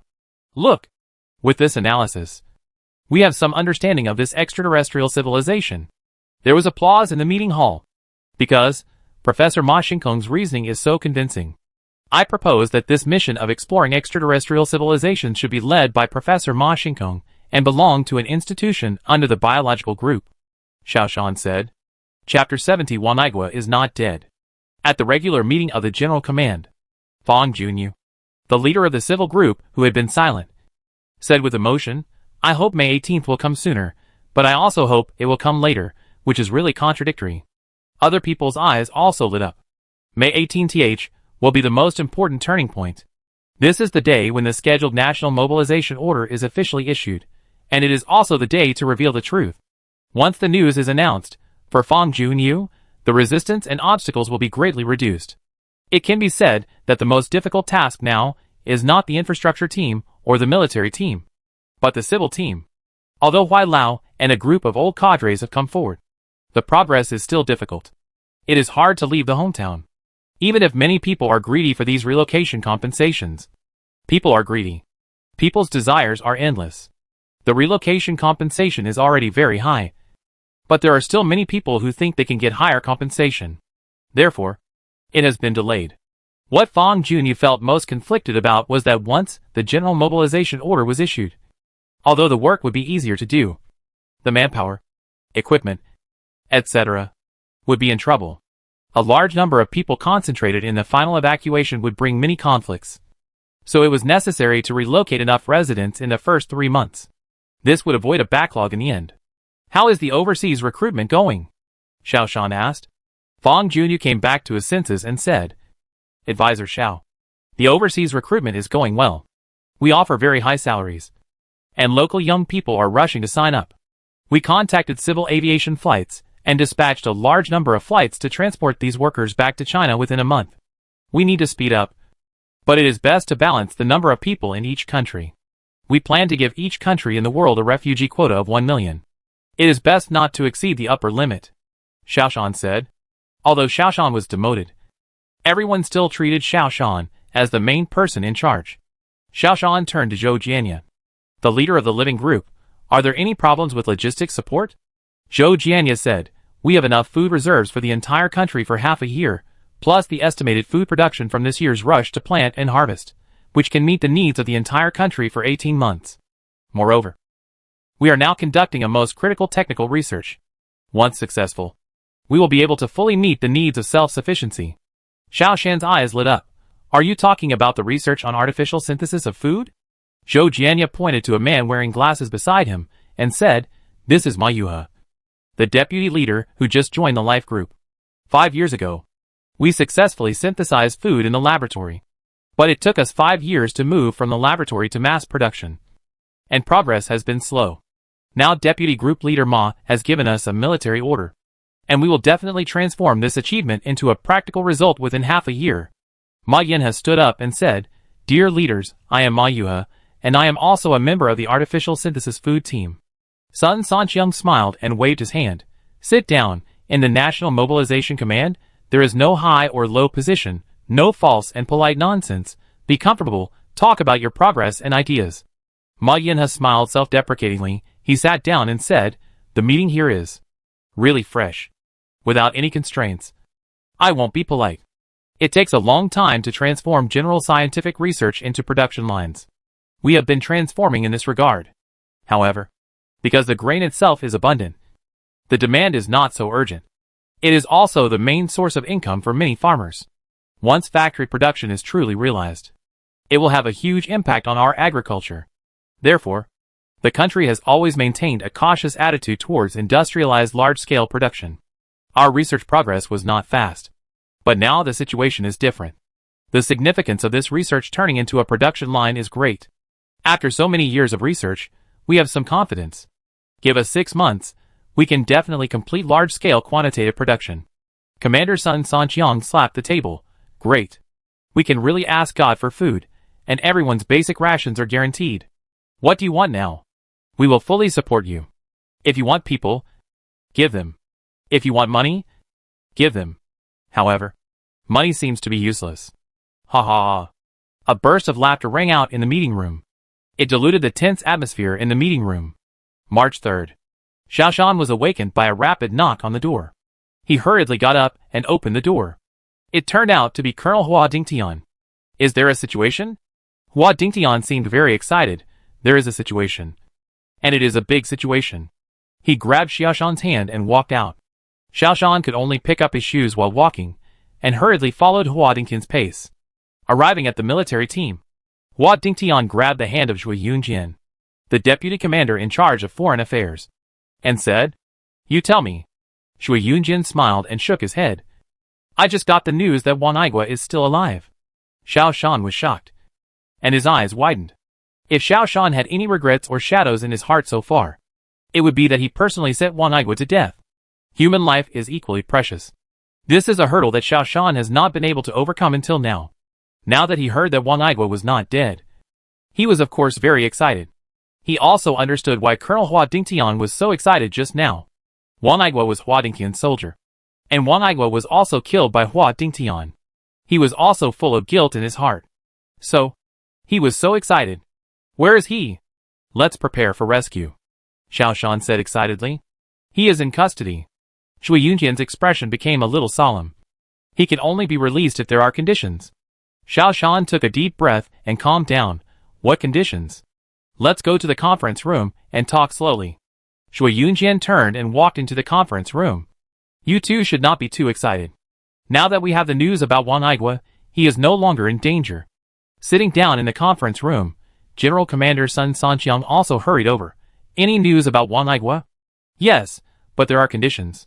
The other party is asking for a high ransom, and we need to provide some assistance." Xiao Shan frowned. General Commander Sun Sen said, "You can agree to it." Chapter 71: The Last Family Dinner. On the southern coast, a fishing boat was collecting the nets. The captain looked up at the sky, and then shouted loudly, "Speed up, the polar night is coming. We should quickly finish the last few nets and return." Hearing that they were finally going to return, the tired sailors began to regain their strength. They worked hard one by one. A fully loaded fishing net was lifted by a crane and moved above the cabin. A sailor found that there seemed to be something wrong with the fishing net. The fish that could only fall out after the net was opened were now falling in pieces. "Hurry up. The net should be broken. Let it go quickly." The sailor called to the crane operator. As soon as he finished speaking, large flakes of reddish-white krill poured down from the net. Like a krill rain. Crash! The whole net fell down. The sailors found that there were some strange-looking crabs mixed in the large flakes of krill. A sailor picked up a crab he had never seen before, and felt a little strange. This 8-legged crab looked particularly uncomfortable, because in addition to 8 legs, crabs also have a pair of claws. But these crab-like things only have 8 legs. And the 2 in front are not like legs, but claws? No, not claws. More like a pair of spikes. He pinched the crab's back. Logically, the crab should not be able to pinch his finger, especially since this crab has no claws at all. But his finger felt a sharp pain. He quickly let go, raised his hand in horror, and found that his finger was pierced. Before he could react, the crab on the ground pierced his shoes fiercely. "Ah!" He screamed, raised his foot, and stepped hard on the crab-like thing. Ouch! The expected sound of the crab being crushed was not heard, but a sharp pain came from under his feet. It was like stepping on a hard stone. He just screamed in pain, and then screamed again. Because he felt a sharp pain under his feet again, 2 sharp spikes penetrated his entire foot from the bottom of his foot, and blood flowed. He fell to the ground all of a sudden. Several crab-like creatures came up, waving their sharp spikes, and kept stabbing the sailor. The sailors next to him were dumbfounded, having never seen such fierce crabs. He hurried over to help, but these crabs moved very quickly, like nimble little birds, easily dodged his hand, and did not forget to stab his hand, leaving a hole in his hand. The sailor who fell to the ground kept screaming, but his voice became weaker and weaker. The other sailors were a little panicked. They tried to drive these things into the sea with various things, but these things were too flexible, so they couldn't catch their tracks at all. "What the hell is this? Sweep it out quickly." The captain came over angrily with a shovel. He slapped a crab-like thing hard. But the shovel was bulging, while the crab-like thing was intact. The deck was in chaos. After more than 10 hours, there was no movement on the boat. A few minutes later, a large number of half-crab-like things flipped over the side of the boat and fell into the sea. If you look carefully, you can see that these half-crabs have grown thin legs where the half of their bodies are missing. Only a few dozen crab-like things were salvaged. But when they went down, they were so dense that they could not be counted. The boat was in a mess. But there was no living thing. Not even a dead thing. Fish, shrimp, crab, and people are all gone. Only some dried blood remains. This fishing boat has become a ghost ship. It drifts on the Antarctic, an uninhabited ocean.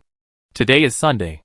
Xiaoshan gave Yiziyu a holiday, and he also prepared to go home. The news that Wang Aigua is still alive finally gave Xiaoshan a reason to slow down his self-blaming intensive work. Since leaving home, he has never gone back to see his parents. Although everyone in the family knew that he was conscripted by the country, his mother still called him frequently. However, Xiaoshan really didn't have time, so he could only say a few simple greetings each time, and then hang up the phone in a hurry. His parents had a lot of questions in their stomachs, and Xiaoshan decided to have a good chat with them today to make them feel completely at ease. The table was full of dishes, which were more sumptuous than the holiday dinner. His mother and father were still busy serving the dishes. "Mom, there are so many dishes." "Enough. Sit down and eat." Xiaoshan couldn't help but say. Xiao Qingqiu, the younger sister, ran over happily and sat down next to Xiaoshan. "Brother, don't worry about them. They are happy." Xiaoshan was silent. Parents in another world were the same. It seemed that only by putting all their care and thoughts for their son into these dishes could they be comforted. Xiaoshan saw Xiao Qingqiu's clothes at a glance. It turned out to be a military uniform. Although there were no shoulder straps and collar badges, it was indeed a real military uniform. "Sister, are you in the army?" Xiaoshan asked in surprise. Father put down the lotus root soup, rubbed his hands and said, "I was just about to ask you. Why don't colleges have classes now? Why do you directly ask to go to the front line?" Mother also came up with the last dish and sat down and said, "It's not appropriate for a girl to join the army." Xiaoshan looked at his sister approvingly. Although it was a military uniform, it fit well on his sister. "Why did you think of joining the army?" Xiao Qingqiu rolled his eyes at Xiaoshan. "You said that you should respond to the call of the country." "Of course I will join the army. I will leave tomorrow. It is said that after 3 months of recruit training, I will be assigned to a position." "Brother, because I was the first to sign up, the army gave me a choice, and I can choose the position I want. What do you think I will choose?" Xiaoshan looked at his energetic sister and felt a little emotional. In his original world, his sister did not join the army. She was assigned to a construction site. After the construction was completed, she became a militia. But in the outer defense battle, the entire militia group was wiped out, and my sister also died there. Thinking of this, Xiaoshan was a little scared. Our positions are divided into several directions. Some are Air Force, some are Army, and some are engineering technology. I want to ask you, which one is the most suitable?" the sister asked. "Is it not okay not to be a soldier?" the mother complained. Xiao Qingqiu gave Xiaoshan a piece of bone. "My brother asked me to go." Before Xiaoshan could speak, his father spoke. "Son, what happened? Why is there such a big change? People are panicking now." "Yes, our company is closed. Most of the shops on the street are closed. Only the supermarket is still open, but it only provides basic necessities. It is said that the companies that produce department stores are closed, and now all kinds of rumors are flying around. Some say that there will be a war, and some say that because of global warming, the sea level will rise, and the country will have to control materials. Some people say that it is preparing for a major reform. The most outrageous thing is that some people say that aliens are coming, and the country is making preparations for war." My mother said a lot of things in one breath. Xiaoshan didn't even have a chance to interrupt. "Son, why does the country want to recruit you? Our factory is about to stop production and divert, and it is said that there will be no production in the future," the father said. The mother is an accountant in a trading company, and the father is a technical manager in a large factory. They are both frontline workers, and they are most aware of these social changes. "Dad, Mom, tell me more about the rumors and changes in society, and I will answer your questions later." Xiaoshan listened while gnawing on a large bone. Strangely enough, the mothers in the two worlds have the same personality, temper, and even cooking skills. The mouth is full of the taste of childhood, which makes Xiaoshan feel very warm. This may be the last time the family eats together. The General Mobilization Order will be issued on May 18th. Once the General Mobilization Order is issued, the whole country will enter a state of emergency. It is basically impossible for the family to eat together. Everything will be managed in a unified way. Everyone will become a link in the defense war, and will act around the huge goal of national defense. There will no longer be space and leisure like now. People will fight for a goal. The biggest change is diversion. Now the service industry has stopped working first. All construction sites have also stopped. And those construction workers and construction equipment have been transferred to the Fifth Ring Road. It is said that the Fifth Ring Road will build a wall that is taller and bigger than a building, said my father. The neighborhood committee is very busy now. They are counting the population and transferring all the unemployed people to the construction site. It is said that the monthly salary is 30,000 yuan. I am tempted, but unfortunately my health is not good and I can't do such heavy physical work, said the mother. Son, what happened? The mother asked again. Xiaoshan was considering how to tell his family something, and his father interrupted. Don't ask. Xiaoshan didn't answer just now, which means it is a state secret, and it is not convenient to answer. The mother rolled her eyes. You are still blaming me. Didn't you ask me just now? Xiaoshan smiled. Dad. Mom. Don't argue. It is indeed a state secret. I can't say too much. However, I will tell you more about what I can say. Chapter 72 Xiaoshan's Selfishness. Xiaoshan looked at his mother. Mom, if your company conducts personnel diversion, respond positively.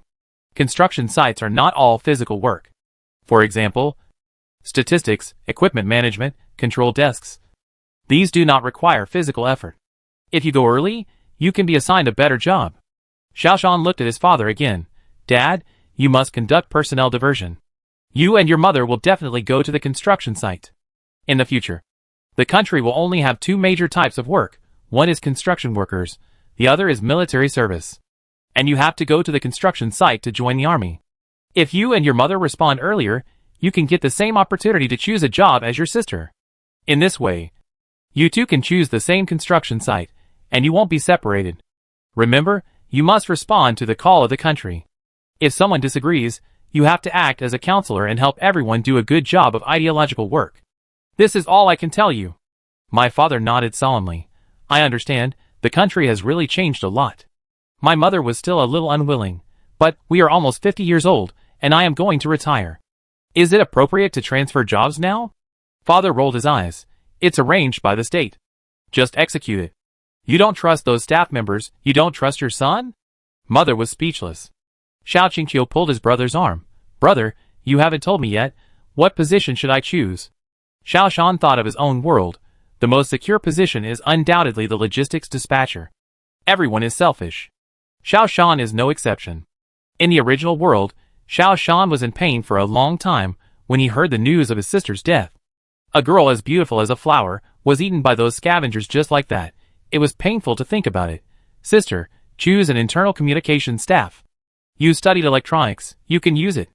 Xiaoshan's tone was a little low, but he tried his best to restrain himself, so that his family would not notice it. Okay, I'll listen to my brother. By the way, brother, many of my classmates have been expelled from school, and they are now preparing to go abroad. Xiao Qingqiu said. Kong Zihan, Jiang Zhenzi and Lin Yini are now actively planning to go abroad. The country has not closed its borders yet, because it has to implement a global material purchase plan and cannot block the borders. Therefore, the enthusiasm for going abroad has not only not decreased, but has risen instead. Especially those upper-class elites with money in their pockets. As soon as they see that the domestic situation is not right, they are using various means to go abroad. It is said that recently, the embassies of various developed countries have received a mountain of immigration applications. There was also a long queue at the door. No matter how united a nation is, there will be some outliers.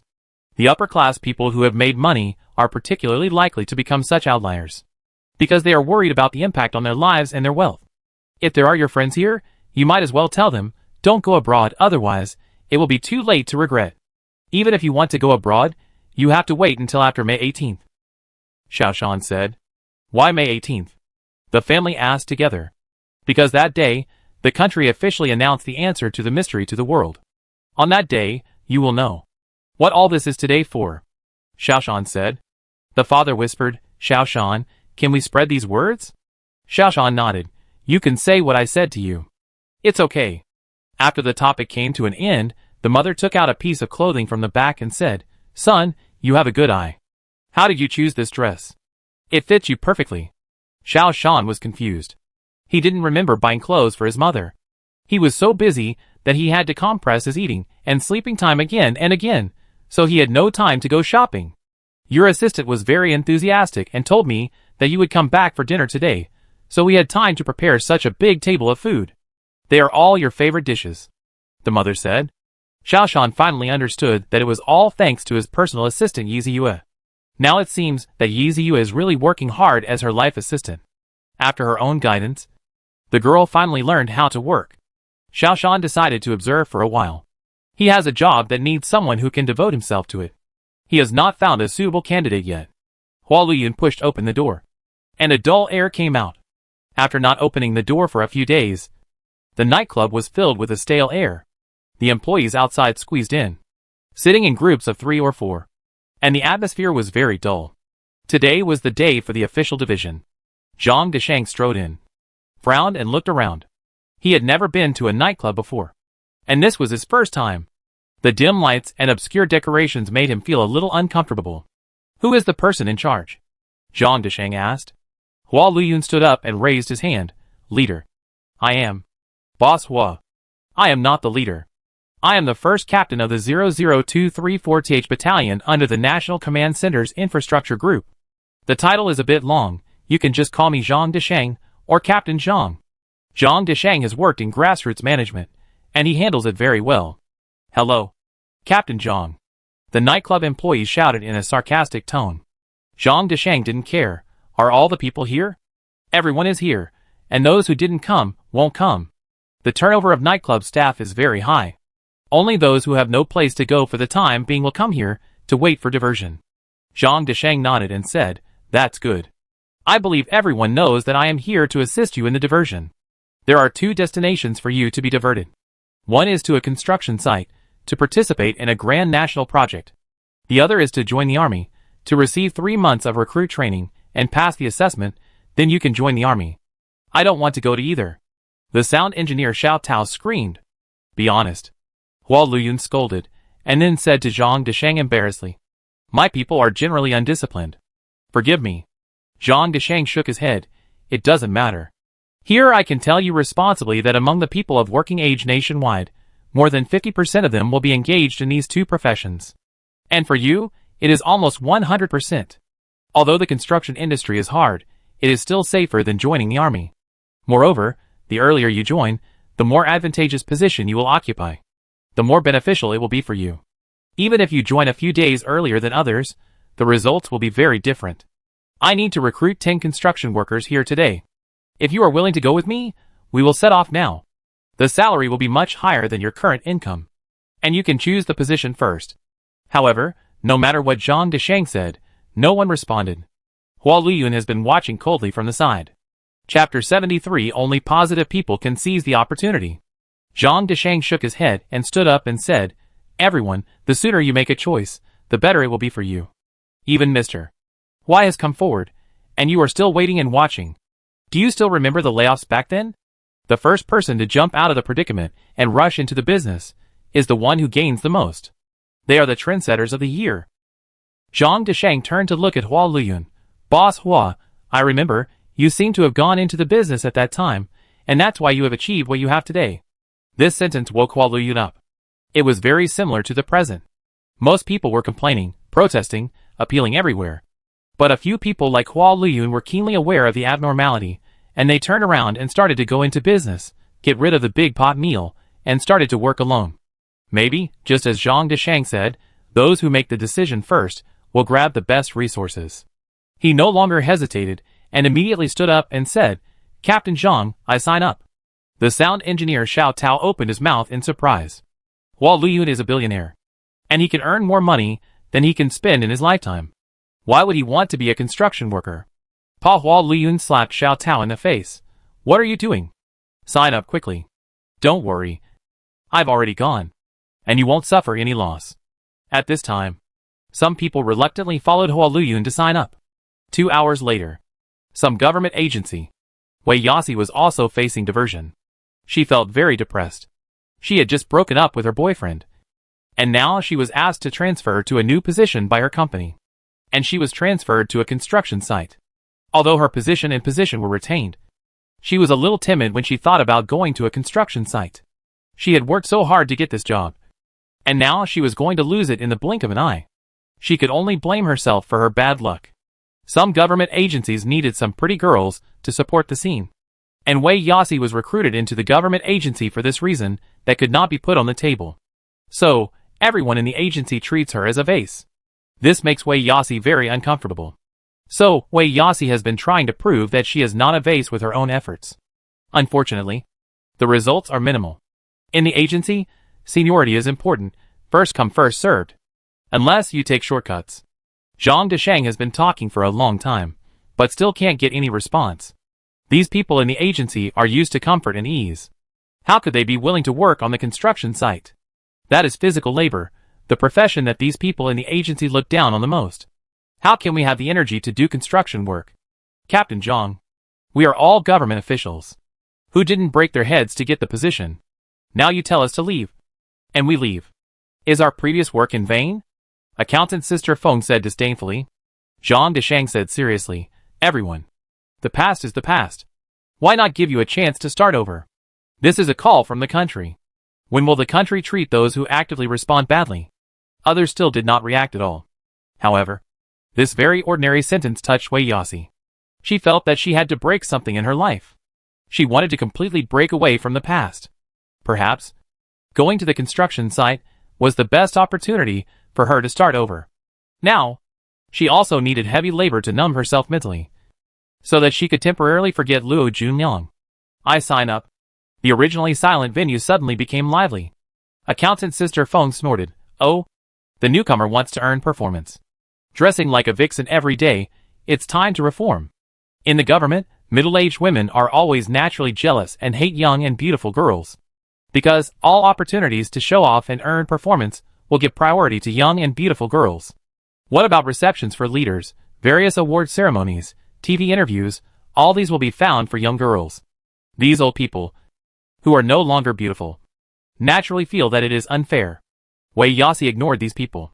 Since she entered the unit, she has been envied and excluded because of her outstanding appearance. Some people even said that she got the position by dishonorable means. All kinds of rumors are flying around. If it weren't for Luo Juliang's comfort and support, she would have collapsed long ago. Now, she and Luo Junyang have become a thing of the past, and she must face the challenges of others independently. Perhaps, this diversion is her best chance. A chance to prove that she is not a vase. Zhang Desheng took a serious look at the beautiful girl and felt a little surprised. He had hardly recruited any workers along the way. The higher-ups implemented the diversion plan in several steps. The first step was voluntary, which would screen out those who actively responded to the country's call and had unlimited trust in the country. The second step was streamlining, which would greatly streamline the personnel of each unit. The streamlined personnel would be diverted to the front line. The third step was job transfer, which would reduce a large number of jobs, lay off employees, and then implement job transfer after 2 months. The fourth step is to target those who have refused to comply. Once the general mobilization order is issued, they will be forcibly assigned new positions. Those who refuse to comply will be treated as violators of the general mobilization order. No one can bear this consequence. Therefore, the sooner you respond, the sooner you will benefit, and you will be reused. Unfortunately, only a very small number of people can see this clearly. Most of those who are forcibly assigned in the end have no chance to choose their positions, nor do they have the chance to be valued. Okay, you are very brave and far-sighted. Everyone, I have one last question. Is there anyone willing to participate in the diversion? Zhang Desheng asked. There was silence. Not only that, those people stared at Wei Yasi with complicated eyes. Some were malicious, some were disdainful, and some were mocking. Diverting from a state-funded position to a construction site, it seems like a brain failure. This is what most people think. Things in the world are often like this. Only people with a particularly keen sense of smell and a decisive character will truly seize the best opportunities. They despise Wei Yasi's actions now, but in the future they will only be envious and jealous. Chapter 74. The Red Ribbon Takes Me Home. A plane quietly landed at Bincheng Airport. A stewardess came out pushing a wheelchair. Xiao Shan and Lin Shouxing took a few quick steps and came to the wheelchair. After not seeing each other for half a month, the Iron Man was now weak and very thin. Snap! Xiao Shan saluted. Lin Shouxing reached out and held the wheelchair. Wang Igwa stood up with the wheelchair. The stewardess next to him wanted to help him, but he refused. He stood up tremblingly and returned the salute. Let's go home. Xiao Shan didn't say much, and Lin Shouxing just pushed the wheelchair silently. The news of Wang Aigua's return home was very low-key. In addition to the National Mobilization Command, only Wang Aigua's family knew about it. This was the pirate's request. Jiuzhou would not violate this agreement. Since the promise was made, it would be kept. This is the contract spirit of Jiuzhou. Although it would wrong the hero and reduce the impact of the incident. But for the overall situation, for the smooth release of the National Mobilization Order, this is the only way. On May 18th, after issuing a general mobilization order, Xiao Shan vowed to make up for all that he owed Wang Aigua. Therefore, only Lin Shouxing and Xiao Shan came to pick up Wang Aigua. The country cannot hold a welcoming ceremony for you. You have to bear a little injustice. Xiao Shan arranged for Wang Aigua to board a special plane, and said apologetically. A trace of blood flowed on Wang Aigua's pale face. I am not doing this for these false names. I don't need to contribute to the country in return. The plane took off, and the beautiful stewardess kept squatting and holding various things and handed them to Wang Aigua. Wang Aigua's story had long been spread across the Kyushu continent. Since ancient times, beauties have loved heroes, and the stewardesses were also full of curiosity about Wang Aigua. The hero? Xiao Shan also asked. What happened at that time? Wang Aigua's pale face had a trace of blood. He turned his head to look at Lin Shouxing, and said, there was a pirate, who rushed in and shot me. The stewardesses who came over immediately cried out in surprise. Fortunately, his shooting skills were not good, and I subconsciously dodged, so I was not hit in the vitals. Later, a group of people came, taking photos, and providing first aid. The next step was interrogation. They wanted to force me to admit that it was an official act, and to accuse me of the instigator of the action. Humph! They don't know that there are no cowards in our Kyushu soldiers. Later, they had no choice but to lock me up. Until now, Wang Aigua said it lightly, but from his condition, it can be seen that he must have been tortured like hell to be so thin and pale. After returning home, take a good rest, Lin Shouxing said. Wang Aigua's face turned red again. Home? Can I go back? I have promised her that I will divorce her when I go back. I can't go back home. Lin Shouxing shook his head. I have met your sister-in-law. She is a very reasonable person. She won't do that. Alas, I disappointed her. Wang Aigua's thoughts returned to the day he left, and the pain began to rise in his heart. Such a good girl. She was really wrong by following me. Since she started dating me, she has encountered so many hardships. We met at a military-civilian friendship party. She was so dazzling at that time. I fell in love with her at first sight. But I didn't dare to say it. I still remember that she was wearing a red dress.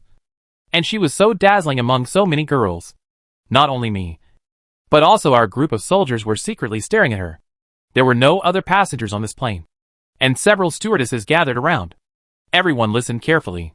Wang Aigua, who had escaped death, had a lot of insights these days, and he was willing to express his thoughts. During the event, I was assigned to a group with her. She suddenly asked me for her contact information. You don't know how jealous the comrades around me were. That night, I went back and couldn't sleep all night, and her image was all in my mind. What happened next? Who made it clear first? Several stewardesses asked. Wang Aigua smiled. I am a man. How can I let the girl make it clear first? I hesitated for a long time, and finally told her that I liked her. What did she say? The gossiping hearts of several flight attendants were aroused. Lin Shouxing and Xiao Shan also looked at each other, and the stone in their hearts was put down. At least, mentally speaking, Wang Aigua was normal. The pirates did not do anything dirty. This was the best result. She did not answer. She took a taxi directly, and stood downstairs of our dormitory with a bouquet of flowers. Wang Aigua showed a happy smile on his face. The men of the whole company were staring at her from the dormitory building, but she was not shy at all. She just raised her head and smiled at me. That smile makes people melt. At that moment, I decided I would marry her in this life. Wang Aigua's eyes were filled with tears. We decided to get married, but her family disagreed and locked her at home. She secretly escaped and came to the army with her ID to find me, to go through the marriage procedures. At that time, we just received the task of training in the mountains. She didn't meet me. She didn't rest, and went directly to the mountains to find me. It was a primeval forest, and few people had ever entered it. But she didn't hesitate at all, and went straight in. As a result, she got lost. What happened next? Several stewardesses asked nervously. I was going crazy when I got the news. I hurriedly took my comrades to find her. But in the vast forest, it was not that easy. We were short of manpower, and being scattered in the dense forest was like looking for a needle in a haystack. Besides, she was also moving around, and we were also looking for her, so it was almost impossible to run into her. I brought a banner with me at the time. I had an idea, and tore the banner into small strips. Then I tied red ribbons around the trees along the way to mark her. As long as she saw the red ribbon, she could follow it out of the mountain. When it was getting dark, she finally came out. I asked her how she came out, and she said that when she saw the red ribbon, she knew that she could go home by following the red ribbon. At that time, I hugged her tightly, fearing that she would really leave me. At that time, I promised that I would never let her down and make her happy for the rest of her life. Wanigwa secretly wiped away the tears from the corners of his eyes. Unfortunately, life is too cruel, and I can't give her the life she wants. Maybe, letting her go is the best way for her. No, everything will be fine. Several stewardesses were comforting her. Wanigwa sighed. I promised her that I would go to the Civil Affairs Bureau with her to handle the formalities when I got home. But I really don't want to get divorced. I don't dare to go home. The Iron Man actually had tears in his eyes. A stewardess stood up with red eyes, preparing to get tissues for Wanigwa. The plane had already begun circling, preparing to land. The stewardess glanced out the window, and suddenly screamed. Red, red, red ribbons, all red ribbons. Everyone looked out the window. On the ground outside the window, every building, big or small, was tied with bright red ribbons. Every tree was tied with bright red ribbons.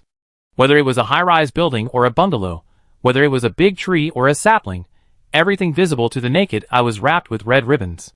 On the ground, people's wrists, roadside trees, railings, traffic lights, cars, even farmland in the suburbs, were all wrapped with bright red ribbons. These red ribbons extended far, far away in the suburbs. Even on the plane, you can see them clearly. Everyone's eyes were fascinated at once. Everyone knew it. Wanigwa knew it even better. This was his wife Meng Shuya telling Wanigwa, follow the red ribbons, and you can go home. She was waiting for him to go home. The people of the whole city also welcomed him home. The country could not give him a glorious welcome ceremony, but the people organized a grand welcome ceremony with their own actions. Every red ribbon was telling Wanigwa, hero, welcome home. Chapter 75 The Appearance of the Ghost Ship. March 8th. South End. A fishing boat saw the fishing boat being searched. After going up to the deck and taking a look around, it was discovered that there was no living creature on the lost fishing boat. The entire ship, except for the blood on the deck that could not be distinguished as human blood or fish blood, there was no other sign of life. This ship became the ghost ship in the legend of the fisherman. The news quickly spread to the Scientific Research Station, and then from the Scientific Research Station back to the National Mobilization Command. When Xiao Shan hurried into the conference room, Professor Tu Qin came over to tell everyone the news. Although they had a premonition, when they heard the news about the ghost ship, the shock they felt was still huge. After all, the fisherman's death had something to do with everyone. If an early warning could be issued, perhaps such a tragedy would not have happened. These were the first humans to die in the mouth of the star beast. Everyone was in a low mood. Xiaoshan quickly regained its peace. After all, he had seen the war scenes with mountains of corpses and seas of blood with his own eyes. He calmly issued an order. Team Leader 2, issue an order. Tell the 5 research vessels heading to the south, no longer conduct marine life surveys. Just put the underwater biological detectors into the sea, and then return. Also notify the members of the research station, return home quickly. Leave behind everything that cannot be taken. People must return safely. Team Leader Zhou of the Living Group, notify the coastal fishing boats, use the most crazy method, start seabed fishing. It is best not to leave even a shell for the star beast. The fish caught that cannot be sold are pickled, and the state provides special funds for support and purchase. However, the fishermen should be informed not to cross the equator. Once something is wrong, return home immediately. Never stay. And do not have a fluke mentality. Xiao Shan waved his hand fiercely. We have to compete with the star beasts for seabed resources. We have to reduce their living space. Our war with the star beasts has begun now. Chu Yaoang, the leader of the Hope Group, quickly added, Team Leader Zhou. We have to start protecting biodiversity. We need to collect samples and protect every marine life caught by fishermen, and improve our gene pool. General Commander Sun Sanqiang also came back to his senses from the low mood just now. He stretched out his hand and patted Xiaoshan's shoulder heavily. Sometimes, I think you are more suitable for this position of General Commander than me. Although you are young, reckless, you only pursue the purpose and ignore the impact. If it were in peacetime, this would be a disadvantage. But in this extraordinary period, making decisions is more important than anything else. General Commander Sun Sanqiang looked at the various groups that had already started to get busy and said, "The series of orders you just gave are very good. I quickly got rid of the bad news. I can't do this." Xiaoshan shook his head. "Teacher, I have only seen a crueler side than you. Let alone a ship full of people being swallowed up. During the European retreat, I saw with my own eyes that millions of people in an entire city were swallowed alive, but I could do nothing about it." March 15th. People all over the country suddenly found that many things had changed this year. People only found out at this time that, from the new year to now, too many unusual things had happened in the country. Prices are rising quietly, and more jobs and people are involved in the diversion. The biggest impact is that the ring roads of each city have been closed. The original highways have been flattened, and a large number of construction equipment and personnel have gathered here, preparing for large-scale construction. Even the nail households that were previously bypassed have now been forcibly demolished, and it is said that they have been given sky-high compensation. People's lives have become less convenient, especially restaurants and markets, which have begun to gradually shrink. Many small restaurants with poor business were directly requisitioned by the state, and then assigned to the front line of construction or recruit training camps as chefs. The income of these people has increased greatly, so basically there are no disputes. The civil group led by Fang Junyu really put a lot of thought into it, fully mobilized the enthusiasm of all team members, and tried every possible way to quietly move towards the goal without affecting the lives of the people. All large factories have received notices of transformation. Some smaller factories have already started to switch production, and large factories have set up transformation technology research groups to transform existing production lines into military production lines, especially for car factories. The state sent a working group to the factory to convert and upgrade the production line. As for joint venture car factories, no action has been taken for the time being. Everything will have to wait until the general mobilization order is issued on May 18th. And then the forced transformation will be carried out. This makes all members of the General Mobilization Command feel hindered and very anxious. Before the general mobilization order is issued, the situation must be stabilized, and overly drastic measures cannot be used to prepare for war. Military team leader Fu Hengxing was very anxious. Civil team leader Fang Junyu was also very anxious, and scientific research team leader Professor Wang Yifeng was also very anxious. Joint venture car companies account for more than half of the automobile productivity, and there are many obstacles to converting these productivity into military productivity. So, the National Mobilization Command held a discussion meeting with foreign investors in Bincheng, the largest city in China. The atmosphere at the meeting was very serious. Because there were too many issues involved, and the information could not be made public, the negotiations were extremely difficult. The representatives of Jiuzhou in this negotiation were led by Assistant Commander-in-Chief Xiaoshan, and attended by Deputy Commander Zhui Yunjian in charge of Foreign Affairs and Fang Junyu, head of the Civil Affairs team. However, the negotiations still broke down. The Foreign Capital Party would never agree to withdraw, nor to transformation, and threatened to initiate international litigation. This gave Xiaoshan a headache. Time waits for no one, but there is no way to explain the situation to these people. If it is enforced, it will cause a huge trade dispute internationally. It may cause trade retaliation from other countries, blocking exports to Jiuzhou. Then Jiuzhou's various material import plans will be seriously hindered.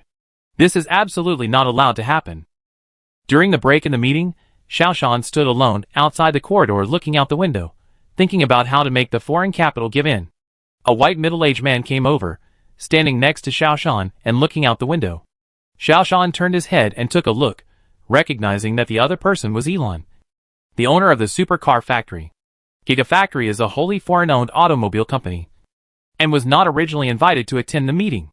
However, in order to increase the strength of the negotiations, the foreign representatives specially invited him to attend the meeting. After all, as one of the richest people in the world, Elon has much more influence than ordinary people, because this is related to the interests of all foreign-owned manufacturers. Elon did not hesitate to put down his important work and rushed to participate in this negotiation. You are hiding something from us. Elon spoke. Chapter 76 Elon's Imagination. Xiao Shan did not answer. You are in your current position at your age. There must be something important going on. Elon shrugged. But if you don't say anything, they won't be able to reach an agreement with you. Xiao Shan didn't know what to say. No matter what, it's impossible to spread the news that the star beasts are about to invade the Earth. This is important news that affects whether 2 billion humans can be saved. Xiao Shan's decision was selfish, because it was using other countries' resources to save the lives of these 2 billion people. But it was necessary. Xiao Shan could not save the people of the world. And Jiuzhou could not save the people of the world either. Xiao Shan was very clear that if the news spread, it would not only fail to save the people of the world, but would also destroy the 2 billion people who should have survived. So, Xiao Shan had nothing to say. I guess. Elon didn't care. Still talking to himself. You should be preparing for war. He looked at Xiao Shan. And Xiao Shan was still motionless. If you don't say anything, I'll take it as your consent. I noticed that you are building fortifications. And you are building them all over the country. So I infer that you are not guarding against other countries. Elon shrugged. Because a 25-meter-high wall can't defend against anything. Xiao Shan was not surprised. It was unrealistic to keep such a large operation completely secret. Everyone with a discerning eye should know that the people of Jiuzhou are preparing for war. And this secret is not a secret at all. There is a saying that you are going to close the country to the outside world, develop independently, and be out of touch with the world. Elon touched his nose. But I don't think so. If you really close the country to the outside world, you will directly announce the nationalization of all enterprises. And you will stop importing. But you are still importing materials now. And in large quantities. Xiao Shan turned around and looked at this man, with modern Superman seriously. My bold analysis is that you are indeed preparing for war. But the target is not the Earthlings, but aliens. Elon said meaningfully. Xiao Shan's expression remained unchanged. But he was secretly surprised. After all, aliens have only existed in fantasy, and have never been confirmed. Elon was suddenly startled. His eyes widened. Oh my god. Is it true? Xiao Shan finally spoke. Elon. From beginning to end. I didn't say a word. Why are you so dramatic? Elon shook his head, although you didn't say a word. It's not that there is no news. When I mentioned aliens just now, you didn't show any contempt or amusement, which shows that you agree with what I mean. So, you revealed a very important information to me. Xiao Shan smiled faintly. Are all your achievements made up by your imagination? From beginning to end, I had the same expression, which did not change at all. This is the attitude a mature politician should have. Elon shook his head. The problem is that you are not a mature politician. You still retain the drive and sharpness, which politicians lack. So, I dare to conclude that there are really aliens. Xiao Shan ignored him, and continued to turn around and look out the window. Elon was not idle, but talked to himself. After a while, he clapped his hands. I understand. It was the wandering celestial body on February 16th that brought the information. And you captured it. No. 5 years ago, you started the Space Fortress project, and were conducting outer space defense wars. At first people thought you wanted to start a new round of space race. Now it seems that it is not the case. You were preparing for space defense wars. So, you started preparing for war at that time. The appearance of the wandering celestial body only made you speed up. Haha. Did I guess everything right? Elon continued to chatter. But Xiao Shan was shocked. He keenly caught a message revealed in Elon's words. 5 years ago, the Space Fortress project was announced, and 5 years later, the Space Beast invaded the Earth. These two things seemed to be somewhat related. The sudden arrival of the Space Beast seems particularly abrupt. There must be a reason for extraterrestrial civilization, and the Space Fortress, could it be this reason? Elon talked for a while, and then he realized that Xiao Shan's expression was a little abnormal. Assistant Xiao, did I guess most of the content? Elon asked seriously. Xiao Shan suddenly remembered that Elon's men had the spacecraft recovery technology. And he thought he could make a deal with this man, who was known as the smartest in the world. Elon, if you can help me convince these joint venture partners today, I will allow you to enter Kyushu with all your assets and family. Elon looked at Xiao Shan with some amusement. Ha ha ha. Assistant Xiao, you don't spend a penny. But you want my core technology. Don't you think it's too funny? Xiao Shan looked at Elon expressionlessly. Funny? No matter how good the core technology is, it's useless without life. Elon was shocked. Xiao Shan said it lightly, but what he said frightened Elon. Elon's wealth is now one of the best in the world. And the core technology he possesses is also better than that of many countries. However, no matter how rich the assets are, no matter how many technologies are, if there is no life, everything is in vain. Elon looked at Xiao Shan again. And now he felt that this young and scary man was actually very deep. He felt that Xiao Shan was not joking, but serious. Assistant Xiao. Although I don't know whether what you said is true or not. My intuition tells me that I should take a gamble. Elon paused and said, actually, you don't need to bargain with them at all. I have a way to get you what you want. Xiao Shan became interested. What way? All you want is the production line. Right? Elon waved his hand. For a car company, the production line is not the most important, nor the most valuable. Brand, channels and core technology are all very important and valuable. But you happen to not need any of them. Right? Xiao Shan nodded. What he wanted was the production line. And nothing else mattered. Chapter 77 The Shattered Haidu 2. So, you can completely split up. Tear down everything except the production line and hand it over to the foreign investor. You only need the production line. Besides, you are the majority shareholder and have the full right to split up. In this way, even if the foreign investor has objections, they can only go through normal trade litigation. This will take a long time. It should have no impact on you. Aaron talked freely. Xiao Shan couldn't help but shook his head. Sure enough, to deal with businessmen, you need a more sophisticated businessman. Elon, your suggestion is effective, and my promise to you is also effective. With your core technology and family, you can enter our Kyushu country at any time. And the sooner you join, the higher your value will be. Xiao Shan turned and left after saying this, walked a few steps and stopped again, turned and said, Today, just pretend we didn't say anything, remember. Elon also said to Xiao Shan, This is what I want to say to you today, I didn't say anything to you. Near the southern tip of the sea, several research vessels have arrived. Polar night is coming, there are only a few days left, and the research vessel's current task is to lower the underwater detector. This is the last task given to them by the Commander-in-Chief. The original research vessels are also participating in this last task. Although the injury of Su Kai-chung, the station chief of the research station, has not completely healed, he still has to participate in this last task. The research station has given up, and all the staff have boarded the ship. A lot of equipment was abandoned. They have been setting up detectors these days.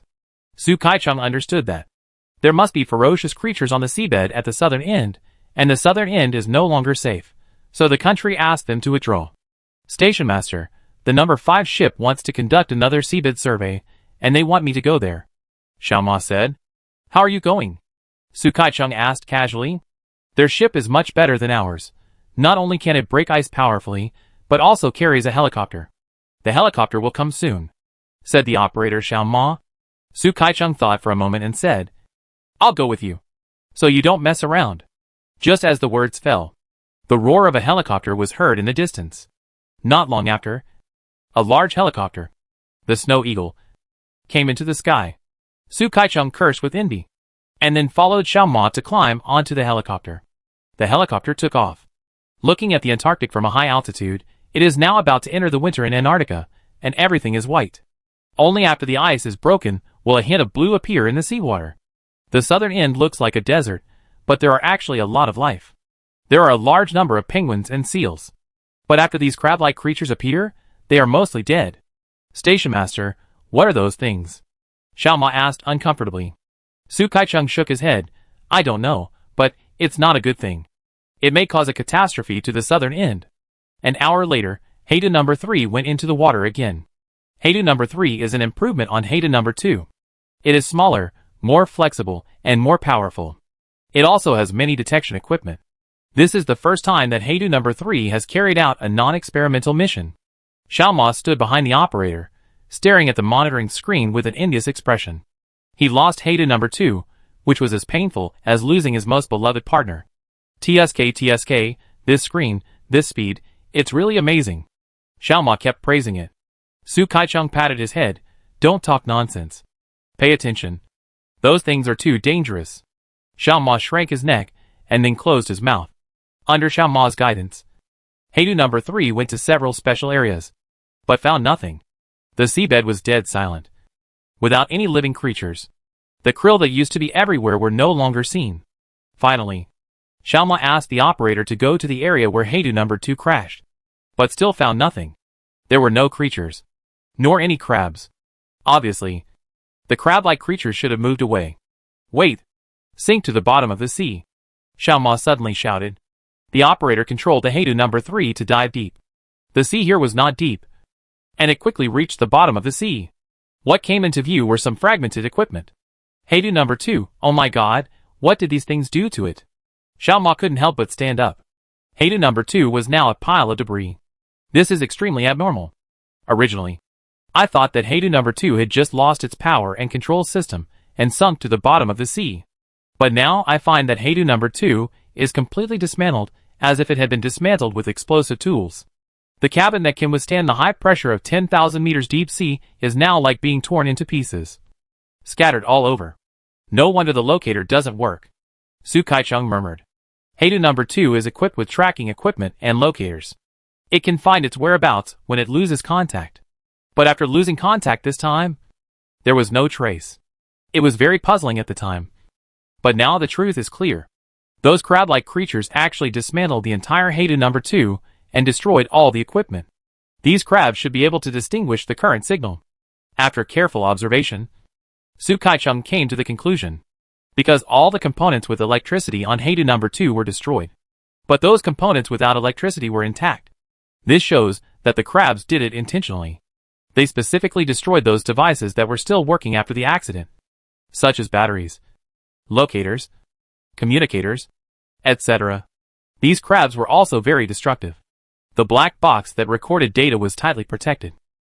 It was difficult for ordinary people to destroy the black box. But they smashed the black box into a pile of fragments. Oh my god! What the hell is this? Su Kaicheng said in horror. Everyone on the boat shuddered. Something that can tear the black box apart. Wouldn't it be easy to tear the hull apart? This news reached the headquarters, and the commander-in-chief immediately issued an order, asking all scientific research ships to stop all detection operations, immediately deploy detectors into the sea, and then evacuate the southern end. If anyone acts privately again, they will be severely punished. The peaceful and mysterious Antarctic region has now become extremely dangerous. Chapter 78 Yee's U.S. Contribution. March 16th. An internal work report meeting is being held at the headquarters. Leader Tu Qing of the biological team is reporting. According to the news sent by the Antarctic research ship, Starry Sky Beasts will selectively destroy electronic components with electric current. Our preliminary analysis shows that they may be able to sense weak electromagnetic induction. The detectors we laid on the seabed will not play a big role. Xiao Shan said, even if it only serves as a warning. It is not bad. At least, we know where they are. Tu Qing nodded. I think so too. So we have negotiated with the military team. Not only in the Antarctic waters, but also in all the seas. We will deploy detectors. This will help us know the movements of these star beasts on the seabed. Military team leader Fu Hengxing said, yes.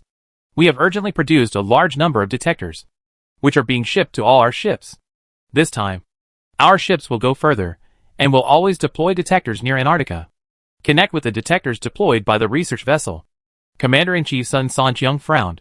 You may encounter ships from other countries. They will not understand our approach. There is no need to worsen relations with other countries now. Yes. Team leader Fu Hengxing agreed. Xiao Shan frowned secretly. He felt that this approach was not appropriate. However, he had no intention of objecting. After all, it was just deploying detectors. Commander Sun Sanqiang looked at the leader of the Hope team. Chu Yaoyang, we must maintain the biodiversity of the Earth as much as possible. And we cannot let these star beasts cause mass extinction of species. Chu Yaoyang hesitated and said, Commander-in-Chief, Advisor Xiao, we are now facing a problem. In developing the Space Force, should we focus on developing the Hope Project, creating a spiral accelerator that can escape the Earth at high speed, or should we focus on developing the Space Force, to prepare for future defense against extraterrestrial civilizations? Why can't we develop both? Professor Sun Sanqiang asked. Time is too short. It's impossible to take care of everything. Then focus on the Hope Plan. General Commander Sun Sanqiang said with consideration. Since extraterrestrial civilization has not yet appeared, We can temporarily postpone the development of the Space Force plan. After we can defend against the Star Beasts, we will develop the Space Force plan. Xiao Shan felt something was wrong again, but he couldn't say why he objected. The resolution was passed. After the meeting, Xiao Shan walked to his office, thinking with some uneasiness. Yi Ziyue brought a cup of hot tea. Xiao Shan glanced at Yi Ziyue. Yi Ziyue is much better at work now. She will take the initiative to learn some life skills. Although she is still a little clumsy, but at least she is doing it with her heart. For a girl who lives a life of luxury to be able to do this, it is already very good. Yi Ziyue, did that person ask you questions today? Xiao Shan asked. Yi Ziyue stood up and said, report to the leader, yes. According to the leader's request, I revealed a little more information about the Ring Fortress. I even deliberately told her that you didn't care about this project at all in private. Xiao Shan smiled, well done. Be careful, don't leak the news deliberately, you must let the other party slowly trick you, slowly induce you. Yi Ziyue suddenly smiled with a little pride. Leader, I understand this. I always deal with those boys who chase me like this. After saying this, he realized that he seemed to have exposed something, and his face turned red with shame. Xiao Shan laughed loudly, and waved his hand, letting Yi Ziyue, who was so embarrassed that she wanted to find a hole to hide in, leave. In the past week, Xiao Shan has revealed a lot of information through Yi Ziyue. This is also an important task that Xiao Shan has given to Yi Ziyue. There will definitely be people who will come to inquire about the news. Xiao Shan's somewhat naive life assistant is the best target for these people. Xiao Shan has the most comprehensive and core information. Moreover, Xiao Shan's life assistant is new and has little experience. No matter from which aspect, he is the best target. So, Xiao Shan played along with the plan, deliberately letting Yi Ziyue consciously expand her own circle of activities. After a business handover, a woman met Yi Ziyue. The relationship between the two developed rapidly, and they often ate together and went shopping, etc. Xiao Shan and Yi Ziyue both believed that this woman must have come to get information. Xiao Shan played along with the plan, letting Yi Ziyue deliberately spread some real news. So far, everything is going well. This is inseparable from Yi Ziyue's contribution. April 1st. Many major events happened on this day that were enough to affect the future. The first major event was that the National Mobilization Command issued an order for foreigners to leave the country. This order shocked the world. Those who want to stay in Kyushu need to re-register with the subordinate agencies of the National Mobilization Command. Only foreigners who are willing to obey the unified arrangements of Kyushu can be allowed to stay. And obeying the arrangements means either joining the army or entering the construction industry. Kyushu also formed an international army, specially used to reorganize these foreigners who are willing to stay. The National Mobilization Command issued a special announcement. Foreigners, regardless of their identities, either obey unified command or leave the country. There is no middle road to choose. The second major event is that the overseas Chinese call for an enhanced version announced the deadline. The deadline is May 18th. After May 18, the return of overseas Chinese will no longer be accepted. As for those who stay in other countries for official business, they will be issued special passports. The third major event. The first two-person chariot specially designed to deal with the starry sky beast rolled off the production line. Xiao Shan and the head of the military team are now standing in the outdoor training ground, waiting to watch the actual combat situation of this chariot. Unlike previous chariots, the main feature of this chariot is that it focuses on attack and neglects defense. Under the sharp and tough spikes of the Velociraptor, no matter how thick the armor is, it is useless. Therefore, this chariot has almost no decent defensive armor, but it has strong mobility and firepower. The chariot is a two-person chariot. One person drives, and one person operates. The weapons are relatively simple, which makes it convenient to uniformly equip and repair. It is also convenient to transform the production line. After all, the main target of the two-person chariot is the fast-moving Velociraptor. It is not a human who has all kinds of weapons. Chapter 79 The Role of the Tank Hook. So, weapons that are too complex and advanced are useless. There is a simple dense array machine gun on the roof, and all the bullets are steel core bullets. Only steel core bullets can penetrate the 3-level bulletproof thick armor of the Velociraptor. There is a small unmanned reconnaissance aircraft behind the roof. Because the flying beast has an amazing low-altitude flight speed, it is almost invincible in the low-altitude field. So this small unmanned reconnaissance aircraft adopts the catapult takeoff method, which can fly to an altitude of more than 1,000 meters at the shortest speed, avoiding the interception and blocking of the flying beast. When landing, It also adopts the dive landing method and recovers at the fastest speed. However, according to Xiaoshan's experience, the probability of the drone returning successfully is extremely low. Therefore, it is generally used once. A domestically produced 35mm grenade launcher that can be fine-tuned is installed on the body of the car, which is used to cover the retreat. The car uses a powerful engine, and the tires are explosion-proof solid tires. This is the shortest part of this car. Solid tires have poor shock absorption ability and are heavy, so it is unbearable when driving at high speed. It greatly affects the driving experience at high speed. However, the research team is working on it, striving to make a breakthrough in solid tires and improve this shortcoming.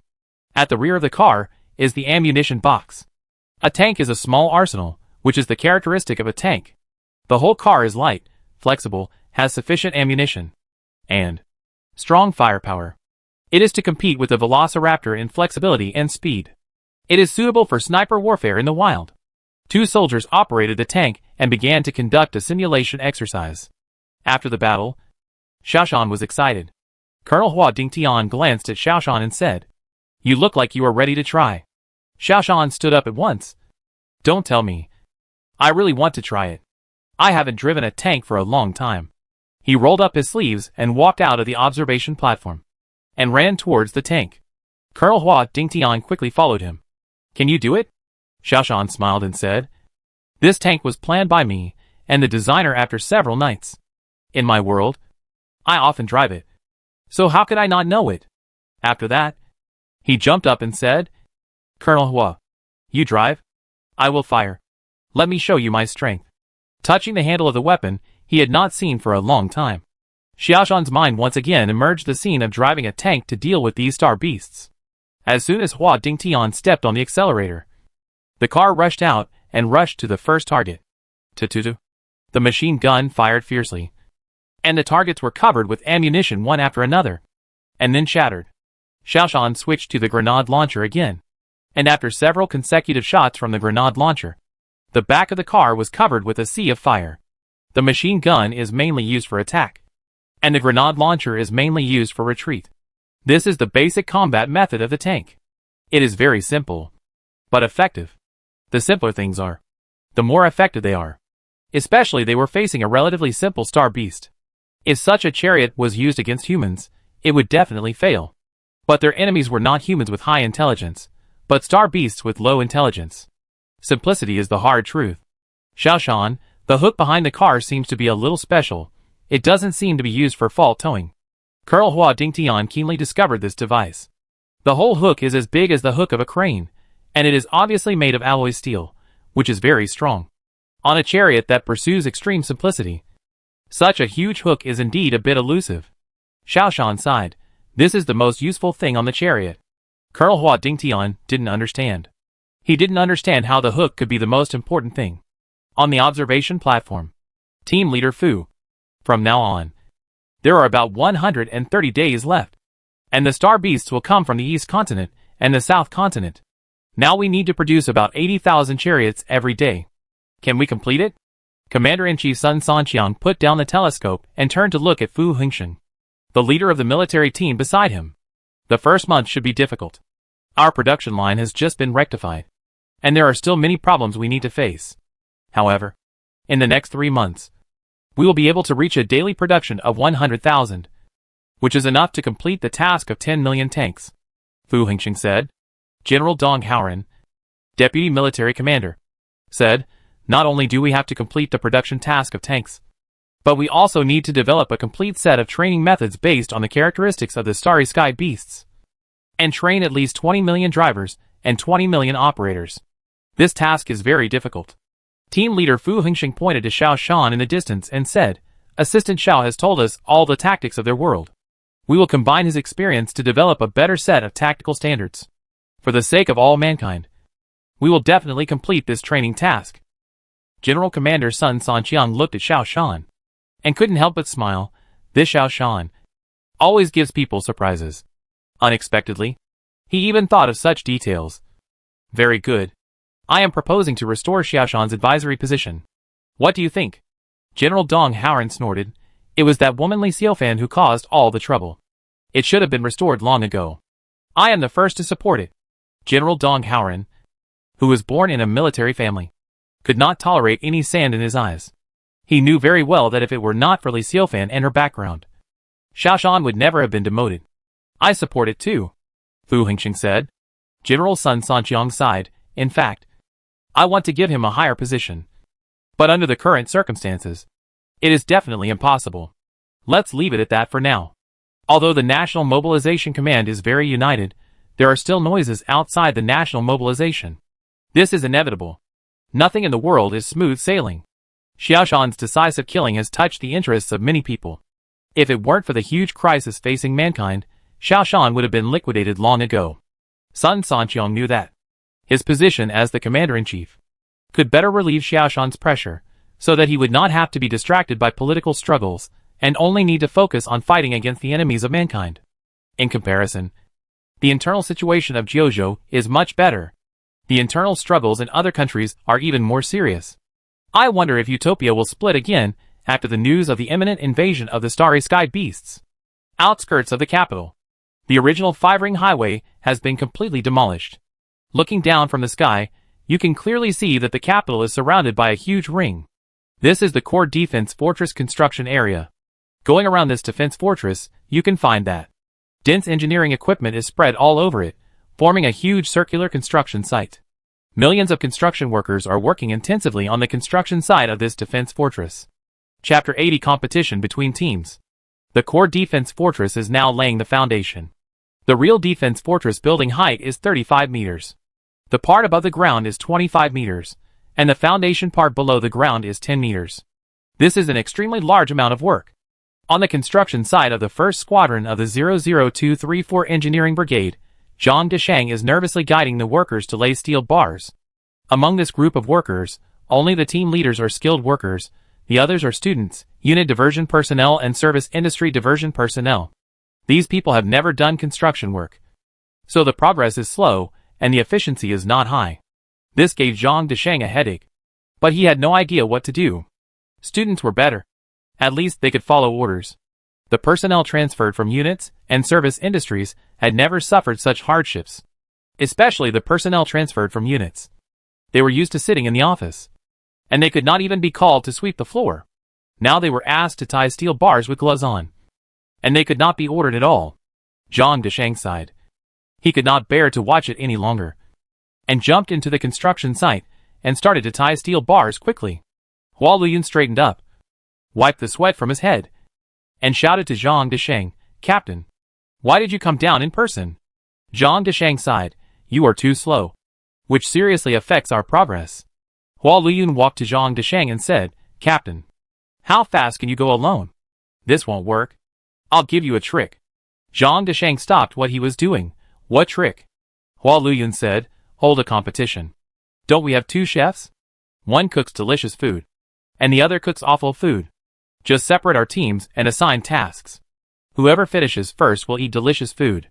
Whoever lags behind will eat awful food." Hua Luyun stood up and looked ahead provocatively.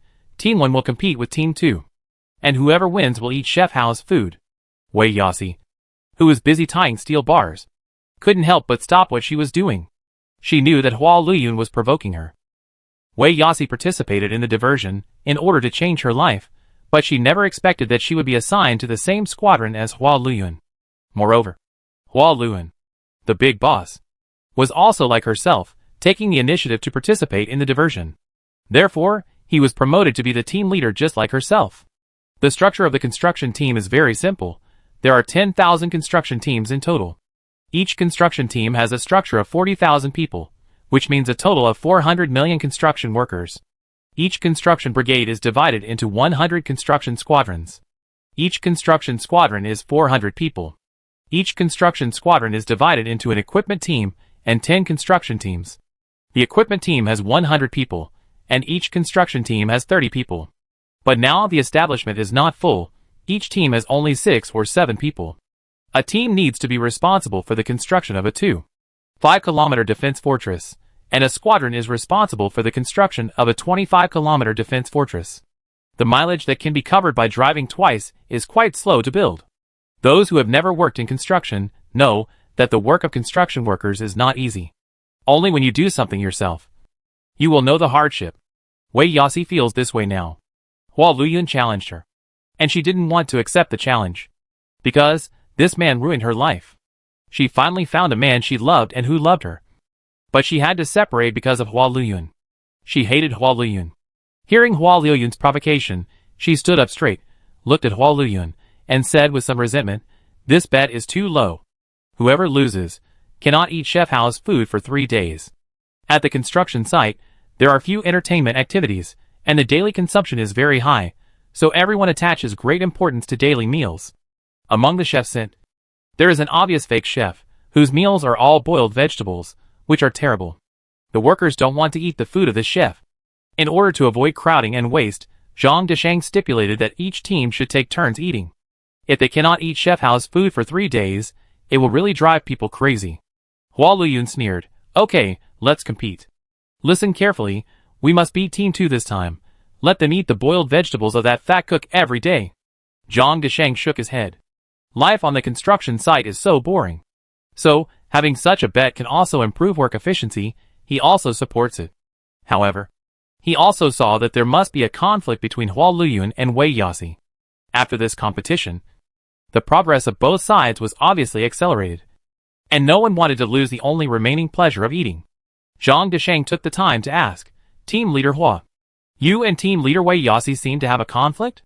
Hua Luyun did not look up, but said sullenly, "This kind of girl, who wants to hook up with my son? I definitely don't agree." Zhang Desheng was a little surprised, because no matter from which aspect, Wei Yasi was very outstanding. He was about to say something when there was a sound of a plane breaking through the air overhead. Hearing the sound, everyone knew that this was not a passenger plane, but a heavy fighter plane carrying bombs. Everyone subconsciously raised their heads and looked up at the sky.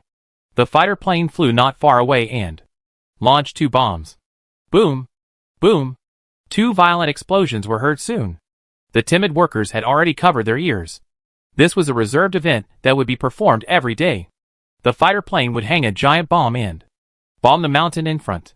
It can also be seen from this that the country's actions this time are very unusual. The country uses the most brutal method to carry out mountain excavation operations, which is unheard of before. This is much more efficient than burying explosives for blasting.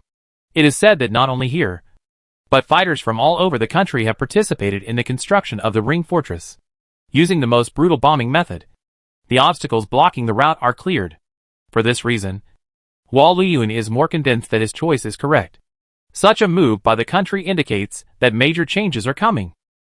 Okay, the bombing is over. Let's get to work. Let's let the people in the second team eat the fat cook's food tonight. Hua Luyun immediately called the workers to start working. Wei Yasi was not to be outdone. She put her hair behind her ears and said loudly, "Brothers and sisters, work hard. Let the useless people in the first team eat boiled vegetables for 3 days." Okay. Wei Yasi is very charismatic. At her command, everyone started to work seriously. Zhang Desheng was satisfied. This method was indeed effective and improved work efficiency a lot at once.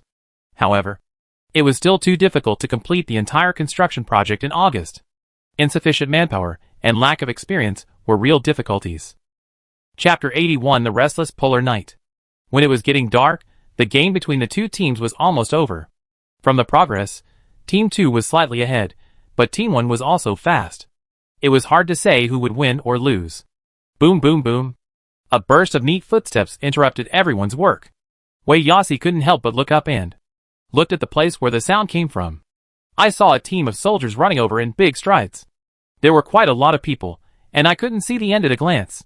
"Report to the captain, the new recruits are reporting." A leader saluted. Zhang Desheng clapped his hands excitedly.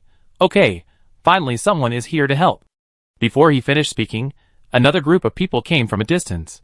A young man came with a group of people of different ages and dresses. He walked straight to Zhang Desheng and said, "Report to the captain, we are here to report to the 00234 squadron." When Hua Luyun and Wei Yasi saw this young man, they were both speechless. Because they knew this man. Not only did they know him, but they were very familiar with him. The young and handsome man leading the team was Hua Luyun's son Luo Junyang.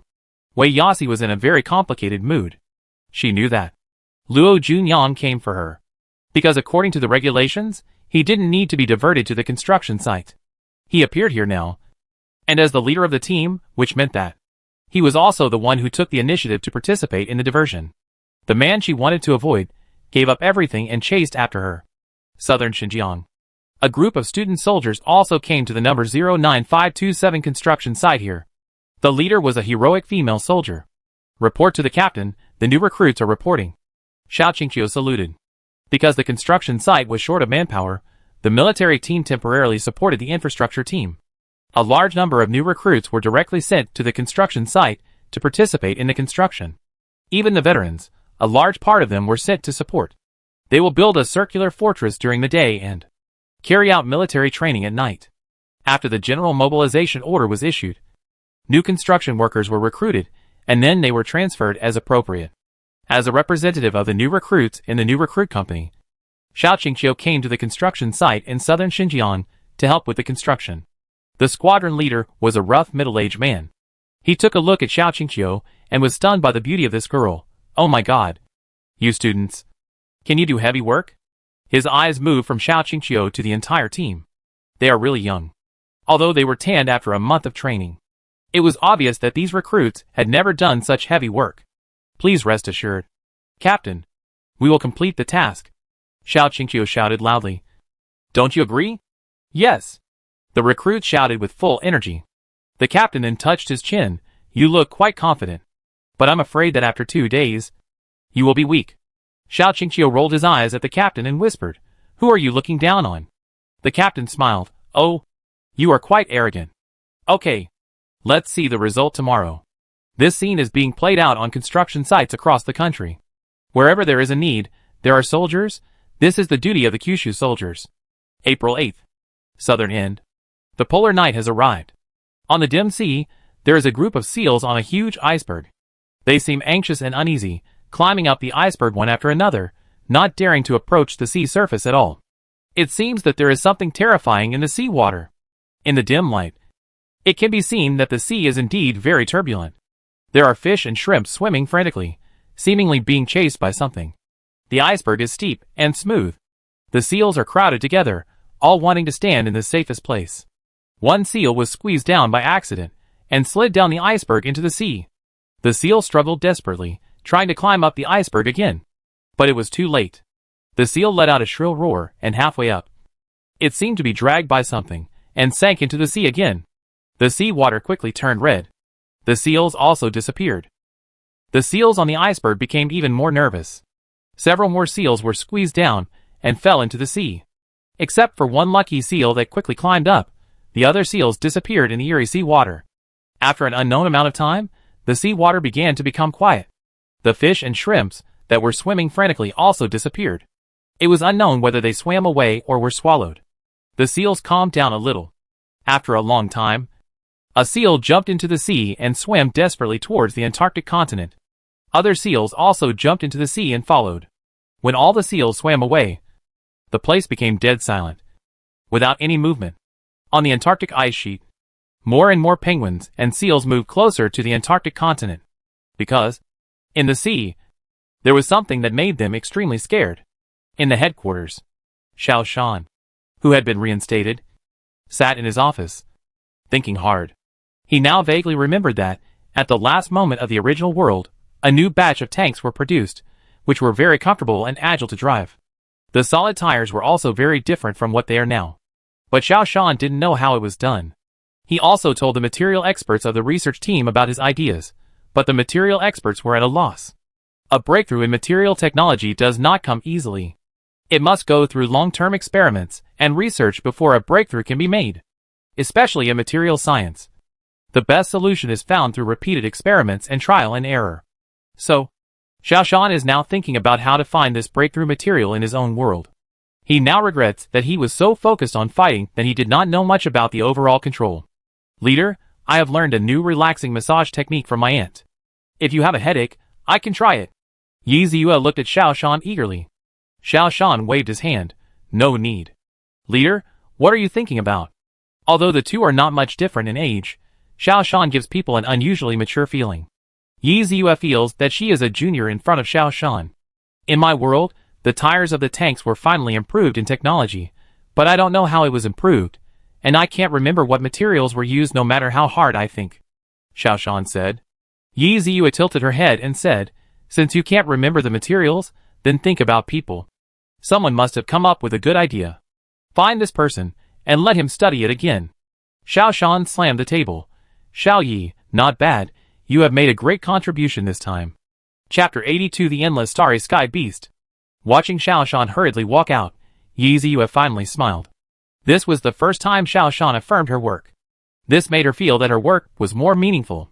There is no distinction between high and low jobs. As long as it is useful, it is meaningful. This is what her grandfather has always taught her, and now she really understands it. Even if she only serves as a reminder to Xiao Shan, her life assistant is meaningful. Xiao Shan hurriedly walked into the Material Research Office under the Scientific Research Team, found the person in charge, and asked, "Give me a list of your researchers." Holding the list of researchers, Xiao Shan looked through it carefully, but did not find a familiar name. He remembered that the researcher of this material had won a national award.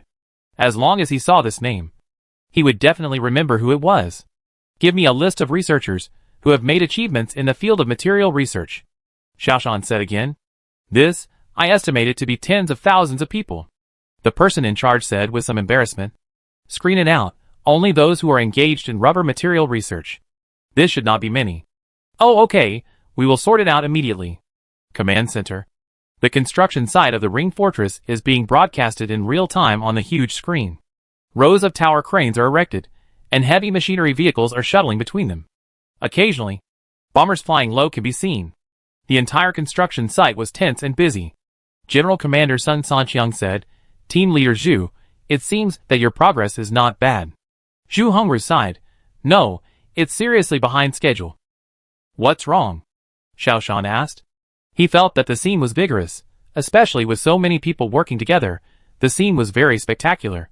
He didn't see anything wrong at all. Zhu Hongru sighed. "It's not obvious now, because we are now clearing obstacles and digging the foundation. The main ones used are large-scale machinery and equipment. There are not many places that require manpower, so we can barely keep up. But once we complete the foundation excavation, we will need a large number of skilled construction workers. But the workers who are now diverted have a bad mentality and are not very motivated. I believe everyone knows that. Once people lose their enthusiasm, their efficiency will be greatly reduced. I would like to make a suggestion, that is, whether the general mobilization order can be issued earlier. I believe that once these diverted workers understand the greatness of the work they are doing, they will definitely not have the current mental outlook," Zhu Hongru said. Commander Sun Sanqiang shook his head. "No, the financial team has just bought a large amount of assets. Now we are organizing transportation to transport these assets back to the country. This will take time." Zhu Hongru sighed. On the big screen, a plane flew by with a bomb hanging on it. Professor Mo Zhining shook his head. "Using a bomber to blow up. Who came up with this idea?" Xiao Shan smiled. "Except for Zhu Xian. The crazy Zhu, who else can think of such a crazy way?" Everyone looked at Zhu Hongru. Zhu Hongru was a little embarrassed. Professor Mo Zhining said, "Since you can even think of using bombers to blow up, old Zhu, you must have a way." Zhu Hongru then said, "Then give me more people. When the general mobilization order is issued, send all the idle personnel to the construction site." Everyone's attention turned to the Commander-in-Chief Sun Sanqiang, because this is a major decision. It is planned to arrange 400 million people to enter the construction base. This is almost all the manpower that can be mobilized, because in other positions, people are also needed. For example, logistics support, military factories, basic living materials production plants, hospitals and transportation industries, all of these require personnel. It seems that there are 1 billion people in the country, which feels a lot, but when it is really needed, it is still too little. General Commander Sun Sanqiang thought for a while, turned to look at Xiao Shan. "How did you complete the task in the first place?" Xiao Shan said, "We have 2 measures. The first is to send all personnel under 70 years old to the construction site. The second is to mobilize a large number of foreign workers." General Commander Sun Sanqiang shook his head. "The first method can't increase many people. The second method is not feasible now. If the starry sky beast does not appear, we cannot recruit so many foreign workers. 10 million is already a lot." Xiao Shan looked at Zhu Hongru. "Zhu Xian, what do you think? How long will it take?" Zhu Hongru thought for a moment and said, Because the amount of work has increased, the thickness has increased by 10 meters. Even after the general mobilization order is issued, the foreign workers have arrived. I estimate that it will take at least 1 more month. Xiao Shan raised his head and said, "Then we will buy you a month." How to buy? In the early stage of the Starry Sky Beast landing, if we actively defend, we can effectively block and delay their progress. Xiao Shan said. Professor Mo Zhening said strangely, "In this case, there is no need for us to build a ring fortress. Wouldn't it be better to directly mobilize the army to block it?" Xiao Shan shook his head. Although these star beasts are not very intelligent, they have mastered the skills of learning. At the beginning, in addition to the scavengers, they only had a single type of velociraptor. Until they invaded Europe, they encountered strong resistance. At this time, then the Titan beasts and flying beasts gradually appeared. The special type of star beasts only appeared when we were fighting with China. Their strength is constantly increasing. So it is impossible to suppress them with powerful firepower. The pressure will be greater in the later stage. Especially after the appearance of Titan beasts, we want to stop their attacks without relying on defensive fortresses like in Africa and South America. This is impossible. Professor Mo Zhening's expression became solemn. You mean, if they can't conquer our fortresses for a long time, they will have new species or new methods? Xiao Shan nodded solemnly. Yes, so we have to find a way to eliminate them fundamentally. How to eliminate them? Military team leader Fu Hengxing asked.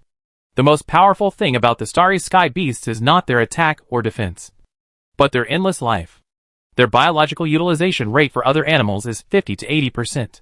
However, for the corpses of their own kind, the utilization rate is almost 100%. After the Starry Sky Beasts eat the corpses, they will regenerate with almost no loss. Commander Sun Sanqiang frowned and asked, "What energy do they rely on? Isn't it food?" Chapter 83 Need to find allies. Xiao Shan shook his head. We are also confused about this. We suspect that their energy source is not just food. Especially when the battle is fierce, they hardly digest food, but just convert food into body tissue. Scientists at that time suspected that the star beasts absorb solar energy or geothermal energy to maintain the functioning of the body. So, our scientists came to a conclusion that the star beasts were not evolved from biological organisms, but artificially created. Team leader Fu Hengxing exclaimed, "Aren't they cockroaches that can't be killed?" Xiao Shan said, "Yes. Therefore, we must eliminate them from the root. You have all seen that there is a hook on each chariot, which is used to drag the corpses of the star beasts. What we need to do is to snatch the corpses and not give them the opportunity to reproduce. Only in this way can we gradually consume their resources and achieve victory. This is definitely not a natural creature. It is definitely an artificial genetic creature." Professor Mo Zhening murmured. Commander Sun Sanqiang also sighed. It seems that building a defensive fortress is not foolproof. We must think of a better way to deal with the Starry Sky Beasts. Defense is never a way to win, but offense is. Therefore, the research of the military team and the biological team is crucial. We must find the fatal weakness of the Starry Sky Beasts as soon as possible, and eliminate them fundamentally. Otherwise, if we rely solely on defense, we will be dragged down by them sooner or later. Xiao Shan said. Yi Dachuan, the head of the financial team, and Zhong Yuanliang, the deputy head of the team, hurried in. As soon as he sat down, the commander-in-chief Sun Sanqiang asked, "How are you doing? Is it possible to complete the task ahead of schedule?" Yi Dachuan shook his head. "I am here to report on this work. Our initial plan went smoothly. With the help of big financial groups like Yingtong, we successfully brought down the prices of various commodities. We also grabbed enough positions. But now we have encountered new problems." "What problem?" "Sea transportation." Yi Dachuan sighed. "Crude oil is better. We communicated with internationally famous exchanges in advance and temporarily used our domestic crude oil reserves as crude oil delivery warehouses, which attracted merchants from other countries to transport crude oil to our country for delivery, which saved a lot of trouble. But other items are now piled up in foreign warehouses. We urgently need a large number of cargo ships to transport the materials back. This also takes time. Especially recently, a large number of containers have been piled up at U.S. ports and cannot be freed up. There is a serious shortage of containers, and the price of sea transportation has also risen. There is a lack of shipping capacity. It is just the beginning now. When it comes to the end of April and mid-May, that will be the most critical time. A large amount of goods must be shipped back to the country by sea. Let alone in advance, it will be good if it can be completed on time. We hope that the general mobilization order can be postponed for half a month, so that we can deliver and load the May Futures warehouse receipts before issuing it.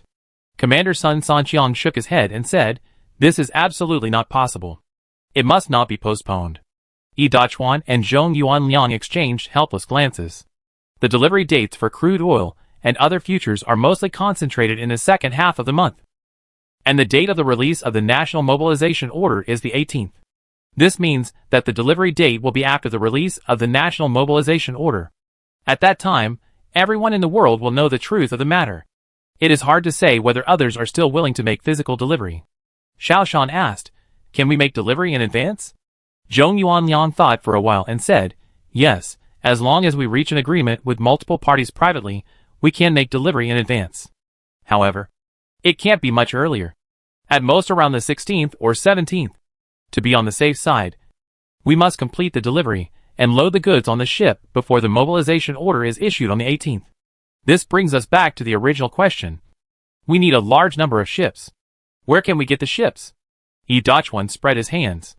Everyone's eyes involuntarily looked at Xiaoshan. It seems that everyone is sure that Xiaoshan must have a way. This person who came from another world has never let them down. And he always gives everyone a surprise. Sure enough, Xiaoshan said after a moment's silence, "You start looking for sellers, and prepare to deliver in advance privately. Ship. I'll find a way." "What's the way?" everyone asked in unison. Xiaoshan stood up and said, "The first way is to collect all the ships in the country, and then carry out simple modifications to transport goods, mainly transport food, minerals and other goods with low technical content. As for oil, natural gas and industrial raw materials, these require professional transport ships, and we need to find another way. So I'm going to find someone. At the same time, in terms of manpower, we should seek help from allies." The staff of the research team handed Xiaoshan a list. Xiaoshan flipped through it quickly, and then his eyes stopped on a person's name. "Where is this person now?"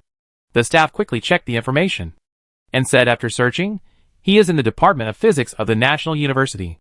He is currently an assistant teacher and researcher." Xiaoshan turned to Yiziyu and said, "Hurry up and arrange a car for me to go to the National University." Yiziyu hesitated. "Leader, you need to arrange for someone to protect you when you go out. Otherwise, I will run a trip for you if there is anything." Xiaoshan shook his head. "I can only go by myself for this matter. Only I can tell if this person is the one I am looking for." National University. Office of the Department of Polymer Materials. Everyone in the office is very cautious. The entire National University is almost empty. Students are divided. Either go to the army, or go to the construction site. Those who do not obey the arrangement are sent back to their hometown. Students who are sent back to their hometown are also arranged by the community for division. There are still only two ways out. Either go to the army, or go to the construction site. Until this time, the students who were sent back to their hometowns were a little panicked. Because all this was too unusual. The country was not playing tricks, but was serious. Smart people knew that something important was going to happen. So, they began to obey the decision of diversion, and began to work on construction sites or join the army. Sometimes people make mistakes at every step. Those who voluntarily obeyed the diversion were promoted to be team leaders. Those who first accept the diversion can also find suitable positions. Those who participate in the diversion in the end have no choice but to obey the arrangement. According to the news received today, most of the faculty and graduate students of Central University of Science and Technology will also participate in the diversion. Now participating in the diversion, there is even less choice. Chapter 84, Choice of Diversion. Zhu Yuanlong looked at the director's office with some uneasiness. Just now a colleague came in. The two talked for a long time, and there were constant sounds of slapping tables and benches. It seemed that there was a dispute over the diversion destination. Everyone who was called in was a person who was to be diverted. Finally, the colleague walked out dejectedly, holding a notice in his hand. "Damn, go to the construction site. I am a researcher, and now I am asked to go to the construction site." Zhu Yuanlong became even more uneasy. The project he was researching was an absolutely unpopular project, and there was a high probability that he would be diverted. But Zhu Yuanlong was just a scholar, the kind of scholar who couldn't even kill a chicken, so he couldn't possibly join the army. But if he was asked to be a construction worker, he couldn't do it. He was too weak to even tie a chicken, and he would probably be exhausted to death just moving a brick. Apart from doing research, he felt that he had no other abilities. But he had a bad relationship with the director. Zhu Yuanlong, Kan Yoshin, you two come in. The director shouted in the office. Zhu Yuanlong stood up nervously and glanced at Kan Yoshin, who stood up with him. Kan Yoshin looked calm, and he glanced at Zhu Yuanlong and said, Zhu Yuanlong, if we could only keep one, I hope we don't attack each other, but argue with reason. Zhu Yuanlong nodded. This is what he hoped for. He is not good at speaking, and he will definitely lose if he debates with others. The two walked into the director's office, and the director glanced at the two from behind the thick glasses. Zhu Yuanlong, Kan Yoshin, there is still one person missing for the diversion. So, only one of you can stay and continue the research, and the other one will be transferred. Tell us, who should stay and who should go? Zhu Yuanlong hesitated and hadn't spoken yet. Kan Yoshin spoke first. Director, I have been here for a long time and have excellent results. I have published 15 papers in provincial and national journals. My ability has been widely recognized. And my research covers a wide range, not only rubber. I have also made achievements in building panels, alloys, organic materials and inorganic materials. I think it's more appropriate for me to stay. The director nodded, turned to Zhu Yuanlong. You can also say something. Zhu Yuanlong wanted to refute what Kan Yoshin had just said, because it didn't stand up to scrutiny. Those papers were all trivial papers written for the purpose of rating, and they were worthless. Although Kan Yoshin was involved in a wide range of fields, he was not proficient in any one of them. Kan Yoshin was a smooth-talking guy. He was good at making connections, but he was not good at doing research. But Kan Yoshin just said that two people should argue with reason and not attack each other. So he had to say, Director, the new rubber material technology 1 I'm researching has just made some progress. If it is discontinued now, it will be a pity. The director sighed. Which project that is forced to be discontinued is not a pity. The country is making a big move now. And even a fool can see it. Look at the research projects that have been retained. They are all very purposeful. Either military or livelihood. The others have been cut. Do you have any other reasons? Zhu Yuanlong grunted for a while before saying, I am not in good health. I can't do heavy work. Kan Yoshin sneered. You mean, not academic knowledge, but physical health. Those with good health should die. Those with bad health should stay. I also said that I have depression and heart disease. Zhu Yuanlong's eloquence is far inferior to Kan Yoshin's. Things in the world are like this. Ability is not as good as eloquence. He didn't know how to refute it for a moment. Director, I have 15 papers, and several research results. In terms of achievements, I am much better than Zhu Yuanlong. Moreover, Zhu Yuanlong has been researching some new rubber material from the beginning, but there is no result so far. If we keep him, it is not reasonable. Zhu Yuanlong was dumbfounded. Didn't Kan Yoshin say that we would not attack each other? He was a little angry, and wanted to expose Kan Yoshin's past. Kan Yoshin's so-called research results were just pestering his former mentor, and he signed his name at the end of the report. The scientific community is not that simple. It is also full of human relationships. Just as he was about to speak, the director waved his hand and said, Then it is decided. Zhu Yuanlong will go to the construction site. Kan Yoshin has achieved higher results, so he will continue to do scientific research. Zhu Yuanlong's face turned red, and he wanted to refute, but the director said again, Don't mind it. After all, we are responding to the call of the country, and we all have to contribute our own strength. Going to the construction site, it will be good for you to exercise well. Coming out of the office, Zhu Yuanlong was very depressed. He felt that Kan Yoshin had stabbed him, but he couldn't fight back. At this time, a young and strong man walked in. He looked up and scanned the crowd. Who is Zhu Yuanlong? Zhu Yuanlong raised his hand hesitantly. I am. Xiaoshan glanced at Zhu Yuanlong, and he had a rough idea in his mind that this person should be the one he was looking for, because he had once seen Zhu Yuanlong briefly in his own world. At that time, he didn't know who he was, nor what project he was working on. He only knew that he was also a member of the scientific research team. Now that we meet, I know that I have made the right choice. Pack up and follow me. Xiaoshan people are ruthless and don't talk much. Zhu Yuanlong was startled. Who are you and where are you going? The director came out after hearing the voice and asked, Who are you? Xiaoshan turned around and looked at the director. Although he had a smile on his face, his strong aura made the director a little afraid. The so-called demeanor of a superior actually has little to do with a person's personality, but has more to do with a person's position. Xiaoshan had been a special advisor for nearly 2 months. And he also had the privilege of personnel appointment and dismissal granted by the commander-in-chief. He had long been arrogant, Xiao Shan, special advisor to the National Mobilization Headquarters. Others immediately recognized him. This person was indeed the legendary core figure Xiao Shan, who had risen faster than a rocket. Zhu Yuanlong, you have been hired as a researcher by our National Mobilization Headquarters. Bring your latest research results and report to the headquarters with me immediately. Xiao Shan spoke very quickly. Zhu Yuanlong was startled, and immediately realized that he didn't have to go to the construction site, and he could continue his research. He rushed into the laboratory excitedly and took out a bunch of things. My things are all here. Seeing Zhu Yuanlong excitedly following Xiao Shan to leave, Kang Yoshi was dumbfounded. Director, what should we do? Who will go to the construction site? Xiao Shan stopped. He heard some noises when he came in just now. He was quick-witted and quickly understood what was going on. He turned to look at Zhu Yuanlong. Who do you think should go to the construction site?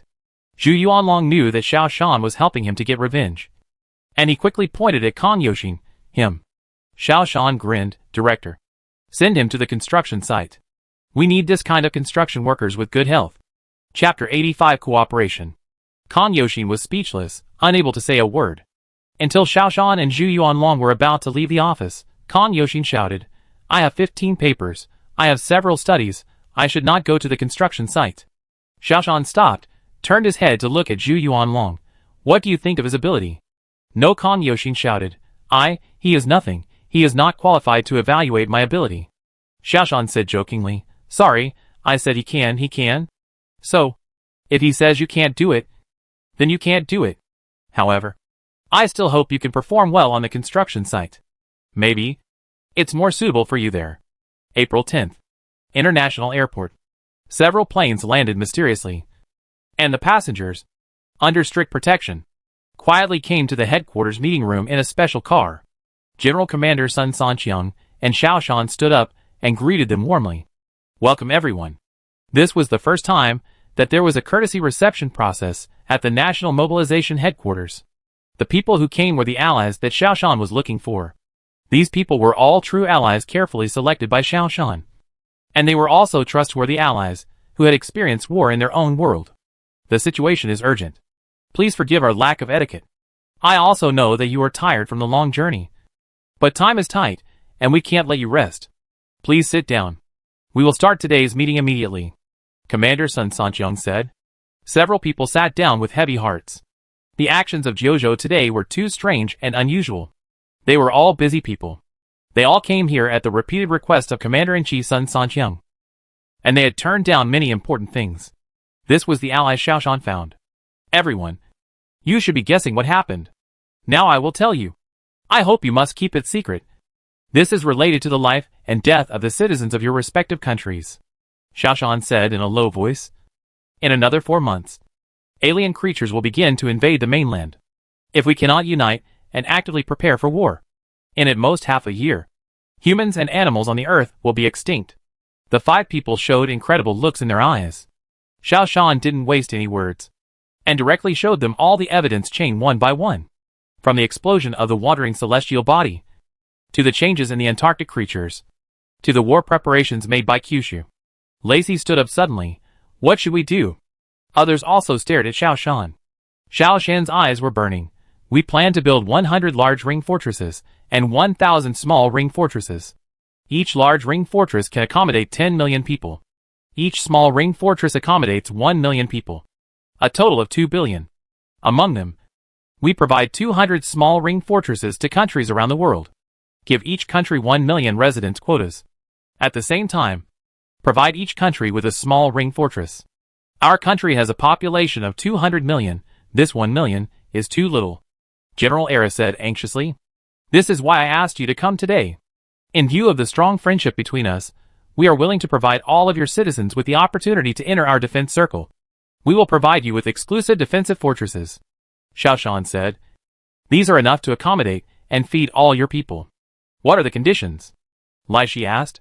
They are all veterans, and they all know that pie in the sky will not fall. We need labor. Xiao Shan did not hide it.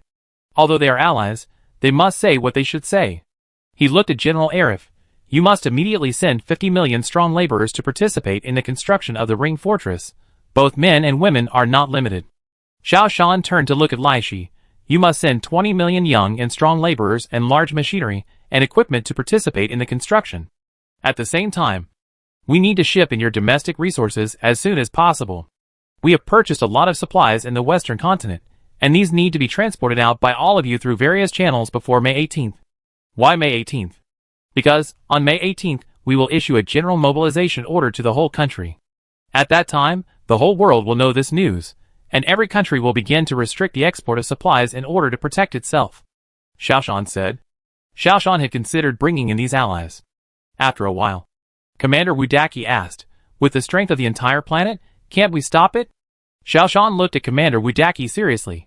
If all the countries on the planet are united like our Jiuzhou country, we can stop it. But do you think, will they be united? Commander Wudaki sighed. Okay, we will join. Our 7 million citizens will enter Jiuzhou country in batches and participate in the construction. Wudaki knew very well what the interior of the entire planet looked like. Rather than trusting other countries, it is better to trust Kyushu. General Arif gritted his teeth. We will send 50 million young and middle-aged laborers here, but you need to train them. At the same time, we will also start to send the elderly and children to Kyushu first. Xiao Shan shook his head. Don't be anxious. Wait until our ring fortress is built, then let the elderly and children enter, otherwise it will waste too much of our energy to accommodate them. This, General Arif hesitated. Don't worry. The invasion of the star beasts will not happen overnight. They will gradually invade northward along the southern and eastern continents. I promise you with my dignity that when the star beasts erupt, you will have enough time to evacuate. Xiao Shan said, turning to Li Yaozu. The same goes for you. When our ring fortress is completed, you can start to migrate. Chapter 86 The Knot in the Heart That Can't Be Untied. Lacey finally raised his head. You know our military strength. We should have the ability to protect ourselves. Mr. Lacey, I can say responsibly that you can't protect yourself. Moreover, there is a proverb in your country that eggs should not be put in the same basket. Xiao Shan said slowly. Lacey still said, I still want to try. However, we can provide 5 million laborers and equipment. At the same time, we will also keep the freight flowing, so that the materials you purchase in Europe can be delivered to your country smoothly. Xiao Shan knew that this matter could not be forced. They are also a country with a glorious tradition. Their pride does not allow them to give up before the war even starts. However, Shirshan's goal has been achieved. As long as the freight channel is kept open, then everything will be in time. The resources purchased from all over the world can be safely transported to Kyushu through their territory. Another point. Xiao Shan also hopes that they can stick to their own defense. In this way, more time can be bought for Jiuzhou. Now, it is a race against time. All defense facilities must be built before the star beasts arrive. Their resistance will be very beneficial. General Arif asked hesitantly again, Advisor Xiao Shan. It's not that I don't trust you. But I really want to know. Why don't these bugs land directly from our country? If they land directly from our country, our women and children will not be able to evacuate. Xiao Shan nodded. I understand your concerns. I can tell you with certainty that the starry sky beasts will not land rashly. They will concentrate all their strength to break through. The place of breakthrough is the southernmost tip of the South Continent and the East Continent. They will advance gradually. This is also an effective way for them to break through. Xiao Shan called up the world map and drew a few arrows on the world map. There are 2 routes for the starry sky beasts. One is from the southernmost corner of the East Continent, across the entire East Continent, and then into the West Continent and the Central Continent. The other one is to land on Tierra del Fuego in the South Continent, cross the entire South Continent, and enter the North Continent. These 2 forces will finally converge in our country. We are the last line of defense for mankind. For this reason, we have enough time to build a ring fortress to resist their invasion. Lacey looked at the Southern Ocean. Won't they invade the island countries in the Southern Ocean? Yes, after they occupy the South Continent and the East Continent. The island countries in the Southern Ocean will also be invaded. There are also several other island countries in the ocean, which will also fall at that time. Xiao Shan's tone was heavy. This brought back those heavy memories. In their own world, humans were losing ground. The news that came in every day was how much the star beasts had advanced, and which places humans had fallen. People were getting more anxious day by day.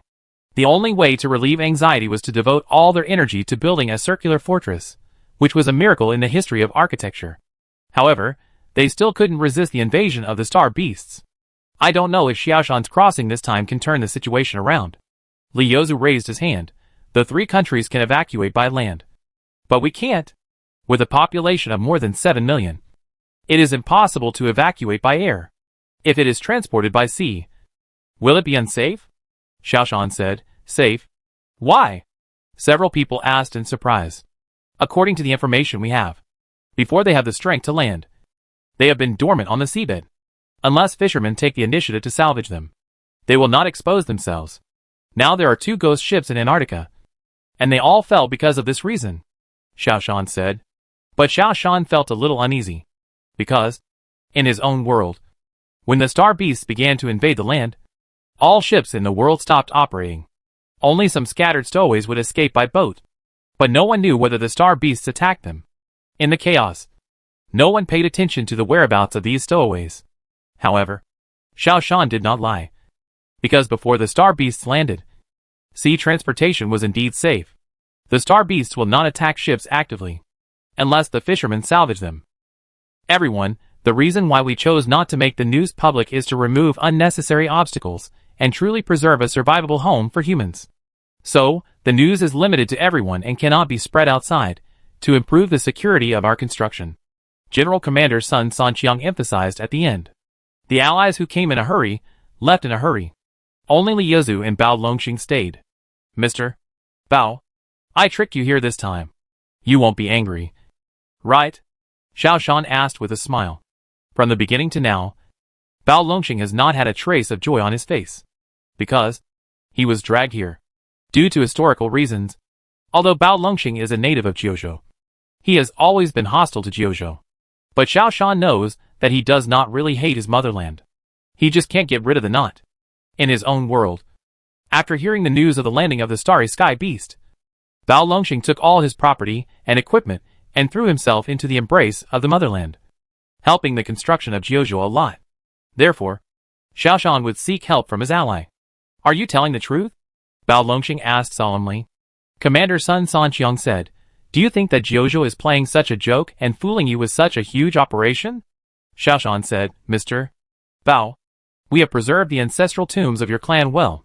Your family has not returned to the motherland for decades, and has not worshipped their ancestors. The motherland welcomes you back, and also welcomes your family back. The motherland also needs your help. He stood up, turned on the big screen, and called up a group of photos. These are the ancestral tombs of your family that are preserved for you. No matter how big the grudge is, it is not worth continuing for decades. You have the blood of the people of Kyushu flowing in your body. In times of crisis, our family should work together to protect our homeland. Bao Longxing had tears in his eyes. Although he left long ago, he was very concerned about every move of his motherland. He said with some excitement, I have a condition. I want to clear my father's name. Xiaoshan took out a document from behind him and put it in Bao Longxing's hand. This is an old document, which should have existed for many years. Bao Longxing opened it and was stunned. His hands began to tremble violently. Chapter 87 Tit for Tat. Xiaoshan sighed and said, as early as 50 years ago, this document existed. At that time, the news was blocked and the information was not well developed, and these documents have been forgotten. Now, I formally represent the country and hand this document to you. I hope it can help you untie the knot in your heart. This document was found by Xiaoshan with great effort in the past 2 days. In his own world, Bao Longxing never waited for news of his father until his death. But in this world, he waited for it. Xiaoshan used all his strength to search, and finally found it. Bao Longxing trembled, and put the document on the table. He stood up, knelt on the ground, respectfully kowtowed to the document, and said in tears, Father, I will go to your grave tomorrow, you can rest in peace. Without waiting for Xiaoshan to help him, he stood up immediately, and said energetically, Commander-in-Chief, Advisor Xiao, don't worry, my ship is the ship of the motherland, and everything will be arranged by the motherland. Utopia. General's mansion. A top-secret document was placed on the general's desk. What's going on? The general held the document, frowning tightly. The intelligence consultant stammered, according to. Based on the current situation analysis, the experts all agree that they are not playing tricks. They are really making preparations for war. Preparations for war. Who is the enemy? The general shuddered. The military expert coughed. General, we speculate that there should be two possibilities. Which two? The general looked serious. He vaguely guessed something. First, aliens. Second, just like what is often written in science fiction novels, mysterious prehistoric creatures from under the Antarctic ice. The military expert said, I feel that neither of them is possible. The general looked at the astronomer. Do you have any reports about aliens? The astronomer shook his head.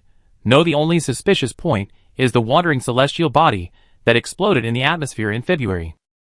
Maybe they received information that we did not receive, and the wandering celestial body might be a probe, which was destroyed by them. What about the prehistoric creatures? The general was confused. Military experts said, just over half a month ago, two strange phenomena were discovered. One is that Kyushu has deployed many detectors on the seabed. We intercepted the signals sent by the detectors. The second is that our submarine was hit by something when it was close to the South Pole. As a result, our ship had to return early. After inspection, it was found that the hull was hit by something very sharp. Although the breach is not big, it is very deep. We suspect that this is a collision from some creature on the seabed. In the past few days, when we were receiving information from the detectors, we found that the detectors near the South Pole were damaged. The strangest thing is that the number of organisms on the Antarctic seabed has decreased dramatically. We used satellites to take pictures of the southern continent and found an abnormal phenomenon. The number of penguins and seals in the south has decreased rapidly. The number has decreased by more than half. The remaining animals have also moved away from the ocean and migrated inland. This is extremely abnormal. Therefore, we suspect that Kyushu has discovered mysterious creatures in the south. And they are uncontrollable creatures. Such creatures should invade the land. So Kyushu will build defensive fortresses for defense. The intelligence consultant added, so they will build such walls that cannot defend against artillery shells at all. They are defending against these prehistoric creatures or alien creatures. The general glared at the intelligence consultant, half a month ago, who swore to me that they wanted to compete with us and drag down our economy. They also wasted more than half a month of our precious time. The intelligence consultant shrank his neck and stopped talking. Pass on my order, get the design drawings of the defense fortress, and we will build the defense fortress too. The general said decisively. General, isn't it too hasty? We should get more information. The intelligence consultant wanted to save some face, and quickly dissuaded him. The general glanced at the intelligence consultant. Boy, I know them better than you. If they feel that they must build the defense fortress in a hurry, it means that the situation is already very serious. They are all elites and veterans. Unlike us, they will not make outrageous decisions. The intelligence advisor dared not speak again. The military expert asked, Sir, should we inform our allies of our judgment? The general looked at the military expert as if he was a fool. Why do you think they would issue the general mobilization order on May 18th, instead of issuing it as soon as it was discovered? The military expert seemed to understand. I understand. It seems that you can still be saved. Now tell me, do we need to notify our allies? The general asked jokingly. We can't notify them. Our citizens come first. This cannot be changed. The military expert suddenly realized. Not only do we not need to notify them, we must also cooperate with Kyushu to keep it secret. We must not let other countries discover their purpose, let alone ours. At the same time, experts from the construction department will hold a meeting to study how long it will take to build a defensive fortress that can protect all our citizens. Yes. The assistant quickly began to make arrangements. Chapter 88 The Past That Dare Not Face. April 12. Headquarters. Yi Dachuan and Zhong Yuanliang of the financial team hurriedly convened a meeting of key personnel. Xiao Shan was somewhat puzzled, because the progress of the financial team was very smooth, and with the assistance of several allies, the progress was even smoother. There was a steady stream of materials being transported from various countries to Kyushu by sea, railway, and land. Logically, the financial team was now the most successful team. Why did they suddenly issue a notice for an emergency meeting today? Before Xiao Shan and Commander-in-Chief Sun Sanqiang sat down, anxious Zhong Yuanliang spoke. Everyone, the situation is not good. Utopia is actively snatching resources from us. Xiao Shan felt something unusual. Is there anything else wrong? Xiao Shan took a deep breath. I see, our information has been leaked. Utopia knows our motives. What should we do? Zhong Yuanliang sighed. There is a way, Xiao Shan said. What is the way? Everyone looked at Xiao Shan. This young man gave people a very strange feeling. It seemed that nothing could stump him. Everyone was full of confidence in him. Don't you think it's strange? They knew our purpose. But they didn't say it out loud. They just competed with us secretly. This shows that they have the same idea as us, which is to hide it from the whole world and build their own defense fortress first, Xiao Shan said. Commander Sun Sanqiang shook his head. It's different. We care about the world, for all mankind. They are just for their political purposes. We are cheating with good intentions, while they are hiding with bad intentions. Xiao Shan smiled. Don't worry about it. Since they don't want to tell anyone, then we can talk about a deal with them. Talk about a deal? Everyone began to understand. The information we have is what they want to know. And the technology and materials they have are what we want. We can definitely trade, Xiao Shan said confidently. 00234 construction site. It was already dark, but the construction site was still under construction. Now there are a lot more people. Almost every day. Workers from various industries join in. The entire construction site is also divided into 3 shifts, which makes Wei Yasi feel a lot more relaxed. Team 1 and Team 2 are not working together, so she doesn't need to see Hua Liuyun's ugly face every day. However, she still couldn't escape Luo Junyang. Luo Junyang didn't say anything either. After being rejected in the initial approach, he became silent. He just stayed by Wei Yasi's side and worked silently. Guarding silently. Wei Yasi encountered difficulties several times, and Luo Junyang helped her to resolve them silently. This made Wei Yasi feel heartbroken. The person she loved was right beside her, but she couldn't love him. I remember when I first went to work in a nightclub. One of my little sisters advised me not to go. Otherwise, I would regret it for the rest of my life. She was young and didn't care at the time, plus, she was really short of money. It was too easy to make money in nightclubs. She thought she could keep herself clean and stay out of the mud. But she was still too naive. When you are surrounded by a group of people with corrupt private lives, your determination to keep yourself clean will gradually be eroded. It was not until she woke up from Hua Liyun that day that she realized that she had fallen. The degree of her depravity was shocking, and there was no hope. A slut who would devote herself to a middle-aged boss just to get a better position. She locked herself in the bathroom and cried for a long time, and washed for a long time. The stains on the body can be washed clean, but the stains in the mind can never be washed clean. She then fled from that glamorous world vigilantly. She worked hard to study, trying to get rid of those shadows. Luck and hard work allowed her to enter the government.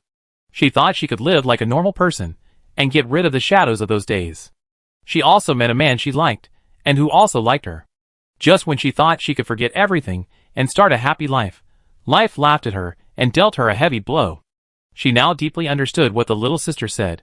A moment of greed would ruin her life. She straightened up, looked at the training ground in the distance, and saw a very rustic man that was the captain of a small team. He Jisheng. A person she would automatically ignore in the past, but now made her very jealous. Because He Jisheng is in love. The new girl he likes also likes him very much. It reminds her of the past with Luo Junyang. But her happiness is gone forever.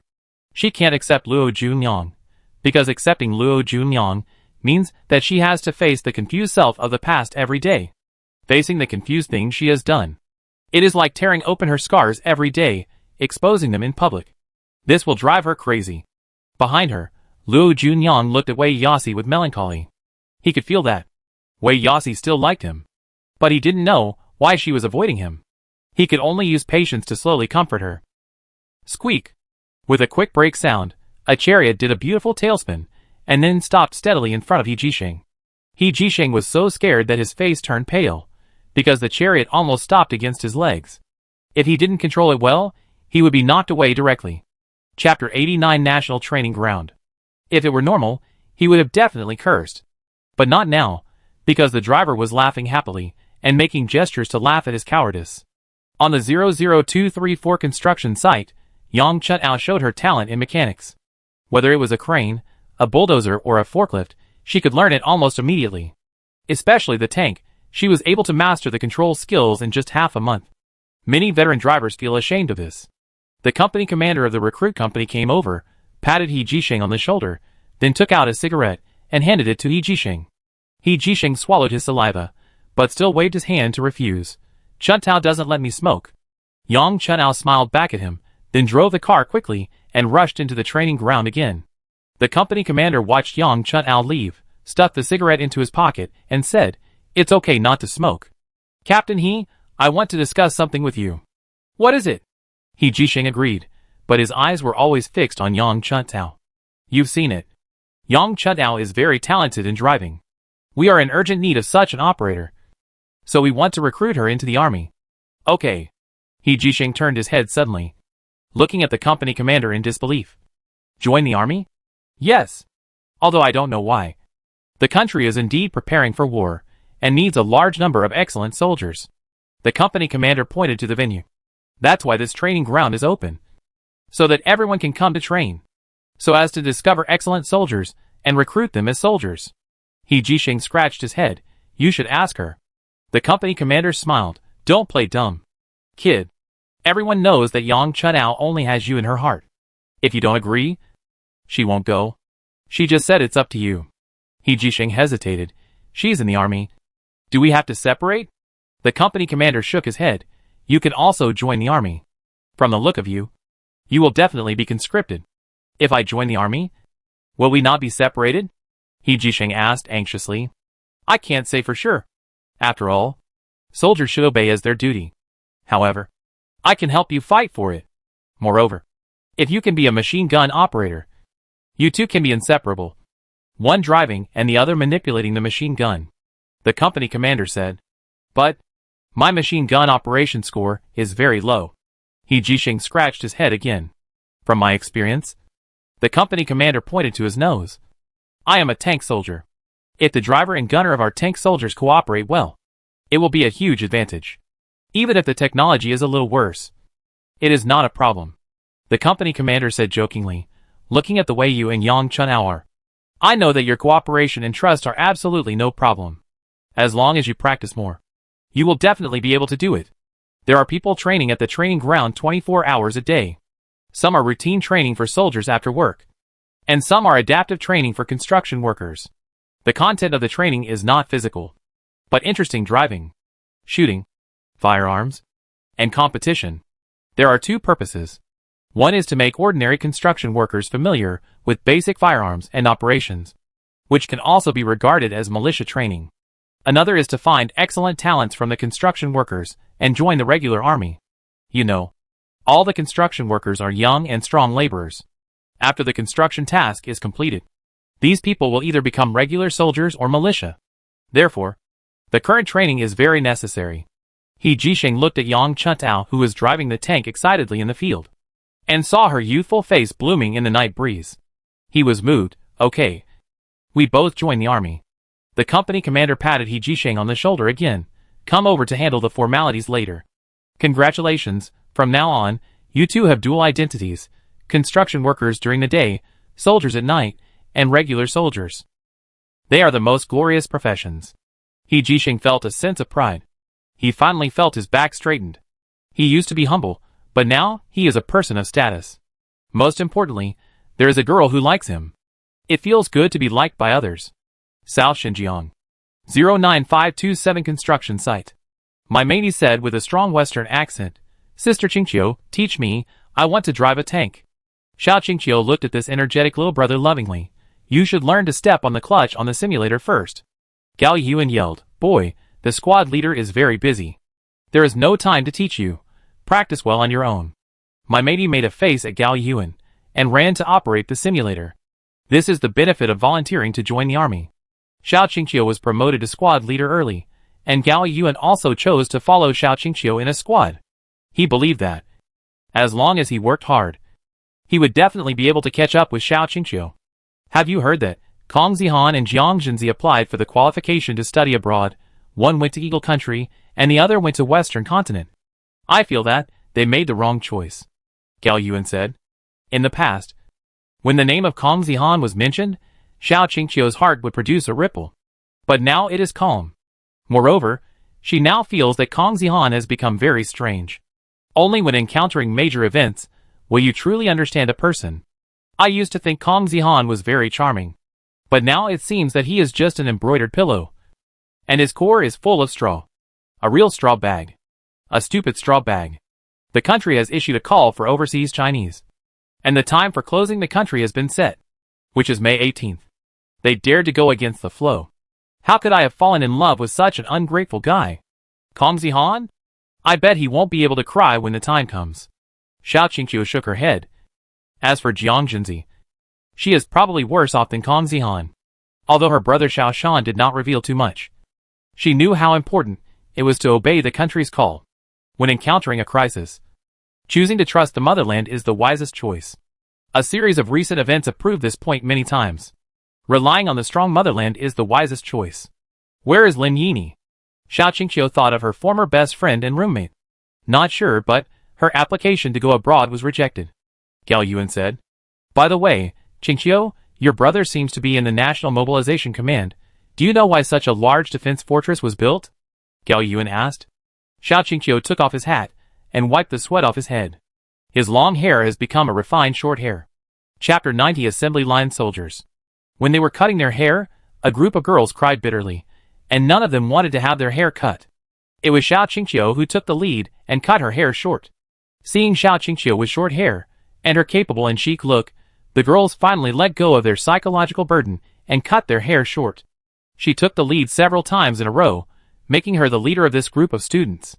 Gao Yuan found that he liked Xiao Qingqiu with short hair even more, especially because she exuded a capable and decisive temperament, which was even more charming. Unfortunately, Xiao Qingqiu never gave him any hint. May 18th, 36 days later, you will know. Xiao Qingqiu smiled. Tomorrow the veterans will also come to participate in the construction. You say, are these veterans much better than us? We are top students from famous universities, and our training items are not mainly based on body and strength, but more on operation and reaction. I think at least in the items we are currently training, we are not much worse than them. Gao Yuan said confidently. The training of the recruit company is very different from the previous recruit training. The training subjects are precise and simple.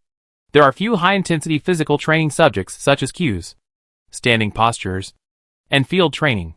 Instead, there are more tank driving, phalanx machine gun operation, howitzer shooting operation, and the most attractive drone remote control command.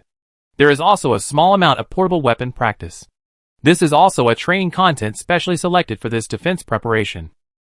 The purpose is to complete the initial screening as soon as possible and quickly locate every person who enlists.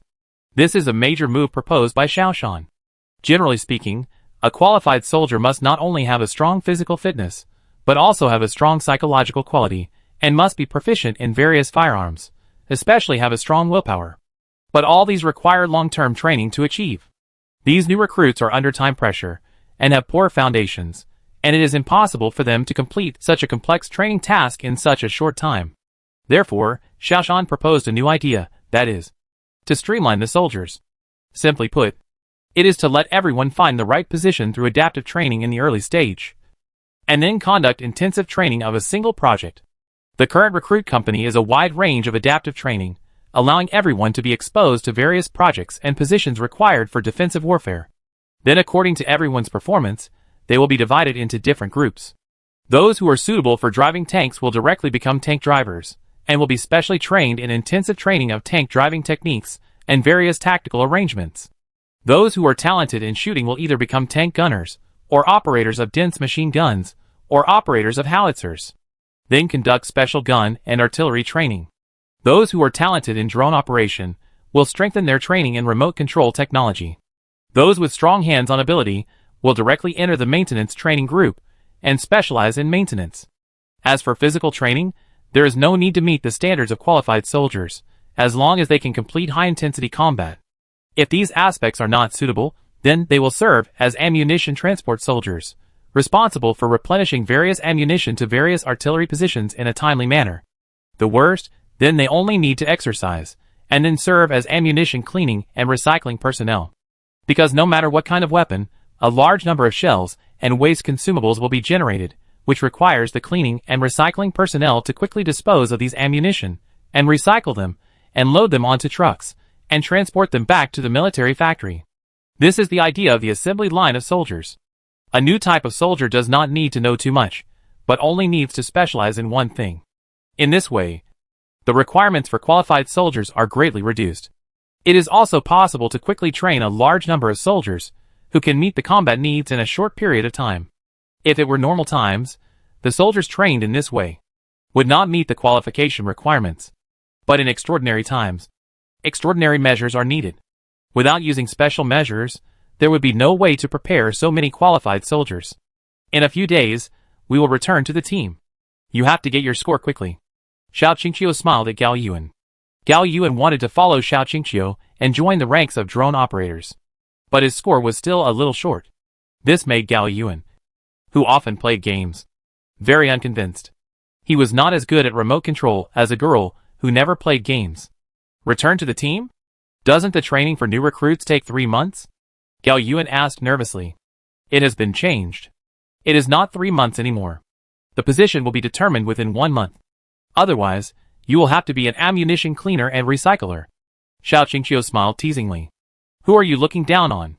I must get the score of the unmanned operator. Gao Yuan rolled his eyes. By the way, if we return to the team, will they play tricks on us? It is said that it is a reserved program for veterans to tease new recruits in the army. He was a little worried. Are you scared? I'm not. I just think it's too unusual to return to the team now. Gao Yuan said with a guilty conscience. Extraordinary times call for extraordinary measures. April 13th. National Mobilization Headquarters. A special video call began. The face of the General of Utopia appeared on the big screen. Hello, Mr. General. Xiao Shan greeted him. The general looked a little surprised. You are Xiao Shan? Yes, I am Xiao Shan, the special advisor of the National Mobilization Headquarters. Today's video conference will be held by me and you. Xiao Shan's tone was neither humble nor arrogant. If it had happened 2 months ago, it would have been an incredible thing.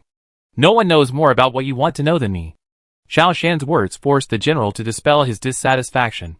What do you know? The general asked. Xiao Shan waved his hand. In an extraordinary period, there is no need to pay attention to the truth and falsehood. You come and I go. Just be straightforward. Show your cards. Chapter 91. Go or stay. You are quite straightforward. No wonder such a big operation would be led by a young man like you. Well, I won't waste words. Since they are the public enemy of mankind, you have the obligation to provide us with information as soon as possible, instead of waiting for us to find out. Your behavior is selfish and will be despised by the whole world. Besides, we already have the things you mentioned. Aren't they just aliens? The general sneered. Xiao Shan ignored him. Since you have already mastered it, why don't you announce it to the world? Are you, like us, selfish and will be despised by the whole world? The general realized his mistake in his words. He calmed down and said, You and I know the reason. Let's not talk about it. However, we have no reason to trade with you, and your information is not very useful. Moreover, we have also obtained the blueprints of your defensive fortress, so we don't need you to provide them. Xiao Shan shook his head. Since you want to play negotiation with me, let's not talk about it. Our supplies are almost ready. Just to be prepared. Since we can't reach a deal, let's do it. In addition, since we can't purchase supplies anymore, there is no need for us to wait until the 18th to issue a general mobilization order. Maybe tomorrow, we will issue a general mobilization order. At that time, you will be able to get all our information along with other countries in the world. Xiao Shan stretched out his hand, preparing to turn off the video. Wait. The general lost his temper. He was very angry with himself, because an old man was led by a young man. But he couldn't turn the situation around. Young man, don't be so angry. Tell me, what do you want? Xiao Shan smiled faintly. He knew that he had grasped the lifeblood of the president of Utopia. If Utopia continues to make trouble, then it can announce the general mobilization order in advance. Tell the world all the secrets in advance. At that time, the country that will be most affected will be Utopia, not Kyushu. After all, Kyushu has been quietly purchasing for a month. The supplies are much more sufficient than Utopia, although Utopia has many allies. But Xiao Shan knows that once the news is made public, the allies will no longer be allies. Allies become rivals for resources. Our own world is destroyed by the world's disunity. This is the killer. Do not believe that Utopia will not compromise. We don't want much, don't hinder our actions, and provide some technical information. International Airport. A group of people hurriedly carried their suitcases to the security check. The leading man wore a peaked cap and pressed the brim down low, not revealing his appearance at all. Boss Pan. According to the overseas Chinese call, we can completely cancel our foreign nationality and directly return to the nationality of Kyushu. There is no need to go abroad. An attendant whispered. What do you know? I finally got the Utopia nationality. And I sold all my domestic assets. How can I stay in China? If I keep these assets abroad, I will never spend them all in my lifetime. As for the domestic business, I don't need it. Anyway, the situation is so tense now. And I can't do anything here, the man whispered. The attendant frowned, but, Mr. Pan, we are all Kyushu people. The situation in the country is so tense now. It must be in trouble. We should stay and help. The man stopped, raised his head, and stared at the attendant from under the brim of his hat. Wang Taihe, do you want to say that I am running away? Let me tell you, I am running towards the future. Don't say these nonsense. Contact the seller quickly and sell my big villa as well. The man is a well-known business tycoon in Kyushu, named Pan Dashan, who has made a lot of money over the years. But recently, all the assets have been sold, and the money has been transferred abroad. Today, he sold the last remaining property in his hands. The only thing left is the big villa that he just left. Dad, don't tell him this. These people have too narrow vision, can't understand it all, are all fooled by propaganda. There are beautiful mountains and rivers abroad, and it is a developed country. Why should I stay here? In foreign countries, I am rich and I am the boss. I can do whatever I want. They poor bastards won't understand. Pan Dashan's son Pan Shucho rolled his eyes and said, the whole family is going abroad. The international airport is not deserted. On the contrary, it is a little more lively than usual. Although the call for overseas Chinese has been issued, the country's borders have not been closed. Some active people want to take advantage of this time to go abroad as soon as possible. Mr. Pan, you can't say that. The country is developing rapidly, and it is a time to need people. We just leave like this. It really shouldn't be. Wang Taihe still wanted to dissuade him. However, he was just an assistant of Pan Dashan, and he was responsible for daily life and security. In the eyes of the Pan family father and son, such work was of no importance at all. Wang Taihe, you are blind, and your heart is blind. If you want to stay, you can stay, Pan Shucho said impatiently. Humph, but I know you won't stay. Pan Dashan also frowned and said, Wang Taihe, don't attract the attention of others. We must keep a low profile. All along the way, you kept saying stay, stay, stay. Do you think you are watching videos? If you keep whining, you can't leave. Wang Taihe actually looked down on this wealthy father and son. But the family needs to eat and make money. I won't talk about the character of the Pan family father and son, but their ability to make money by tricking people is first class. Following them, he has indeed made a lot of money in these years. However, unlike the Pan family father and son, he has a bottom line. So, as Pan Dashan's assistant, he has never followed him to become a citizen of Utopia. His bottom line is that he cannot betray his motherland. Wang Taihe stopped and handed the suitcase to Pan Dashan. Okay. I won't leave. Pan Dashan was startled, afraid of attracting other people's attention, and lowered his voice to scold, Wang Taihe. What's wrong with you? We are about to get on the plane, and you are playing this trick on me. Pan Shucho even cursed in a low voice. You ungrateful wolf. I have raised you for so many years in vain. Hurry up. Keep up. Otherwise, spit out all the money my father has given you over the years. Wang Taihe took a deep breath. The motherland has raised me for decades. I will not betray the motherland. As for the money, I earned it. I can't give it to you. I will not leave. I also advise you that it is not too late to stay now.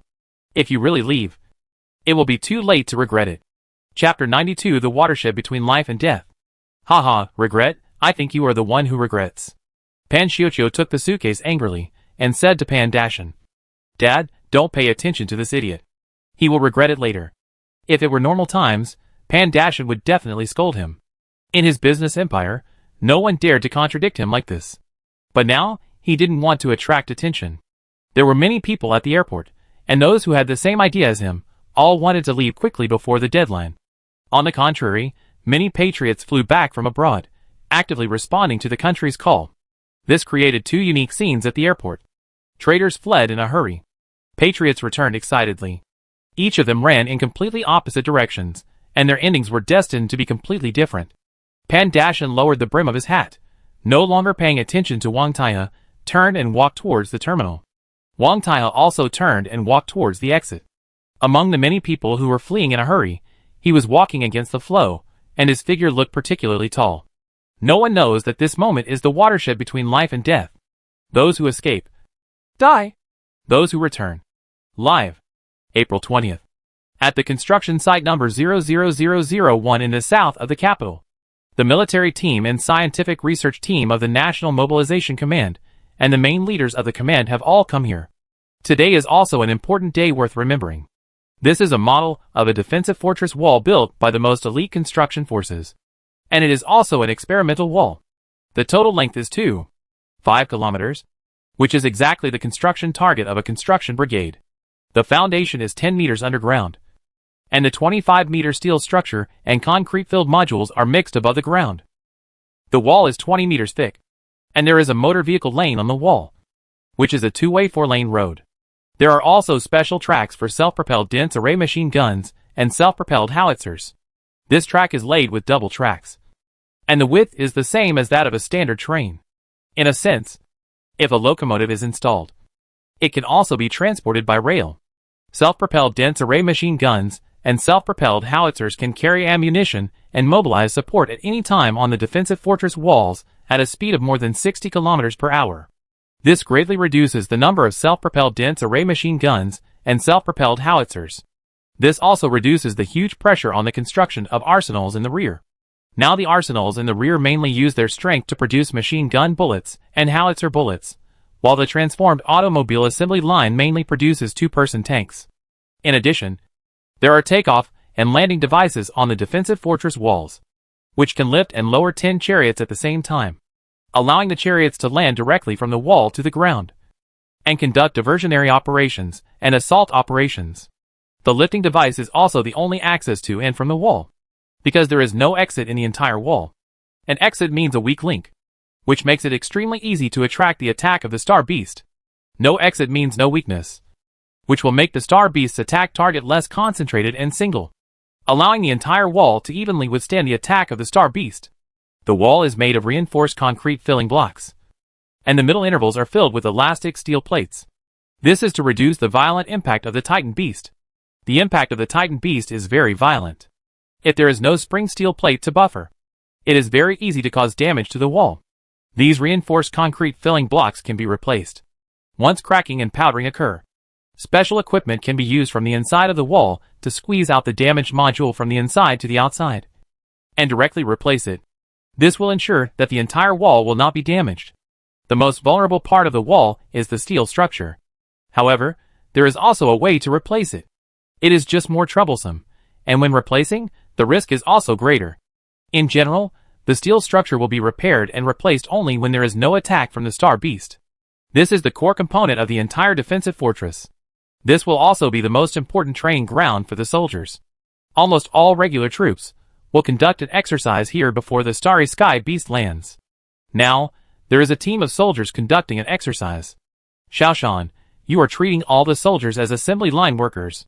General Commander Sun Sanqiang looked at the soldiers, who were training in an orderly manner. You are breaking the impression of the old army. In the general army, soldiers need to master many skills, such as firearms, tactics, marching, fighting, cross-country, wild survival, ambush, bomb disassembly and assembly, etc. These skills need to be very proficient to become a qualified soldier. But now Xiaoshan treats soldiers as the upper link of the assembly line. Each person does not need to master so many skills. It is very simple. For example, gunners, they only need to master the operation of machine guns. As for the others, they are not needed at all. And ammunition transporters are simpler. They only need to master the transportation of equipment. There is no way. New recruits need to undergo long-term training to become qualified soldiers. But what we lack is time. Moreover, the quality of our newly recruited troops is uneven, and it is impossible to master all of them. After we carry out assembly line operations, these problems no longer exist. It is enough to master a single skill in a few months, and you can practice it very well. Xiaoshan explained. The main reason is that our enemies are relatively simple, and they are low-intelligence creatures, not as complex as humans. So there is no need for soldiers to master relatively complex skills. Colonel Hua Dingtian also added. That's right. It's a good thing you're here, otherwise, we wouldn't be able to form an effective defense. Commander-in-Chief Sun Sanqiang said. By the way, Xiaoshan, didn't you say that the Starry Sky Savage Beast has a flying beast that can be transported by air? How can we defend against it? Military team leader Fu Hengxing asked. I've never heard you talk about how to defend against air power. Xiaoshan looked up at the sky, blue sky and white clouds, a gentle breeze, which was completely inconsistent with the tense atmosphere of preparation for war. Under such a calm sky, a war that could exterminate humanity was about to break out. This made Xiaoshan feel full of emotion. He regained his composure, turned his head, and said to Fu Hengxing, I personally think that if flying beasts want to come in, let them come in. Don't defend. Why? Fu Hengxing was a little surprised. General Dong Haoren, deputy military commander, laughed and said, I know this. Let it in. Close the door and beat the dog. And you can also leave their bodies behind. Everyone suddenly realized it. Xiaoshan has said many times that killing the star beasts is not very meaningful. What is really important is how to snatch the bodies. In this case, we can prepare some hooks between the turrets, specifically hook the bodies from the outside, and drag them into the city wall. Colonel Hua Dingtian said. Chapter 93, Replacing the City Wall. Everyone looked at Xiaoshan again. This was the question everyone wanted to know most urgently. Because this suggestion seemed to make sense. Xiaoshan sighed. He recalled the defensive battles he had participated in, which were really a sea of blood and corpses, very spectacular. We have tried it before. We use spear guns for catching whales. But when the real fight starts, you will know how tragic the war is. There is no time to snatch corpses. The densely packed star beasts continued to attack, and the shells from the dense array machine guns almost filled the city walls. The spear guns we prepared, similar to those used to catch whales, were piled up next to the city walls. But no one had time to fiddle with them. Instead, they became a burden, not only taking up space, but also being completely useless. Moreover, there were no bodies to be snatched. Every soldier was fighting passionately, and the city walls were full of people. When they retreated, they dragged all the bodies away. The spear guns were still useless. This cycle repeats itself until we can no longer defend. Fu Hengxing still said with determination, we should still have a special way to snatch corpses. Otherwise, our resources will be exhausted sooner or later. At that time, we really can't defend. Xiaoshan looked up at the weapons research experts of the scientific research team. That still requires research and experiments by experts. It must be equipment that can be used in a very urgent war. And spear guns are definitely not enough. The commander of the team ran over and reported, Report. We are about to start the city wall replacement drill. And please step aside for a moment. General Commander Sun Sanqiang was about to ask everyone to retreat from the city wall. But Xiaoshan waved his hand, Commander. After the war started, the replacement of the city wall was carried out under the premise that there were turrets and a large number of personnel staying. Just treat this as a real war, and start replacing it directly. We will not retreat either. The commander saluted and said loudly, Yes. Everyone looked inside the city wall. Preparations for replacing the city wall were already in place. The wall on the ground is divided into two parts. The part below 20 meters can be replaced at any time according to the damage, while the part above 20 meters is supported by a steel structure and remains relatively unchanged. The replacement of the wall is mainly concentrated in the lower part. Several loading and unloading trucks loaded with concrete modules were parked side by side under the city wall, waiting for orders. At the commander's command, several soldiers used special equipment to remove the connecting chains between the modules. The concrete modules that were originally firmly tied together loosened, forming individual units. The loading and unloading truck's motor roared, and at the commander's command, it aimed at the module that needed to be replaced, started the motor, and began to move forward. These modules were like building blocks put together on the guide rails composed of steel structures, pushed by the loading and unloading truck, and the modules began to move forward. These loading and unloading trucks are powerful and have strong driving force. The heavy concrete modules were pushed outward inch by inch. In just 5 minutes, they pushed the damaged modules on the outermost layer out of the wall, and the modules inside were pushed out of the wall to form a new wall. The loading and unloading trucks began to withdraw, and the soldiers began to connect the connecting chains between these modules. After dozens of seconds, the connecting chains were matched, and this replaced section of the wall formed a whole with other parts again. The commander ran over again and reported, The time for replacing the city wall this time is 5 minutes and 45 seconds. Please give instructions. General Commander Sun Sanqiang was not very clear about the concept of time. He looked at Xiaoshan. Because only Xiaoshan had experienced a real defensive battle. Xiaoshan shook his head slightly. The time is too long. We need to practice more. We need to improve our proficiency and coordination in all aspects. We need to learn more about how to change tires in Formula 1 cars. It is best to control the time within 5 minutes. And the shorter the better. Hua Dingtian asked in confusion. Is it really such a high requirement? Xiaoshan sighed. The destructive power of the Titan beast is amazing. Every time it hits, it will cause large-scale damage to the city wall. If the replacement time is not fast enough, they will continuously hit a section of the wall, which will destroy the wall. 5 minutes is the minimum requirement. Hua Dingtian waved his hand. You should practice well. Study your experience. And make sure to control the time within 5 minutes. Western neighbor. A train is heading to Kyushu. The whole carriage is full of people. And they are all young and middle-aged. The slightly dark face is full of longing.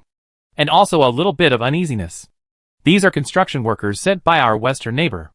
In the carriage, the atmosphere is very lively. In the carriage, some people talk loudly, some are silent. Adi, is Kyushu really full of tall buildings? A young man of 17 or 18 asked. Adi didn't know, but he was 1 or 2 years older than the other, so he couldn't show his ignorance. He said, of course. Kyushu is too powerful. If we can work here, we can make a lot of money, and we can go back to build our own buildings. The young man stopped talking, but the desire in his eyes became more eager. Adi was also attracted by his own words. He stopped talking and looked towards the distant east. He was full of expectations for this strange country. This scene was happening everywhere in the neighboring countries in the west. Trains loaded with young men and women were rushing to the construction front of Kyushu. They would be transported to various construction sites. And after a short period of intensive training, they would immediately join the construction army. Chapter 94. A ticket that cannot be exchanged for all your wealth. Utopia. Elon remained silent in front of a piece of news that caused a sensation. This was the general's order that the general had just issued. The news said that land would be expropriated by force. These expropriated lands were distributed around 30 large cities in the central area of Utopia, forming 30 circles. In between these circles, there were also scattered pieces of land expropriated.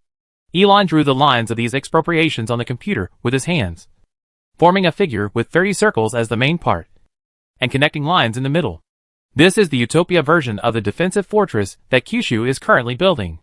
You know, the reason why Utopia has not had a single high-speed railway so far is not because of lack of money, nor because of lack of technology, but because it cannot be built. Building a high-speed railway means expropriating land. It also means coordination and communication among all parties. This is a very difficult operation. The time it takes to build a high-speed railway may be longer than the time the general is in office. So, no one is willing to spend time on it. But now the general of Utopia actually issued the general order directly. Obviously, he has made a great determination. And he has reached a consensus with the interests of all parties. This made Elon understand that Kyushu and Utopia should have exchanged information. The Utopians have already known that aliens are about to land. Since Utopia has begun to build a defensive fortress, this indicates that the invasion of aliens is a foregone conclusion. He must also start to act. We must complete our layout before May 18th. Kyushu is different. The whole nation is united. A country that is united from top to bottom is very scary and very reliable. Since the aliens are coming, Utopia is obviously unreliable. Thanks to his father's words, he woke up from his dream. An old man in the family is like a treasure. This sentence is really true. Arrow. Aaron's face became serious. Then, we must get ready now and board the Kyushu ship. Arrow's eyes suddenly lit up. Aliens are coming? Aaron nodded, almost. I said, no wonder they have been busy building such a large defensive fortress. Don't waste time. Collect all the information you have and pack it up and take it away. I will gather the whole family and prepare to move to Kyushu. Aaron sobered up and became more agile. Remember, bring all the information shared by the space agency, especially the top-secret information. Don't leave any of it behind. This is our pledge of allegiance. Otherwise, why would they take us in? Aaron kept talking. Aaron shook his head. Although his father was old, he was not confused at all. By the way, Arrow, bring my mother and her family along as well. Aaron added. His parents had divorced a long time ago. And the two sides were not on good terms, so Elon specifically reminded them. Got it, this old woman. Arrow shook his head. Fortunately, I just bought a big cruise ship, which can accommodate the whole family, and it can accommodate their family. Father, bringing the whole family to Kyushu, would it be too ostentatious? Aaron hesitated. His idea was to take the core technology, and then his 4 ex-girlfriends, and the 5 children born to them. Plus his brothers and sisters, parents and others. Unexpectedly, his father would take the whole family to Kyushu. Don't be silly, the more people you have, the more helpers you will have. It will be easier to gain a foothold in Kyushu. Arrow picked up the phone and started calling relatives one by one. Chapter 95. Escape from Marriage. On the southernmost ocean of the South Continent, a fishing boat is returning. The captain walked onto the deck in a thick leather jacket and spit at the sea. Damn it, what's the situation this year? I've been out to sea for a few days, and I haven't gained anything. A sailor also shrank his neck, putting his hands in his sleeves. Boss, this trip is a big loss. We started to catch some fish and shrimp, but later we couldn't catch even a hair. The wind on the sea was as hard as a knife, and the captain shrank his neck again. Splash. A huge whale suddenly jumped out of the sea, and then slapped heavily on the sea. They vaguely saw that. The whale seemed to have something hanging on it. The purpose of the whale jumping out seemed to be to slap these things off. Is this whale crazy? The captain muttered to himself. Splash. There was another noise, and the whale jumped out of the water again. This time, the two of them saw clearly that there was indeed something hanging on the whale, which looked like a crab. Oh my God! Crabs dare to imitate barnacles and cling to the whale and not leave. The sailors were stunned. When the whale jumped out of the water for the 3rd time, they saw many wounds on the whale's body, and a lot of blood was flowing out of the wounds. And those crab-like things were still clinging tightly to the whale's body. And the whale couldn't get rid of them at all. These crabs are more difficult to deal with than barnacles. The captain saw the clues, and he said hello to the helmsman, indicating to follow the whale to sea.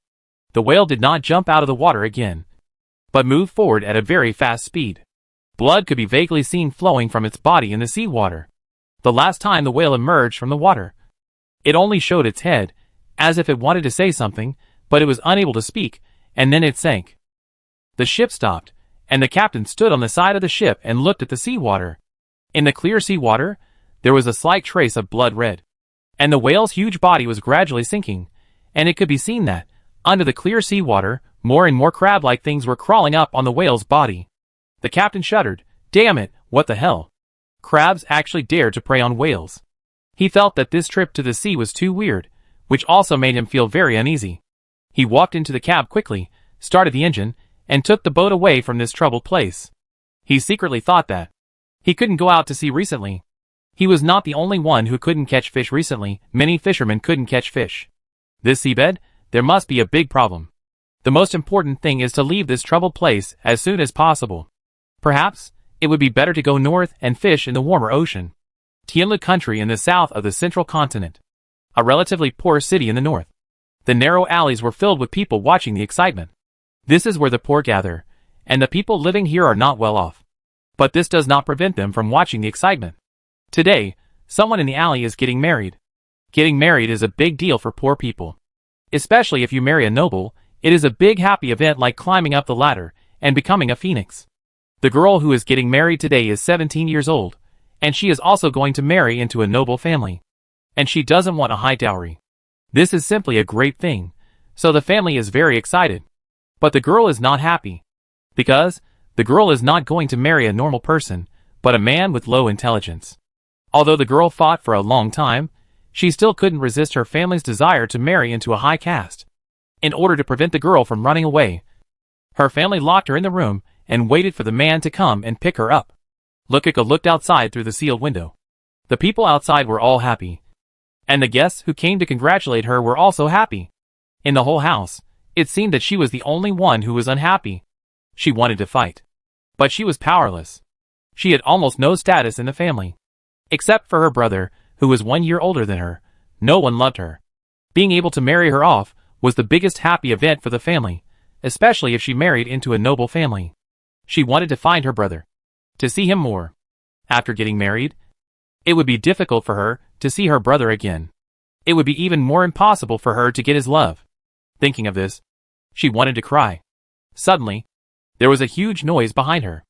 Rukika turned around in surprise, and saw her brother Hasten holding a steel chisel, standing at the entrance of a dug hole, and whispered, "Sister, run."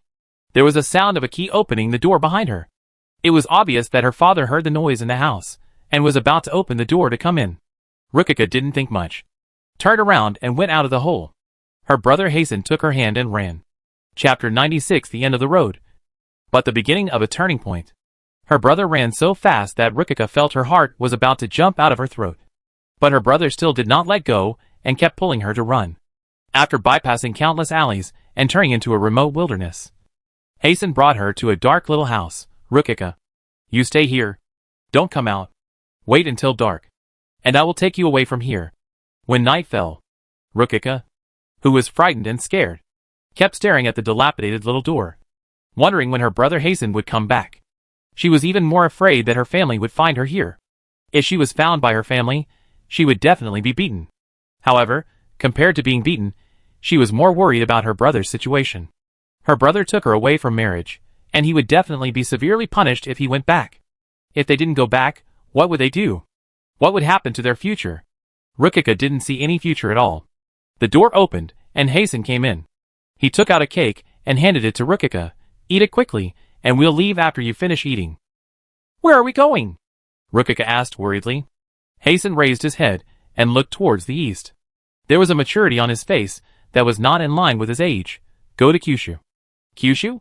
Rukika opened her mouth in surprise. "Isn't that country very poor? Will we have a way to survive if we go there?" Hasten shook his head. "I don't know. However, Kyushu is recruiting workers. I stole my ID, and we went to Kyushu to work." Seeing Rukika's worried look, Hasten squatted down, touched Rukika's head, and said lovingly, "Don't worry, sister. No matter how poor it is, I won't let you starve." Feeling her brother's rough but warm hands, Rukika felt much more at ease. "As long as my brother is here, I am not afraid of any hardship or fatigue." Hasten looked at his sister wolfing down her food, and could not help but move his throat. He had not eaten for a day. Moreover, he was also confused about his future. Kyushu was a mysterious and distant country to them. It was said that the country was very poor, at least much poorer than their own country. When people here talked about Kyushu, they would look at them with a hint of contempt. However, they had no other choice but this one. Because Kyushu is recruiting workers, with good pay, and the threshold is very low. As long as you are young, it's fine. If they stay here, he and his sister have no skills. How can they make a living? Once they are caught by their family, the sister will definitely be sent to marry that idiot. He will definitely be beaten, or even lynched. So, the only choice is to go to Gyojou. Perhaps, going out to broaden your horizons is also a good choice. The night is deep, and it is pitch black everywhere. Brother Hasten took his sister's hand, and walked out of the small hut where they were hiding, and walked into the darkness. Their hearts were also so dark, and they knew nothing about the future. There was a lamp swaying in the wind in the distance, which seemed to show them the way. They didn't know that this decision would allow them to go further and longer than other people in Tianlu. In a few months, they would be glad that the decision they made at the beginning was so wise and lucky now. Things in the world are often like this. It seems to be the end of the road, but it is actually the beginning of a turning point. May 6th. National Mobilization Headquarters. A monthly report meeting is in progress. Xiaoshan hurriedly walked into the meeting room and sat down next to the Commander-in-Chief Sun Sanqiang. The leaders of the 8 groups also hurried in and sat down one by one. The monthly report meeting is one of the most important meetings of the National Mobilization Group. Without special reasons, the main members must not be absent. Even Fang Junyu, the leader of the civil affairs team, who had been staying in the western border, came back specially. "Okay, everyone is here. Let's start reporting on each work. Life group, you start." General Commander Sun Sanqiang didn't waste any words, and went straight to the point. This is the style of the National Mobilization Team. Everyone felt that there was not enough time. There was too much work to do, but the report meeting was very necessary. This allows everyone to sort out the results, summarize the experience and lessons, report the difficulties, and get better solutions from the headquarters. Therefore, everyone attaches great importance to the report meeting. In order to save time, unnecessary red tape is compressed as much as possible. Everyone, our life group is currently in the state of attack. We are now conducting research on food conversion. We have made significant progress in artificial food. Now we can not only artificially produce food, but also artificial plant protein. The next step is to carry out the artificial process of animal protein. Once completed, we can rely on chemical plants to meet the food needs of the entire population. Of course, the difficulties are not small. In terms of mass production, we still need to continue to tackle the problem. However, we have built a small artificial food chemical plant and started to explore the experience of mass production. Give us another half a year, and we will be able to complete the full mass production. At that time, everyone will not need to ask the land for their main food, but directly ask the sky. This sentence aroused great interest and was also very encouraging, because artificial food will be mainly converted from carbon dioxide, carbon monoxide, nitrogen and water. These raw materials exist in large quantities in the air, and they are inexhaustible and can be used endlessly. It is a completely cost-free business. Half a year later, our basic food will be all kinds of artificially synthesized food. As for the food produced in the fields, it will be more of a kind of food to enrich people's lives. Perhaps, natural plant and natural animal food will become luxury goods. Team leader Joe Janya made his own assumptions. The progress of the living group made everyone feel a lot more relaxed. Originally, the supply of food was a big problem. It was an extremely difficult job to feed so many people on limited land. But with the progress of science and technology, this difficulty is about to be overcome, which is a huge achievement. Biological team, you continue to report, General Commander Sun Sanqiang said. Biological team leader Tu Qing stroked her hair. Her eyes revealed a hint of melancholy. Unfortunately, we will bring you bad news. According to the damage of our underwater detector, we found that the star beasts have broken through the Antarctic Circle and started to move towards slightly warmer waters. However, from some recent intermittent videos, there are still only scavengers on the seabed, and no other types of star beasts exist. We have withdrawn all members of the Antarctic Research Station. The observers we left in the Antarctic continent are still working stably, which means that these star beasts have not landed on the land and are still wreaking havoc in the ocean. As for the exploration of extraterrestrial civilizations, Professor Ma Xinkong will report. Chapter 97 Internal Report Meeting. Everyone's attention turned to astronomer Ma Xinkong. His astronomy expert group is affiliated with the biology group, and their mission is to find traces of extraterrestrial civilizations. Ma Xinkong cleared his throat and said, "We have obtained the space telescope data from Utopia in recent years, and carefully analyzed the possible origin of the wandering celestial body 2026 PZ001. We found that this wandering celestial body came from outside the Sun system. At the beginning, it was too small, and it was not discovered in time. It was not observed until it was close to the mother star. According to its trajectory, we initially suspected that the extraterrestrial civilization might be outside the Sun system. However, the specific location is currently limited and cannot be determined. When the star beasts erupt, you should observe the space more closely. These extraterrestrial civilizations will definitely want to know the progress of these insects, and they should reveal clues," Xiaoshan said. Ma Xinkong nodded. Team leader Tu Qing continued, "As for other research, because we don't have samples, the only research value we have is celestial fragments and a few feces samples. But what we can find is really limited, so our progress is not great.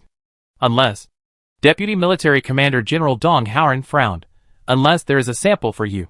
"Right?" Team leader Tu Qing nodded. General Dong Haoran looked at the leader of the military team.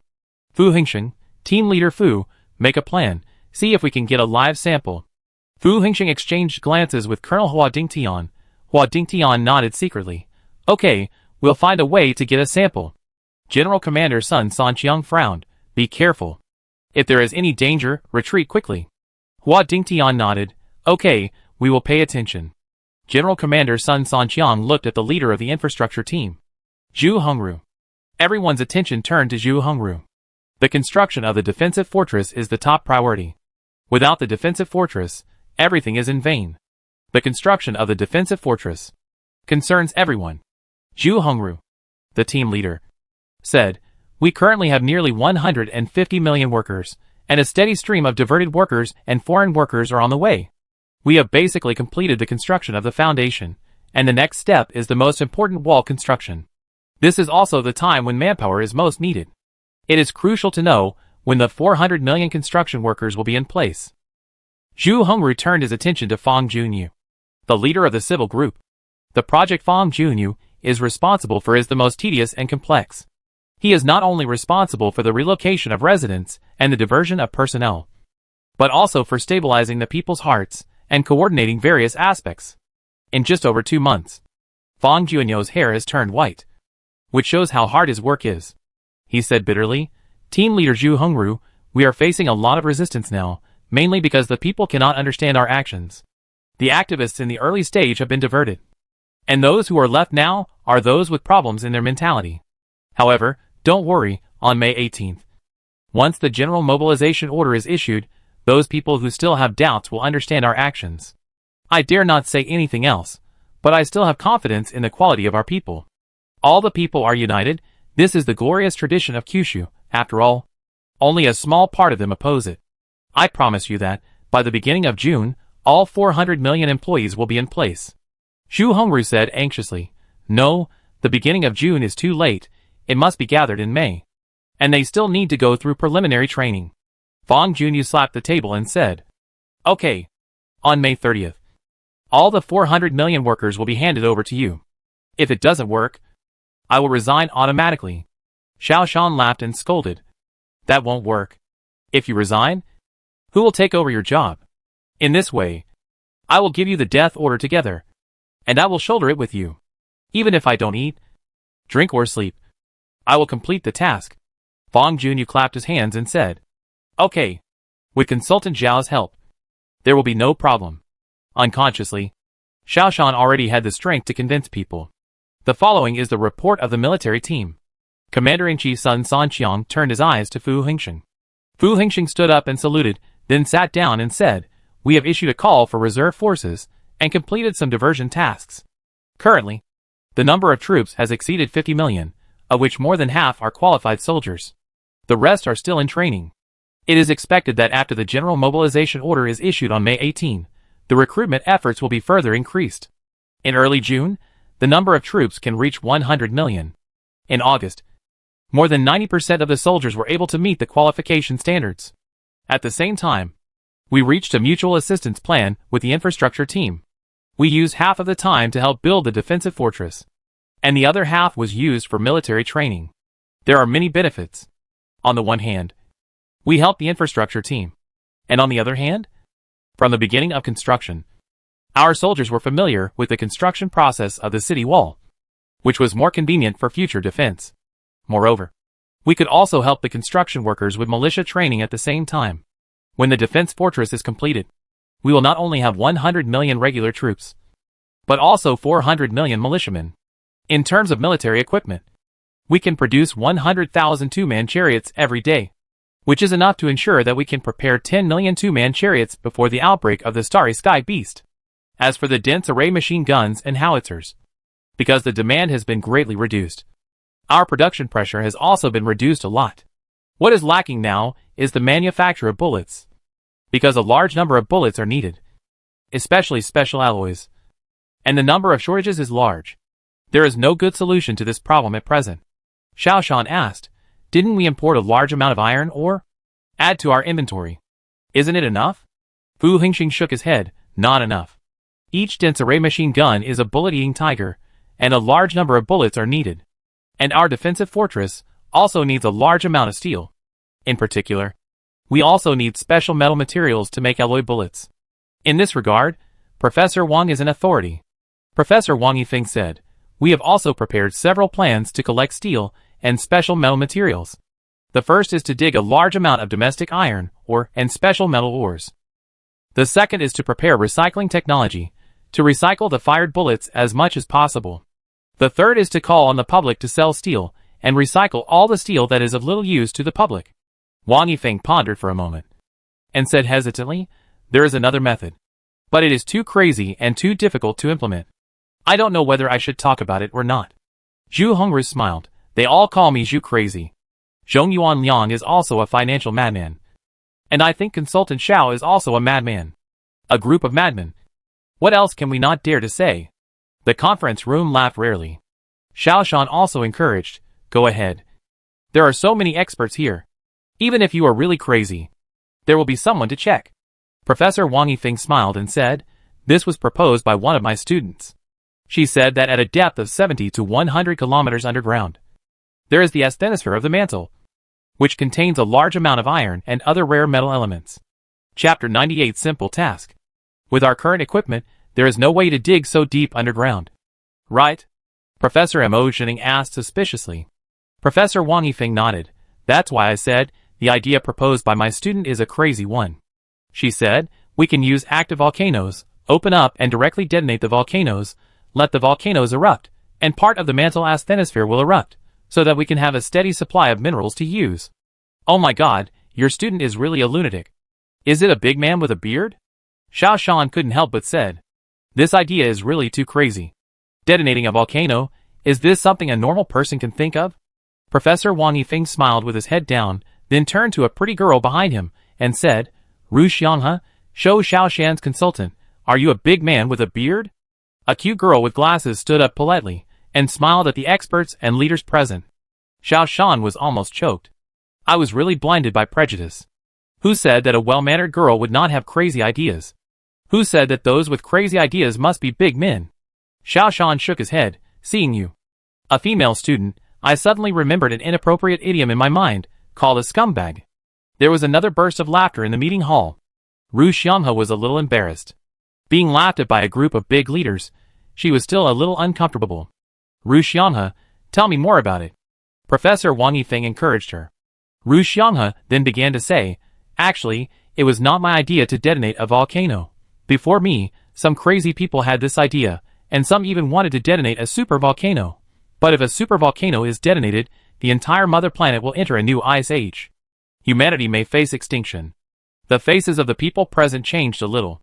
Ru Xianghe quickly said, don't worry, the active volcano I'm talking about is much smaller in scale, and will not cause drastic weather changes. When an active volcano is dormant, the internal passage is actually open, but it is partially blocked. If we open the passage, we can make the volcano continue to erupt. It is not very difficult to detonate a volcano. We can use precise point-to-point explosion to open the passage, so that the volcano can continue to erupt. Which active volcano is more suitable?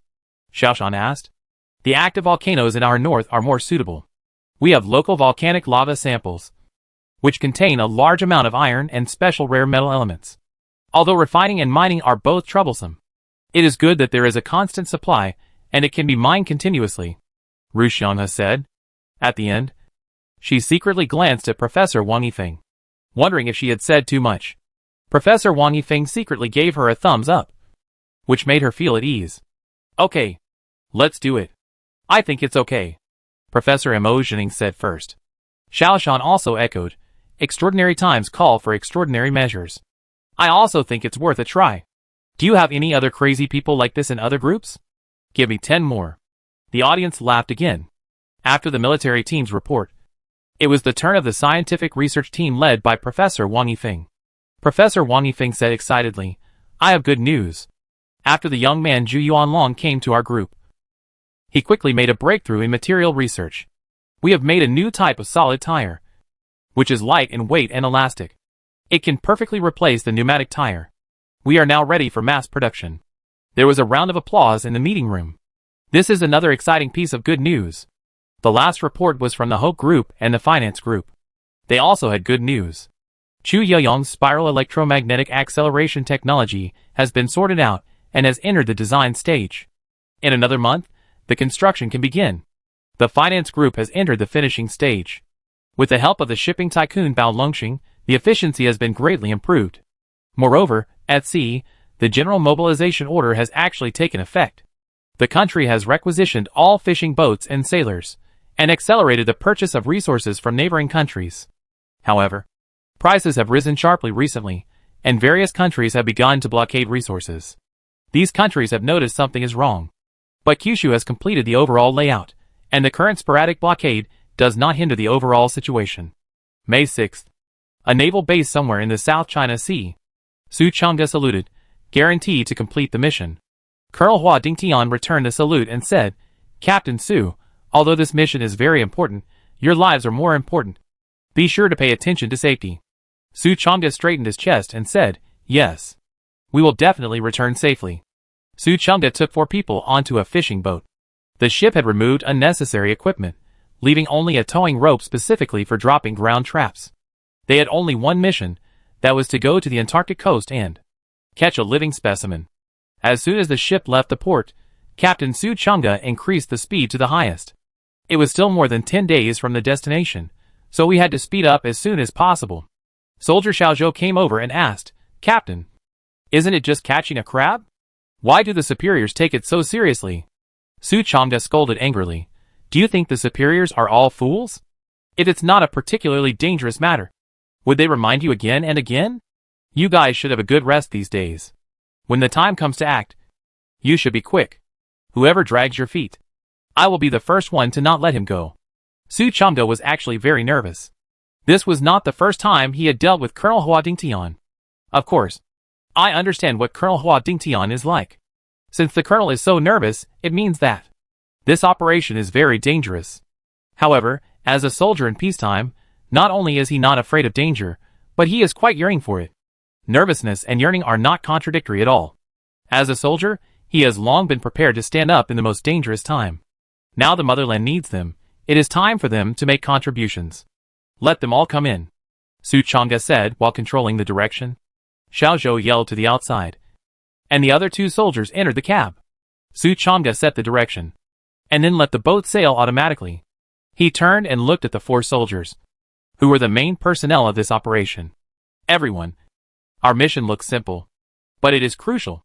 You may not know that mankind is now facing a life and death situation. Our mission today may very well save all mankind. Save our family and friends. So, I hope you take it seriously." The soldiers answered in unison, "We will complete the mission at our death." Although their answers were firm, they were relaxed, because they believed that the mission this time was very simple. Chapter 99. The future is uncertain. But Su Chunga knew that this mission was definitely not easy. Otherwise, Colonel Hua Dingtian would never come to see him off in person. "Everyone, this operation is not as simple as catching a crab. This is an alien creature that is about to destroy mankind. Don't be careless. Also, we have no backup for this operation. Don't be careless." Su Chunga's tone was very serious, which made the soldiers begin to understand the danger of this mission. "Let me tell you about our operation. After we arrive at the destination, a seaplane will come to pick us up. We will catch crabs, and board the plane to evacuate immediately and leave the rest behind. At the same time, because this operation is very dangerous, everyone, think carefully these few days, what last words you want to leave, what wishes you want to fulfill. Finally, tell each other." Xiaozhou said nervously, "Captain, is it really that dangerous?" Su Chunga nodded. "Yes, it is that dangerous. I left a will for my wife before I left. It's in my locker. If anything happens to me, you can help me pass the letter to my wife." The atmosphere suddenly became very serious and tense. "Don't be nervous, as soldiers, it's our honor to sacrifice our lives for our country. So, preparing for the worst and fighting the best battles are the characteristics of our soldiers. This time, we must complete the mission and we must contribute our strength to saving all mankind." May 17th. Tianlu country in the southern part of the central continent. The capital of the north.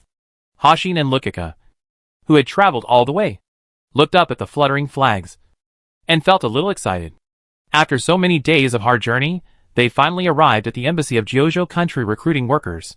These days, they have been hiding during the day and walking at night, because the future husband's family, who was angry and embarrassed, issued a notice that anyone who found this runaway bride would be rewarded heavily. And if Lukika was caught, her fate would be extremely miserable. Although the north is more civilized than the south, there are still a lot of lynchings in the poor areas. Once caught, she will be tortured to death, and she may never leave the village again. So, it took them 12 days to get to the capital. Fortunately, Hasten got food everywhere along the way, so that the 2 of them did not starve to death on the road. "Follow me," Hasten had inquired. And if he wanted to apply for the job, he had to be present in person. So, although there were risks, he still took Lukika with him into the embassy. But the scene that came into view surprised Hasten and Lukika, because the entire embassy was busy. An unfamiliar Oriental staff came and went in a hurry. Moreover, large and small bags of luggage were constantly being loaded. It seemed that the embassy was about to be evacuated. Hasten stopped an Indian and asked, Brother, where is the recruitment? The man looked them up and down, and shook his head slightly. It's in the lobby. However, you are too late. The recruitment has stopped. Hasten and his sister looked at each other in horror. Going to Kyushu to work was almost their only way out. He didn't care about much, pulled his sister to the hall. In the hall, the flow of people was already very chaotic. Many people were packing their belongings. Hasten was a little panicked. He saw a young Oriental man tidying up things on the table behind a counter. He rushed over and asked, "Are you still recruiting?" The young Oriental stopped his work and looked up and down at the two men and women with some curiosity. "Do you want to work in Kyushu?" Hasten nodded quickly, and his sister Lukika also nodded quickly. The young Oriental man shook his head slightly. "It was closed yesterday. We will also evacuate here. From tomorrow, there will be no one here. You are too late." Lukika's body softened, and she almost fainted. She knew very well that if she couldn't go to Kyushu, her life would be over. Moreover, it would probably implicate her brother. Running away from marriage, and running away from a noble marriage, this would be a fatal blow to their family. She would definitely not escape lynching. Hasten also felt his legs go weak. He knew very well that if he couldn't go to Kyushu, he would have to try to sneak across the border with his sister. The only way was to go to the poor country of Ming. The young Oriental hurried out of the counter, supported Lukika, placed her on the chair, and asked someone to bring 2 glasses of water, and handed them to Lukika and Hasten. After drinking the water, Lukika became energetic. She grabbed the young Oriental's hand, knelt down. "Please, help us, we must get this job." Donfang Jian glanced at Lukika's dress, although the gorgeous wedding dress was stained, but he could still tell what was going on. This kind of thing is not uncommon. It is common for lovers to escape marriage together, but the ending is usually tragic. "Are you a couple?" Donfang Jian asked. "No, we are brother and sister," Hasten said. Donfang Jian helped Lukika up, and looked at the two people again. It was obvious that the two people had gone through hardships to escape, and they suffered a lot along the way. He thought about it, and asked the two people to wait, and he turned around and went inside. About a quarter of an hour later, just when Hasten and Rukika thought he would not come back, Donfang Jian hurried over. He held 2 documents in his hand. "Did you bring your documents?" Hasten quickly took out his household registration certificate and handed it over. Donfang Jian took the household registration certificate and carefully reviewed it. People over 16 years old are considered adults and have legal autonomy. The brother and sister meet the recruitment requirements. Donfang Jian took the brother and sister to take photos, stamped them, and completed a series of procedures. He handed the 2 documents to Hasten. "Hasten, what I can do is to help you complete the procedures. But because the flight to transport the workers has already taken off, you have no choice but to go to Kyushu by yourself." Hasten took the certificate with some trepidation. He glanced at his sister, and both of them looked worried. How could it be possible for them to go to Kyushu by themselves? They were 2 people who had never seen the world, and they were confused about their future. Seemingly seeing the worries of the brother and sister, Donfang Jian said seriously, "Listen to me. You must go to Kyushu. This is not just a matter of work, but also related to your life." Hasten did not understand what Donfang Jian meant. He thought Donfang Jian saw that his sister had escaped from marriage. "Remember, no matter what difficulties you encounter, you must come to Kyushu, and you must protect the documents in your hands. Without this document, you cannot enter Kyushu. Remember this," Donfang Jian said earnestly.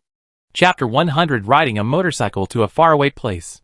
Seeing Donfang Jian's sincere look, Lukika and Hasten nodded seriously. However, the 2 were still at a loss. They had no idea how to get to Kyushu. Do they have to take a plane? But the 2 had only seen planes flying in the sky, and didn't even know what a plane on the ground looked like. There was no road traffic between the 2 countries. How could they get to Kyushu? The 2 walked out of the gate somewhat disappointed, and were confused about the future. Donfang Jian looked at the brother and sister who had escaped from marriage, looking at their confused figures, suddenly called them. "Wait." Hasten and Rukika turned around and looked at him with some confusion. Donfang Jian hurried over, and said to them, "Wait here for a while, I have something to give you." Donfang Jian saw the plight of these 2 people. They must have no money. After more than 10 minutes, Donfang Jian hurried over, and handed a canvas bag to Hasten. "This is your travel expenses. Remember, buy the plane tickets as soon as you go out, it should still be in time. Remember, you must come to Kyushu." Donfang Jian couldn't tell them directly, because tomorrow would be the day, when the general mobilization order would be officially issued. Whether they could survive depended on the luck of the two siblings. Dongfang Jian had just collected this money from everyone in the embassy. Anyway, this money was of no use. It would be better to help this pair of brothers and sisters. At least, it was a good deed. This was the only way he could help these two miserable brothers and sisters. Hasten walked out of the embassy with his sister in a panic. He opened the canvas bag and was stunned. The bag was full of money. This amount of money was already a huge sum. He could even stay there to do some small business, which was enough to support him and his sister. He quickly closed the canvas bag and said to his sister, who was also a little terrified, "Don't say anything. Let's go eat first. Buy some clothes. And then buy plane tickets." Rukika was a little nervous. The kind person just now told us to buy plane tickets first. Hasten scratched his head. "I don't know where the airport is. Besides, we haven't had enough food these days. Let's go eat first. Moreover, with so much money, we can still do it even if we don't go to Kyushu." Rukika shook her head slightly. "Brother, the kind-hearted people said that we must go to Kyushu. This is our travel expenses, so we can't spend it carelessly." Hasten gave up the idea of taking the money to the south, and said, "Let's eat first, find a hotel to take a shower, and change your wedding dress, so as not to be recognized. It's still early now, we'll buy the plane tickets later." Rukika still felt it was inappropriate, but since her brother said so, she couldn't object. Hasten was awakened by Rukika's exclamation.